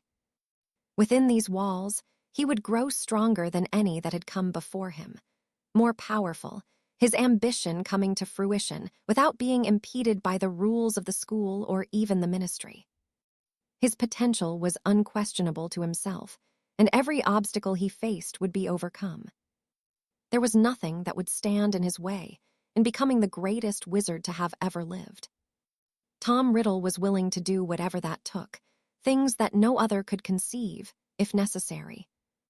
"You look like the niffler that found the galleon," Rosier commented as Tom entered the common room. Ever since their disagreement that saw Tom asserting himself over the older boys, Rosier had been much friendlier, cautious, but no longer antagonistic. They didn't speak often, but their interactions had become more civil, though Tom couldn't help but think there was something Rosier wished to say to him. Often, the older boy would look at him questioningly, though he never spoke his thoughts. "Nothing of the sort," Tom replied dismissively as he took his usual seat by the fire, his housemates knowing better than to occupy it now. Once more, he saw that same expression adorning Rosier's features, and he sighed irritably. "What is it?" he snapped. Rosier swallowed deeply. "I've been thinking, well, you're a Parselmouth," he whispered. Tom nodded, his eyes narrowing at the direction the conversation was taking. "As a Parselmouth, you must be related to the Gaunts." "Perhaps," Tom conceded. "That should make you the heir of Slytherin, with only Morphin left." "Morphin?" Tom questioned curiously. He had not had the opportunity to look into his wizarding family, and had not wished to mention it to Slughorn or any other on the matter. The records available in Hogwarts ended in the 1800s, so Tom was not privy to those that yet lived. Not that they mattered. They were no family of his. Rosier nodded. "The Gaunts are the only family left in centuries with any ties to the Slytherin line, and who have the Parseltongue ability," he explained. "Morphin is the last of them, though. His father, Marvolo, died in Azkaban some years ago." Marvolo. That was the middle name he had been given and could not be a coincidence. Marvolo was not a common name, not even in the wizarding world. "Were they the only two?" Tom asked. Rosier shook his head and appeared to be nervous. "No, Morphin had a sister, Marvolo's daughter," he revealed. "No one knows what happened to her, but there's a rumor that she ran off with a local muggle more than a decade ago. She hasn't been seen or heard of since." Tom nodded thoughtfully, schooling his features so not to give his thoughts away. Internally, his emotions were at war as he finally confirmed the origins of his mother. She had come from a once prominent pureblood family and had fled from it with a muggle who had evidently left her when she was pregnant with him. "Anyway, that is all beside the point," Rosier continued. "The person I wanted to mention to you is the serpent," he added in a whisper, checking to ensure no one was attempting to listen in on their conversation. "Is he your father?" The very thought made Tom clench his jaw to keep his fury at bay. "No," he said firmly. "But he must be a relative of yours," Rosier replied excitedly, missing the tension of the younger boy in his excitement of finally voicing his thoughts. "He is British, and he is a Parselmouth just like you. There must be a connection." "Perhaps," Tom conceded unhappily, "but he cannot be a Gaunt or he'd be known." "That's what makes him so mysterious," Rosier pointed out. "I spoke with my father, and he is certain the serpent is not a Gaunt. Marvolo, despite his choices, registered all of his children with the ministry. To him, there was nothing more important than ensuring his line continued. Another son would not have gone unnoticed. Until his identity is known, it will remain so," Tom sighed, growing tired of the conversation, his mind still focused on the woman he was convinced had mothered him.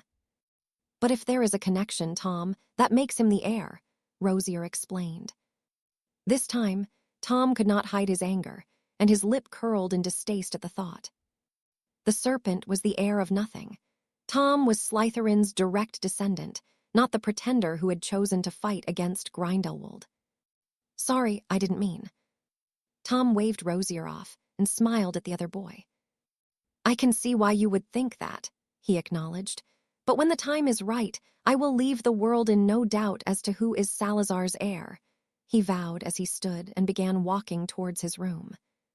He paused, however, unable to walk away from the conversation without knowing one more thing. "What was her name?" he asked. "Marvolo's daughter." Rosier frowned at the question, before nodding knowingly to himself. "Merope," he answered. Tom said nothing else, choosing to continue on his way as he internally repeated the name. Merope.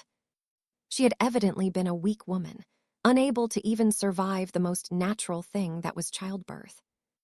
Merope Gaunt had been pathetic, more so than the Muggle father that had abandoned them, both for reasons unknown to Tom. He would be nothing like either of them. Tom would never perish from something so shameful, and if he had his way, he would never perish at all. He had read about Nicholas Flamel and his achievement in creating a philosopher's stone. Tom would never become so accomplished in alchemy to replicate the feat, but he was certain other options were available. Death meant weakness, and he would not succumb to such a thing. No, he would live forever, something his mother had failed to do. How he would achieve it, he knew not, but Tom knew there were other methods of doing so. He merely needed to learn of them. Break. Throughout all of her traveling, the various countries she had visited whilst she had liberated vast amounts of gold from the goblins, never had Alina experienced anything like she had in Austria. It was as though a fever of sorts had gripped the nation, both magical and Muggle alike swept up in an almost unanimous support of perhaps two of the most unpleasant men on the planet. In Vienna, rallies were held daily as the Muggles ardently offered their support to their fellow countrymen who had ascended to the very top of German politics, his face appearing on almost every building in the form of posters. Were it not for the despicable acts rumored to be carried out by the man and his regime, Alina would have perhaps found some respect and admiration for what he'd achieved. The same could be said of Grindelwald, who was very much held in the same regard in the wizarding populace of Austria, though she knew of his crimes against humanity, her own country having been amongst the first to be swallowed up by his movement, with hundreds, maybe even thousands, having been murdered by the man and his ilk. Like the Muggle that had somehow managed to garner so much support there, the Austrian magicals had almost come to worship Grindelwald, their adoration of him on display for all to see should they venture into the magical district of the city. It sickened her to see him vaunted so, and she could not help but think the men and women had taken complete and utter leave of their senses. Still, she had ventured to Austria for a reason, and after many days that had bled into weeks, she had gotten no closer to identifying just who Weber was. Night after night, she had gone from seedy bar, and even into the most unpleasant hovels for any mention of the man, but it seemed that either those that were associated with him did not discuss him, or they did not frequent these establishments. From there, she had changed venues into the richest Vienna had to offer, and had still learned nothing, not even a whisper of the elusive man. What she had discovered, however, was that Grindelwald had built a prison in the north of the country, a place that had taken her days of exploring the mountains to find. At first, she had believed that he would have concealed the building, perhaps warded it so that it would not easily be happened across, but no. Grindelwald had made no such effort to hide his creation, the stone tower standing proudly for all to see who cared to do so. When Alina had found it for herself, she dared not get too close. Even as a spider, the magic was overwhelming, as foreboding as any other she had come across. No, it was not her place to investigate such a thing, and though she felt for any that found themselves within the walls, there was nothing she could do to help them. She had informed Harry of her findings, or lack of for the most part, and had left Austria shortly afterwards, frustrated but no less determined to complete her task. Germany, it turned out, was not so different from Austria other than the destruction in Berlin from the Muggle bombings that had taken place here, though not even that had broken the spirit of the German people who continued to take to the streets to profess their support for their leader. Alina was dumbfounded by what carnage could be caused by the weapons the Muggles used, the piles of stone and wood that had once been houses, and other buildings attesting to their devastation. She had not remained in the Muggle world for long here, and even if the same level of fanaticism had reached the magical populace, albeit the support for another man, she felt safer amongst her own kind. It certainly wouldn't do to find herself in the Muggle side of the city when the bombs dropped, and drop they did. The explosions could not be ignored as the planes flew overhead and deposited their bombs onto the city almost every night she had been here thus far. Even on the wizarding side, and behind the wards and charms that kept them separated from the muggles, the tremors in the ground could be felt. What would happen if one was to land here? She knew not, but she was grateful that it hadn't happened, and even though she wanted nothing more than to leave this place, she remained steadfast, listening to the portly native she had been following for the past 2 nights. She had noticed him as soon as he entered the bar. She decided to investigate first, the other patrons turning to greet him, and his beaming smile revealing several gold teeth. He had propped himself against the bar and ordered a drink, seemingly waiting for someone, and the other customers gave him his privacy. Something Alina found odd with how enthusiastically he had been welcomed. Carefully, she made her way closer to him as he was eventually joined by another man, this one having been pointedly ignored as he entered, his face not a comely one, marred with scars and his eyes as cold as any she had ever seen. The conversation they'd had was brief, barely murmured before the fatter of the two discreetly handed the other a bag of what was unmistakably gold. Compliments of Mr. Weber, he'd explained with a coy wink. The grin he'd received in reply was more of a leer, sinister even, and Alina got the impression this man was not one to cross lightly. Alina had not seen him again, much to her relief, but her suspicion that the other was a frequent customer here proved to be correct when he arrived the next evening, though this time he simply drank alone. He did not have any meetings, nor did anyone attempt to spend time in his company. The man had left after only being in the bar for an hour. Tonight, however, was different, the mood in the pub not as jovial or warm as it had been the previous 2 evenings. It was as though the patrons, some that had become familiar to her, were waiting for something, and the expectation only became more apparent when the man she had been listening in on entered. This time, he didn't smile, his expression quite severe as he took in each patron before leaving the bar momentarily, returning with a trio of other men, one of them being the very same that Alina had hoped not to see again. "Ladies and gentlemen," the overweight one called, "if you would join me in the courtyard, the festivities for this evening will begin shortly. Those of you that are dueling, report to Mr. Steiner and he will match you with another." With that, he stepped through a side door next to the bar, and the rest of the patrons followed him. In her spider form, it took Alina longer to do so, but when she did, she found herself in a large space with a dueling platform running through the center, and the chat amongst those in attendance having become excited, each guest anticipating the start of the festivities. She situated herself in one of the corners, watching keenly as the large man took to the center of the platform and placed his wand to his throat. "Ladies and gentlemen, we all know why we are here," he began with a chuckle. "With the current climate, the ICW."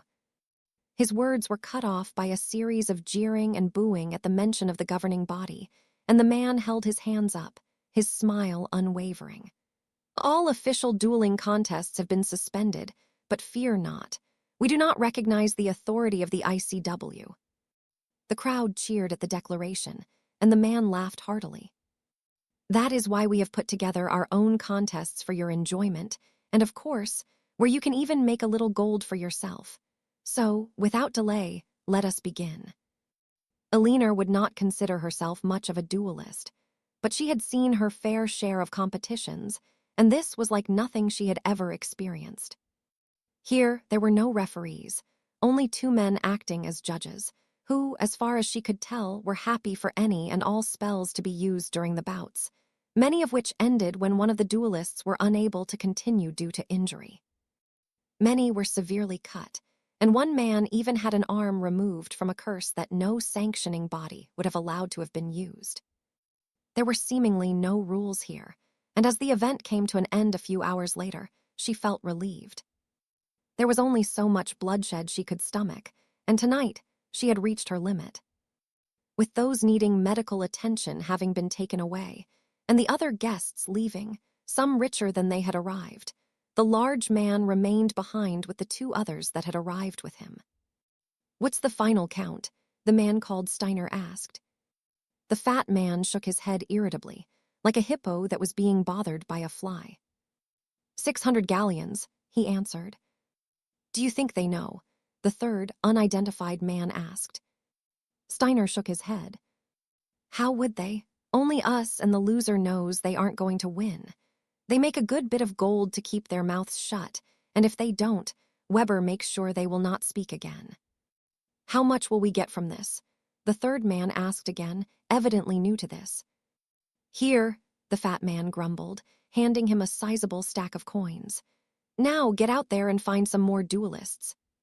The man nodded and disappeared through the side door into the bar. You know what to do, the fat man sighed after a moment. Steiner grinned maliciously. Are you going to see him? The fat man snorted as he shook his head. I don't get to see him personally, but one of his contacts will reach out to me soon. Elena cursed internally. If this man didn't meet with Weber, how could she hope to identify him? Still, she had made progress, and all that remained to do was somehow follow the fat man and learn who it was he met with. If she followed the trail, eventually, it would lead her to Weber, or so she hoped. Satisfied with the answer, Steiner followed in the wake of the third man, and Elena suspected she would not see the latter again. He seemed new and clueless to how this odd dueling setup worked, likely because he was, and would be disposed of when Steiner caught up with him. Break. Finally, Harry huffed, breathing a sigh of relief as Arcturus returned. The other scouts he had sent had done so hours ago, and he was beginning something had happened to the Lord Black. You have my apologies, Arcturus offered. I wanted to be sure that no others were hiding elsewhere in the city before coming back.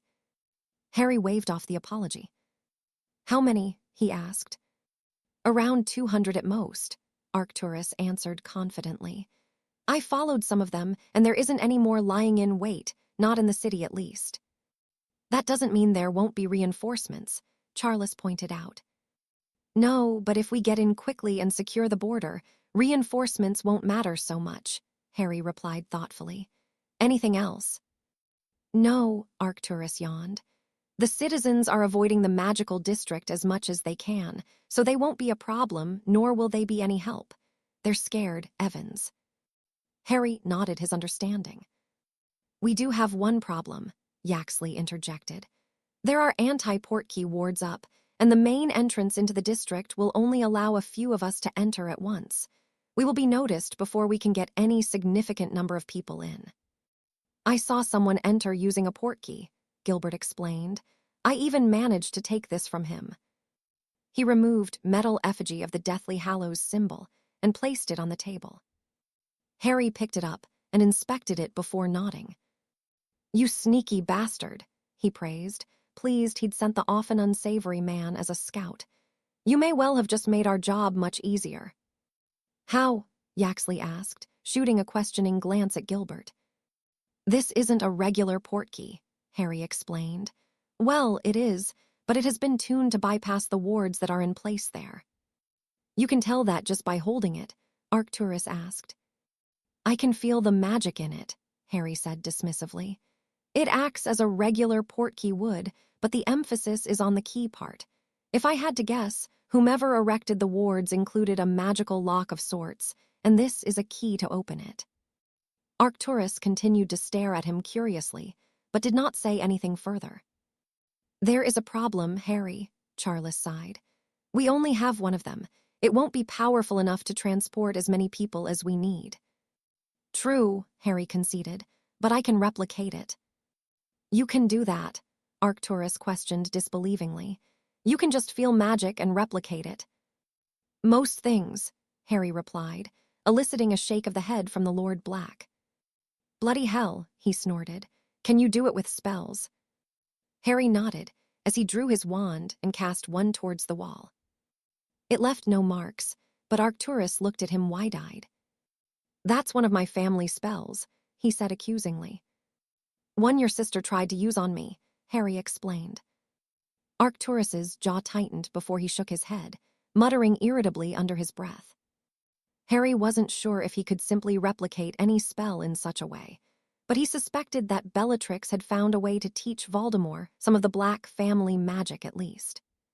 He'd immediately recognized the spells Cassiopeia had attempted to use on him, the same way he had others he had not learned, since undergoing the ritual Nicholas and Perenelle had performed on him. "Has anyone ever told you that you're a scary bastard, Evans?" Yaxley chuckled. "A few, but we're getting off topic," Harry pointed out. "We need to figure out how we are going to approach this. Did any of you manage to map the streets?" "I did," Gilbert declared, as he removed a sheet of parchment from within his robes and placed it next to the portkey on the table. "This is a good map," Harry praised, taking in the detail Gilbert had put into, each building labeled with what it was. "I think we may have just found what you're best at." He'd even gone to the trouble of marking out the winding alleyways they'd need to be aware of in case reinforcements arrived, or they needed to make an escape. "When you've been chased by the Aurors as many times as I have, you quickly learn that you need to be familiar with the streets you operate in," he pointed out. Harry shook his head amusedly.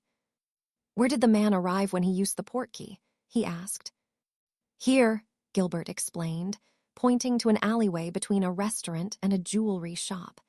"It's big enough to hide us from view if we arrive in groups and make room for the next." Harry scanned the rest of the map before making up his mind on how they would proceed. "Well, all that is left is to make some more portkeys," he announced. "Charles, you'll take our group and some of the Canadians and exit the alley through the rear. From there, I want you to clear the path to the ministry from these side streets. Arcturus will go with you." Charles nodded his understanding. "I will take some of the Portuguese, the French, and the Irish. We will make our way down the main street. It should split their forces, but if it doesn't, you can join us by filtering through these alleyways and vice versa," Harry explained, marking these points on the map before replicating it and handing it to the man. "Seems like the best approach," Charles agreed. "We will keep any back in reserve." Harry nodded. "Yaxley will lead a group to ensure we aren't attacked from behind. He will have some Russians, Poles, and Belgians with him." "Me?" Yaxley questioned worriedly. "You will be fine," Harry assured him. "Bloody hell, this isn't new to you." Yaxley swallowed deeply but nodded, nonetheless. "All right, go and ready yourselves. Gather your men and be prepared to leave within the next 2 hours," Harry instructed. "Who is going to secure the border?" Charles asked. "Petter is in charge of that," Harry informed him. "Once we are in, the Russians will spread across, taking out anyone in their way." "And are we doing the same?" Harry nodded gravely. "I want the Netherlands captured by whatever means necessary. We can't afford to balls this up. If people throw down their wands, stun them if you can, but don't take any risks." "Understood." The others nodded and took their leave of the room whilst Harry set about the task of replicating the portkey Gilbert had taken. It was going to be a long night, but he hoped that by the time the sun rose, they would have freed another country from Grindelwald's grasp. Break. The very same sense of nervousness Charles had felt when they'd taken Belgium only weeks prior had settled over him, his mouth dry as he looked upon the cluster of 300 men he would be leading into battle. More than ever, it dawned on him that he was responsible for their lives, and though he had led a group in Bruges, it had been Harry who was in charge. He shook his head of those thoughts as Yaxley arrived with his men. The alleyway they'd arrived in was cramped, but they had managed to squeeze in, seemingly undetected. The element of surprise could be the difference between how many of their own men they lost, and should things go according to plan, the numbers would be minimal. "Everyone is to keep silent for as long as possible," Harry whispered as he made his way through the ranks of their own men. "Remember, circle around to the ministry and don't take any stupid risks. If anyone else arrives, send a signal," he added to Reg, who nodded nervously. "I will," Yaxley assured him. Harry gave the man an encouraging smile. "Wait for 2 minutes until after we leave, then you move out. If we're lucky, they'll flock to the main street and you can flank them. Any questions?" Charles shook his head, wondering how Harry could be so calm about this. though he had little time to dwell on it as the man led his group out of the alley and into the main street in the magical district of Bruges. When the last of them had vanished from sight, Charles began his count, ignoring the sounds of fighting that sounded before he had even gotten to 30. "We hold," he said firmly, the men he was leading becoming restless, the weight almost unbearable. Charles, too, wanted nothing more than throw himself into the mix, especially when the agonizing screams started. From their position, it was impossible to know what side of the battle the screaming was coming from, but as he finally reached the end of his count, he breathed a sigh of relief, gesturing for his men to follow him. As much as he wanted to sprint the length of the route he was to take, he knew it would be foolish to do so. Grindelwald's men could be lying in wait at every turn, and it would not do to be caught off guard, but such worries proved to be unfounded. It turned out that the forces stationed here had indeed swarmed to the main street as the fighting commenced, and as Charles rounded the final corner with Arcturus, who had kept pace with him, it was to see the myriad of men with their attention focused on where he knew Harry would be. "Let's go," Charles commanded. Now he did sprint, closing the distance between himself and Grindelwald's men, unleashing a flurry of spells that his own group added to. And once more, screams of the wounded and dying filled the air, only more so as few had managed to shield themselves. What may have been something resembling a battle before Charles and his men had intervened, quickly turned into nothing short of a slaughter. Grindelwald's men were overwhelmed quickly, and though Harry had prepared for it, no reinforcements had arrived. As Charles had suspected, none had surrendered, and in truth, no opportunity to do so had been presented. The invaders had simply been eradicated, and as he found Harry directing healers to their own wounded, the man gave him a tired, sad smile. "We did it," Charles sighed. Harry nodded as he took in the devastation around them. Unlike Belgium, no buildings had been destroyed, and the skirmishes had lasted only a matter of minutes. "We did," Harry acknowledged, "but there isn't time to celebrate. I want Gilbert, Yaxley, and 6 Russians in Denmark before Grindelwald learns of this. We need to press the advantage we have." "I'll see to it now," Charles assured him, squeezing Harry's shoulder as he left him to the burden of dealing with the aftermath of the battle. His expression must have given an indication that their night was not over yet, because as he approached Yaxley and Gilbert, their own became quite grim. "Take 6 Russians and make your way to Denmark," he instructed. "We will need a good map of the area and knowledge of what forces they have." "Now?" Yaxley asked. Charles nodded. "Harry doesn't like it any more than us, but we can't be idle. Grindelwald will hear of this soon, and it's best we don't give him too much time to think about what he can do." "Seems like a good idea," Yaxley huffed. "Come on, Gil, we can celebrate when the bastard is rotting in the ground." Charles appreciated that they didn't question their orders, but breathed a sigh of relief as he headed back towards his own men. "What's next?" Arcturus asked. "I don't know, but I wouldn't get too comfortable here," he advised. "I wouldn't expect the rest of it to be this easy either," Arcturus replied. Charles nodded his agreement. Another battle had been won, but there were many more to fight, and the more territories they claimed back from Grindelwald, the more dangerous life would become for them. Chapter 73. Role reversal as he had been doing for several weeks now, Gellert cursed the name Evans as he pressed the tip of his wand to his map, marking Finland in red, another country lost to him to the ICW forces. The Netherlands had fallen first, followed by Denmark, then Norway, and now Finland. 4 territories snatched from his grasp and more of his followers killed. The attacks came swiftly, and as deadly as Gellert would have approached them were the roles reversed. And though he respected the ruthlessness and tenacity shown, it irked him so that he and his men were the subject of them. The only light in what was becoming a darker tunnel was that his own men had swept through Portugal and taken it for him, but losing 4 countries was quite a blow, and one that no amount of preparation had prevented. He could, of course, dedicate more men to defending his lands, but doing so would leave others vulnerable to attack, and that he could not do. At all costs, he needed to maintain his control over France, Spain, and Germany. If he was to lose any of those, it would be a pivotal and perhaps major setback to his movement. It was quite the quandary Gellert faced, and yet he could see no way out of it, not without risking more than he knew he would lose. "What is it?" he snapped as a knock sounded at the door to his study. Weber entered, undeterred by Gellert's foul mood as he took a seat and looked at him thoughtfully. "If you're going to tell me that we have lost another." Weber held up a placating hand and shook his head. "No, Herr Grindelwald, I have come to discuss potential solutions to the problems we are facing." "Do you have solutions?" Gellert asked somewhat petulantly. "Perhaps," Weber replied. Gellert eyed the man, doing his best to keep the irritation he felt at bay.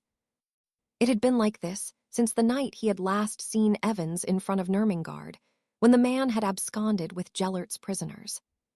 The man had escaped him, had fled like a coward, though given the circumstances he faced, it had been in his best interests.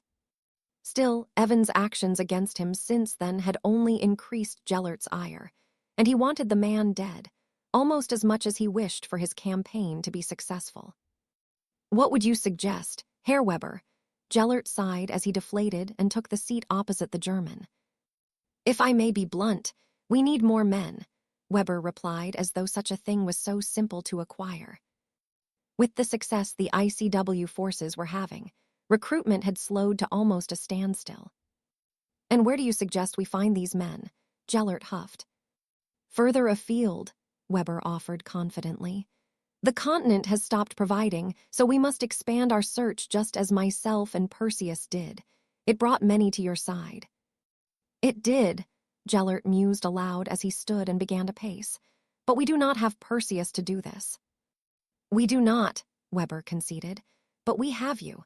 I believe your presence in this will show your dedication to your cause and will inspire more to pledge themselves to you. Gives those that may be undecided a reason to join you." "And if it fails?" Weber shook his head. "I do not believe you will, but if the worst was to happen and our efforts are less fruitful than we hope, then we can always hire mercenaries. There are dozens of groups scattered across the globe willing to fight for anyone who can pay them the gold they seek." Gellert frowned, but nodded after a moment. Perhaps Weber was on to something. "Where do you propose we begin looking?" he asked curiously. Weber smiled as he removed a sheet of parchment from within his jacket and proffered it to Gellert, who took and perused it, humming thoughtfully as he did so. "Are you certain of this?" "As certain as can be," Weber assured him. "I have contacts in each of these places that believe their countrymen can be swayed. You merely need to arrive and do what you do best. They will flock to you." The idea certainly had merit, and with recruitment all but non-existent in Europe, the opportunity was enticing. It would also serve to give Gellert a break from the daily rut he had gotten himself into, though he had his concerns. "Who will take charge in my absence?" "Why does anyone need to?" Weber asked. "Should anything happen, you can be reached and consulted on what course of action would be best. You could task Black and Galletier with touring the territories under your control to improve the security in place. It would keep them suitably occupied." "And what of the ICW? I cannot expect them to remain idle," Gellert pointed out. "No, but they remain to be active even with you here," Weber countered. "Neither your absence or presence will change that, but with Black and Galletier doing what they can to better our defenses, we can slow the ICW down at the very least until you return with the men we need to recapture the lands lost to us." Weber made it sound all so simple, and had evidently given it considerable thought, but Gellert could not help feeling uneasy about leaving. "I'm not sure, Herr Weber," he sighed. "I sincerely believe this is the best approach we can take in this situation," Weber replied soothingly. "If we do not, we will continue losing more countries until the ICW comes for us, wherever we are, with an amassed force behind them. We do not wish to be cornered in such a way." "We do not," Gellert agreed, the thought only making his unease grow. "Fine, I will heed your advice, Herr Weber. If you could arrange for Hans and Cassie to begin their work, I will manage the rest and keep you informed of my whereabouts." Weber nodded compliantly. My contacts will welcome and guide you on your way, he explained before taking his leave of the room and leaving a very pensive Gellert in his wake. He'd never been given a reason to distrust the German, who, if anything, had been such a boon to his efforts, though Gellert had little desire to visit South America, not until his campaign called for it at least. Still, Weber's advice had never led him astray, and with his own thoughts constantly occupied by the war, Gellert knew he would do well to listen to the man. He just hoped that, when he returned, all his work had not been undone by the ICW forces and Evans. Despite what the governing body did, Gellert knew that Commander-in-Chief Evans led them from the front. Break. Dear Charles, it is difficult to ignore the pace in which the war has increased when the casualties continue to be admitted here. Is there any sign that it will be over soon? I think not, but that doesn't mean I can't hope. Arcturus is writing to me regularly, as I'm sure you're aware, and speaks very highly of you and Evans. Will you be granted leave soon? As ever, you are in my thoughts. Do stay safe. Doria. Charles yawned as he folded up the letter and placed it in his trunk with the others. At least once a week, Doria would write, and though sometimes there was a delay in receiving them, he looked forward to her missives. They were the one thing that kept him going through the seemingly never-ending conflict he found himself in. He cast a warming charm over himself as he shuddered. He had always thought of the winters in Britain as cold and unyielding, but here in Finland, they were much colder. They had been here for almost 3 weeks since the country had been taken, and Charles was grateful for the somewhat rest he and the others had been granted. Ever since Harry had been made commander-in-chief, he had been pressing their advance, pushing the men to their limits. Charles understood why, and now that there was one person in charge of how the ICW progressed with the war, things were running much more efficiently. The defenses had been installed and bolstered, an effective move judging by how many counteroffensives they had repelled. Harry somehow knew what he was doing, and though the man was a taskmaster, there was no other Charles could think of who could lead them so effectively. Of course, there had been casualties on the way, but they had suffered no defeat nor failed in their objectives thus far. The war, however, was far from over, something that Harry reminded the men of to keep them grounded. Charles cast another warming charm over himself as he stood and lit a fire in the grate. Despite their successes, he was growing tired of the cold and found himself jealous of his mother, who was still in the tropics according to her latest letter. He missed her, and being away from home was hard enough knowing that, when he returned next, she would likely be absent. It had been 8 months since he saw his mother last, a much longer absence than when he had been at Hogwarts. Still, she was safe where she was. Even if Grindelwald managed to invade Britain, she would not be there. It was a small comfort when he considered that very possibility, but one he was grateful for. He would not lose another to Grindelwald if he could help it. Sighing as he realized it would soon be time to attend training with the Russians, he took his leave of his room just as it was beginning to warm and stepped into the minus temperatures outside. Sokolov had insisted all should be taught how to fight and survive in the conditions found in the colder climates of Europe, something Charles was sure would prove to be useful, though that didn't stop him cursing the lessons.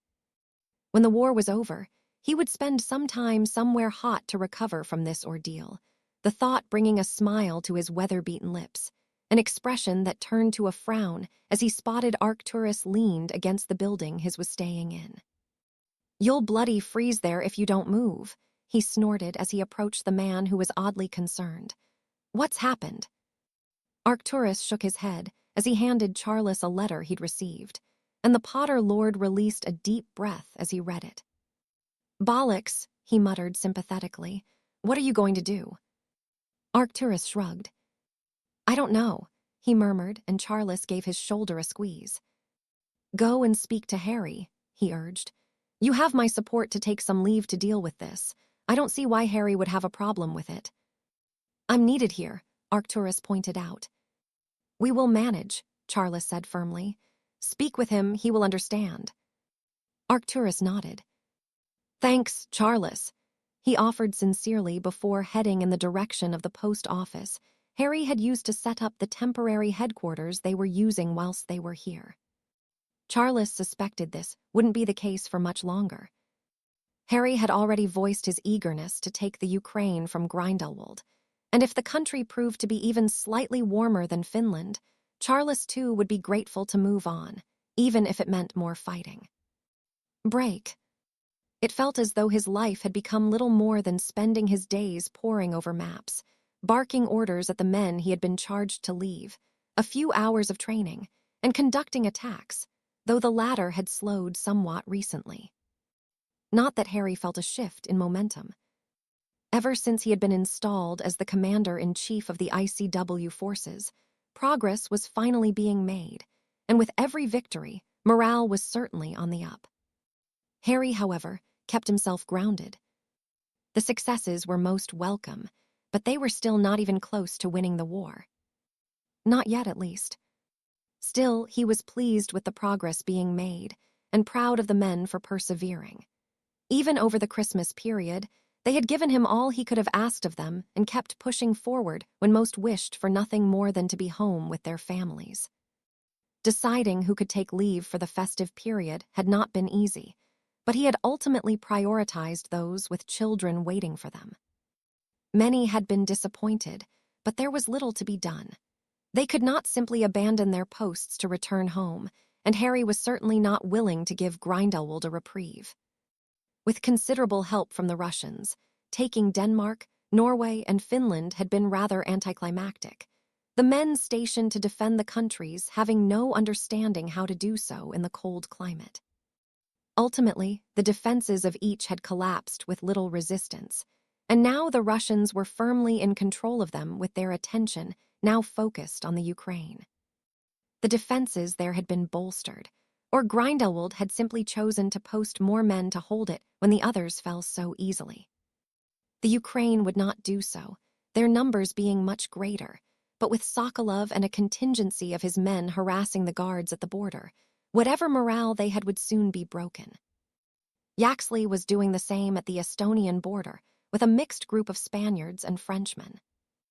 Although progress had slowed due to the freezing weather, Harry was ensuring his enemies were not granted a moment of peace, his sporadic appearances as the Serpent ensuring that.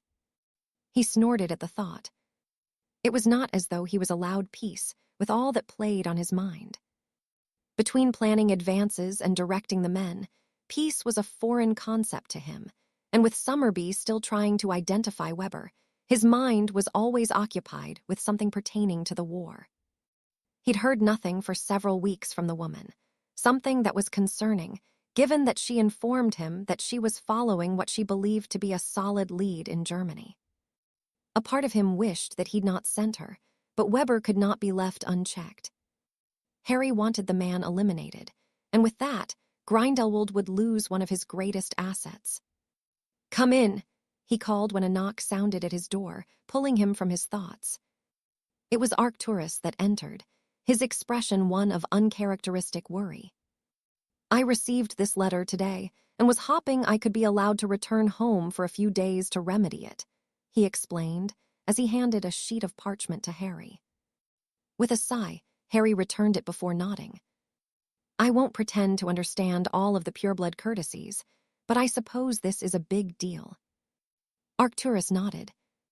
"Formal gatherings like this can only mean that her father is open to a contract for her hand, even if he has provisionally agreed to us marrying," he explained. "Selwyn will do whatever he can to secure a bride for one of his sons, and with me not there." "Melania's father is more likely to agree to match," Harry finished. "You see the problem," Arcturus sighed. Harry would never have taken the Lord Black to be so outwardly upset, his usually cool demeanor remaining in place, even during the most difficult of times. This meant a lot to the man, and Harry certainly wasn't going to deny the request. Reaching into his desk, he removed a metal token that would serve as a portkey, and after creating it, he slid it across the desk. "Take a week," he insisted. Arcturus breathed a sigh of relief as he accepted the token, his posture relaxing. "Thank you, Evans," he said gratefully. Harry nodded and held up a hand to prevent Arcturus from leaving. Removing his trunk from within his pocket and resizing it, he retrieved a stack of Muggle notes. "Whilst you are home, there is something you could do for me if you have time." "Of course," Arcturus replied. "Could you take this to the church in Godric's Hollow? Usually at Christmas time, I volunteer there but missed it this time around. Explain to the priest that this has come from me and the Potter family. He knows us well enough." Arcturus nodded and pocketed the money. "I will get it to him," he promised. Harry smiled gratefully. It would be one less thing playing on his mind whilst he was here.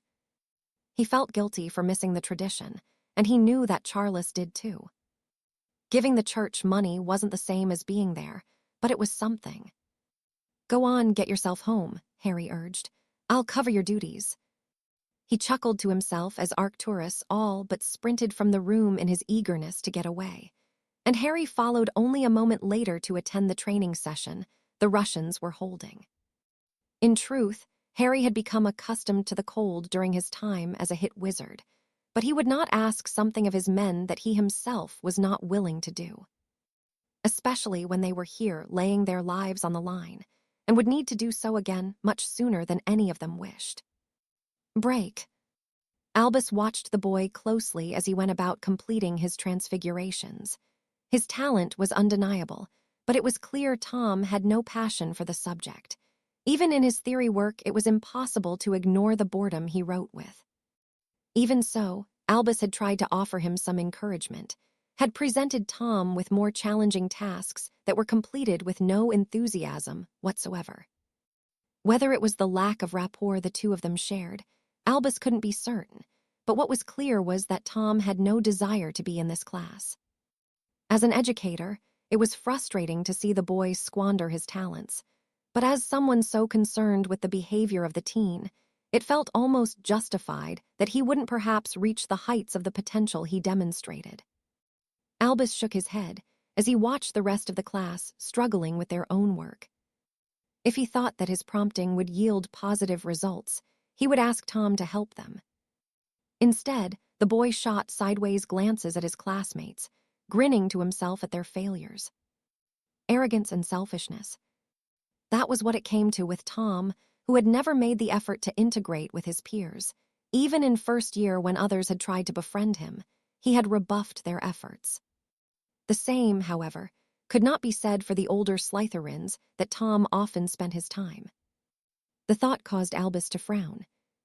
He didn't know what had happened, but the older boys and even a few girls gravitated to the fourth year, choosing to sit with him during meals and even walking to class with him before heading to their own. None of these were done in sympathy or in an attempt to protect him from bullies, but done so in a way that made Albus question why they sought his company. These were purebloods that were almost hanging off a younger boy they would certainly see as below them, and not only that, but they also seemed to pander to him, paying rapt attention to his every word. It was odd to say the least, and though Albus had paid more attention to what was happening in Slytherin in recent weeks, it only served to concern him more.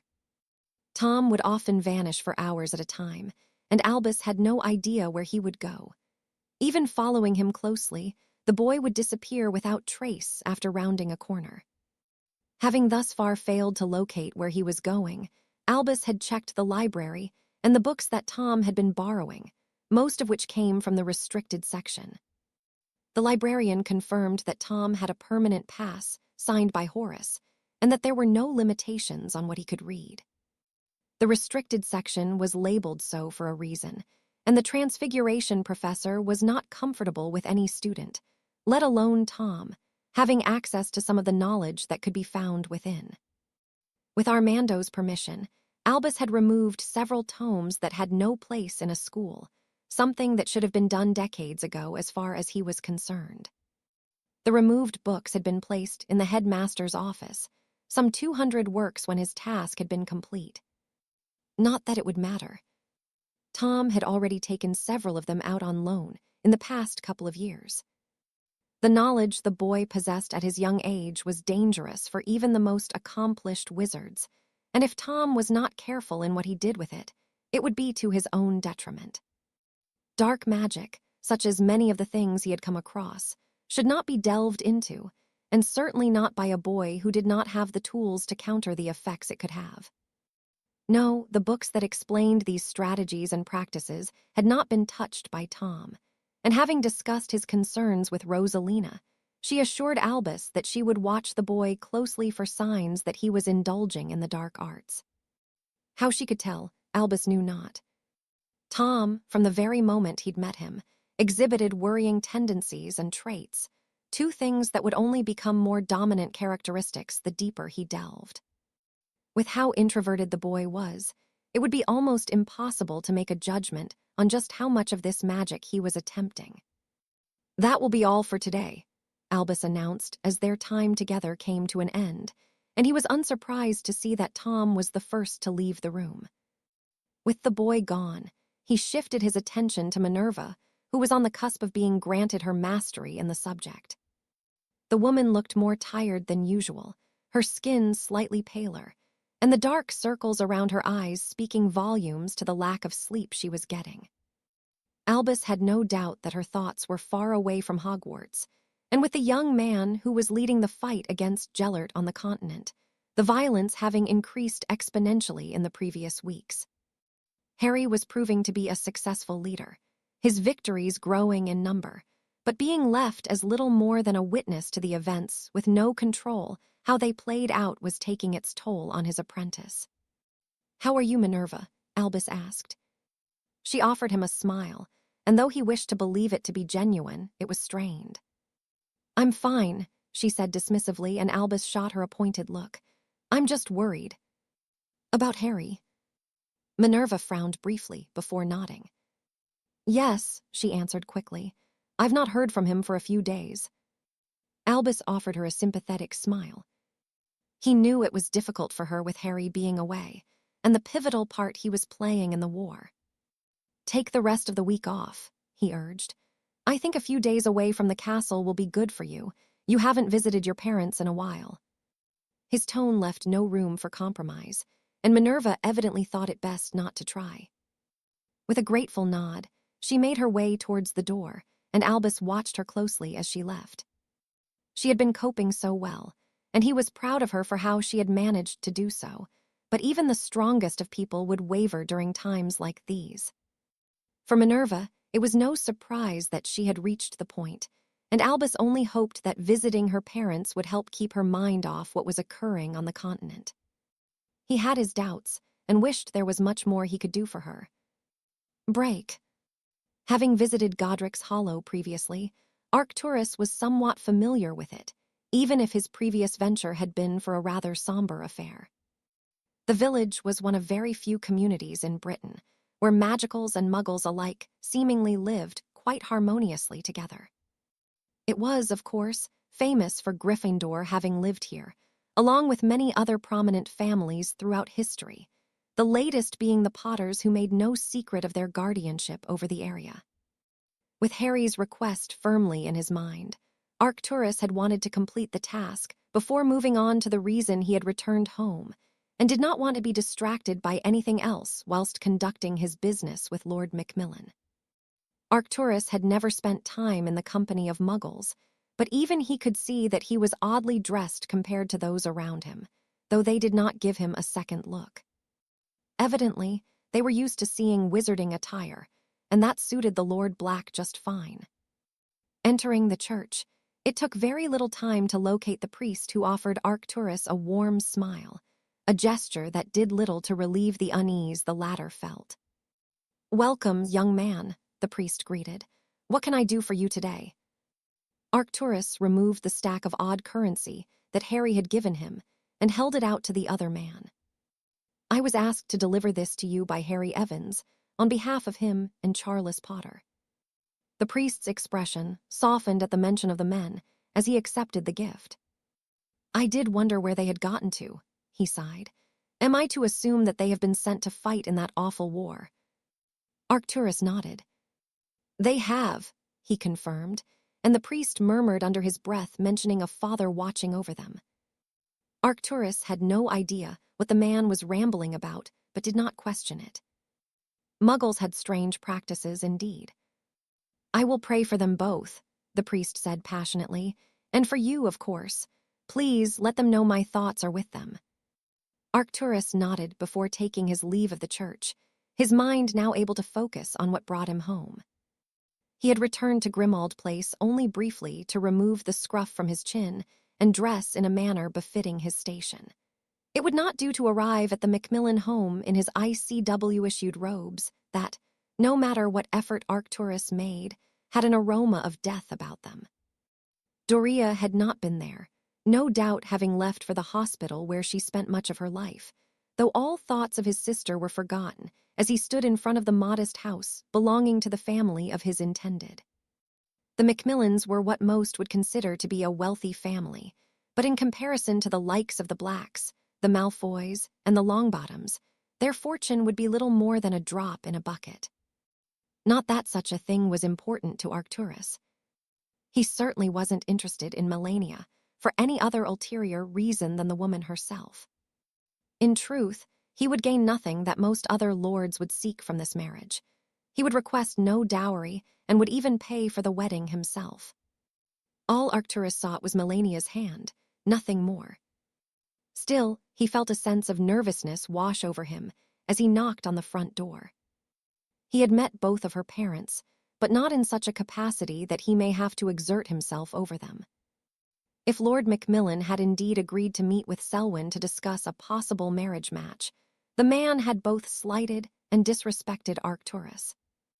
It was Lady Macmillan that answered, her expression one of shock, but equally of relief. "Lord Black," she breathed, offering Arcturus a smile. "I'm here to see your husband, Lady Macmillan," Arcturus replied shortly. The woman nodded and gestured for him to enter, her relief being replaced by the same nervousness that Arcturus felt. "Has Selwyn been yet?" Lady Macmillan shook her head. "He is coming tomorrow to meet with my husband. Please come through." The woman was intimidated by him, as were most other purebloods, with good reason. The history of the Blacks was spotted with some rather unsavory characters, the footsteps in which Cassie seemed determined to follow in. "Arcturus!" Melania gasped as he entered the living room, quickly clearing the distance between them and throwing herself into his arms. The Lord Black did nothing but bask in her presence, her scent filling his nose and relaxing him considerably. He had missed her, more than even he had thought. "You got my letter?" Arcturus nodded, his eyes narrowing at the man who entered to see what the commotion was. At the sight of Arcturus, Lord Macmillan swallowed deeply. Lord Black," he greeted him with a hurried bow. Arcturus flared his nostrils irritably, the sight of the man testing the hold he had over his temper. "I believe that we have things to discuss, do we not?" Macmillan nodded and gestured for Arcturus to take a seat on the sofa. He did so with Melania refusing to let go of his arm, and Arcturus leveled a glare at the woman's father. "I would like you to explain to me why it is that you are going back on our agreement." Macmillan shook his head frantically. "I had no intention to. Selwyn, he's threatening me." "Threatening you?" Arcturus growled. Macmillan nodded. "He says that if I don't marry Melania to his heir, that he and his friends will take exception to me." "Selwyn doesn't have any friends," Arcturus huffed. "But what if the rumors are true?" Macmillan asked worriedly. Arcturus frowned questioningly, and Melania squeezed his forearm. "Some of the other lords are claiming that Selwyn is trying to convince them to support Grindelwald," she explained. Arcturus hummed. If Selwyn believed Grindelwald was winning, he would side with him. "So, he is supporting him already." Macmillan shrugged. "I don't know, but his threats do not appear to be empty." "Then I will deal with him," Arcturus declared. "He is arriving tomorrow." "He is," Lady Macmillan confirmed, "but I fear that it is too late. He said that he will be bringing a contract for us to sign." "You have no need to worry about Selwyn," Arcturus said dismissively. But when you go back, he will try again. Arcturus's jaw tightened at the thought. Until he and Melania were married, Selwyn could do as he wished to convince her parents to go along with his wishes, so long as it was within the law.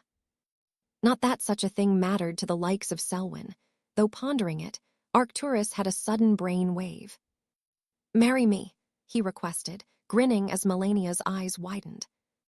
"We can't just get married, Arcturus," she huffed, her cheeks reddening slightly. "Yes, we can," he countered. "We only need your parents and my sister there, and I think I may know a way we can do it tomorrow."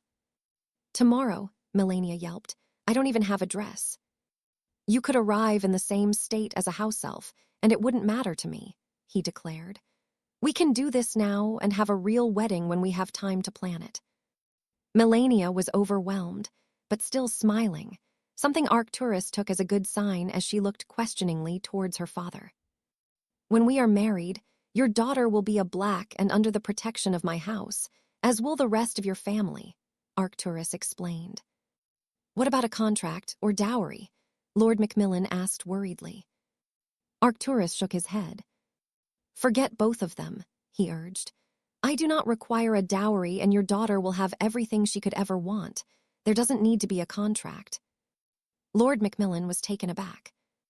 Most other lords of a similarly higher standing than the Macmillans would demand quite a lucrative dowry to allow them to marry into their family. "You're sure about this?" he pressed. "Yes," Arcturus answered firmly, eliciting a smile from the man. "Then I will of course agree, so long as this is what my daughter wants." Melania nodded, beaming as she continued to cling to Arcturus's arm. "My only question is, how do you plan on finding someone to marry the two of you at such short notice?" Arcturus snorted to himself, thanking Harry for asking him to complete his errand for him. Break. It had not been difficult for Harry to enter the Ukraine by himself, but doing so with hundreds of others would not go unnoticed, so a stealthy invasion swallowed by a swift coup was next to impossible. The defenses here were unlike any other he'd faced, the very same ones that were used to protect Russia, according to Petter, and these had only been added to by Grindelwald. No, the approach the ICW forces had used thus far would not work here. Portkingen would be too dangerous, and their losses great. The Ukraine was much vaster than the Netherlands and Denmark, and such little effort had been made to prevent them from taking Finland. Here it was different. Grindelwald was evidently keen to hold on to this land and continue his threat of a Russian invasion. He had not attempted to do so yet, and Harry had his doubts that he would follow through with it. But the presence of his forces on the Russian border was not something that could be ignored or left unchecked. It left Harry and the rest of his men in a precarious position.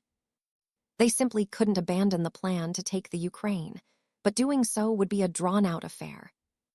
He sighed as he stroked the head of his companion, the snake making a rare appearance now that the two of them were alone. It really was an odd creature. Beneath his fingers it felt solid, but in any given moment, his hand could slip straight through it as though it was a ghost of sorts, and Harry could not even begin to fathom what magic it possessed. It was warm to the touch, unthreatening to him, but within there was more than a hint of potential danger. Still, it was little more than a hatchling, and though it was already large, the snake was in its infancy. "Shall we leave this place?" The snake hissed gently, the words not yet discernible, but it seemed to understand him now when he spoke to it. It was an improvement from their first meeting, the thought bringing an amused grin to Harry's lips. The serpent had been so hostile, had even tried to harm him, but now it looked to Harry for protection whilst it became familiar with the world. "Come on, let's get somewhere warm." The snake hissed excitedly, eliciting a chuckle from the man as he stroked its head once more. There was no indication of whether it was male or female, so Harry had not given it a name yet. With a final look around, Harry vanished from the capital to inform Petter of his decision on what they would do next. The reprieve the men had been given from fighting these past weeks was over now, and as he arrived at the camp that his second in command was currently calling home, he offered the man a nod. "We will take the border tomorrow," Harry declared, receiving a relieved cheer from the Russians and an approving slap on the back from Petter. If Harry had his way, each country they took from Grindelwald would be as simple as the others had been, but he knew that such a thing could not last. No, they would need to fight for every inch of ground they gained from here on out, spill more blood than ever before, with the only saving grace being that they were now the invaders, and not the waiting force they had been on the French border. The offensive would start tomorrow, and as Harry had already vowed, he would ensure that Grindelwald and his forces were not granted a moment of peace. Chapter 74. Invaders. Doria was still reeling from the sudden arrival of her brother the previous evening, and even more so that only hours later, she found herself in a Muggle church of all places watching him get married. She had known of his budding relationship with Melania, but since he had marched off to war, he hadn't mentioned the woman in any of his letters. Arcturus had never been vocal of what affection he felt for the woman standing in front of him, but the unguarded expression of utter joy he wore now spoke volumes to it. Her brother was in love with this woman, and judging by the similar beaming smile of her soon-to-be sister-in-law, the feeling was mutual. Doria was happy for them both, happy that despite the misery that had gripped the wizarding world, they were here and able to celebrate the love they had for one another, though she could not help but allow her own thoughts to wander to a certain wizard who often occupied her mind. She imagined that it was her standing at the altar, gazing across at him as he looked at Doria the same way Arcturus was looking at Melania.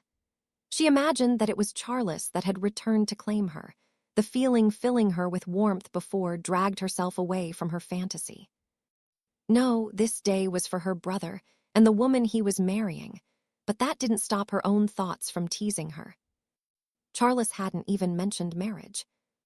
The letters between the two of them, little more than ensuring the other was okay, each of them seemingly skirting around any discussion of what, if any, future they may have together. Doria was under no illusion that her infatuation with the man had begun when she was just a girl, when Charles had shown her the kind of person he was after he had fought against his own housemates to keep her safe. Of course, Harry Evans had been there too, but she'd only had eyes for Charles, and that had not changed in all the years that had passed. She had almost convinced herself that it had merely been a schoolgirl crush, something that would soon pass, and for the better. Her father would never have agreed to them marrying, so Doria had never considered such a thing would be possible. But then she and Charles had bumped into each other in Diagon Alley, and it was as though no time had gone by at all. Immediately, she had felt like a 14-year-old girl again, and though she knew she should have declined his offer to escort her through the alley, she hadn't. Doria had not been able to deny herself his company, and that schoolgirl crush had grown into what she felt now. She shook her head almost amusedly. Did Charles even know? Did he still see her as that silly girl he'd had to rescue? Doria hoped not. What he had done for her that day had given her the courage to stand up for herself, and for that, she would always be grateful, but she didn't want to be thought of like that. She wanted Charles to see her for the woman she had become, and though she had fought the urge to, she was sorely tempted to ask Arcturus how the Potter Lord was. Doing so would raise her brother's suspicions, but she didn't care. He would revert back to being the protective big brother, but Doria was sure he would eventually give his approval. Once more she had to push those thoughts aside. Here she was fantasizing about something that may never be, and yet she couldn't help herself even though she had no idea if Charles felt the same. "Break. Are you sure about this?" Harry asked as he, Petter, Charles, and the other commanders chosen to begin the invasion of the Ukraine huddled close to one another as they looked over the map of the known positions of Grindelwald's men on the border. The Russian nodded. "We cannot hope to enter the country and take it so easily," he replied. "It is best if we break through here and establish a defensible position," he explained, pointing to a heavily fortified area on the border. "How many are in there?" Charles questioned. "No more than 100 men," Petter assured him. "Once we take it, we will be attacked from all sides, and we must hold them off. This is our best chance of breaking through. If we fail, it would be better to abandon our efforts here. No, we can't fail, Harry huffed. For weeks, the ICW forces had been here, and it would not do to simply abandon the position. They needed to make their move now, before it was too late. How many people can we get close enough without being spotted? Harry asked. Petter shook his head unhappily. 12 at most, if we follow this path, he explained, tracing his finger along the map. Any more than that, we will be seen. Harry released a deep breath. They would be outnumbered considerably, and would be relying on the element of surprise. From what Petter had already explained, and what Harry had seen himself, this was the only viable option for an attack. Doing so from any other point would be fruitless, and reinforcements would arrive before they could overwhelm the position. Still, the only approach was a risky one, and could easily go wrong if they were not careful. All right, Harry agreed. We will keep our presence hidden for as long as we can and hope we can get close enough before we are noticed. Do you have your cloak? He asked Charles. The Potter Lord nodded grimly, patting his pocket. Then you and me will clear a path with the rest of the men following when it is done, Harry decided, indicating the route they would take. We won't be able to see each other, but I will keep to the right and you to the left. Do not leave any bodies where they can be seen, and do not act unless you are certain it won't be noticed. Understood, Charles replied as he removed his cloak. The rest of you will give us a 10-minute head start before following. If it goes balls up, you are to abandon the plan altogether. The other commanders did not seem to be pleased by this, but none argued. Then let us hope all goes well, Petter snorted, clapping Harry on the shoulder. Let us know when you are ready, and I will collect the rest of the men. Well, there's no time like the present. Let's get this over with. Charles nodded before vanishing into the confines of his cloak, and Harry cast a disillusionment charm over himself. Good luck, Evans, Petter called. Are you sure about this? Charles whispered. No, Harry replied honestly, but we have no other choice. He removed the knife that Nicholas had gifted him, as he and a silent Charles made their way down the path that had been marked on the map. The position they had chosen to take loomed ahead of them, most of it being underground, but with a large, domed roof having been carved from ice. The difficulty in taking it would be reaching the fortifications without being spotted. Once they had done that, however, the real fighting would begin. The first man Harry came to was silenced with a flick of his wand before his blade made short work of the man. As Harry pulled him aside and into a grove of trees hidden from view, he remembered that he hadn't discussed how Charles would dispatch of those he came across. Not that it was a concern. Charles was not foolish enough to do anything that would draw attention to them. His thoughts were proven to be correct only a moment later as he continued on his way, and looked on as the next guard on the left collapsed to the ground, struggling with his robes that seemed to have tightened around his neck. The man made no sound as his face reddened before he fell limp, and Harry watched as the corpse seemingly moved of its own accord away from where it could be happened upon. So far, things were going well, and in the following minutes, Harry claimed another 3 lives and Charles another 2 before they found themselves in front of the fortified position. Feeling his way across, Harry managed to locate Charles, who gasped at the unexpected contact, but not loudly enough to be noticed. The others will be coming in 2 minutes. I'm going to cause a distraction to give them a little more breathing space. Be careful, Charles whispered worriedly. Harry nodded, a gesture that wouldn't have been seen by the other, but he did so, nonetheless, before carefully circling around the protruding dome. With the weather as cold as it was, there was only 2 men guarding the outside entrance, which meant that the rest were keeping warm within. It would serve to be a benefit to begin with, but fighting within the construct was not an option. They could not risk it being destroyed, or their efforts would be for nothing. Harry needed to lure those within out, but not before his own men were in an advantageous position, and not out in the open where they would be easily picked off from the higher ground and mostly open land around them. With that in mind, he crept around the guards and to the right of the entrance where he could see inside the area that had been dug out. It was an impressive cavern carved into the dirt, with a roaring fire in the middle of the room and a 360-degree view to the outside. Within, the walls had been reinforced considerably, and the men peering out of the many observation points were well protected. There were likely additional wards in place to offer further defense to any attack from the outside, but seemingly, the possibility for someone making it inside had not been accounted for. Harry shook his head at the oversight. It was something he would fix as soon as he and his men safely occupied the space. Knowing he had only seconds before the approach of his own forces would be noticed, he aimed his wand towards the stones, acting as a shield around the base of the fire. With only a little manipulation, they broke apart, causing the flames to spill from their confines. One of the guards shouted in German to get the attention of one of his companions who huffed irritably as he approached the broken portion of rocks, pointing his wand towards them, only to be engulfed by the flames that began spreading quickly across the floor. His screams alerted the others to his plight, and though they did their best to snuff the flames, they failed, Harry's own efforts countering theirs. The screaming continued until the man collapsed to the ground, unmoving, and the smell of burning flesh filled the room as the fire continued to spread. Once more, the guards attempted to bring them under control, their work becoming desperate. Still, Harry persisted, reigniting the flames they managed to douse until it became a lost cause for the guards.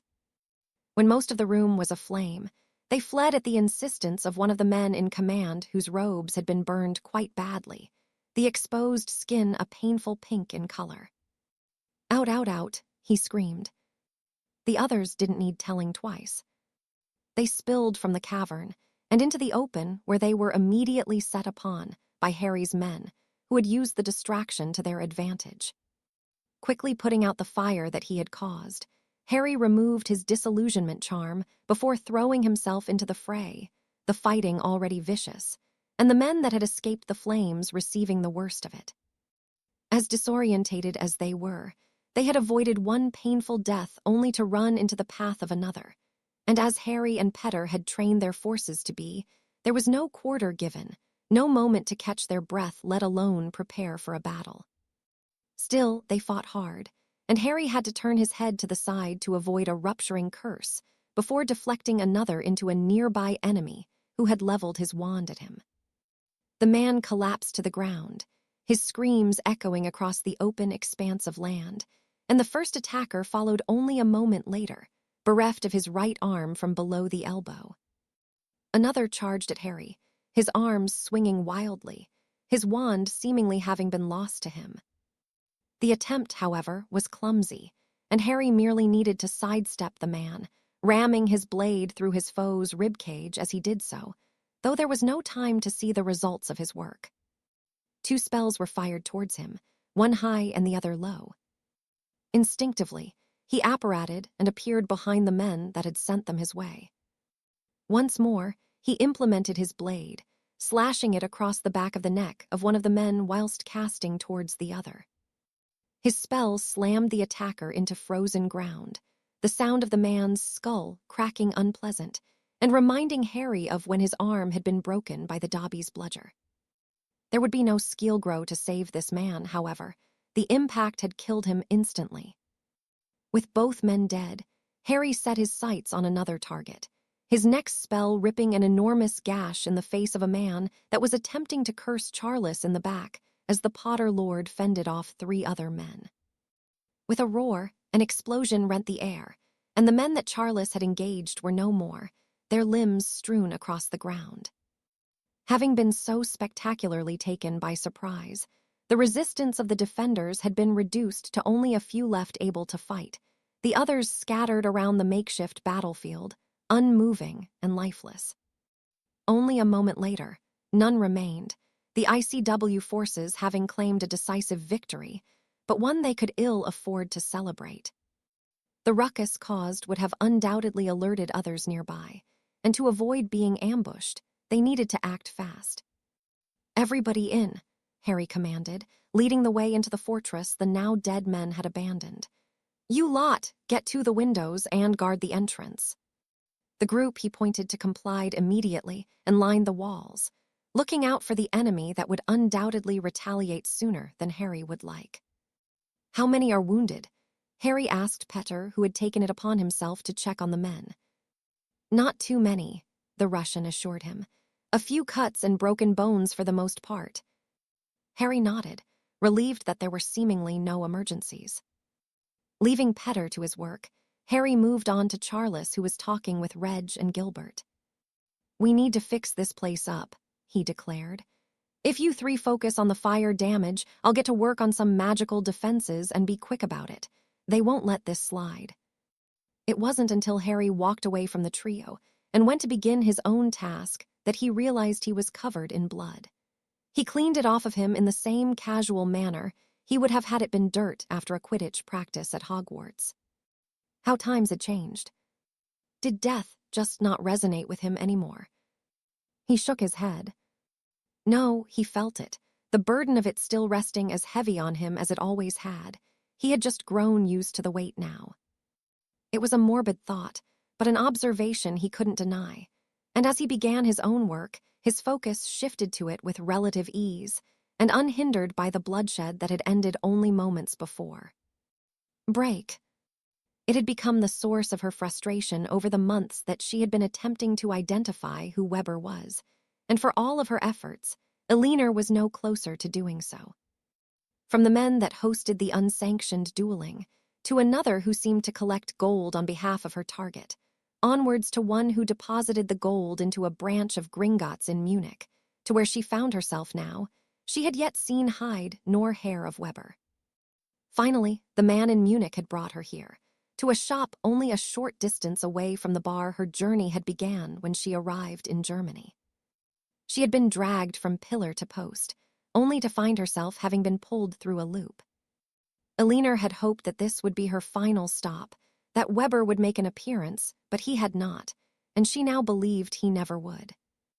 Whoever this man was knew how to hide himself, never being directly involved in the illicit goings-on of his own activities. In a way, Elinor admired him for his undeniable brilliance, but more than anything, she loathed him. All she had achieved was a tour of the most unsavory people and locations Germany had to offer in its magical underworld, but she would not give up.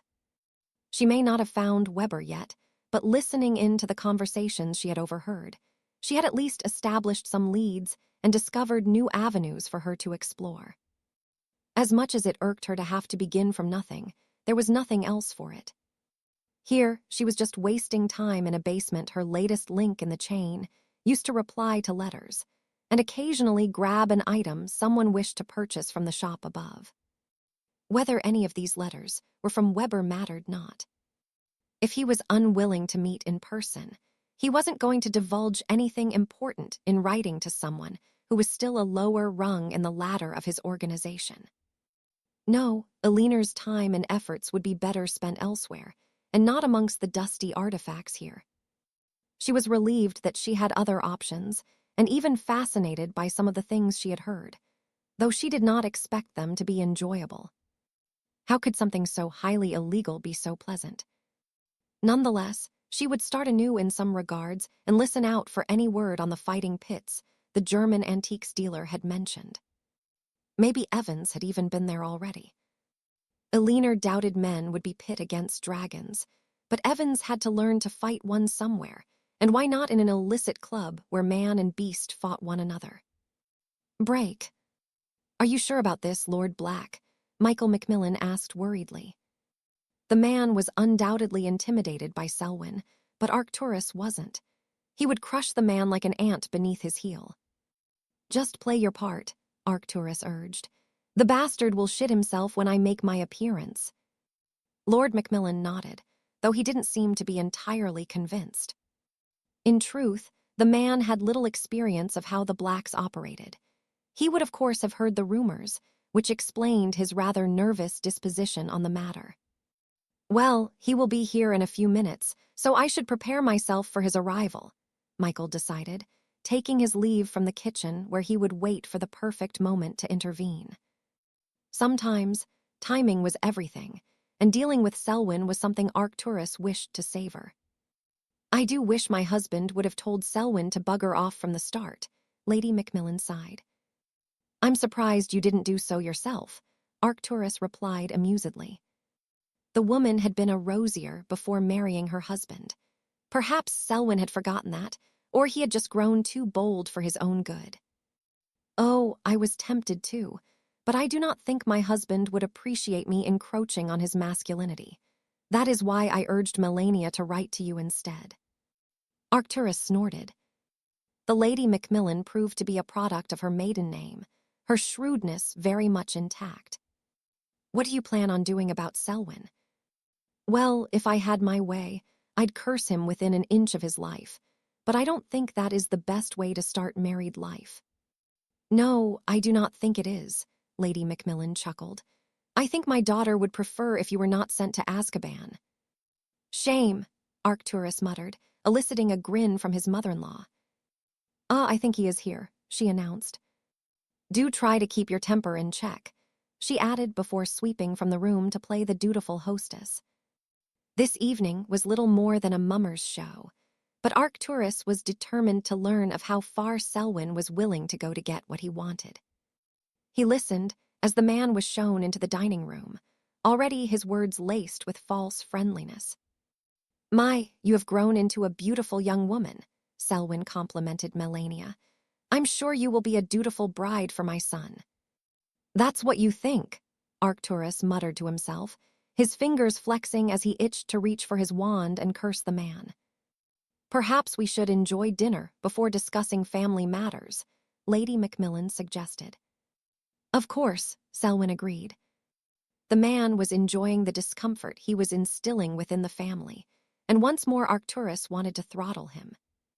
Selwyn was little more than a bully, and one who found glee in the misery of others. It made sense that he would follow Grindelwald.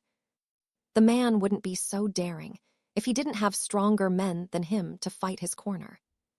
Unfortunately for Selwyn, Arcturus did not fear Grindelwald nor any of the fools that served him. Little did Selwyn know that it would be him who would be cowed, that his farcical attempt to intimidate the Macmillans would end with him cowering under the gaze of Arcturus. There was little talk during the meal, something that Arcturus was grateful for as he had quickly realized he couldn't trust his own temper to not boil over if Selwyn continued the way he had. However, when the dessert had been finished and coffee had been served, the man no longer exercised patience. You know why I am here, he said simply. I wish for your daughter to marry my heir. Please do not make this difficult, Macmillan. We both know that I will get what I want. No, Lord Macmillan answered, his voice wavering though his tone was firm. Selwyn chuckled, and Arcturus imagined the man was leering at his fellow lord. Are you under the impression you have a choice? He asked disbelievingly. I could make life very difficult for you. Let us not pretend that you do not know who I am close to nor who is winning this war. It is only a matter of time before Britain is taken, and your decision tonight may well decide the future of your family. There was a pause before Lord Macmillan spoke again. It is not possible for you to have what you want, he sighed. My answer is no. Selwyn laughed humorlessly, the sound of rustling parchment following only a second later. You will sign this contract, Macmillan, and you will be grateful that I have asked very little of you. You need only pay a dowry of 500 galleons, and your daughter will be taken care of for the rest of her days. If you do not sign it, then those days will be very few for all of you. You owe Black nothing, and he is not here to stake his claim. Arcturus gritted his teeth as he entered the dining room, having heard enough from Selwyn, who had already taken too many liberties as far as he was concerned. Oh, I'm here, Arcturus growled. Selwyn was certainly not expecting this development, his demeanor changing immediately as he laid eyes in the Lord Black. Arcturus was pleased to see the man falter, and now he would really make him squirm. Do you think that you can come here and intimidate my wife and her family into marrying one of your half-witted sons? I don't know what kind of stupidity you have been plagued with, Selwyn, but you seem to have forgotten that I am the Lord Black, and you have pissed me off. Selwyn recovered from his shock quickly, his expression one of irritation mixed with fear. Your wife, he sneered. My wife, Arcturus said firmly. Selwyn snorted. You'll regret this, Black, he said with a leer towards Melania. We both know who is coming for you. I don't see him here, Arcturus returned evenly. I've not seen him on the battlefield either. It does make me wonder if Grindelwald is more of a coward than I thought. I'm not running from him, Selwyn. His days are numbered, but tell him from me that he knows where I can be found. Tell him that I said he should fuck himself, and you, Selwyn, you can do the same, you sniveling piss-stain. Selwyn's jaw clenched at the insult, but as expected, the man did nothing. Oddly, his expression became one of amusement as he stood. Well done to you, Black, he offered with a bow. Maybe if you are fortunate, you will live to see your folly. Perhaps you will even regret your actions tonight. The only thing I may regret is not killing you now, Arcturus returned coldly, his fingers once more twitching towards his wand. Evidently, Selwyn got the message and slinked from the room, leaving Arcturus to ponder his last, ominous words. Bastard, he grumbled, his mood brightening considerably as Melania wrapped her arms around him. Thank you, Lord Black, Macmillan said sincerely. Arcturus deflated as he shook his head. We're family now. There's no need to address me as Lord Black, he insisted. Lord Macmillan nodded appreciatively, and his wife gave Arcturus a kiss on the cheek. Thank you, Arcturus, she offered, smiling happily. I do not think our daughter could have chosen a better man for herself. Not a Selwyn, at least, Melania quipped, grinning at her husband. I suppose this one will do. Arcturus chuckled amusedly. Despite her sometimes quiet nature, Melania had never been intimidated by the name he carried, nor had she shown any judgment for the actions of his father, brother, and older sister. No, she had cared only for him, had been there for him when his world was falling apart around him, and there was nothing he wouldn't do for her if it was within his power. The wedding they had was not what either of them had envisioned, but they were married now, and for better or for worse, Arcturus wouldn't have it any other way. Nor would his new wife if the smile she gave him was anything to go by. Break. The blood had yet to congeal on the ground outside before Harry and his men found themselves defending their position, his assessment that they would be gifted a brief reprieve only proving to be correct. Yaxley, Gilbert, and Charles had managed to repair most of the fire damage, and Harry had erected some additional defenses that would be difficult to breach, but he would have preferred a little more time.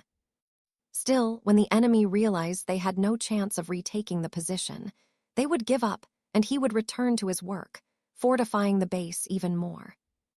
They would not be willing to continue to be cut down in droves, as was happening now, so a retreat would be necessary, though they were certainly determined to dislodge the ICW forces. The land they were fighting over was within the Ukrainian border, and being here gave Harry and his men access to the rest of the country that Grindelwald still controlled, something that would change sooner rather than later if Harry had his way. What made this task most difficult was the vastness of the land and the sheer number of enemies they faced.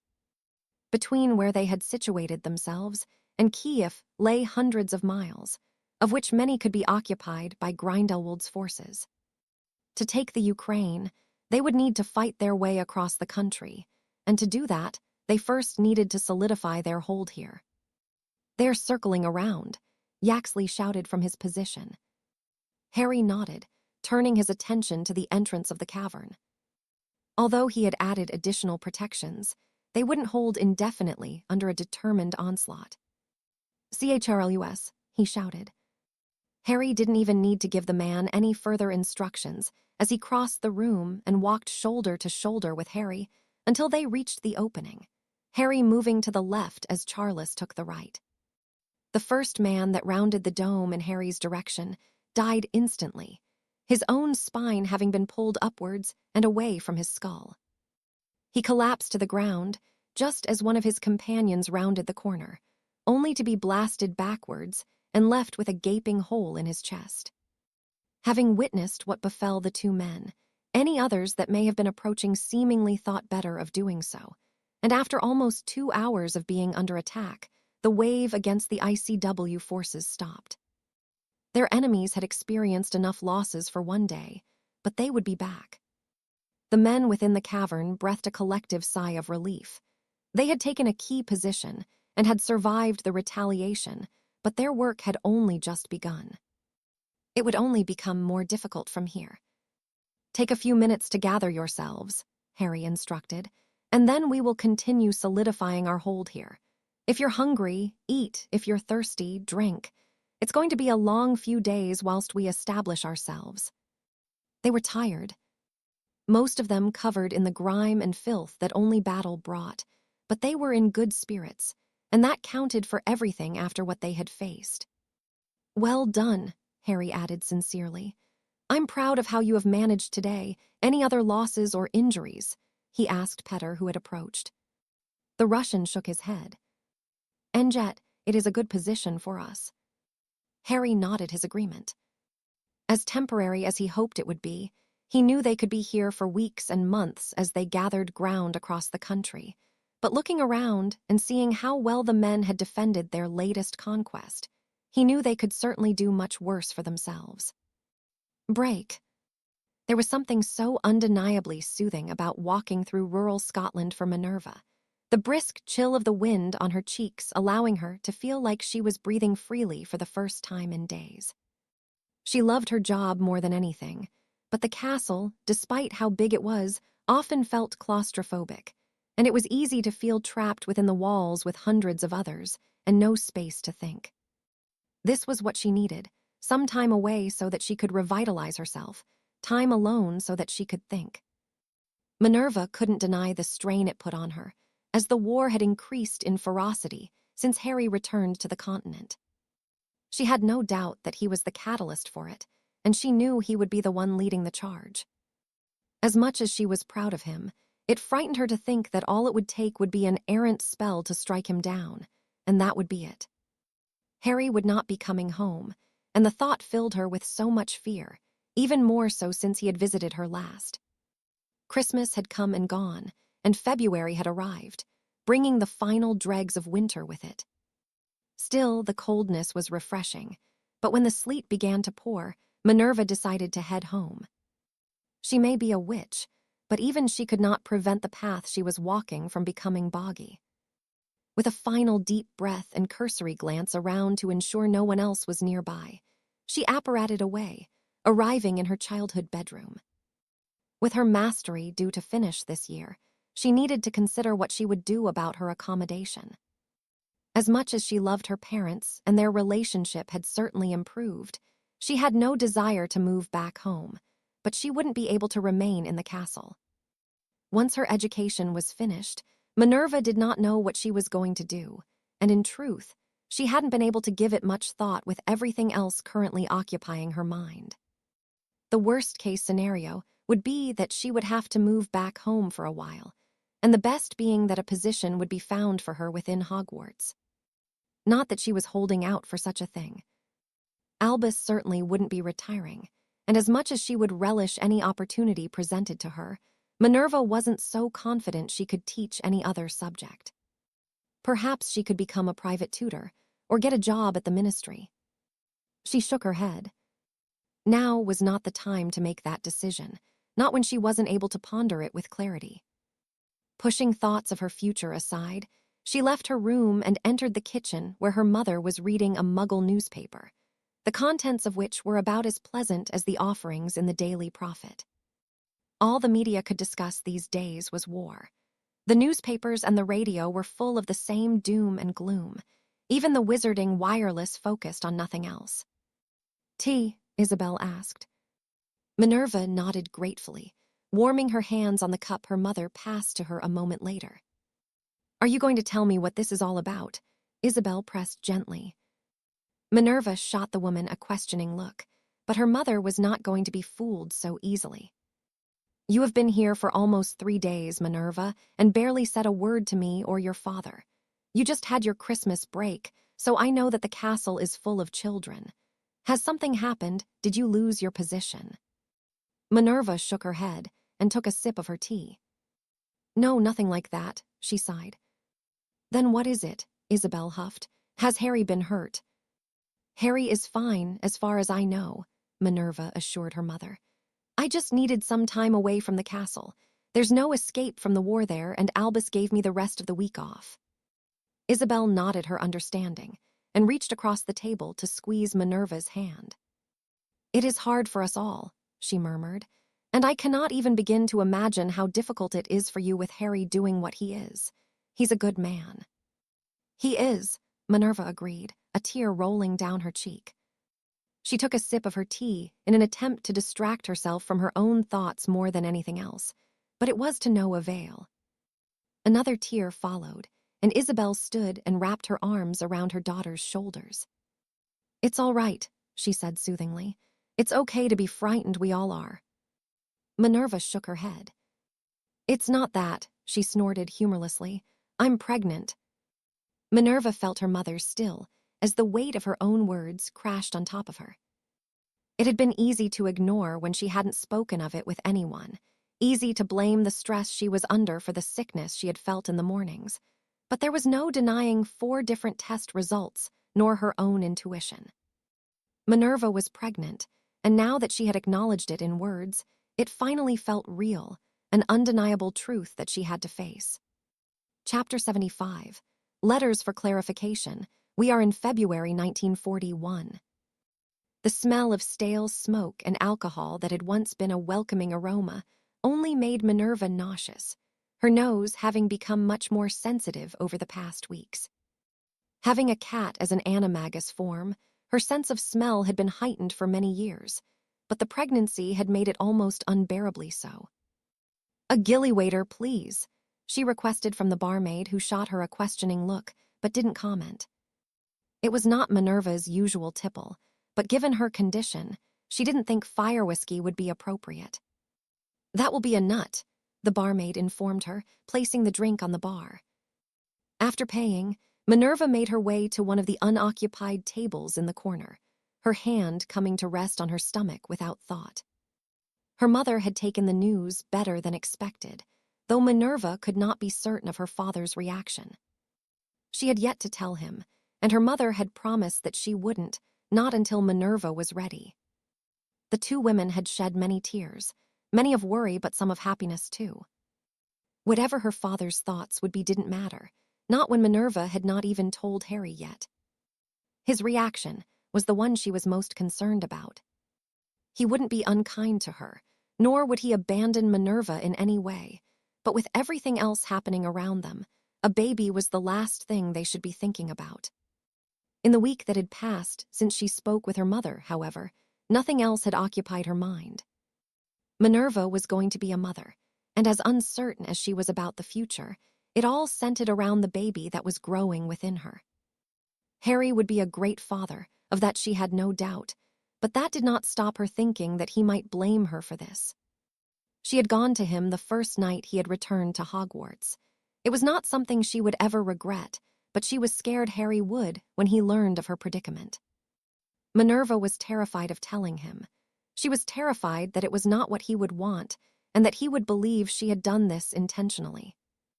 She hadn't, but neither had taken any precautions to prevent it. Not that such a thought offered Minerva any comfort. "What a bloody day," Poppy sighed as she slid into the seat opposite her. "When you write to Harry next, can you tell him to slow down with his efforts to wipe Grindelwald's men off the face of the earth? All week we've had new admissions from the continent." Minerva snorted. "I'll be sure to mention it." Poppy frowned at her questioningly. "Is something wrong?" she asked. Minerva deflated. She had no more tears to shed, and as much as she missed Poppy, both of their schedules keeping them busy and unable to meet up as much as they wished, she needed her, not just as a friend, but a healer. "You could say that," Minerva sighed. "I need you to check me over." Poppy's frown deepened. "Have you been messing around with your animagus training again?" Minerva shook her head. "No, nothing like that. I need you to check the baby to make sure it's healthy." Her words were met with silence, and as Minerva looked towards her friend, she was greeted by an expression of shock as Poppy digested what she'd said.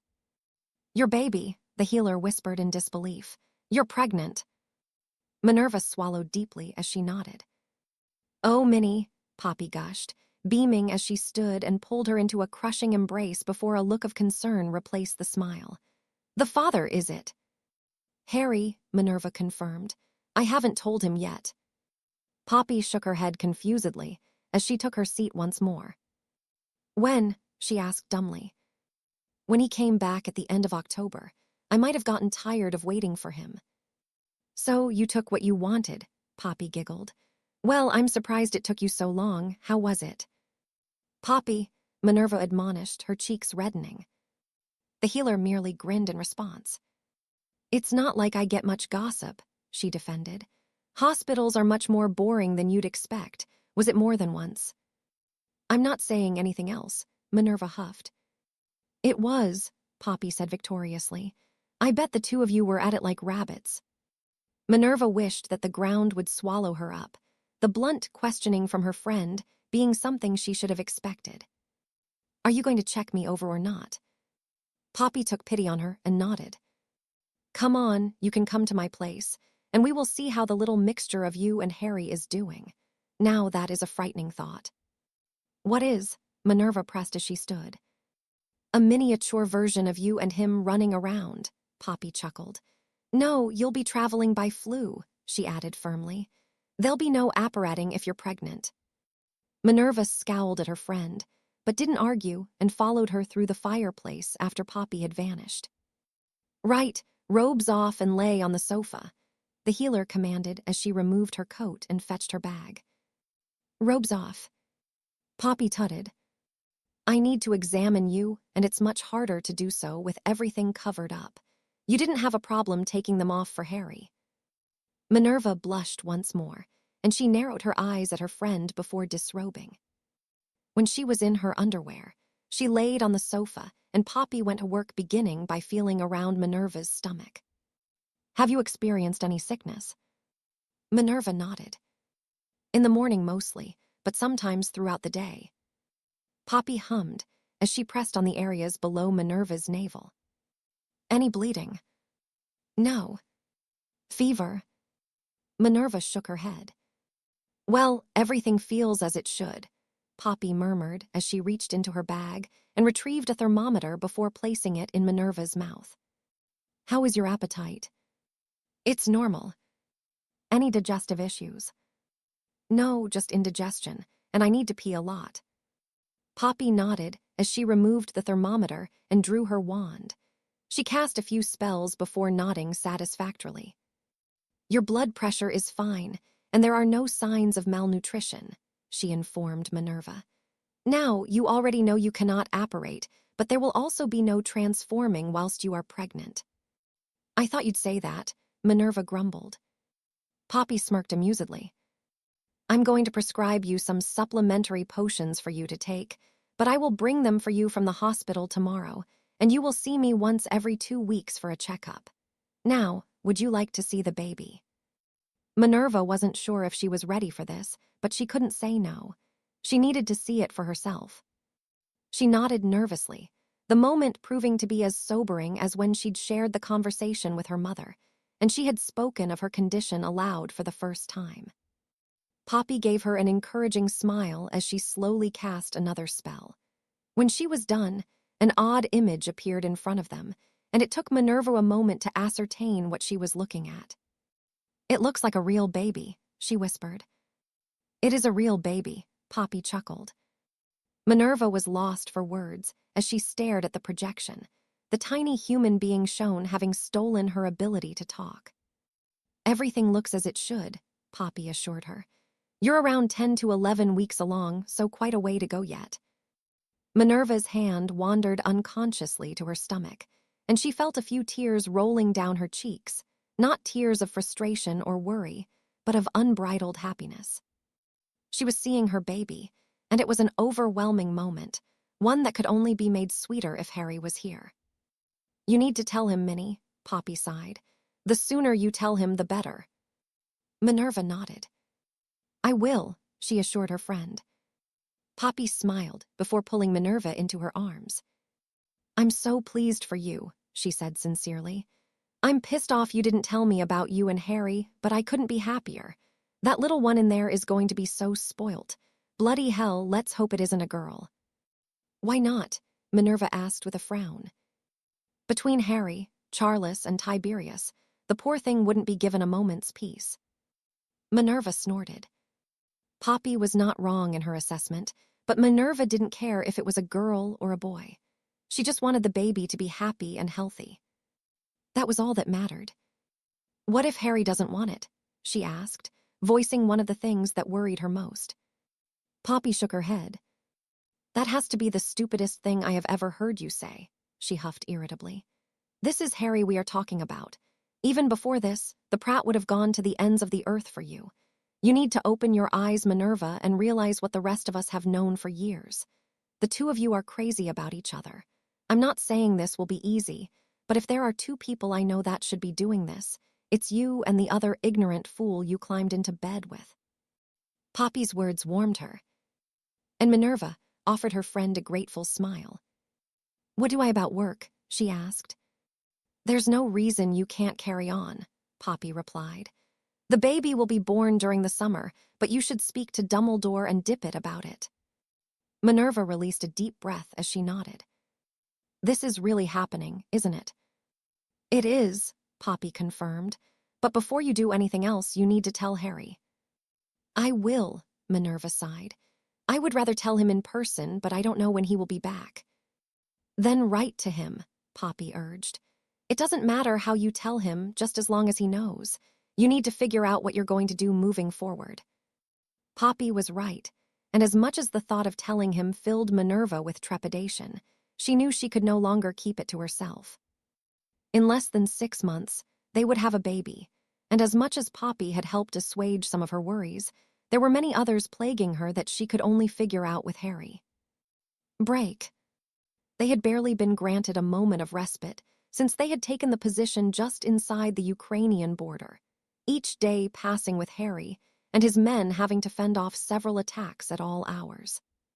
Today, however, none had made an attempt to reclaim it, the bodies of those that had previously having been left where they had fallen as a reminder of the folly in doing so.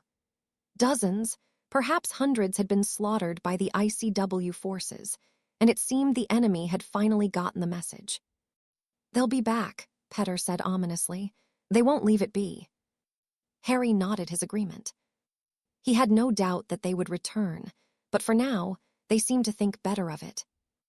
Then more of them will die, he replied darkly.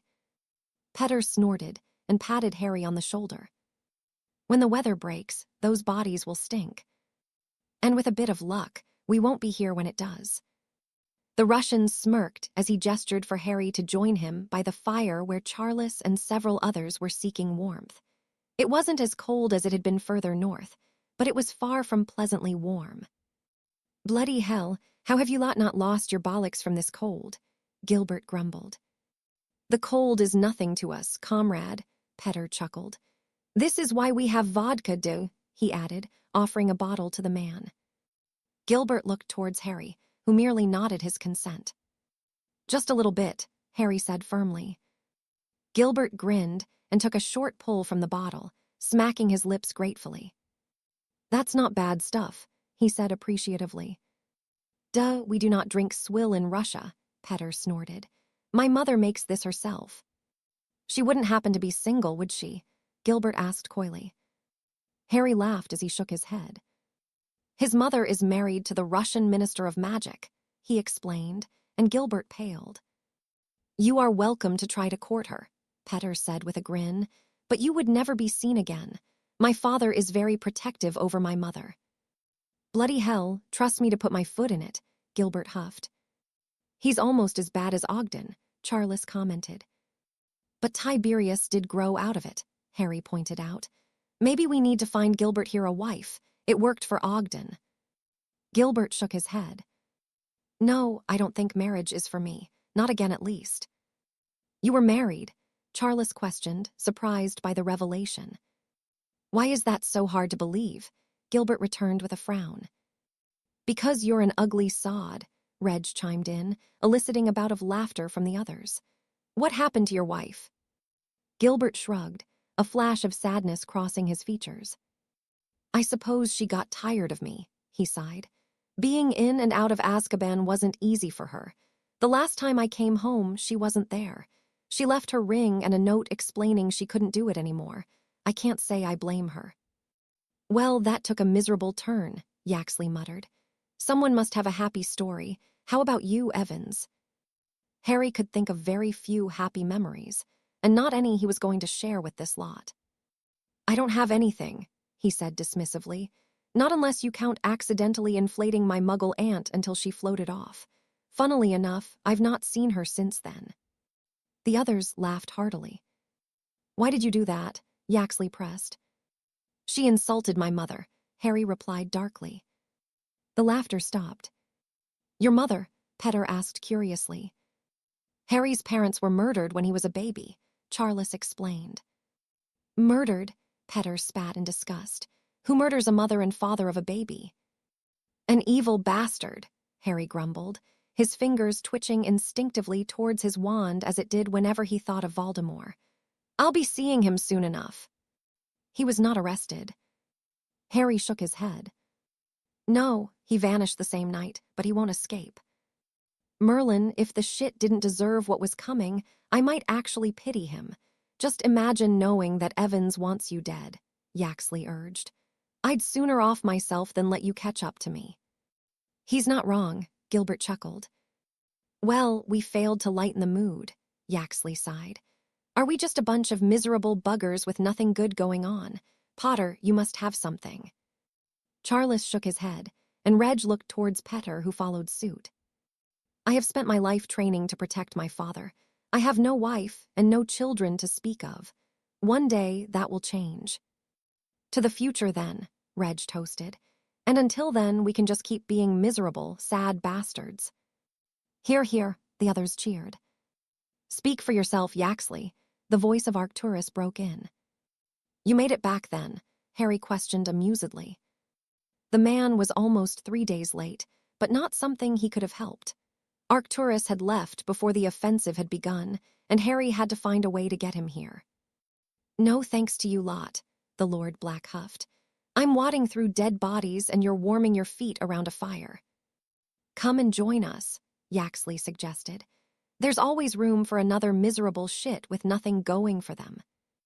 His words were given in jest, but Arcturus raised an eyebrow at the man and took a seat next to him. Did you manage to solve your problem? Harry asked vaguely. Arcturus nodded, a rare smile tugging at his lips. I married her and even put the wind up Selwyn. Quite the productive week, he mused aloud. Wait, you got married? Yaxley asked. I did. To whom?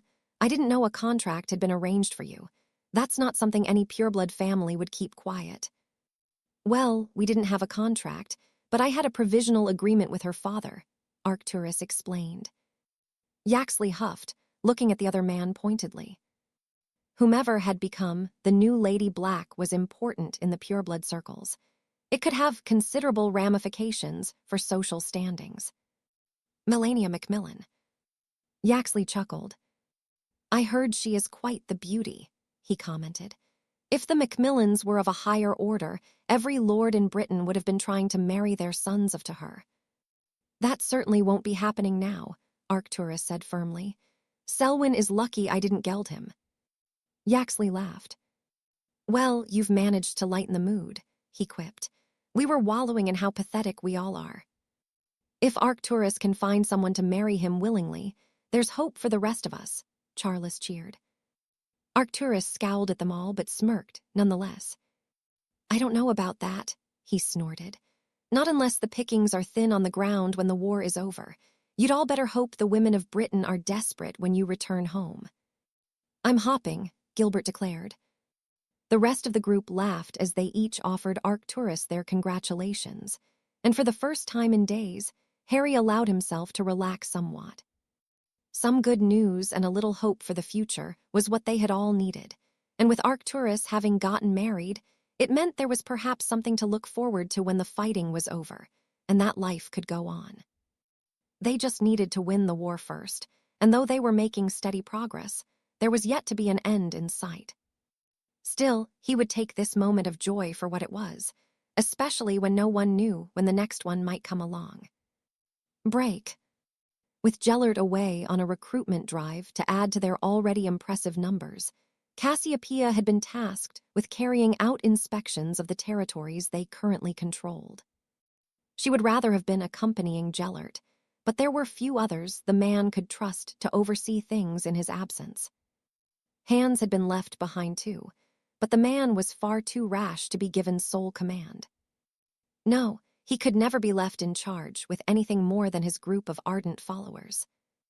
Between the two of them, they had split the lands Gellert held in two, and were working their way through them to ensure the defenses were sufficient, that they wouldn't continue losing them to the ICW forces. Since Evans had been given command, their attacks had been relentless, and Gellert was losing more and more countries and men with each passing day. As much as Cassiopeia loathed to admit it, he was proving to be an effective leader, though he would never be anything compared to Gellert. When the man she chose to follow decided Evans had been too much of a nuisance, he would be disposed of. Cassiopeia only wished it could be her to end him, but if truth be told, she knew Evans could best her. He already had 3 times, and Cassiopeia was fortunate to have survived thus far. The only thing that worried her more than meeting the man on the battlefield was encountering her brother. She had no desire to fight with Arcturus, had even pled with him to not involve himself, but he was on the continent somewhere, having recently been married. A small part of Cassiopeia was bitter that she had not been invited. She hadn't even known of the impending nuptials. Regardless, there was a new Lady Black, and Cassiopeia had been excluded from it all. She shook her head of those maudlin thoughts. Her family, what remained of it, had made their choices, as had she. There was no going back now, though Cassiopeia would do her best to see that her siblings were spared when Gellert succeeded. They were still family, after all, even if they were fools. Break. Being in human form had become something of a commodity over the past several months that Alina was playing the role as a sleuth. But here she was, enjoying real food instead of feasting on flies and other insects for sustenance. She had lost weight, and her robes hung loosely off her, and even her hair had lost most of its luster, but she would now be limiting her time in her animagus form, much to her relief. It felt odd being out in the open, and though she was discreetly observing a building on the opposite side of the road, none paid her any attention. In Germany, it seemed that no one wished to appear to be taking an interest in anything other than themselves. Berlin was a mess. Many of the streets had been destroyed by Muggle weaponry, and dozens of families were now without a home. However, it wasn't the people Alina was observing. She was waiting for this evening to come when the festivities in the nearby bar were to resume. Her curiosity had been piqued, but more than anything else, she was keen to begin exploring a new avenue in her pursuit of Herr Weber. Thus far, her efforts had been for nothing. It had been easier to take gold from Gringotts than find this man. She snorted at the thought as she polished off her 6th plate of food, the waiter removing it from the table and looking at her with disgust. Alina simply leaned back in her chair and patted her swollen stomach, yawning from the tiredness that plagued her. She had not slept properly for so long and yawned once more before checking her watch. It would be hours before anything happened, and there was a hotel nearby in which she could rest. Nodding to herself and unable to ignore the call of a real bed, she left some coins on the table and headed towards the hotel, her stomach aching from all of the food she'd consumed. The sun had long since set when she woke several hours later, the combination of food and sleep leaving her feeling refreshed and better than she had in weeks. Alina stretched before pushing herself from the bed to shower and ready herself. It could be a long night, and though she had sated her hunger and need for sleep, she wished to be rid of the grime that clung to her. She peered through the window towards the bar she was observing whilst she dressed, the lights indicating that the establishment was indeed operating this evening as expected. Ensuring that she had her wand, she took her leave of the hotel when she had fixed her washed hair and headed towards the bar. Members only, A large, gruff man who was guarding the door growled, stepping in her path as she tried to enter. Alina merely smiled politely before walking to the adjoining alley and transforming. She had hoped she would be admitted without the need for subterfuge, but it wasn't to be. Still, it took her little time to find her way inside the bar, nor to where the entertainment for the evening was being held. Considerable effort had been made to expand the size of the basement, and the onlookers were kept behind what appeared to be a rather impressive set of charms that would protect them, something Alina quickly realized they would need when the first creature was released from an enormous box. She had never seen an Inferius in person. The subject was covered quite extensively at Durmstrang, but even the school that was known for its more liberal views on magical practices condemned the creation of these monstrosities. It was being restrained by a collar that had been placed around its neck, and the four men holding onto the thick rope attached struggled to keep the creature under control as it aimlessly tried to break free, though its focus shifted as more people entered the pit. Alina watched as a man in chains was dragged in, his eyes alight with fear. This wasn't a willing participant, and as he began protesting in French, she realized he was a prisoner of sorts. She could only look on as the man was released, and a knife was pressed into his palm, whilst several wands were aimed at him. "If you win, you are free," one of the jailers laughed mockingly. The Frenchman swallowed deeply as he looked upon the creature he had been pitted against with only a dagger to defend himself. Somehow, he managed to compose himself somewhat, and released a scream of desperation as he charged towards the Inferius whose handlers let it go before they fled from the pit. The prisoner rammed the blade repeatedly into his foe, his blows raining down on the head and chest, but the creature did not even acknowledge them. No blood flowed from the wounds that would have killed a mortal man, and the Inferius pressed on, undeterred. Alina winced as the man was felled by a blow to the head, and was immediately set upon by the Inferius, the creature pummeling the face of the Frenchman who fell still after only a moment, the knife he held rammed into the ribs of his attacker, and his face an unrecognizable mess. If Alina was in her human form, she would undoubtedly be vomiting as she watched the Inferius tearing into the flesh, its mouth dripping with blood as the crowd roared their approval. Alina had seen enough of this to last her a lifetime, but she would not shy away. She wanted Grindelwald out of her country and the man to no longer plague the continent. Everyone she knew was making sacrifices, and this was hers. She would discover who was in charge of this particular operation, and for the first time since she'd begun this venture, she felt that she was finally drawing closer in discovering who Weber was. Break. It was seldom that a member of staff would request a meeting with him with the intention to speak of something positive. Usually, the topic would center around discussing concerns surrounding a student, an incident that required his attention, or if a professor wished to inform him they wished to leave their position. Armando always dreaded these occurrences. It was difficult to find competent instructors at the best of times, but during a war, it would be next to impossible. Much to his relief, however, he did not believe Minerva would wish to broker such a subject with him, though it did leave Armando questioning just what the young woman would need to discuss. His mind wandered to a particular Slytherin student that he, Albus, and Minerva were keeping a close eye on. Had Tom done something terrible? Armando would not be surprised.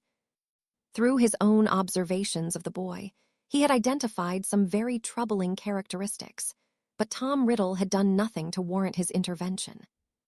Not yet, at least. The headmaster was pulled from his thoughts by a knock at his door, and he frowned thoughtfully when he realized it wasn't Minerva who had arrived. "Come in, Albus," he called. His deputy appeared to be as pensive as he, and Armando gestured for the man to take seat. "Did Minerva request your presence?" he asked. Albus nodded. "Indeed, though I cannot fathom what it is she wishes to discuss with us," he sighed. "She is due to complete her mastery this year. Perhaps she wishes to inquire about her future." "I would of course wish for her to stay on," Armando declared. The young woman was an excellent instructor, and though it would mean allocating additional funds from the coffers, he would happily do so to keep her expertise within the castle. Until now, I believed she would wish to remain, Albus replied confusedly. I was going to broach the subject of taking more of my classes in an official teaching capacity, so that I can focus on some studies of my own. Armando nodded approvingly. As much of a boon as Albus was his contributions to the practice of transfiguration would undoubtedly be revolutionary. You would have my blessing to do so, he assured his deputy. We both know that Minerva is more than capable of teaching the subject. Well, I suppose we are about to learn the nature of this meeting, Albus informed him. Armando frowned at his colleague as another knock sounded at the door. I will never understand how you do that, he grumbled. Come in. The young woman that entered did so with an expression of determination, though it was tinged with nervousness. Whatever Minerva was experiencing was important. That much was obvious to the headmaster. Please take a seat, he said kindly, wanting her to feel at ease. Minerva offered him an appreciative smile as she did so, her gaze flitting between Armando and her mentor. Would you like a glass of water or something stronger? The headmaster asked, unable to ignore the grimace at the mention of the latter. No, thank you, Minerva replied. She took a deep breath, evidently bracing herself to speak of what she came here for. I don't know how to begin, she snorted apologetically. Albus offered her an encouraging smile. Sometimes, my dear, it is best to simply speak than think about the words themselves. Minerva nodded and swallowed deeply, though her resolve was unquestionable. I'm pregnant. Of all the things Armando expected from this meeting, he would never have even considered this, but when he pondered it, he realized how foolish he'd been. He chuckled to himself as he shook his head. Would I be right to assume that Mr. Evans? Minerva cut him off with a nod, and Armando turned his attention to Albus, who had yet to say a word, only to be taken aback by the sheer joy of the man. He was positively beaming, his eyes twinkling in a way Armando had never seen. Armando was pleased for her and Harry, incredibly so, but his own pride paled in comparison to Albus's. A baby? Albus asked, looking at his assistant in awe. Minerva nodded, her own smile matching Albus's as she placed her hands on her stomach. I'm 3 months along. Albus sucked in a deep breath. May I? He requested, gesturing to Minerva's belly. The woman nodded, and Albus became quite giddy until his hands replaced hers, his eyes widening along with his smile. A very strong babe, he murmured. I'm so pleased for you. As am I, Armando broke in, reveling in the happy news. Minerva breathed a sigh of relief. I thought you would be disappointed, she murmured. Albus shook his head. There has never been a time that you have disappointed me, he said firmly. This is unexpected, but most welcome. How did Harry take the news? I sent him a letter, but he might not have gotten it yet, Minerva answered nervously. He will be delighted, Armando snorted. Shocked at first, I suppose, but pleased. Merlin knows the boy could use some good news. Is it good news? Minerva asked. The best, Armando said assuredly. Minerva deflated. What if it's not what he wants? Armando shook his head, but it was Albus that took the woman by the hand and gave her an almost fatherly look.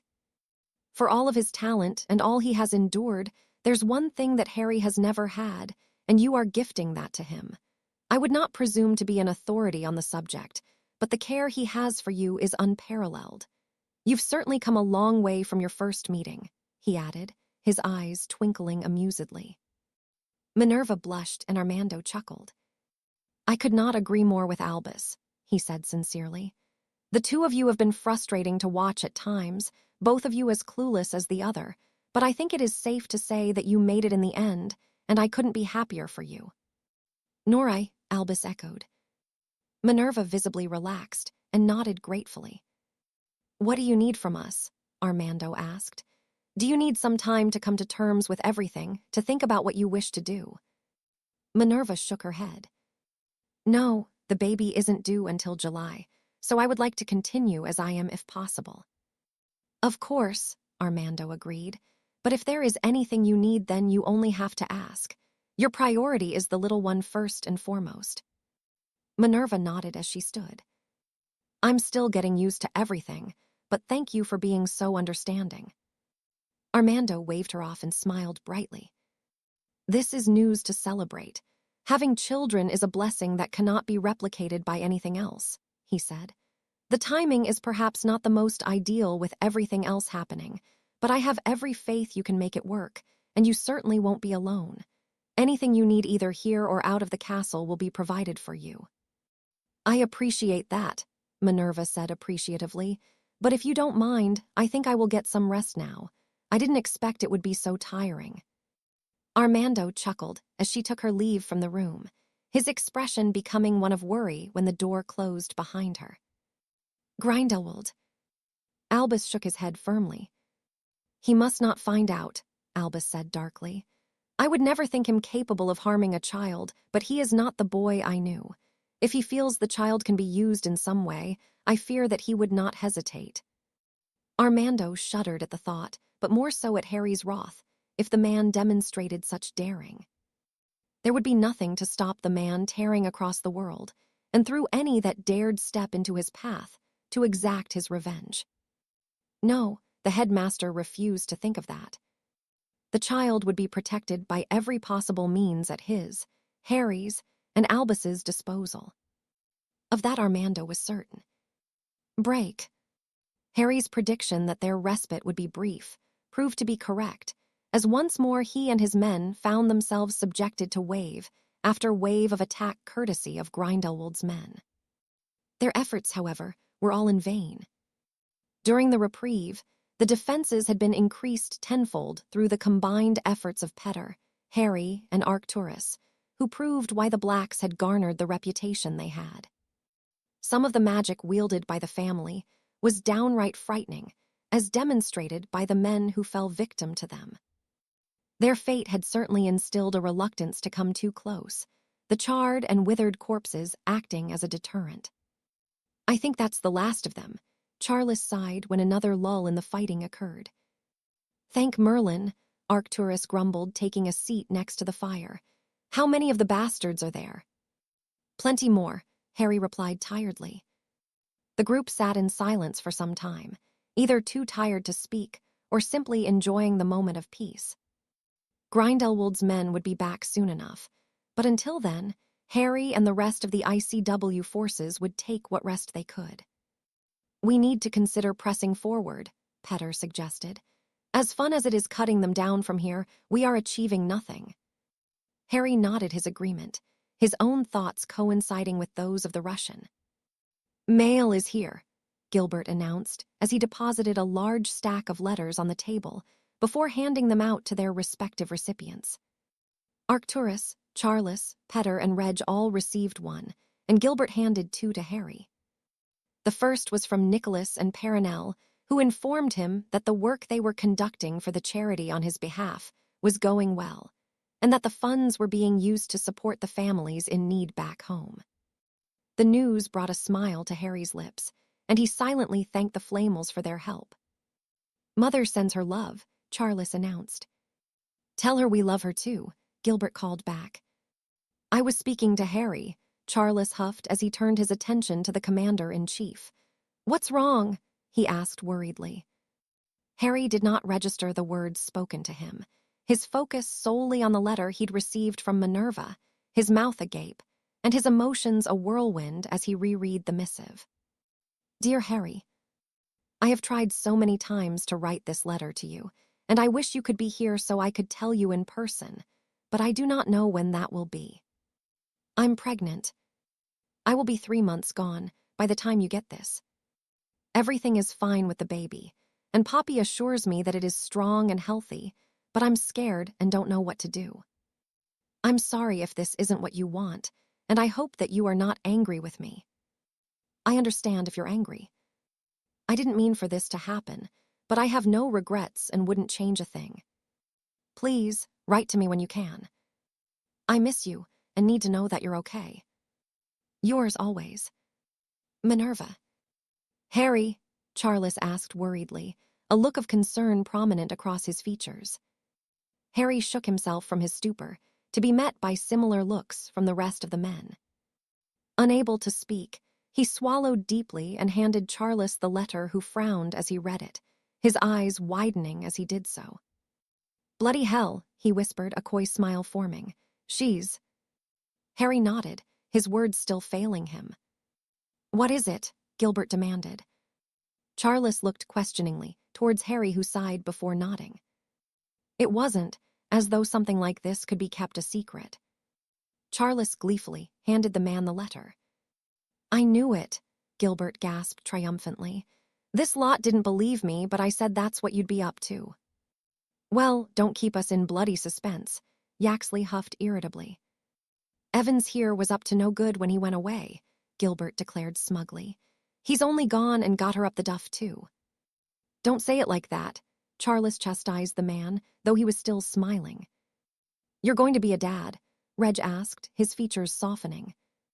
"Apparently so," Harry replied, wondering if this was just a dream from which he would soon wake. It was Charles that reached him first, pulling Harry into a tight embrace. "Congratulations," he whispered.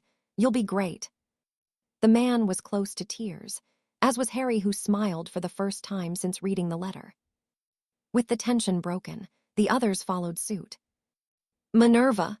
Arcturus questioned when it was his turn, his usually stoic demeanor relaxed as he took Harry's hand and placed his other on his shoulder. Harry nodded, and the man gave him an uncharacteristic smile. "Good for you both," Arcturus offered sincerely. "Is it?" Harry chuckled. "It is," Arcturus returned. "We all need something to fight for whilst we're in this shithole, and now you have it. Congratulations, Evans, I'm happy for you." With that, Arcturus moved on, and Petter took his place, kissing him on both cheeks. "This is wonderful news," he declared happily. "But do you not think you should be going?" he added, holding up Minerva's letter that he had just finished reading. Harry barely opened his mouth before the Russian cut him off. "Go," Petter urged before Harry could reply. "We will be fine without you for a while." Harry glanced at the other men, who nodded their agreement. "I'll be back soon," he promised. "Don't burn the place down whilst I'm gone." With a final smile of gratitude, Harry activated his portkey, the plethora of emotions he felt only growing stronger as he did so. Chapter 76. The serpent having returned to Britain after receiving Minerva's letter, Harry was at a loss at what he should do.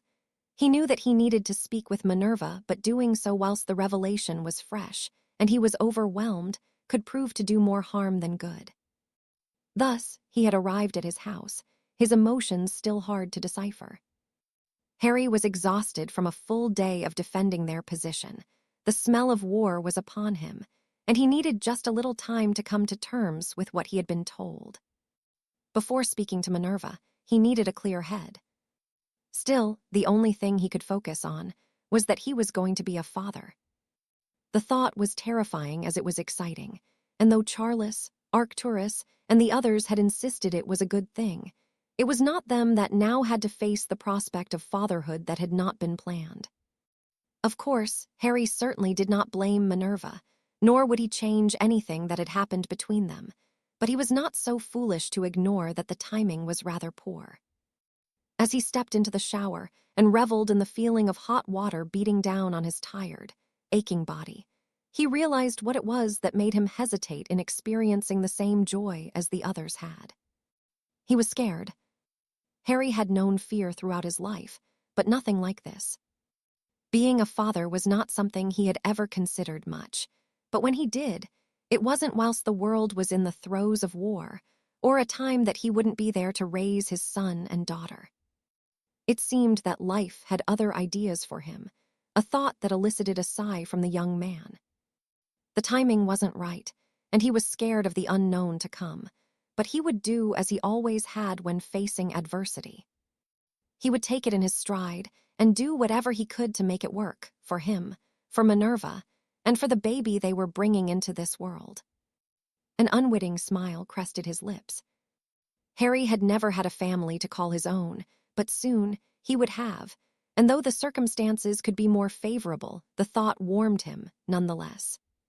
Stepping out of the shower, he felt calmer than he had, though there was no shifting the sense of trepidation he felt in its entirety. This would be a new challenge for him, something he had no experience of whatsoever. Where did someone even begin taking care of a baby? Harry hoped Minerva was not as clueless as him.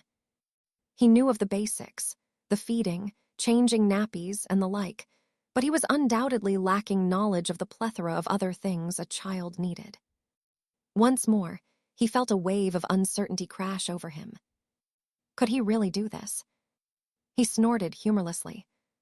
Despite any reservations or doubts he had, it would happen in the near future, and as ill-prepared as he was for such a thing, nothing would change that. Having pondered his own thoughts on the matter, his mind wandered to Minerva, and his stomach tightened at how she must be feeling.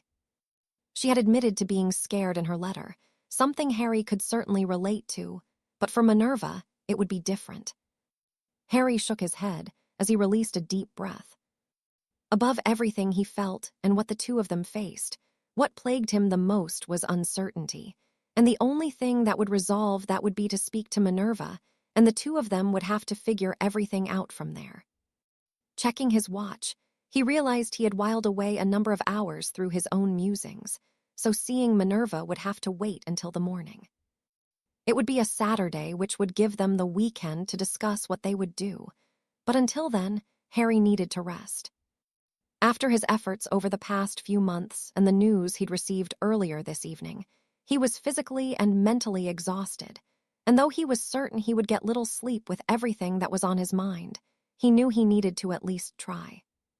Tomorrow would likely be a trying day for him and Minerva, and it would not do to approach it without a clear head and somewhat rested body. Break. Night after night since Alina had arrived in Berlin, she had witnessed man battling all manner of beasts, some of the former willing, but those that weren't had merely been sent to die for the entertainment of the crowd. None of the prisoners had been given their wands to defend themselves, despite what creature they were delivered to. Alina had seen a Spaniard attempt to fight a transformed werewolf with a sword, a Belgian given a pitchfork to fend off a vampire, and a Finn armed with a slingshot whilst he did battle with a particularly vicious hag. The results of these bouts were never in question, and no bets were taken for them.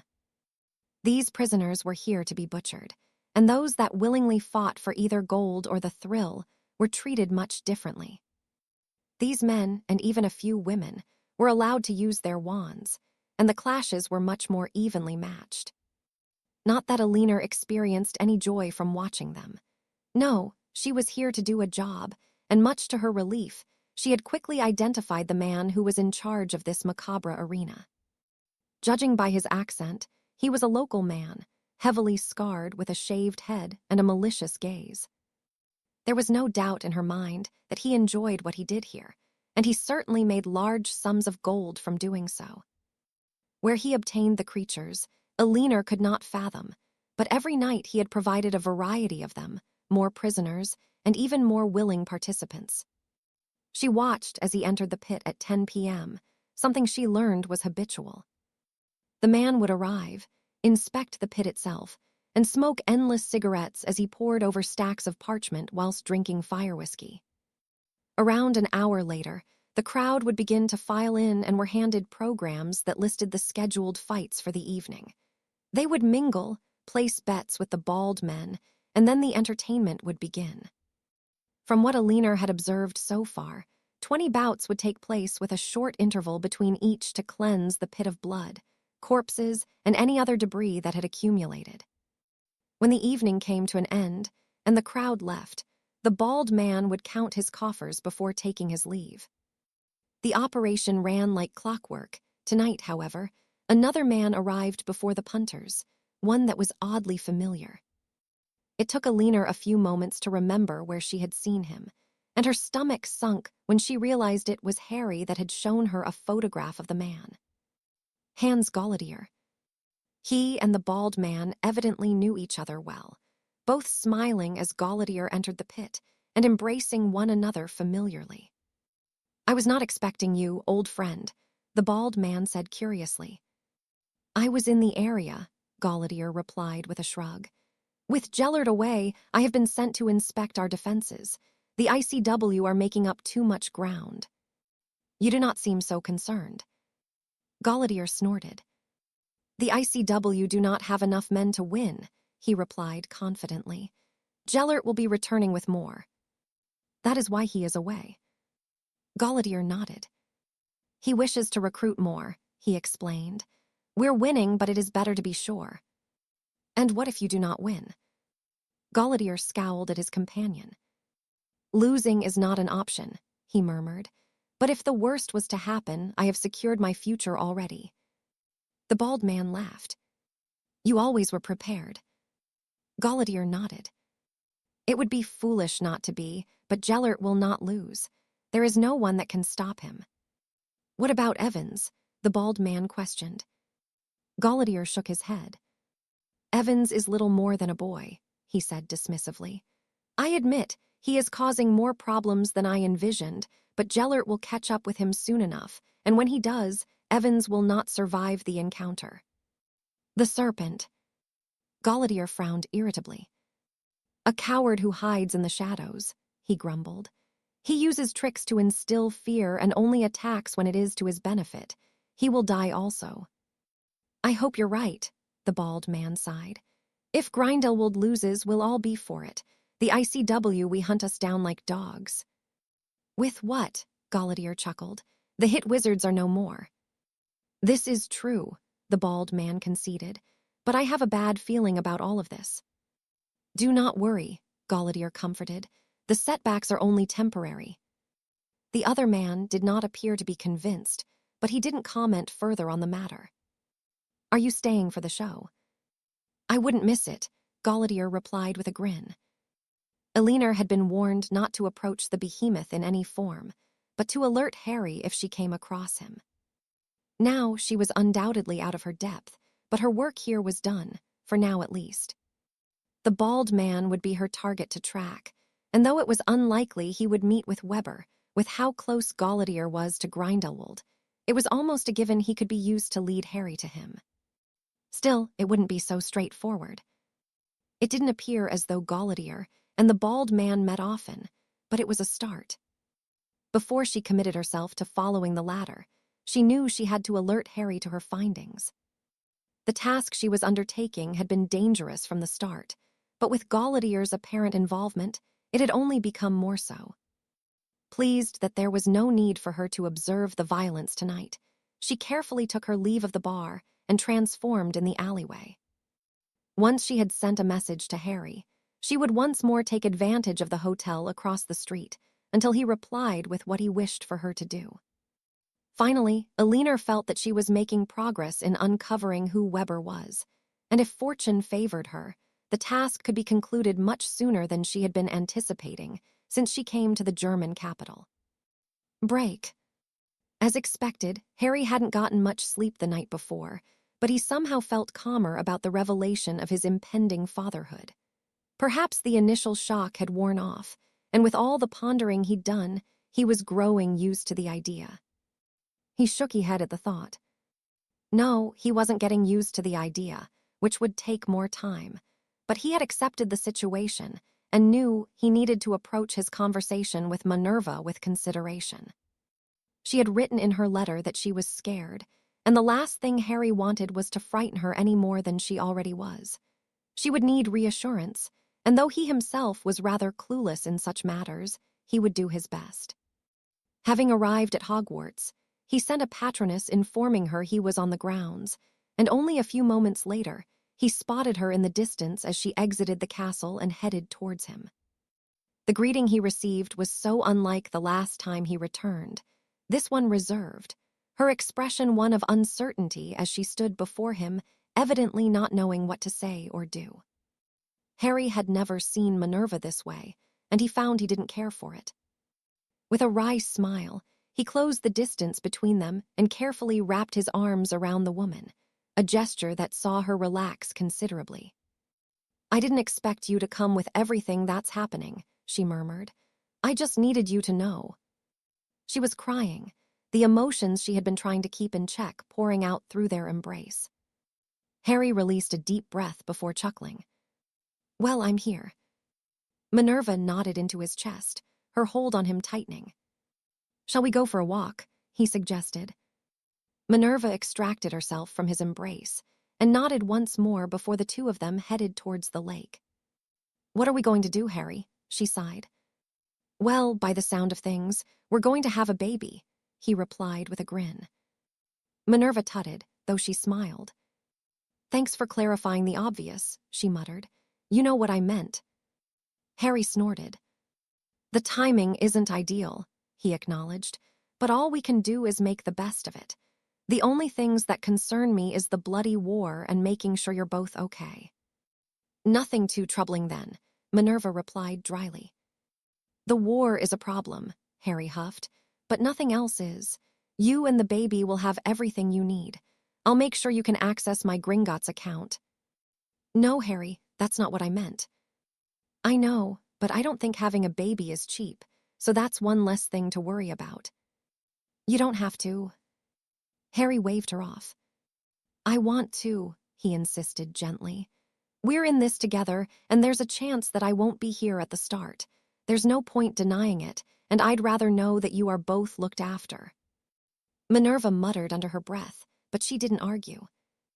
"You're not alone in this," Harry sighed, taking her hand. "We'll do it together." Minerva smiled, her eyes welling with tears once more before she wiped them away. "Thank you," she whispered gratefully. "For what? You didn't think that I'd leave you to deal with this on your own, did you?" "No," Minerva denied, "but I didn't know what else to think." Harry gave her a comforting smile, despite his own worries. "Who else knows?"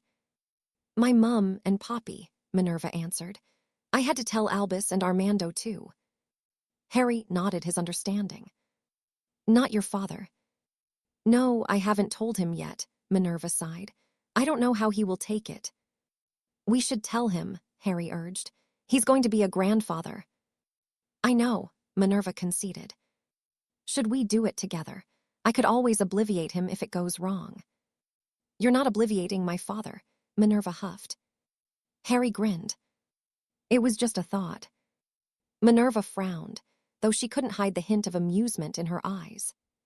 Silence fell over them for several moments as they gazed across the lake, both lost in their own thoughts. "Where are you going to live?" Harry asked. "You can't raise a baby in the castle." "My mum has said I can stay there." "Is that what you want?" Minerva shrugged. "I've not thought that far ahead," she answered honestly. "None of it seems real. I don't think it will until the baby is here." Harry nodded his agreement. "You'll want to be close to your parents, won't you?" he asked. "I don't know how old a baby has to be before it can be apparated, taken by Portkey, or taken through the flu. I don't really know anything about Bobby's. Bloody hell." And that was the reality he faced. Harry had never had younger siblings or even been around small children much. He had no idea how to care for a baby, and yet he was going to be a father. "It's scary, isn't it?" Minerva's question pulled Harry from his thoughts. The daunting truth of what was to come having truly sunk in now, and the worries that suddenly plagued him were reflected in Minerva's own terrified gaze. "Have you ever changed a nappy?" he asked. Minerva shook her head. "No, but my mother has been sending me books about those kinds of things," she replied. "We have time to learn, Harry. We don't have to know everything." "I don't know anything," Harry muttered. "But you will," Minerva assured him. Harry nodded uncertainly. "I might need to borrow some of those books." Minerva grinned as she rubbed his arm soothingly. "We will be okay, won't we?" "We have to be," Harry snorted. "We have a baby to think about." "Is it wrong that I'm a little excited?" Minerva asked, her hand trailing over her slightly swollen stomach. "I know we didn't plan this, but now it's happened. It just feels like it is something really special." The sight of her nursing her small bump filled Harry with something he'd never felt before. It was an overwhelming affection and the need to protect her and their child. It was odd, but not unwelcome. "Can I?" he requested.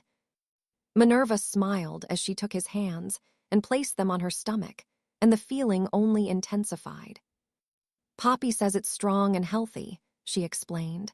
It might even be born close to your birthday. The thought brought a smile to his own lips before it faded as he frowned. I need you to do something for me. What? Minerva pressed. Harry released a deep breath. We won't be able to keep this a secret, he pointed out. When you're not in the castle, I need you to keep a low profile. With my position, someone could try to use this to get to me. Grindelwald, Minerva whispered worriedly. Harry nodded. I'd like you to find a house, close to your parents, and I will put as many protections on it as possible. Do you think it is necessary? Minerva asked. Maybe not, Harry acknowledged, but Cassiopeia Black has already proven she can get into Britain. It wouldn't take much for him to do the same. Minerva's nostrils flared. If he comes anywhere near me. I know, Harry placated, but let's not take that risk. Please do what I'm asking. However much gold it costs, it doesn't matter. Minerva relented, after a moment with a sigh. Thank you, Harry said gratefully. I don't want you to be a prisoner, but be careful. I'd never forgive myself if anything happened to you. Us, Minerva corrected. Both of you, Harry agreed. Minerva took his hand and gave it a gentle squeeze. We're really going to do this, aren't we? Her tone was almost hopeful, as though she was seeking just a little more reassurance from him. We are, Harry confirmed, but I think we should tell your father before we do anything else, don't you? Break. The warmer climate of the Far East was a welcome change to the dreary weather that plagued much of Europe during the winter months. At the behest of Weber, Gellert had ventured to Vietnam, Indonesia, and Korea already, each trip proving to be successful in his recruitment plans. He now found himself in Thailand, a country that had vested interests for both sides of the conflict with regards to the Muggles, and Gellert was here to exploit that to win some followers to his side. The question really came down to if the natives would prefer to side with the Japanese, their Asian brethren, or France and Britain, who already held territories close to their own. This was the very question he had asked of the crowd he'd managed to gather in the magical district of Bangkok, who had been very suspicious by his arrival, but were now being won over by his promises and visions of a world where they need not fear their land being taken from them or occupied by foreigners. It seems that you are winning them over, Nurin, Weber's contact informed him approvingly. My people are stubborn, but I believe they will see sense. It may take a little time, but I would consider this to be a good outcome for you. Gellert nodded gratefully. He had added 2,000 more men to his cause, followers that he would need in the coming months to ensure he could keep a firm grasp on the countries he had brought into the fold. Then you have my thanks for assisting me, he replied with a smile, offering Nurin a polite bow before heading towards the hotel he was currently residing in. The humidity here was almost unbearable, and Gellert would be pleased to leave the country behind, and even more so with the knowledge that his efforts had borne fruit. Perhaps he would head somewhere a little cooler next. He would need to consult the list provided to him by Weber to plan his next move, but Gellert was hopeful for an alternative climate. Mr. Grindelwald, the receptionist called as Gellert entered the lobby. A letter arrived for you whilst you were out. He accepted the envelope and returned to his room where there was little reprieve from the heat. With a wave of his wand, Gellert created a blast of cooler air that circulated the room and sat on the edge of the bed, whilst he unfolded the sheet of parchment within the envelope. Gellert, the Ukraine is in danger of falling into enemy hands. They are now occupying a fortress within the border, and any attempts made to remove them have failed. How would you wish to proceed? I need not remind you of the importance the land holds. Gellert sighed irritably.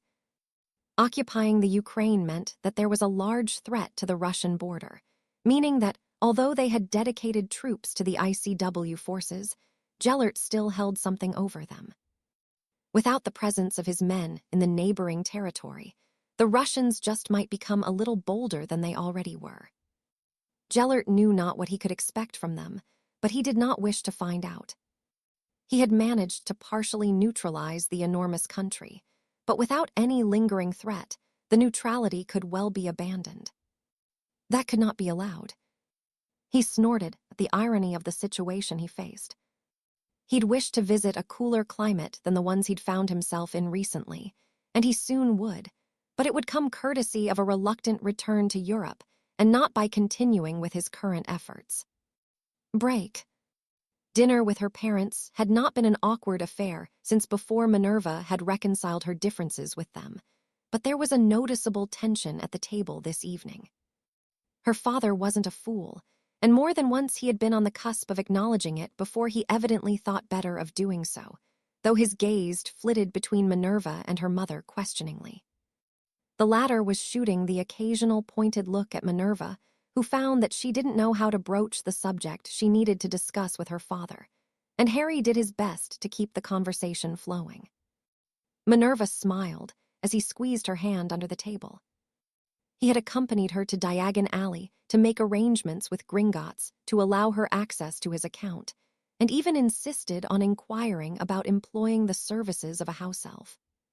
Minerva had been against the idea, but when Harry had mentioned hearing private security for her, she had relented and compromised on an elf that would assist her with the baby and even keep them both safe.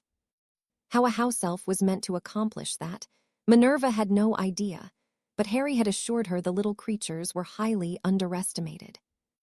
The reminiscent grin he'd given her, when explaining, suggested he knew from experience of a house elf's capabilities. In truth, Minerva was overwhelmed by Harry's attentiveness and hadn't expected so much from him. All she had hoped for was that he wouldn't be angry with her and that he would support her in raising the baby. Already he was going above and beyond to do so much more, and Minerva couldn't be more grateful for how he was handling it, despite how nervous he was. She squeezed his hand back as she turned her attention to her father once more, who was eyeing her curiously. "Out with it, lass," Robert sighed. "This atmosphere is making me very uncomfortable." Minerva swallowed deeply. "I'm pregnant," she replied simply.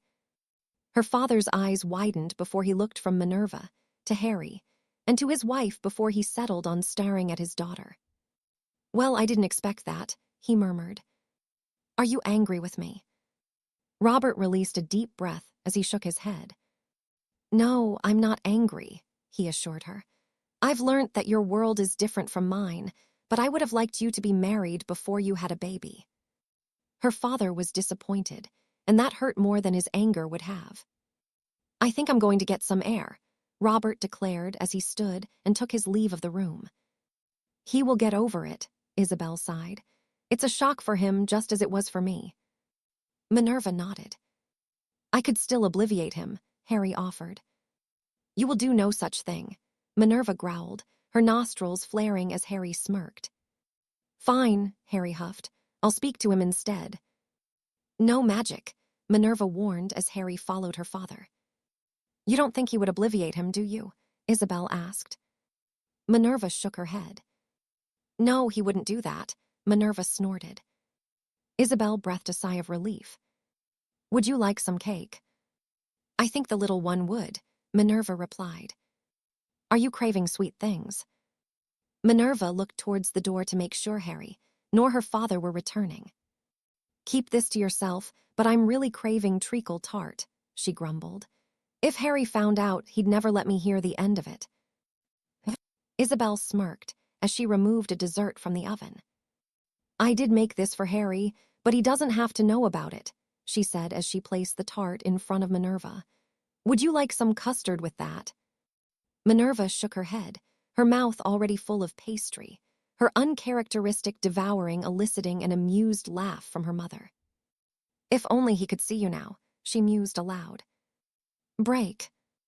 As had become the norm when they found themselves under attack, the offensive from Grindelwald's men came suddenly, though Charles and the rest of the men hunkered down in their makeshift fortress were given enough warning by the caterwauling charms to take up their positions. This attack, however, was unlike the others they'd faced. Up until now, Grindelwald's forces had been probing at the defenses, many falling victim to them along the way. But there was no such hesitance this time around, and the numbers the men of the ICW faced could only mean their enemies were determined to evict them. The spells came thick and fast, and undoubtedly from hundreds of casters, the defenses erected by Harry, Charles, and Arcturus being pushed close to their limits.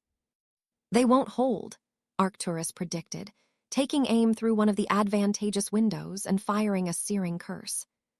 The scream that followed spoke of the man's accuracy.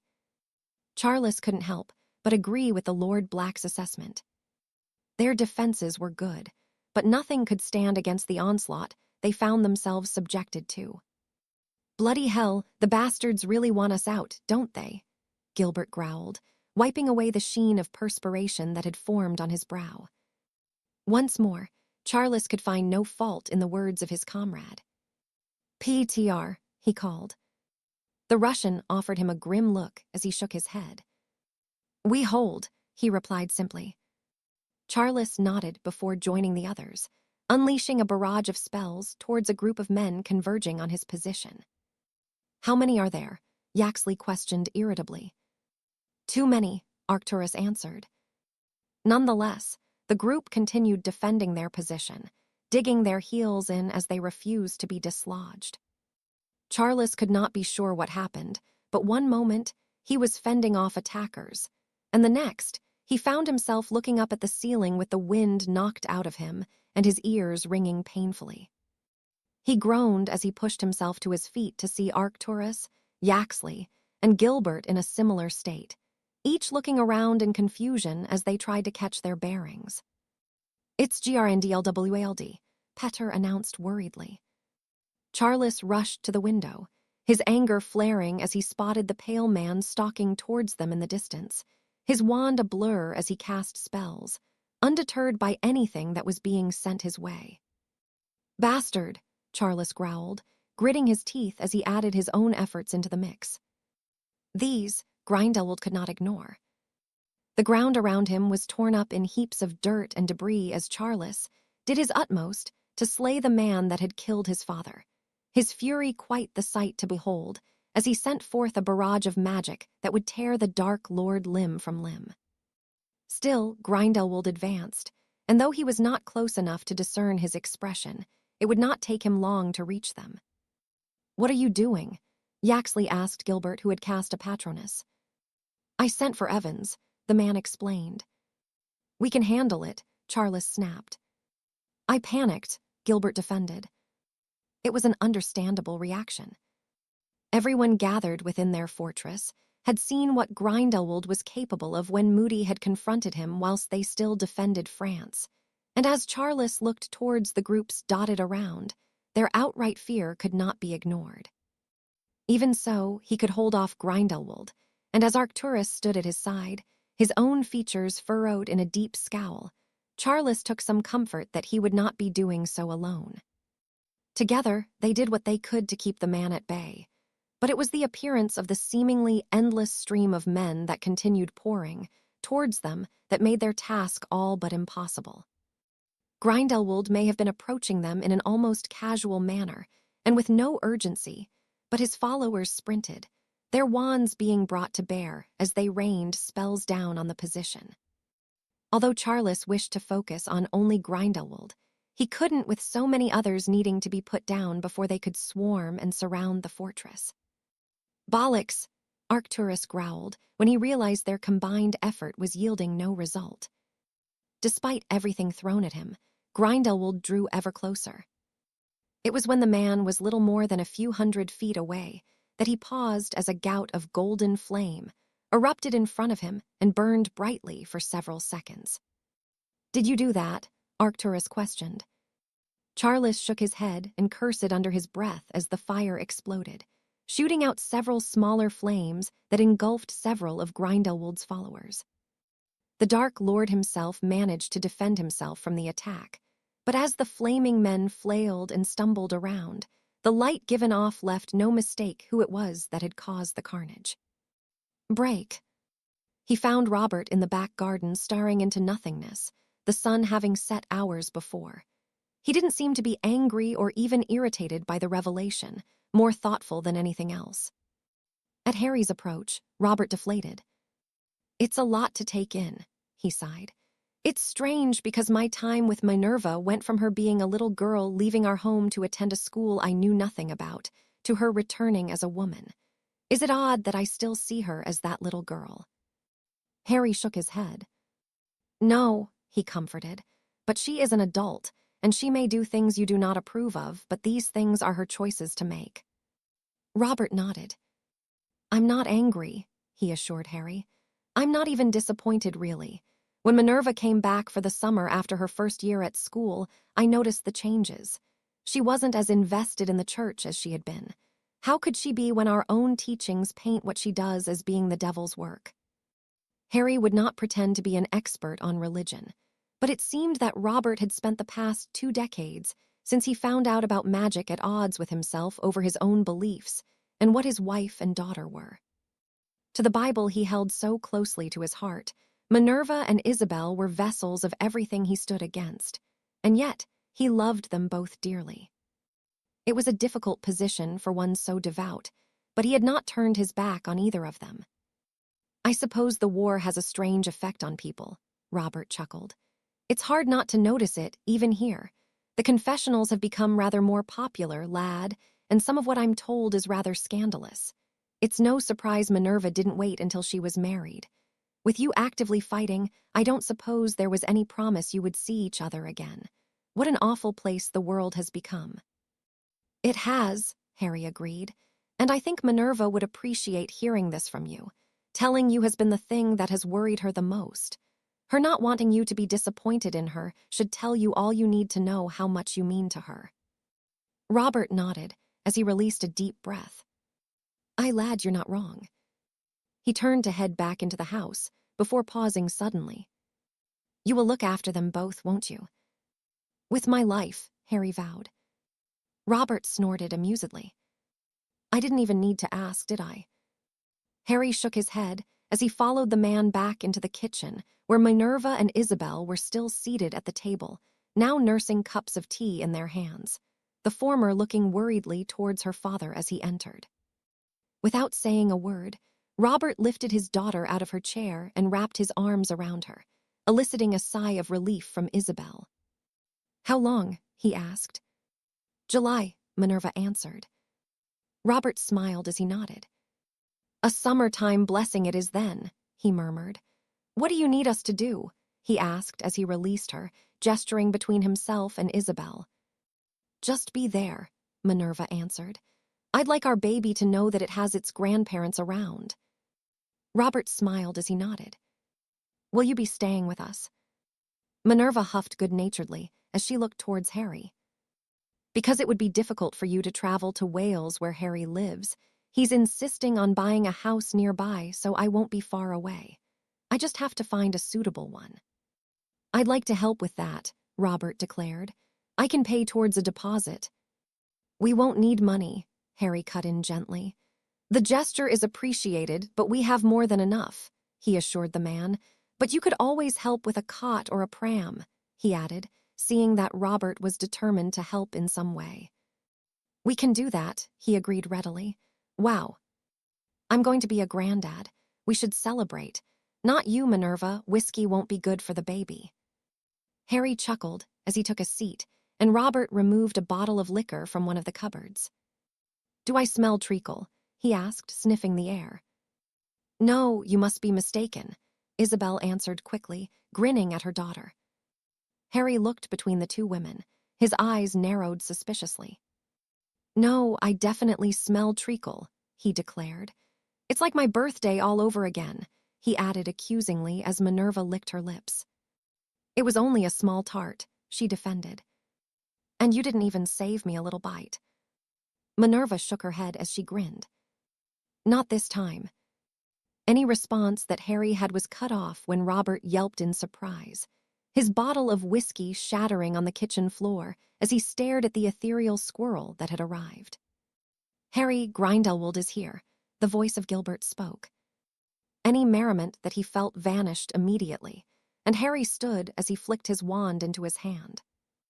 Harry, Minerva questioned worriedly.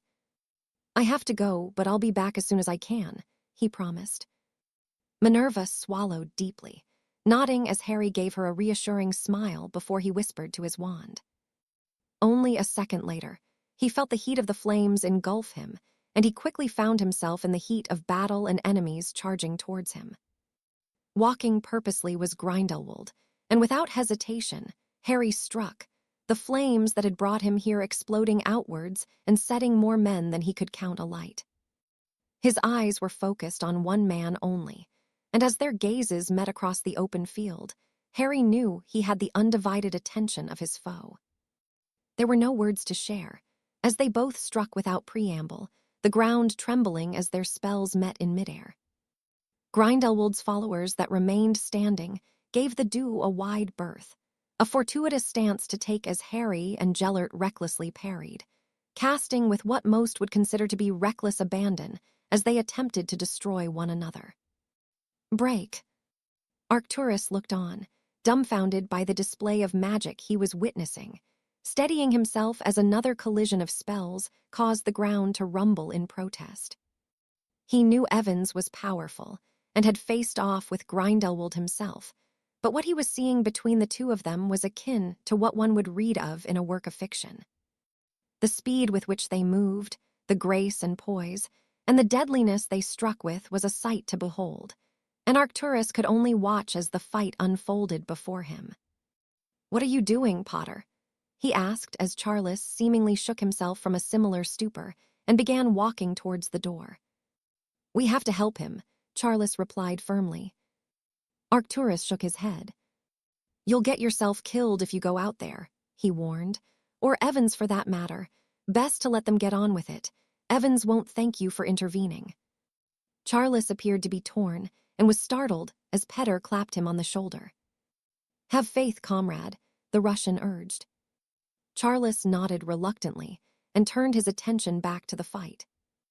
Arcturus followed suit, all thoughts of taking the position seemingly abandoned by Grindelwald's men. The duel continued earnest, neither man able to negate the defense of the other as the poked and probed with various spells, but it was Grindelwald that landed first.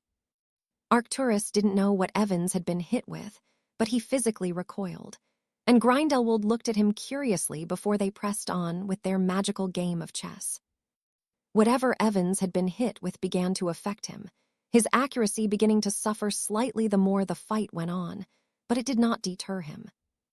If anything, he became the aggressor, his wand little more than a blur as he sought an advantage, though it was clear Grindelwald was beginning to get the better of the exchange. If Harry didn't change his tactics soon, it was only a matter of time before he fell victim to something much worse than he was already experiencing. Grindelwald seemed to sense this and began pushing back with his own offense, no longer content with how the fight was proceeding. "Fucking hell!"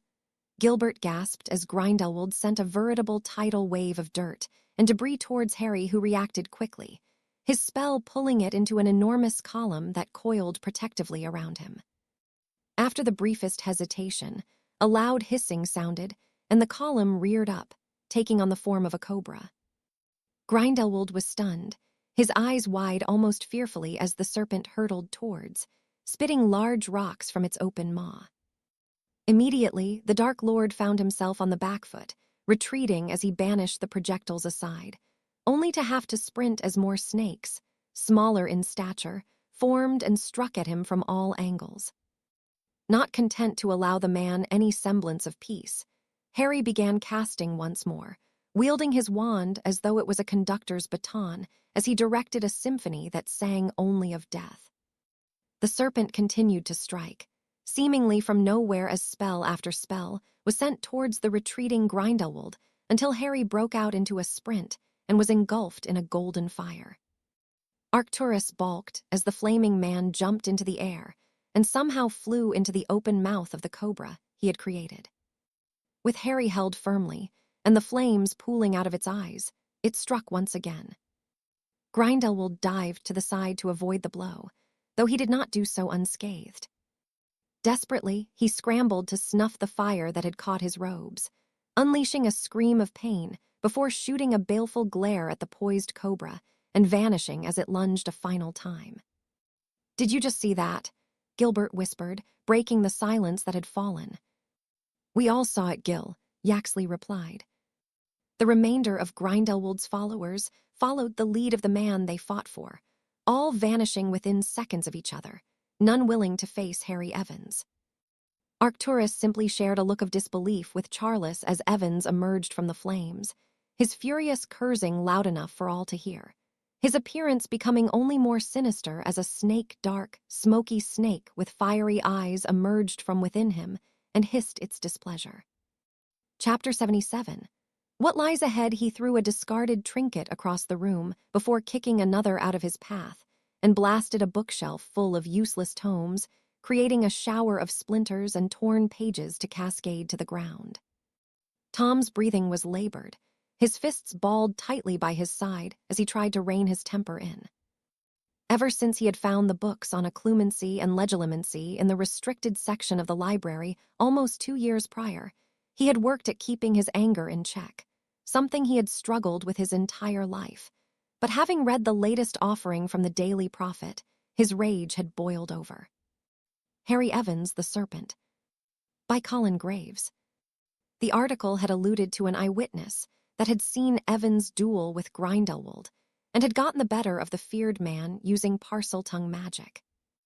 "No," Tom muttered to himself, "it cannot be true." His jaw tightened as another wave of anger washed over him at the thought of Evans, and another bookshelf was reduced to scattered debris. Tom took a deep, calming breath.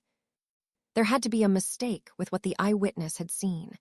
It simply was not possible that Tom was related to Evans in any way. No, Tom was the descendant of Salazar Slytherin. Evans was no one. He took a small amount of comfort in the thought as he sat on an old stool and removed his diary, a quill, and a pot of ink. Dipping the quill into the latter, he placed the tip on the page. "I am the heir of Slytherin. I am the heir of Slytherin. I am the heir of Slytherin." Tom couldn't be certain how many times he repeated the sentence, but the more he did it, the more assured he felt, though his anger was not abated. Pausing for a moment, he smirked as he began writing once more, a different mantra playing over and over in his mind. "Evans will die. Evans will die. Evans will die." To Tom, that wasn't enough, and his smirk widened as he changed his mantra once more. "I will kill Harry Evans. I will kill Harry Evans. I will kill Harry Evans." He allowed himself to be lost in that thought as he imagined Evans at his mercy, on his knees and begging to be spared. It excited Tom to fantasize about it, and he allowed it to blossom to having Evans at his mercy, whilst the entirety of wizarding Britain looked on as Tom killed their hero, proving that he was the superior wizard. Now, Tom's anger was gone, replaced by euphoria as he continued to ponder his latest thought, and even took a moment to adjust his appearance in a broken mirror before taking his leave of the room of requirement. With it being the weekend, there were no classes, and most of the students had chosen to spend the day in the common rooms, the poor weather deterring them from wishing to leave the castle. Tom also headed towards his own, entering it to find Rosier, and several others seated close to the fire and seemingly waiting for him. "Where did you go?" Rosier asked. "I had some work to do in the library," Tom replied dismissively. Rosier nodded and placed a copy of the Daily Prophet on his lap. "This could be a problem," he said simply. Tom shook his head. "Evans is not a descendant of Slytherin," he replied confidently. Rosier was not convinced and sighed deeply. "I am not saying this to insult you nor negate your claim," he murmured, his eyes shifting around the room to ensure the conversation remained private. "But you must be certain. If you ever intend to make a claim and it is proven that Evans is the rightful heir, it would be bad for you." "Bad for me?" Rosier nodded gravely. "You will be seen as a usurper, and there is little worse than having that reputation." Tom frowned, his nostrils flaring as his anger rose. "And if Evans was to die?" Rosier eyed him critically, almost worriedly for a moment. If you managed to kill him for the purpose of taking his position, it would be worse, but that is not what should concern you. It isn't, Tom asked. No, the thing that should concern you is preventative magic that may be in place if you did find yourself at odds with him. Preventative magic. It was not something Tom had heard of, but the way Rosier spoke of it troubled him. Some families have measures in place to ensure other family members cannot simply murder the head of house to take their position, Rosier explained. The consequences of attempting to do so vary, but the outcome is never pleasant. You may find yourself no longer able to use magic, exiled to a place you can cause no harm, or even die for trying. Tom frowned unhappily. If Evans is the heir and you were to make an attempt on his life, or were even party to it, the consequences for you would likely be dire. The Slytherins were not known for half measures. Tom grit his teeth. Although he was certain Evans was not Slytherin's heir, could he risk evoking such magic against himself, if it was indeed in place? So, what do I do? Rosier released a deep breath. Hope that he is killed during the war, and if he isn't, tread very carefully with how you proceed. You have my support, Rosier assured him. I think you will one day be what our world needs. You were born to lead, Tom, and even if this avenue is not available, you could always become the Minister of Magic. The idea elicited a feeling of sickness within Tom. He had no desire to be the minister. He wanted to be more, so much more than a slave to the people. No, he would hold more power than any office could grant him.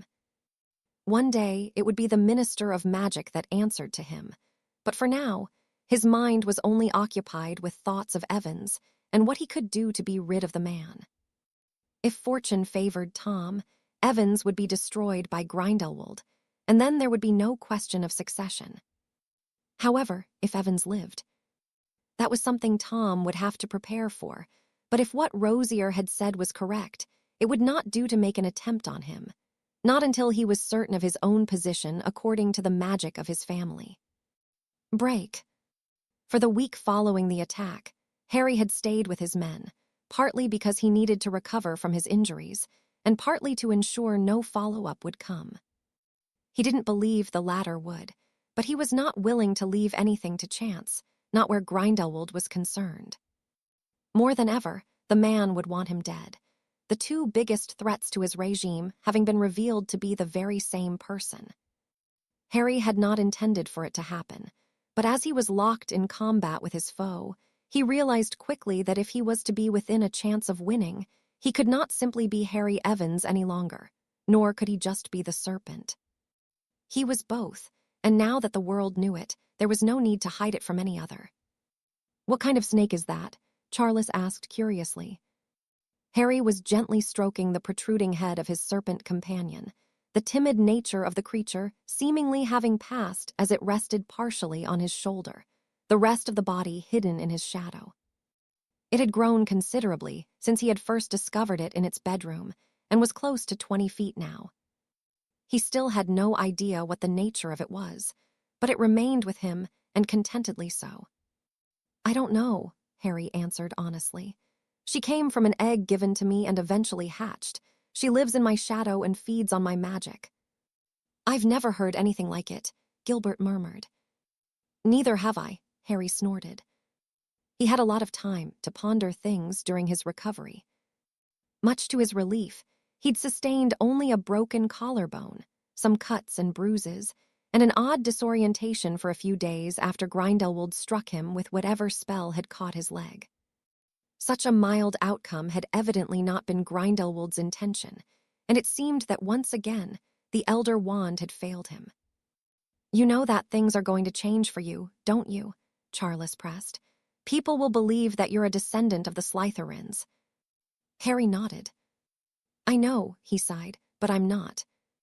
"We know that," Charles assured him, "but not everyone else does. Maybe you shouldn't correct them." Harry frowned questioningly at the man who chuckled. "I always forget how clueless you are about politics," Charles replied. "It could be to your advantage to allow them to think that you may be related to them. You've proven to everyone back home that you are fighting for them, that you are a gifted wizard, and have even set up a charity that you yourself have donated generously to. You're all but untouchable now." "You know I don't give a shit about things like that," Harry huffed. "When the war is over, I just want to go home." "I know," Charles sympathized, "but do you think you'll be allowed that?" Harry shook his head irritably. He had seen what had happened to Dumbledore after he defeated Grindelwald. Position upon position had been thrust upon the man by those who looked to him to solve all their problems, and Albus had been too kind to say no until he was offered the Minister of Magic post. Harry certainly did not want to be Dumbledore, and he had no desire to be the minister or hold any other office for that matter. His experience of the ministry had not been good, and being around people like the Malfoys day in and day out held no appeal. No, when the fighting was done, Harry wished for a quiet life, though he couldn't help but think he would not be granted that. "How are you feeling now?" Charles asked. "Better," Harry confirmed. "I've had much worse." "Don't we know it?" Yaxley grumbled. "You kicked his bloody arse." Harry shook his head in denial. "I caught him off guard," he corrected. "He's no less dangerous than he was before. If anything, he will be more so the next time we meet. He won't be playing games anymore and will take me seriously." "But you'll kill him, won't you?" Gilbert asked, his question almost childlike. Harry could only shrug. "There's a difference between fighting average witches and wizards and then fighting someone like him," he explained. "For both of us. Neither of us have ever been so evenly matched, and it makes a fight much more difficult to win. The difference between living and dying is one wrong move, one mistake, and it is all over. There are no second chances. It makes you more cautious but more purposeful with what you do in that fight." "Rather you than me, mate," Yaxley murmured. "That's how everyone sees it," Harry returned evenly. "If no one is willing to fight him, then how will we win?" The others shared a look, and even Charles nodded his agreement. "So, Grindelwald dies and then the war is over?" Gilbert asked hopefully. "No, it's not that simple," Harry informed the man. "Grindelwald dying will be a big step in ending the war, but it will be months or even years before it is truly over. His followers will need to be dealt with, the countries he has taken returned to the people, and the mess he has made cleaned up." "Well, that's brightened my day," Yaxley snarked. Harry shrugged once more. "Most of us will go home when the fighting ends, but that's when the real work will begin. The ICW won't just let Grindelwald's men go home, nor the countries that chose to follow him go unpunished. The world will change even more when the fighting is done. That's when the war will truly be concluded." "And you say you know nothing of politics," Charles chuckled. "I know war," Harry pointed out, "and this one will get much worse before it gets better for everyone." "Well, until then, are you going back home?" Yaxley questioned. Harry nodded. "After I have met with the ICW." He had received the summons from a Briot 2 days after the confrontation with Grindelwald. He did not know what to expect from the gathering, but Harry found he didn't care. Harry had informed Ghost that he would no longer be working with the hit wizards, and it wasn't as though any could argue with his decision. "I have some arrangements to make for Minerva," he continued. "I need to make sure her and the baby are safe. She's in more danger now, and I won't have her dragged into this." "Bloody hell, I didn't think of that," Charles said worriedly, frowning thoughtfully before turning to the others. "I need a word with Harry alone," he requested. Yaxley and Gilbert headed towards the door without question, the former pausing as Charles spoke to him once more. "Find Arcturus and send him here." Yaxley nodded and followed Gilbert. When they were gone, Charles gazed at Harry for a moment before speaking once more. "I've known you for the best part of 6 years now," he sighed. "You're more of a brother to me than you are a friend, and I want to help you. I know you probably won't need it, but I couldn't live with the guilt if something happened to Minerva when there's something I can do to help you keep them safe." "What are you talking about?" Harry asked. "You'll see when Arcturus gets here," Charles answered dismissively. The Potter Lord fell silent, almost contemplative as he nodded to himself. Arcturus had been to visit Harry, and though the man hadn't asked any questions pertaining to his Parseltongue abilities, Harry could see he wished to sate his curiosity on the matter. He'd explained as much to the man as he had the others when he'd outed himself to them, and though Arcturus had taken it well, he had not pressed for more information, choosing to accept it at face value for the time being.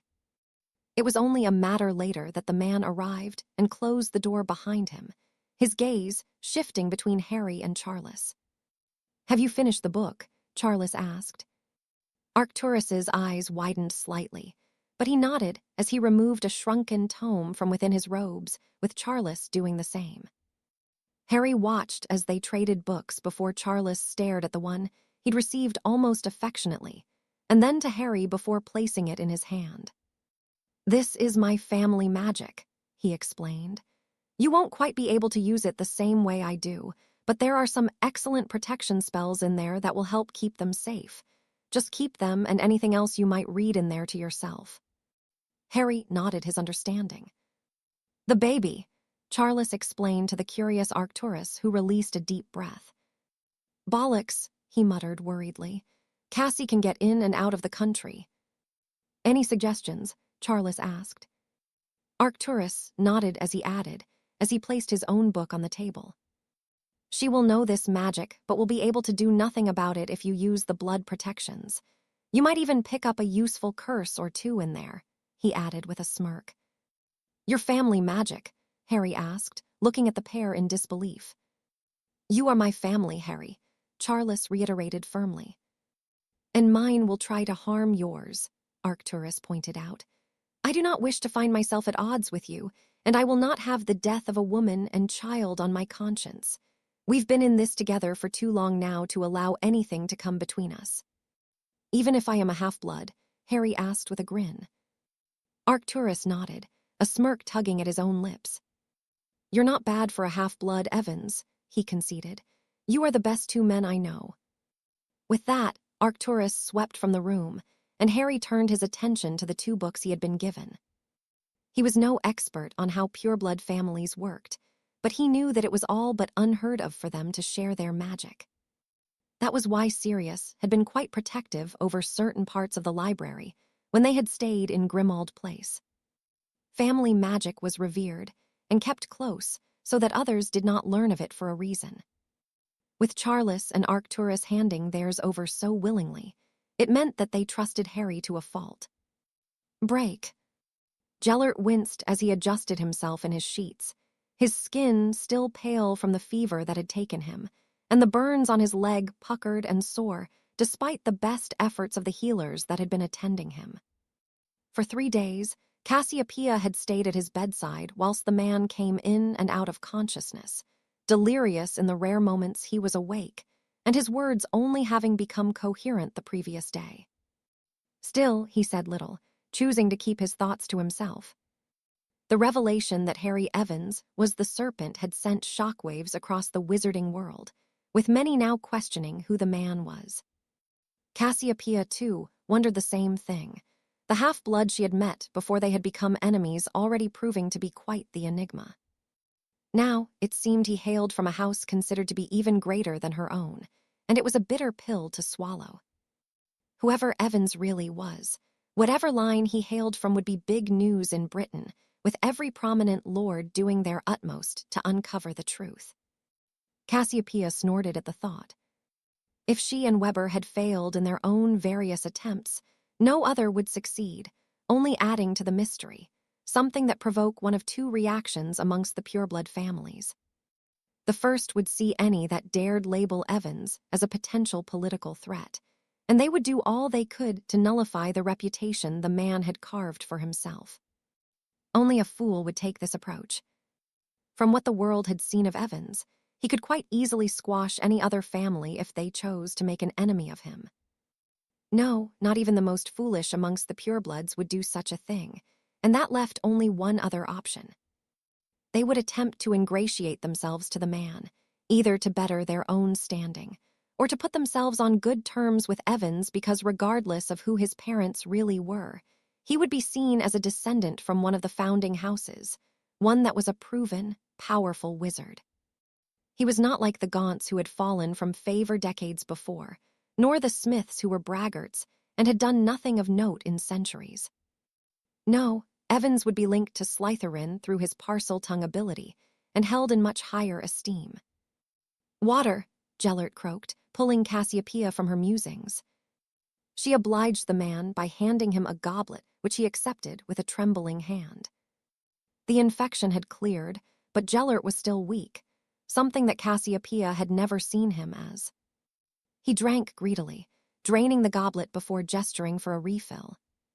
"How are you feeling?" Cassiopeia asked when he'd drunk his fill. "I've been better," Gellert answered. "It seems that I have found a worthy foe." He sounded almost happy, as though he had been waiting for someone to offer him such a challenge. "Do you not think it would be better if he can be killed another way?" she questioned tentatively.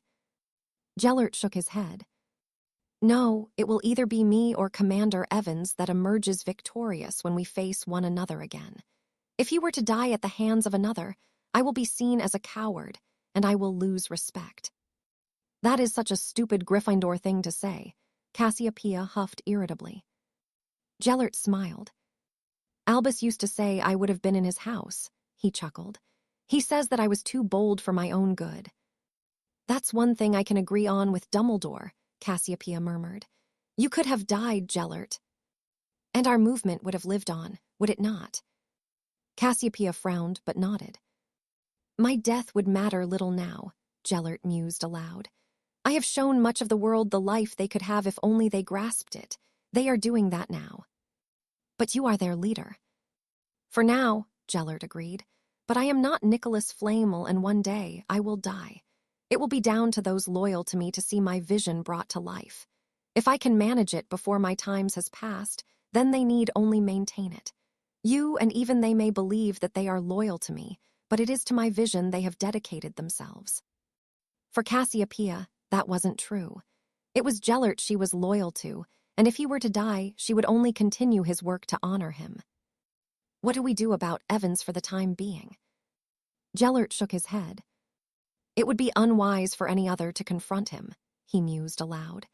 "If we can keep him and his men pinned where they are, I would consider that a success. Now, do be a dear and send for the healers. My leg is still quite sore." "Will it heal?" Cassiopeia asked softly. "The scars, I fear, will not," Gellert grumbled. "The fire I was burned with was not a simple conjured flame.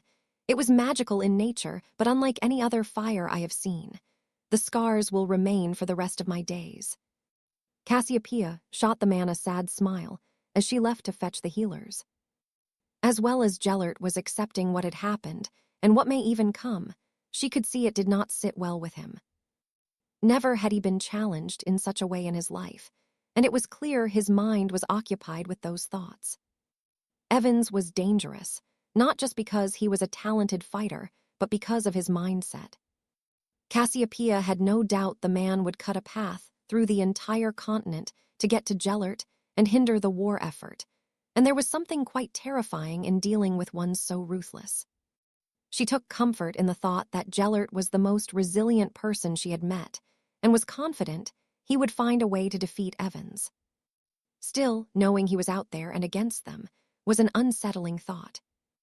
Thus far, the serpent had been able to get to wherever he wished, and undetected to boot. It was almost as though the man was a ghost, and could appear at any moment to claim any life he wished. Cassiopeia shook her head. Despite all of his undeniable competence in the art of war and magic, he was still merely a man who could be killed like any other. Gellert would find a way. He always did. "Break." The representatives of the ICW eyed him intently, some gazes filled with curiosity and others with more than a hint of questioning. To Harry, it mattered not how they saw him. He wasn't here to win their approval or build relations with leaders of countries.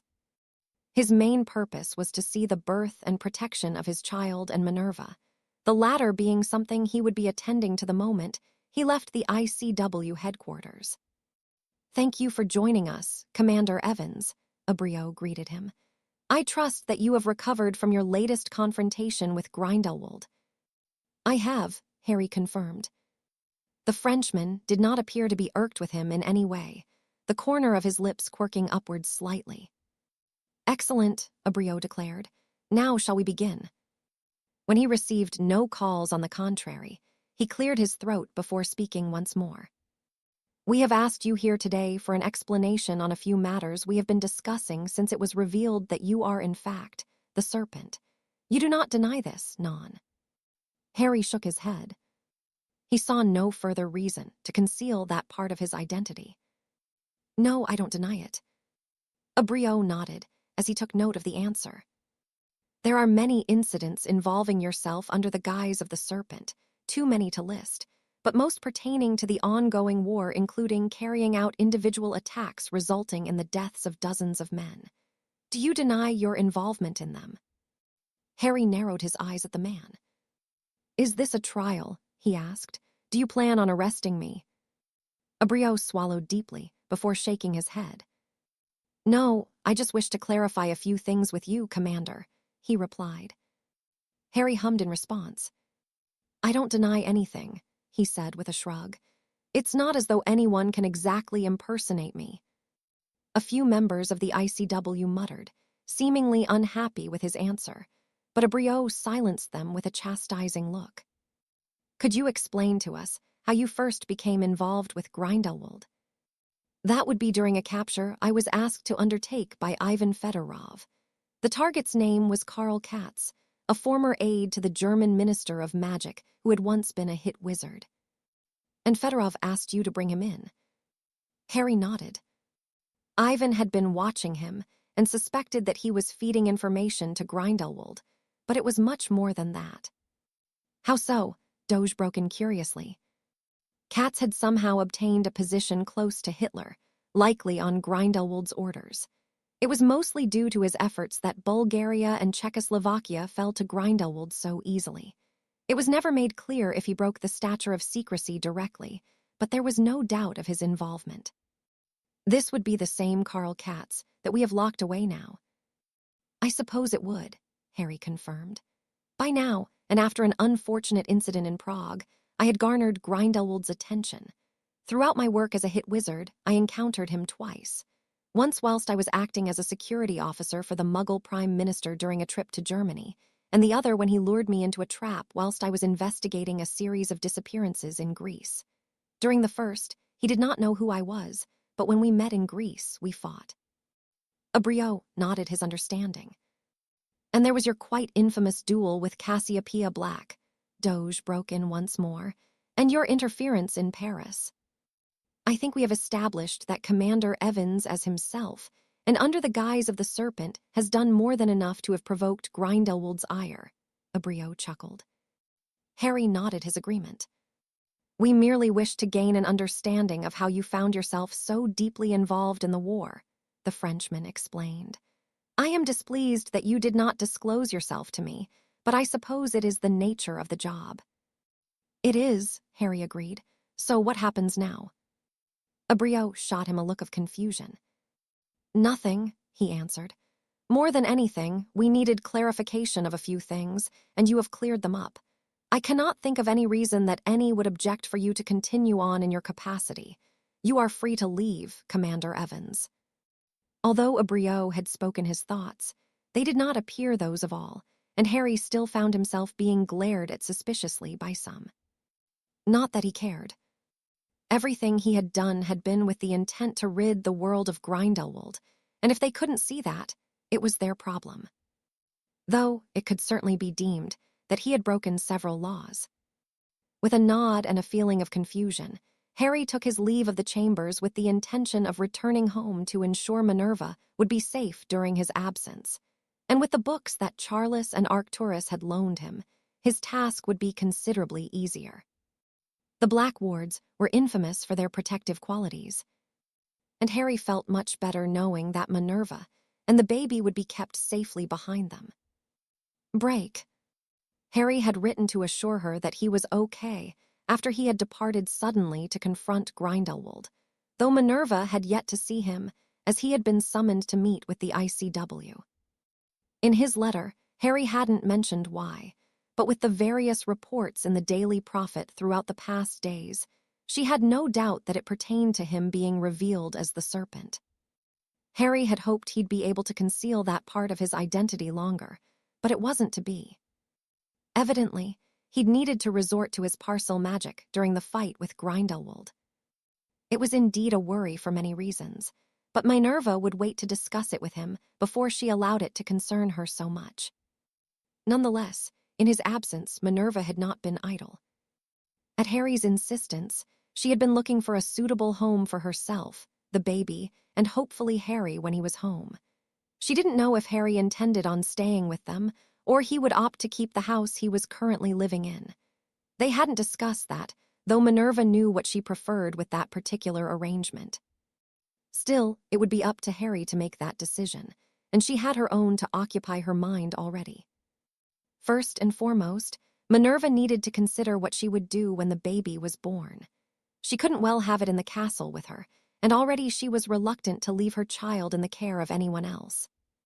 It was fortunate that she was on the cusp of gaining her mastery by the end of the school year, but she didn't want to give up her position. She loved being at Hogwarts, and she was hopeful that she would find a way to stay on, even if it was in a part-time position, though no mention had been made what would become of her when her apprenticeship came to an end.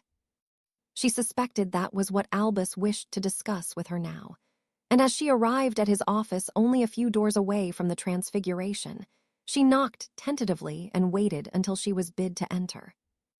As ever, Albus was poring over a stack of parchment, frowning as he scrutinized the work the 7th years had turned in. Exam season would be on them soon enough, and ensuring their theory work was up to scratch was something her mentor took very seriously. "Is it that bad?" she asked as she took the seat opposite. Albus offered her a warm smile. "Nothing that can't be salvaged," he replied, placing his quill on the desk as he stared at her thoughtfully. "I have been pondering what will happen next year and wish to hear your thoughts on the matter. I had hoped that you would be able to lighten my workload whilst I took some time to study, but given the circumstances, I will understand if you wish to take some leave. I would even encourage it." "I have been thinking about the same thing," Minerva sighed. "I didn't know if I would still have a place here with my education coming to an end." Albus chuckled as he shook his head. "Education never ends," he pointed out. "Your apprenticeship will be over, but there is certainly more that I can teach you, and so much more that you can explore for yourself. Besides, I have already discussed it with Armando, and he would like for you to remain. Even if you choose to take a year off, you will have a position as a professor waiting for you." For as long as she could remember, this was what Minerva had dreamed of and had been working towards. "Do I have to make a decision now?" "No," Albus answered. "You need not make one until after the baby is with us. I suspect you will know then what you should do." Minerva smiled gratefully. She hadn't expected to be offered a permanent position, nor for Albus to push her to decide what she would do, and as the man had pointed out, she likely wouldn't know until the child was here. "I will let you know my decision as soon as possible." Albus nodded his understanding and smiled as Minerva stood. "You are positively glowing," he commented. "How did Harry take the news?" "He was shocked," Minerva snorted, "but he has been amazing. He has me searching for a home and is insisting on employing an elf to help me." Dumbledore chuckled merrily. "I believe you will both be wonderful parents, and your child will be as gifted as you both. Let's just hope it doesn't have the same proclivity for landing itself in trouble as its father," Minerva huffed amusedly. "Let us hope not," Albus agreed, his eyes twinkling. "I am so enormously proud of you for all of your work and what you have achieved. Your child will be lucky to have a mother like you." "And a pain in the backside for a father." "That too," Albus agreed heartily. "Now I will not take up any more of your time. Are you returning home for the weekend?" Minerva nodded. "Harry will be meeting me there once he leaves the ICW. Our time was cut short before we managed to discuss everything, but if he has his way, I will be escorted by armed guards wherever I go." "I cannot say I blame him for his vigilance," Albus sighed. "The revelation of who he is will be enough for people to question him.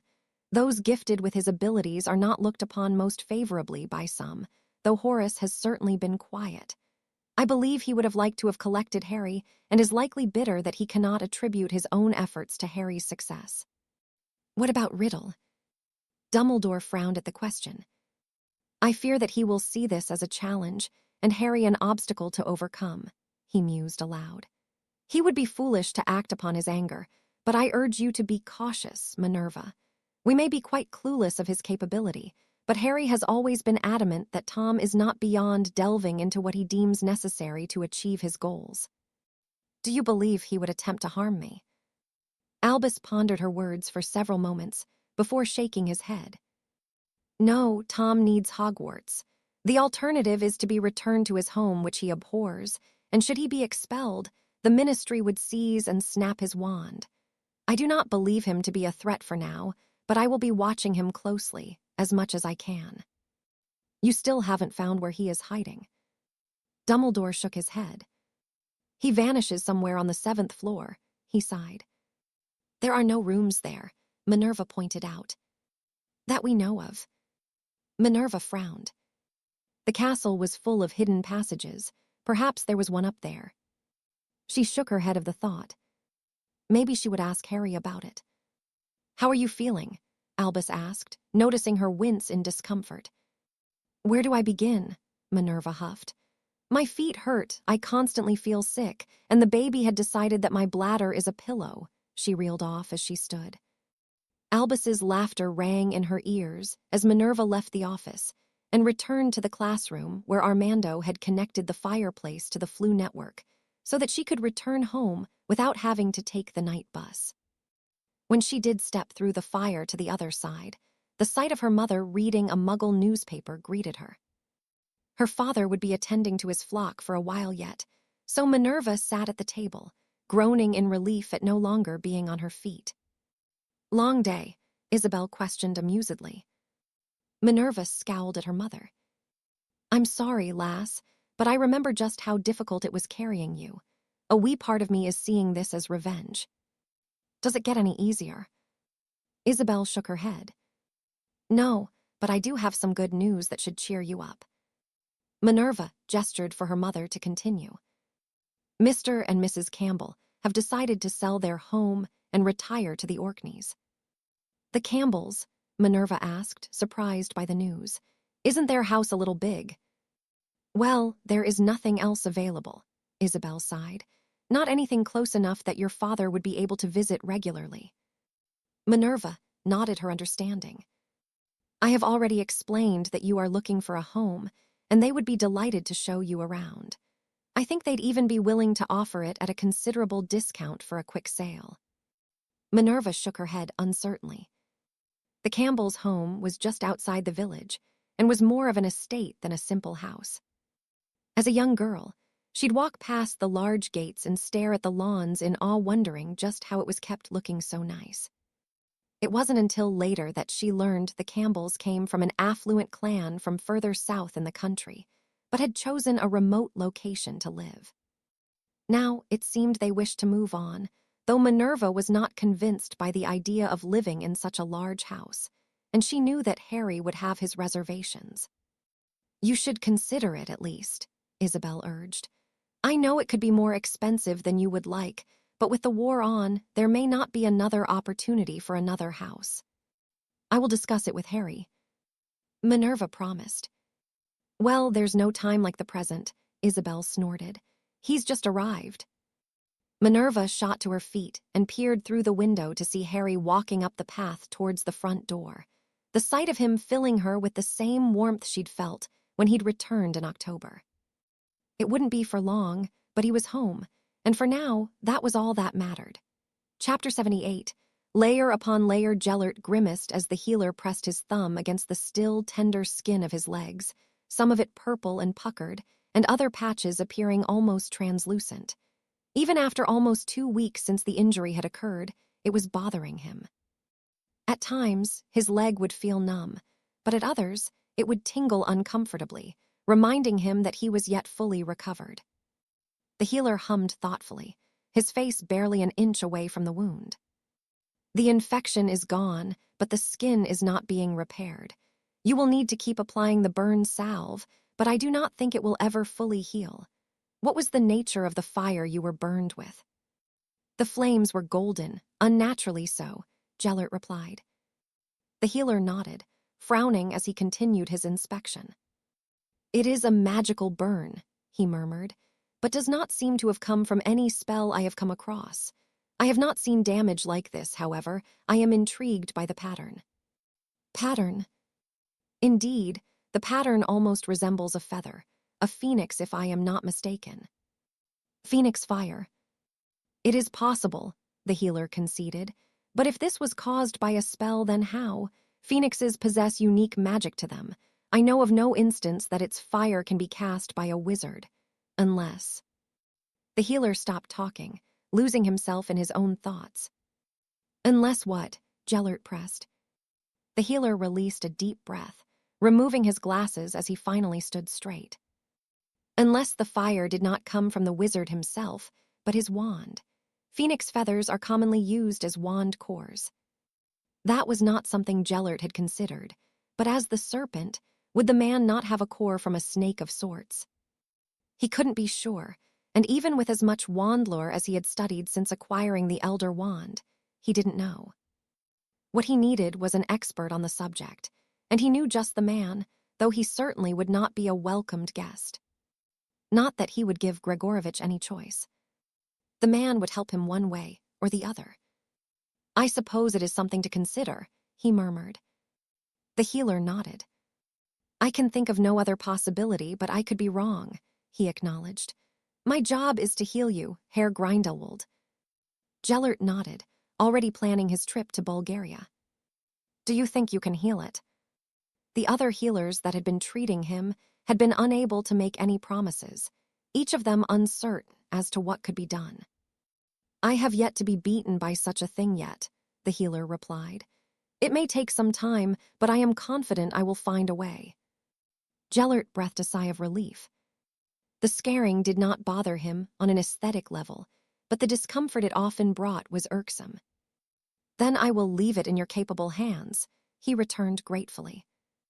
The healer nodded, handing Gellert a jar of burn salve and some pain relief potions. Apply it as required, he instructed, pointing to the salve. Only take pain relief if absolutely necessary. The healer left, and Gellert turned his attention to Cassiopeia. Some welcome news at last, he commented.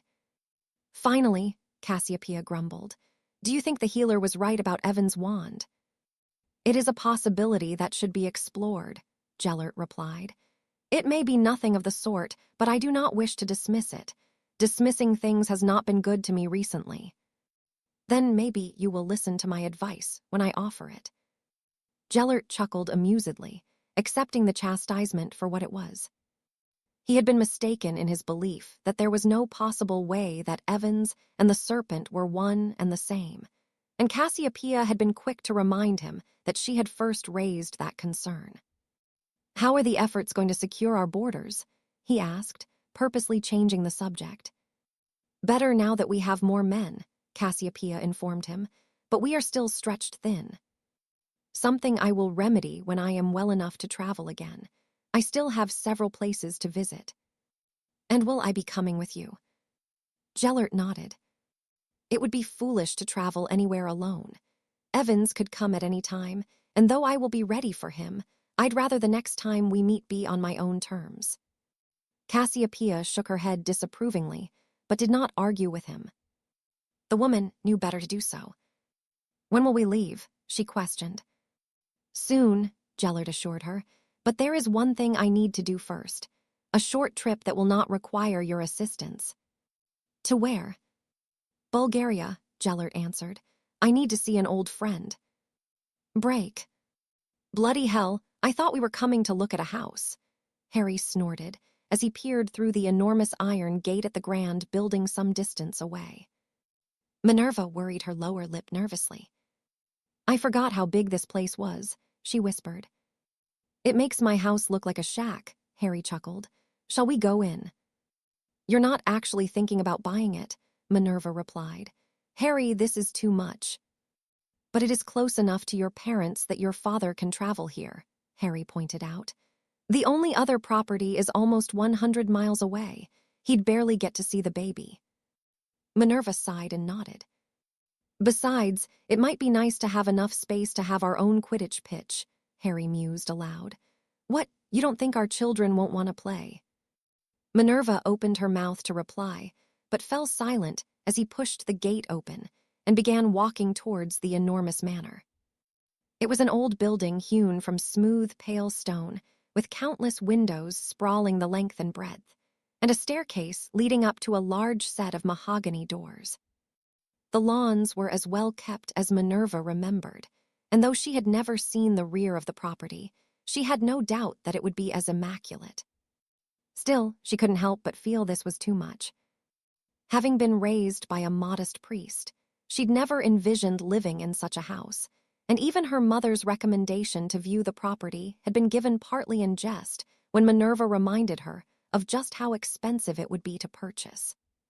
Harry, however, was undeterred. He had never been one to show off his wealth, choosing to live a rather modest life himself, but he appeared to be quite interested in the house. Whenever Minerva questioned him about it, she could almost see his mind working through several scenarios, a mischievous grin tugging at his lips, but he wouldn't relent. Evidently, he had ideas, and Minerva knew when that happened he would be unable to ignore them. Charles was much the same, and the woman wondered if it was simply part of the Potter blood flowing through the both. "Look, there's stables over there," Harry declared excitedly. "You don't even ride horses," Minerva chuckled. "Who said anything about horses?" he replied with a frown. "Harry," Minerva pressed. The man simply grinned as he ascended the stairs and knocked on the front door. Only a moment later, it was answered by an elderly gentleman who was smartly dressed and greeted them with a bow. "Would you happen to be Mr. Evans?" he asked. Harry nodded.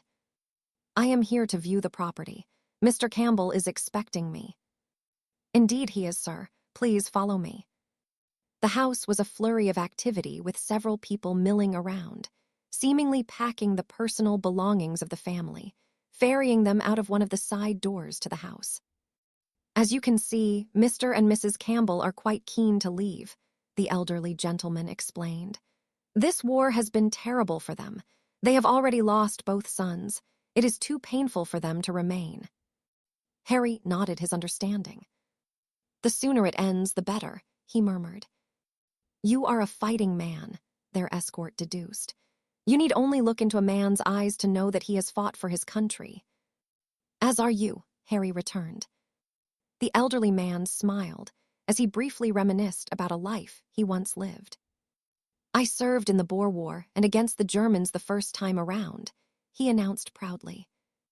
The two men offered one another a respectful nod, though they spoke no more of the war, and Harry and Minerva were shown into a reception room a short distance away from the entrance hall. This was decorated much the same as the rest of the lower floor they had walked through, white for the most part, but with dark wooden features, brass fixings, and several open fireplaces. To Harry, it was rather outdated from the Dacre he had grown with, but it was likely the height of fashion now. Something that interested him little. "Ah, you must be Mr. and Mrs. Evans."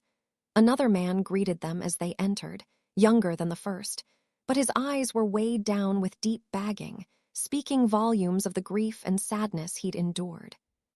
"It is nice to meet you, Mr. Campbell," Harry replied, accepting the proffered hand of his host and choosing not to correct his assumption that he and Minerva were married. "Mrs. Campbell," he added politely, shooting the woman a smile that was returned, though it didn't quite reach her eyes. "What do you think of the house so far?" the man asked. It was difficult to ignore the nervousness in his voice as he looked around the room fondly. The man seemed reluctant to part with it, but it was clear that he no longer wished to hear, not without his children. "The home is lovely," Harry assured him. "I don't think I have ever seen a house so well looked after." Mr. Campbell smiled at the praise. "You have my wife to thank for that," he said warmly. "Between her and the maids, they keep everything running smoothly." Mrs. Campbell blushed slightly as she waved her husband off. "Perhaps we should show them around, George," she suggested. "Of course," the man acquiesced. Where should we begin? We should work our way from bottom to top, the woman decided, and then we can show them the grounds. Mr. Campbell nodded and gestured for Harry and Minerva to follow them. The home has been in my family since it was built almost 400 years ago, he explained. The land was gifted to my many times great-grandfather by King James V. It was supposed to be a royal residence, but the king wished to reward my ancestor for his services to the court when he retired. He must have been a highly though of man, Harry replied. Aye, he was, Mr. Campbell agreed. There turned out to be less rooms than Harry had thought from when he'd first seen the house, but they were exceedingly large. On the ground floor of the house, there were 4 reception rooms in total, 2 kitchens and 4 bathrooms. Adding to these were other empty rooms that were not in use, a resplendent dining room, a billiards room, and 2 staircases that led to a basement that spanned the size of the building above. Minerva did not miss the look of excitement that crossed Harry's features when they were shown inside, but she did not question him on it. The decor changed considerably when they were shown the upstairs. The white walls remained, but there were feature walls of the natural stone, and some of flint in other rooms along the landing that circled the entirety of the second floor. In all, there were 9 bedrooms, several offices, a library, and a sunroom complete with a glass ceiling. This is beautiful during the summer months, Mrs. Campbell informed them. From the balcony in the master bedroom, you can see the summer houses, the stables, and the other outbuildings at the back. The master bedroom itself was a large, with a bathroom and walk-in wardrobe attached. The bath reminded Harry of the one in the prefect's bathroom at Hogwarts, though there would be no Myrtle here to disturb him, much to his relief. Would you mind if we took a walk through the grounds? He asked. Feel free, Mr. Campbell returned with a smile. We will be in the downstairs reception room we greeted you in. Minerva followed Harry as he made his way through the house and exited through a back door in one of the kitchens. What do you think? Harry asked. Minerva could only shake her head. The house and surrounding land was beautiful, she couldn't deny that, and the river that flowed through the grounds only added to the picturesque location. Harry made no secret of his admiration of the place, but Minerva had her reservations. She wasn't accustomed to such luxury, and nor was Harry for that matter, but she did love it here. Are you sure about this? She asked. It will be expensive, Harry. The man shrugged carelessly. I don't care about the gold, he sighed. It will be an amazing place to raise our children. That's twice you've said children, Minerva pointed out. I'm not having twins. Does it only have to be one? Harry questioned. Minerva was taken aback, not having considered they would have more. They hadn't even shared a bed in some time, and the thought had crossed her mind that Harry was no longer interested in her like that he was merely doing what he thought was right by her and the baby. She swallowed deeply, her mouth suddenly feeling dry. Would you like more? He nodded as he took her hands. Is that a bad thing? Minerva smiled as she shook her head. No, but I didn't think. She broke off with a shrug. Didn't think what? That you were interested in me anymore. Harry frowned confusedly. That's not true. Then why haven't you been near me? Harry felt his cheeks redden slightly. Well, you know, he murmured, gesturing towards Minerva's stomach. The woman huffed irritably.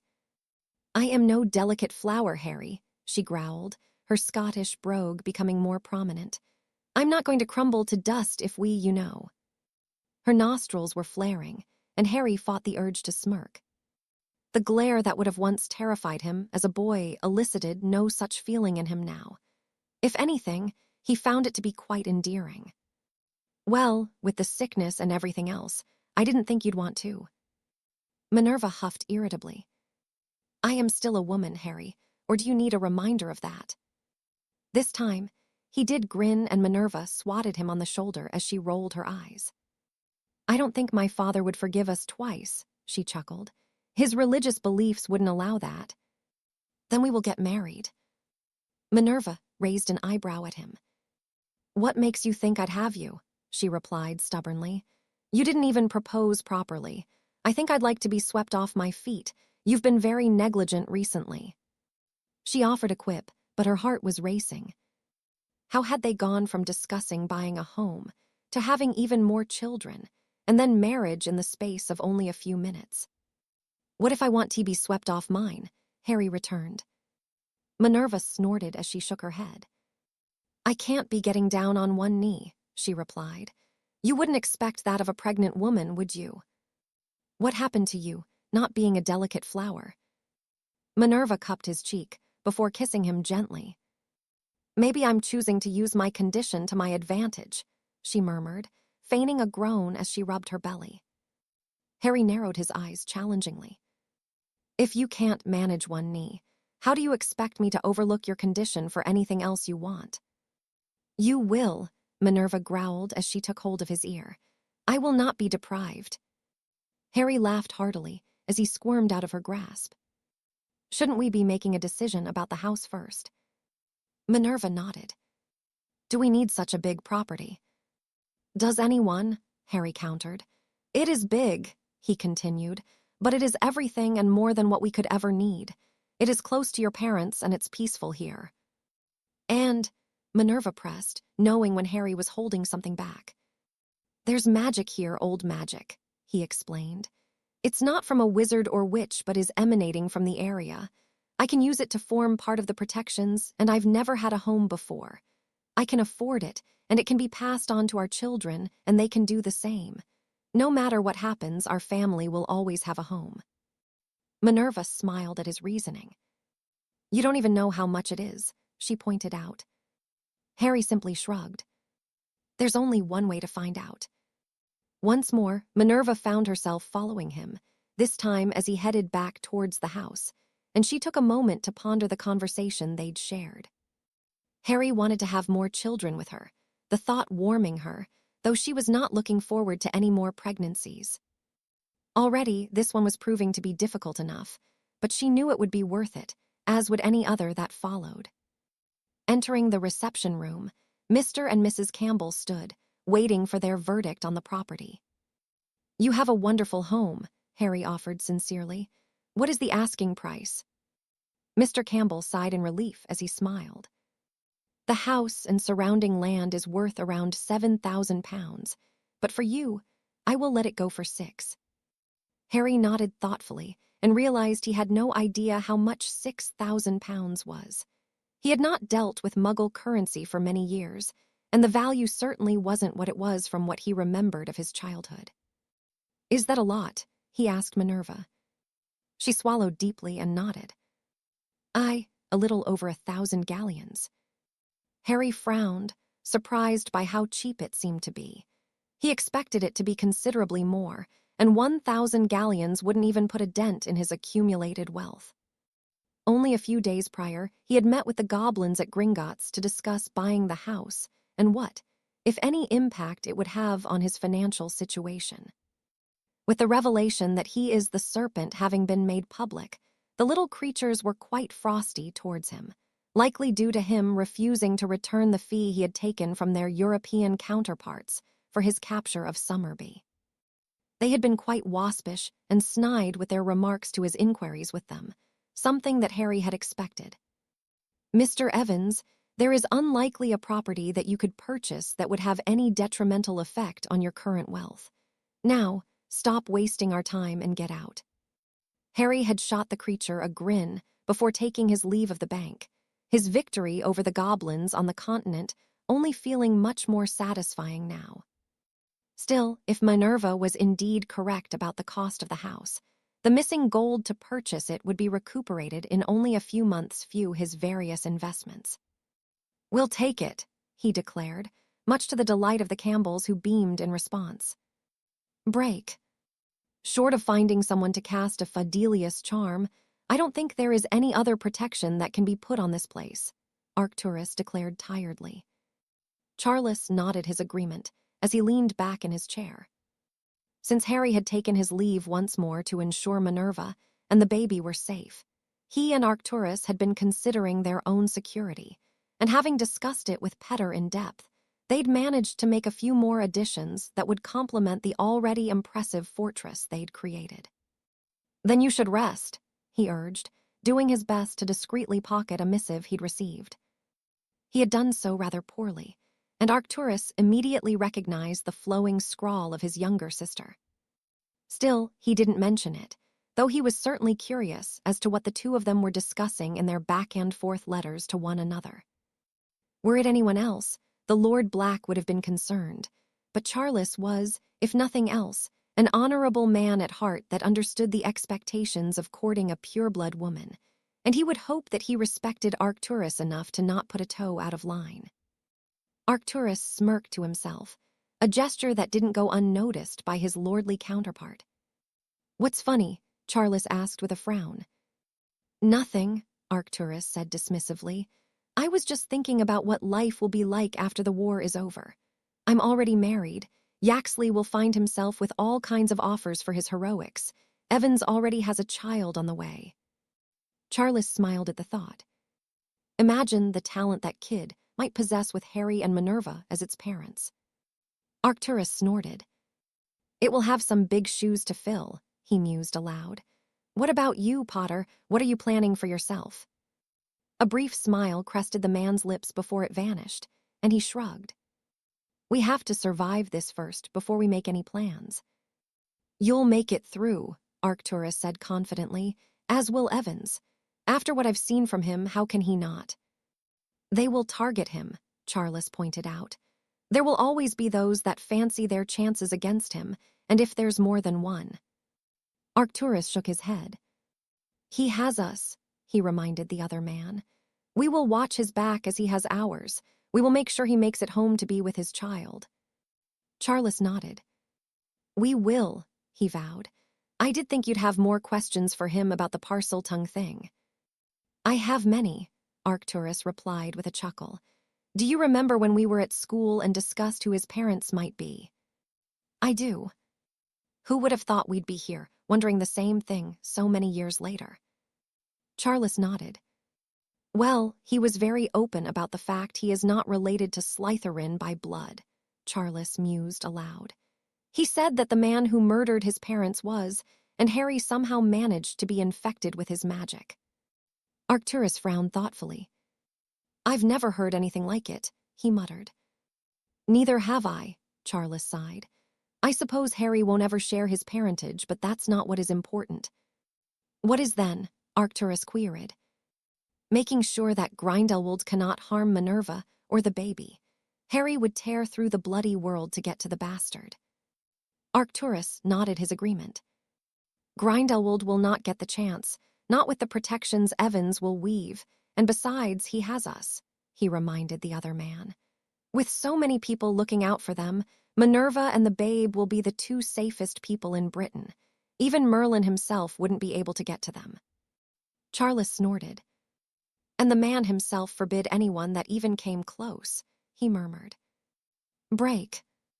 It had been many years ago that Gellert had last found himself stood before the shop that belonged to the famed Gregorovitch, his previous visit having been undertaken to win the allegiance of the even more famous wand he now wielded. Gregorovitch had put up a pathetic attempt to keep it in his possession, and it had taken little effort for Gellert to liberate the death stick from him. The duel had been short, and at the time, Gellert had not wished to draw attention to himself. He'd allowed Gregorovitch to live, confident the man would not discuss what had happened with any. Who would even believe that he had possessed the Elder Wand to begin with? The memory of his previous brought a smirk to his features, though it wavered as the skin on his injured leg pulled tightly when he crossed the threshold. It no longer pained him as it had, but much of the scarring still remained to his consternation. The tinkling of the bell brought the proprietor to the front of the shop, and his already unpleasant features morphed into a distasteful expression. "Come to finish me off," Gregorovitch snarled. "Nothing of the sort," Gellert assured the man. "Come, we are old acquaintances. Let us not be so hostile." Gregorovitch eyed him suspiciously for a moment before grunting. "Well, you didn't come here for my hospitality. What do you want?" "Believe it or not, I am here to seek your expertise on a rather delicate matter. Gregorovitch appeared to be amused by the declaration, but Gellert ignored the glint in his eye. He was loath to admit it, but he needed the man's help. Why should I help you?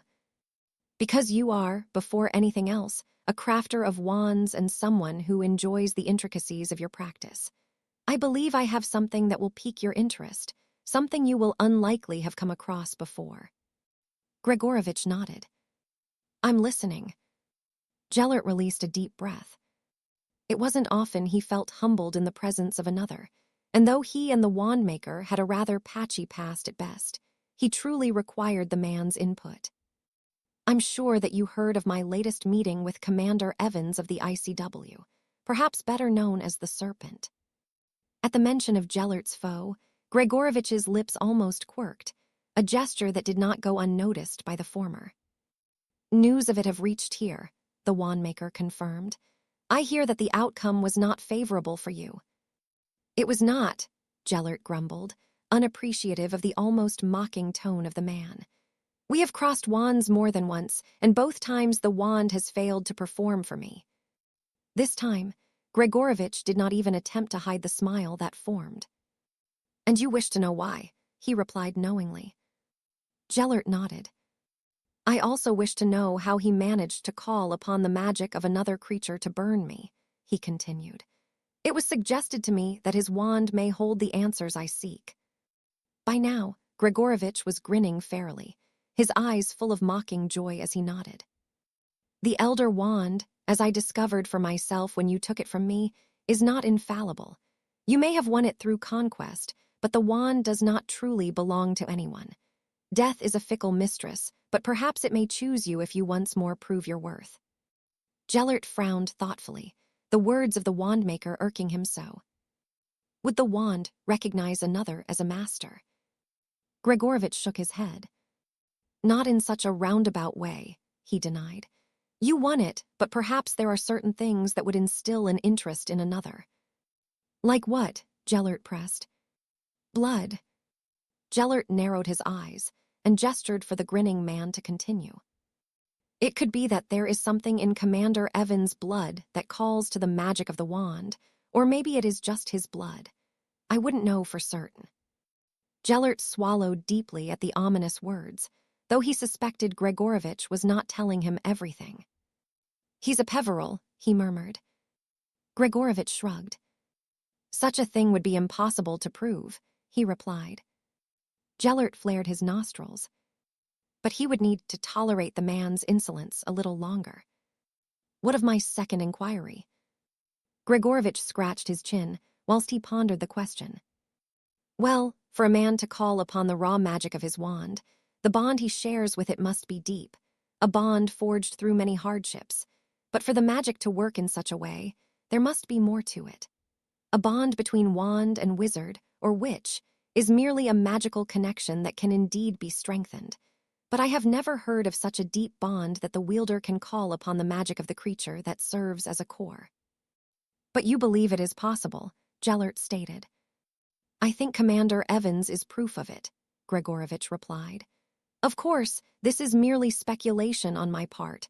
I couldn't hope to give you an informed answer without having studied this anomaly for myself. I would at least need to meet the man and inspect his wand. You have not. Why would I? Gregorovitch snorted. Ollivander is a very capable wandmaker. I see no reason why Evans would come to me. Once more, Gellert felt as though the wandmaker was not being entirely truthful, but he had gotten more than enough information from the man, albeit painstakingly bled and not in full. So I must prove my worth to the wand, he mused aloud. It would appear so, Gregorovitch agreed, but I would not rely upon it. The wand may be displeased to be turned on its kin if Evans indeed hails from the Peveril line. The thought was unsettling, to say the least. Between the parcel tongue and how the wand had reacted when used against the man, it was too coincidental to be ignored. There is more to this, Gellert whispered. You know more than you are telling me. Gregorovitch smirked. I have given you all the information I wish to, he replied. I would be a fool to give you any more. You will have to kill me before I loosen my tongue, but I will give you some final words from the very bottom of my heart." Gellert was tempted to cut the man down where he stood, but wand makers of his caliber were so few and far between. He would be doing the wizarding world a great disservice in doing so. "Speak them," Gellert growled. "I hope the serpent exacts upon you the same misery you have to mine and so many other people. You should fear him, Grindelwald. Not even the Elder Wand will save you from him." With his parting words given, the wand maker shot Gellert a final look of disgust before entering the back room of his shop. After a moment, Gellert left, unsettled by what he had learned but no longer ignorant. What he faced was a problem he needed to overcome, and Gellert had never yet failed to do just that. He would kill the serpent, and do so gladly. When he did, the world would understand that not even the best of them could hope to be victorious. If anything, Commander Evans' successes would prove to be Gellert's own triumphs when he slew the man. Their battle would be one for the ages, and though his visit to Gregorovitch had given him much to consider, Gellert had no doubt that he would win. He simply needed to prove himself worthy to the wand he had won, and to the world that had begun to doubt him. Break. Minerva watched as Harry went about his work, his wand in constant motion as he walked around the perimeter of their new home. He had been at it all day, weaving spell after spell, melding and layering protective magic over the property, pausing only to take a vial of her blood before continuing. With the connections the Campbells had, the sale of the house had been approved of quickly, and the few possessions that Minerva had were moved in only a few days after they had viewed the house. It was yet to feel like home, but Harry had assured her they would make it so. "Is he still going?" Isabel asked. Minerva snorted as she pointed to where Harry was, the room with the glass ceiling providing a view of much of the rear of the grounds. Isabel shook her head. "He doesn't do things in half measures, does he?" The two women, along with Robert, watched in fascination as Harry cast his magic, shuddering as waves of it washed over them. "What is he doing?" Robert questioned curiously. "He is placing magical protections around the property to protect us from other witches and wizards," Minerva explained. "Does it usually take this long?" Minerva shrugged. "I know a number of charms, but I could cast all of them here in less than an hour." "And how long has Harry been working?" 14 so far," Minerva sighed. Robert shook his head, almost amusedly. "Well, no one can say he doesn't take security seriously." "Aye," Minerva agreed. The trio fell silent once more and looked on as Harry walked towards the house, pausing as he reached the back door. Bracing himself, he took a deep breath and placed the tip of his wand on the ground, and though they couldn't hear what he was saying, his lips were moving as he spoke a long incantation. When he was done, another wave of magic, this one powerful enough to leave the three of them breathless, washed over them, and a dome of an assortment of colors formed over the property, encapsulating it entirely. It was eerily beautiful, swirling with almost every color of the rainbow before Harry removed two vials of blood from within his jacket and banished them towards the uppermost part of the dome.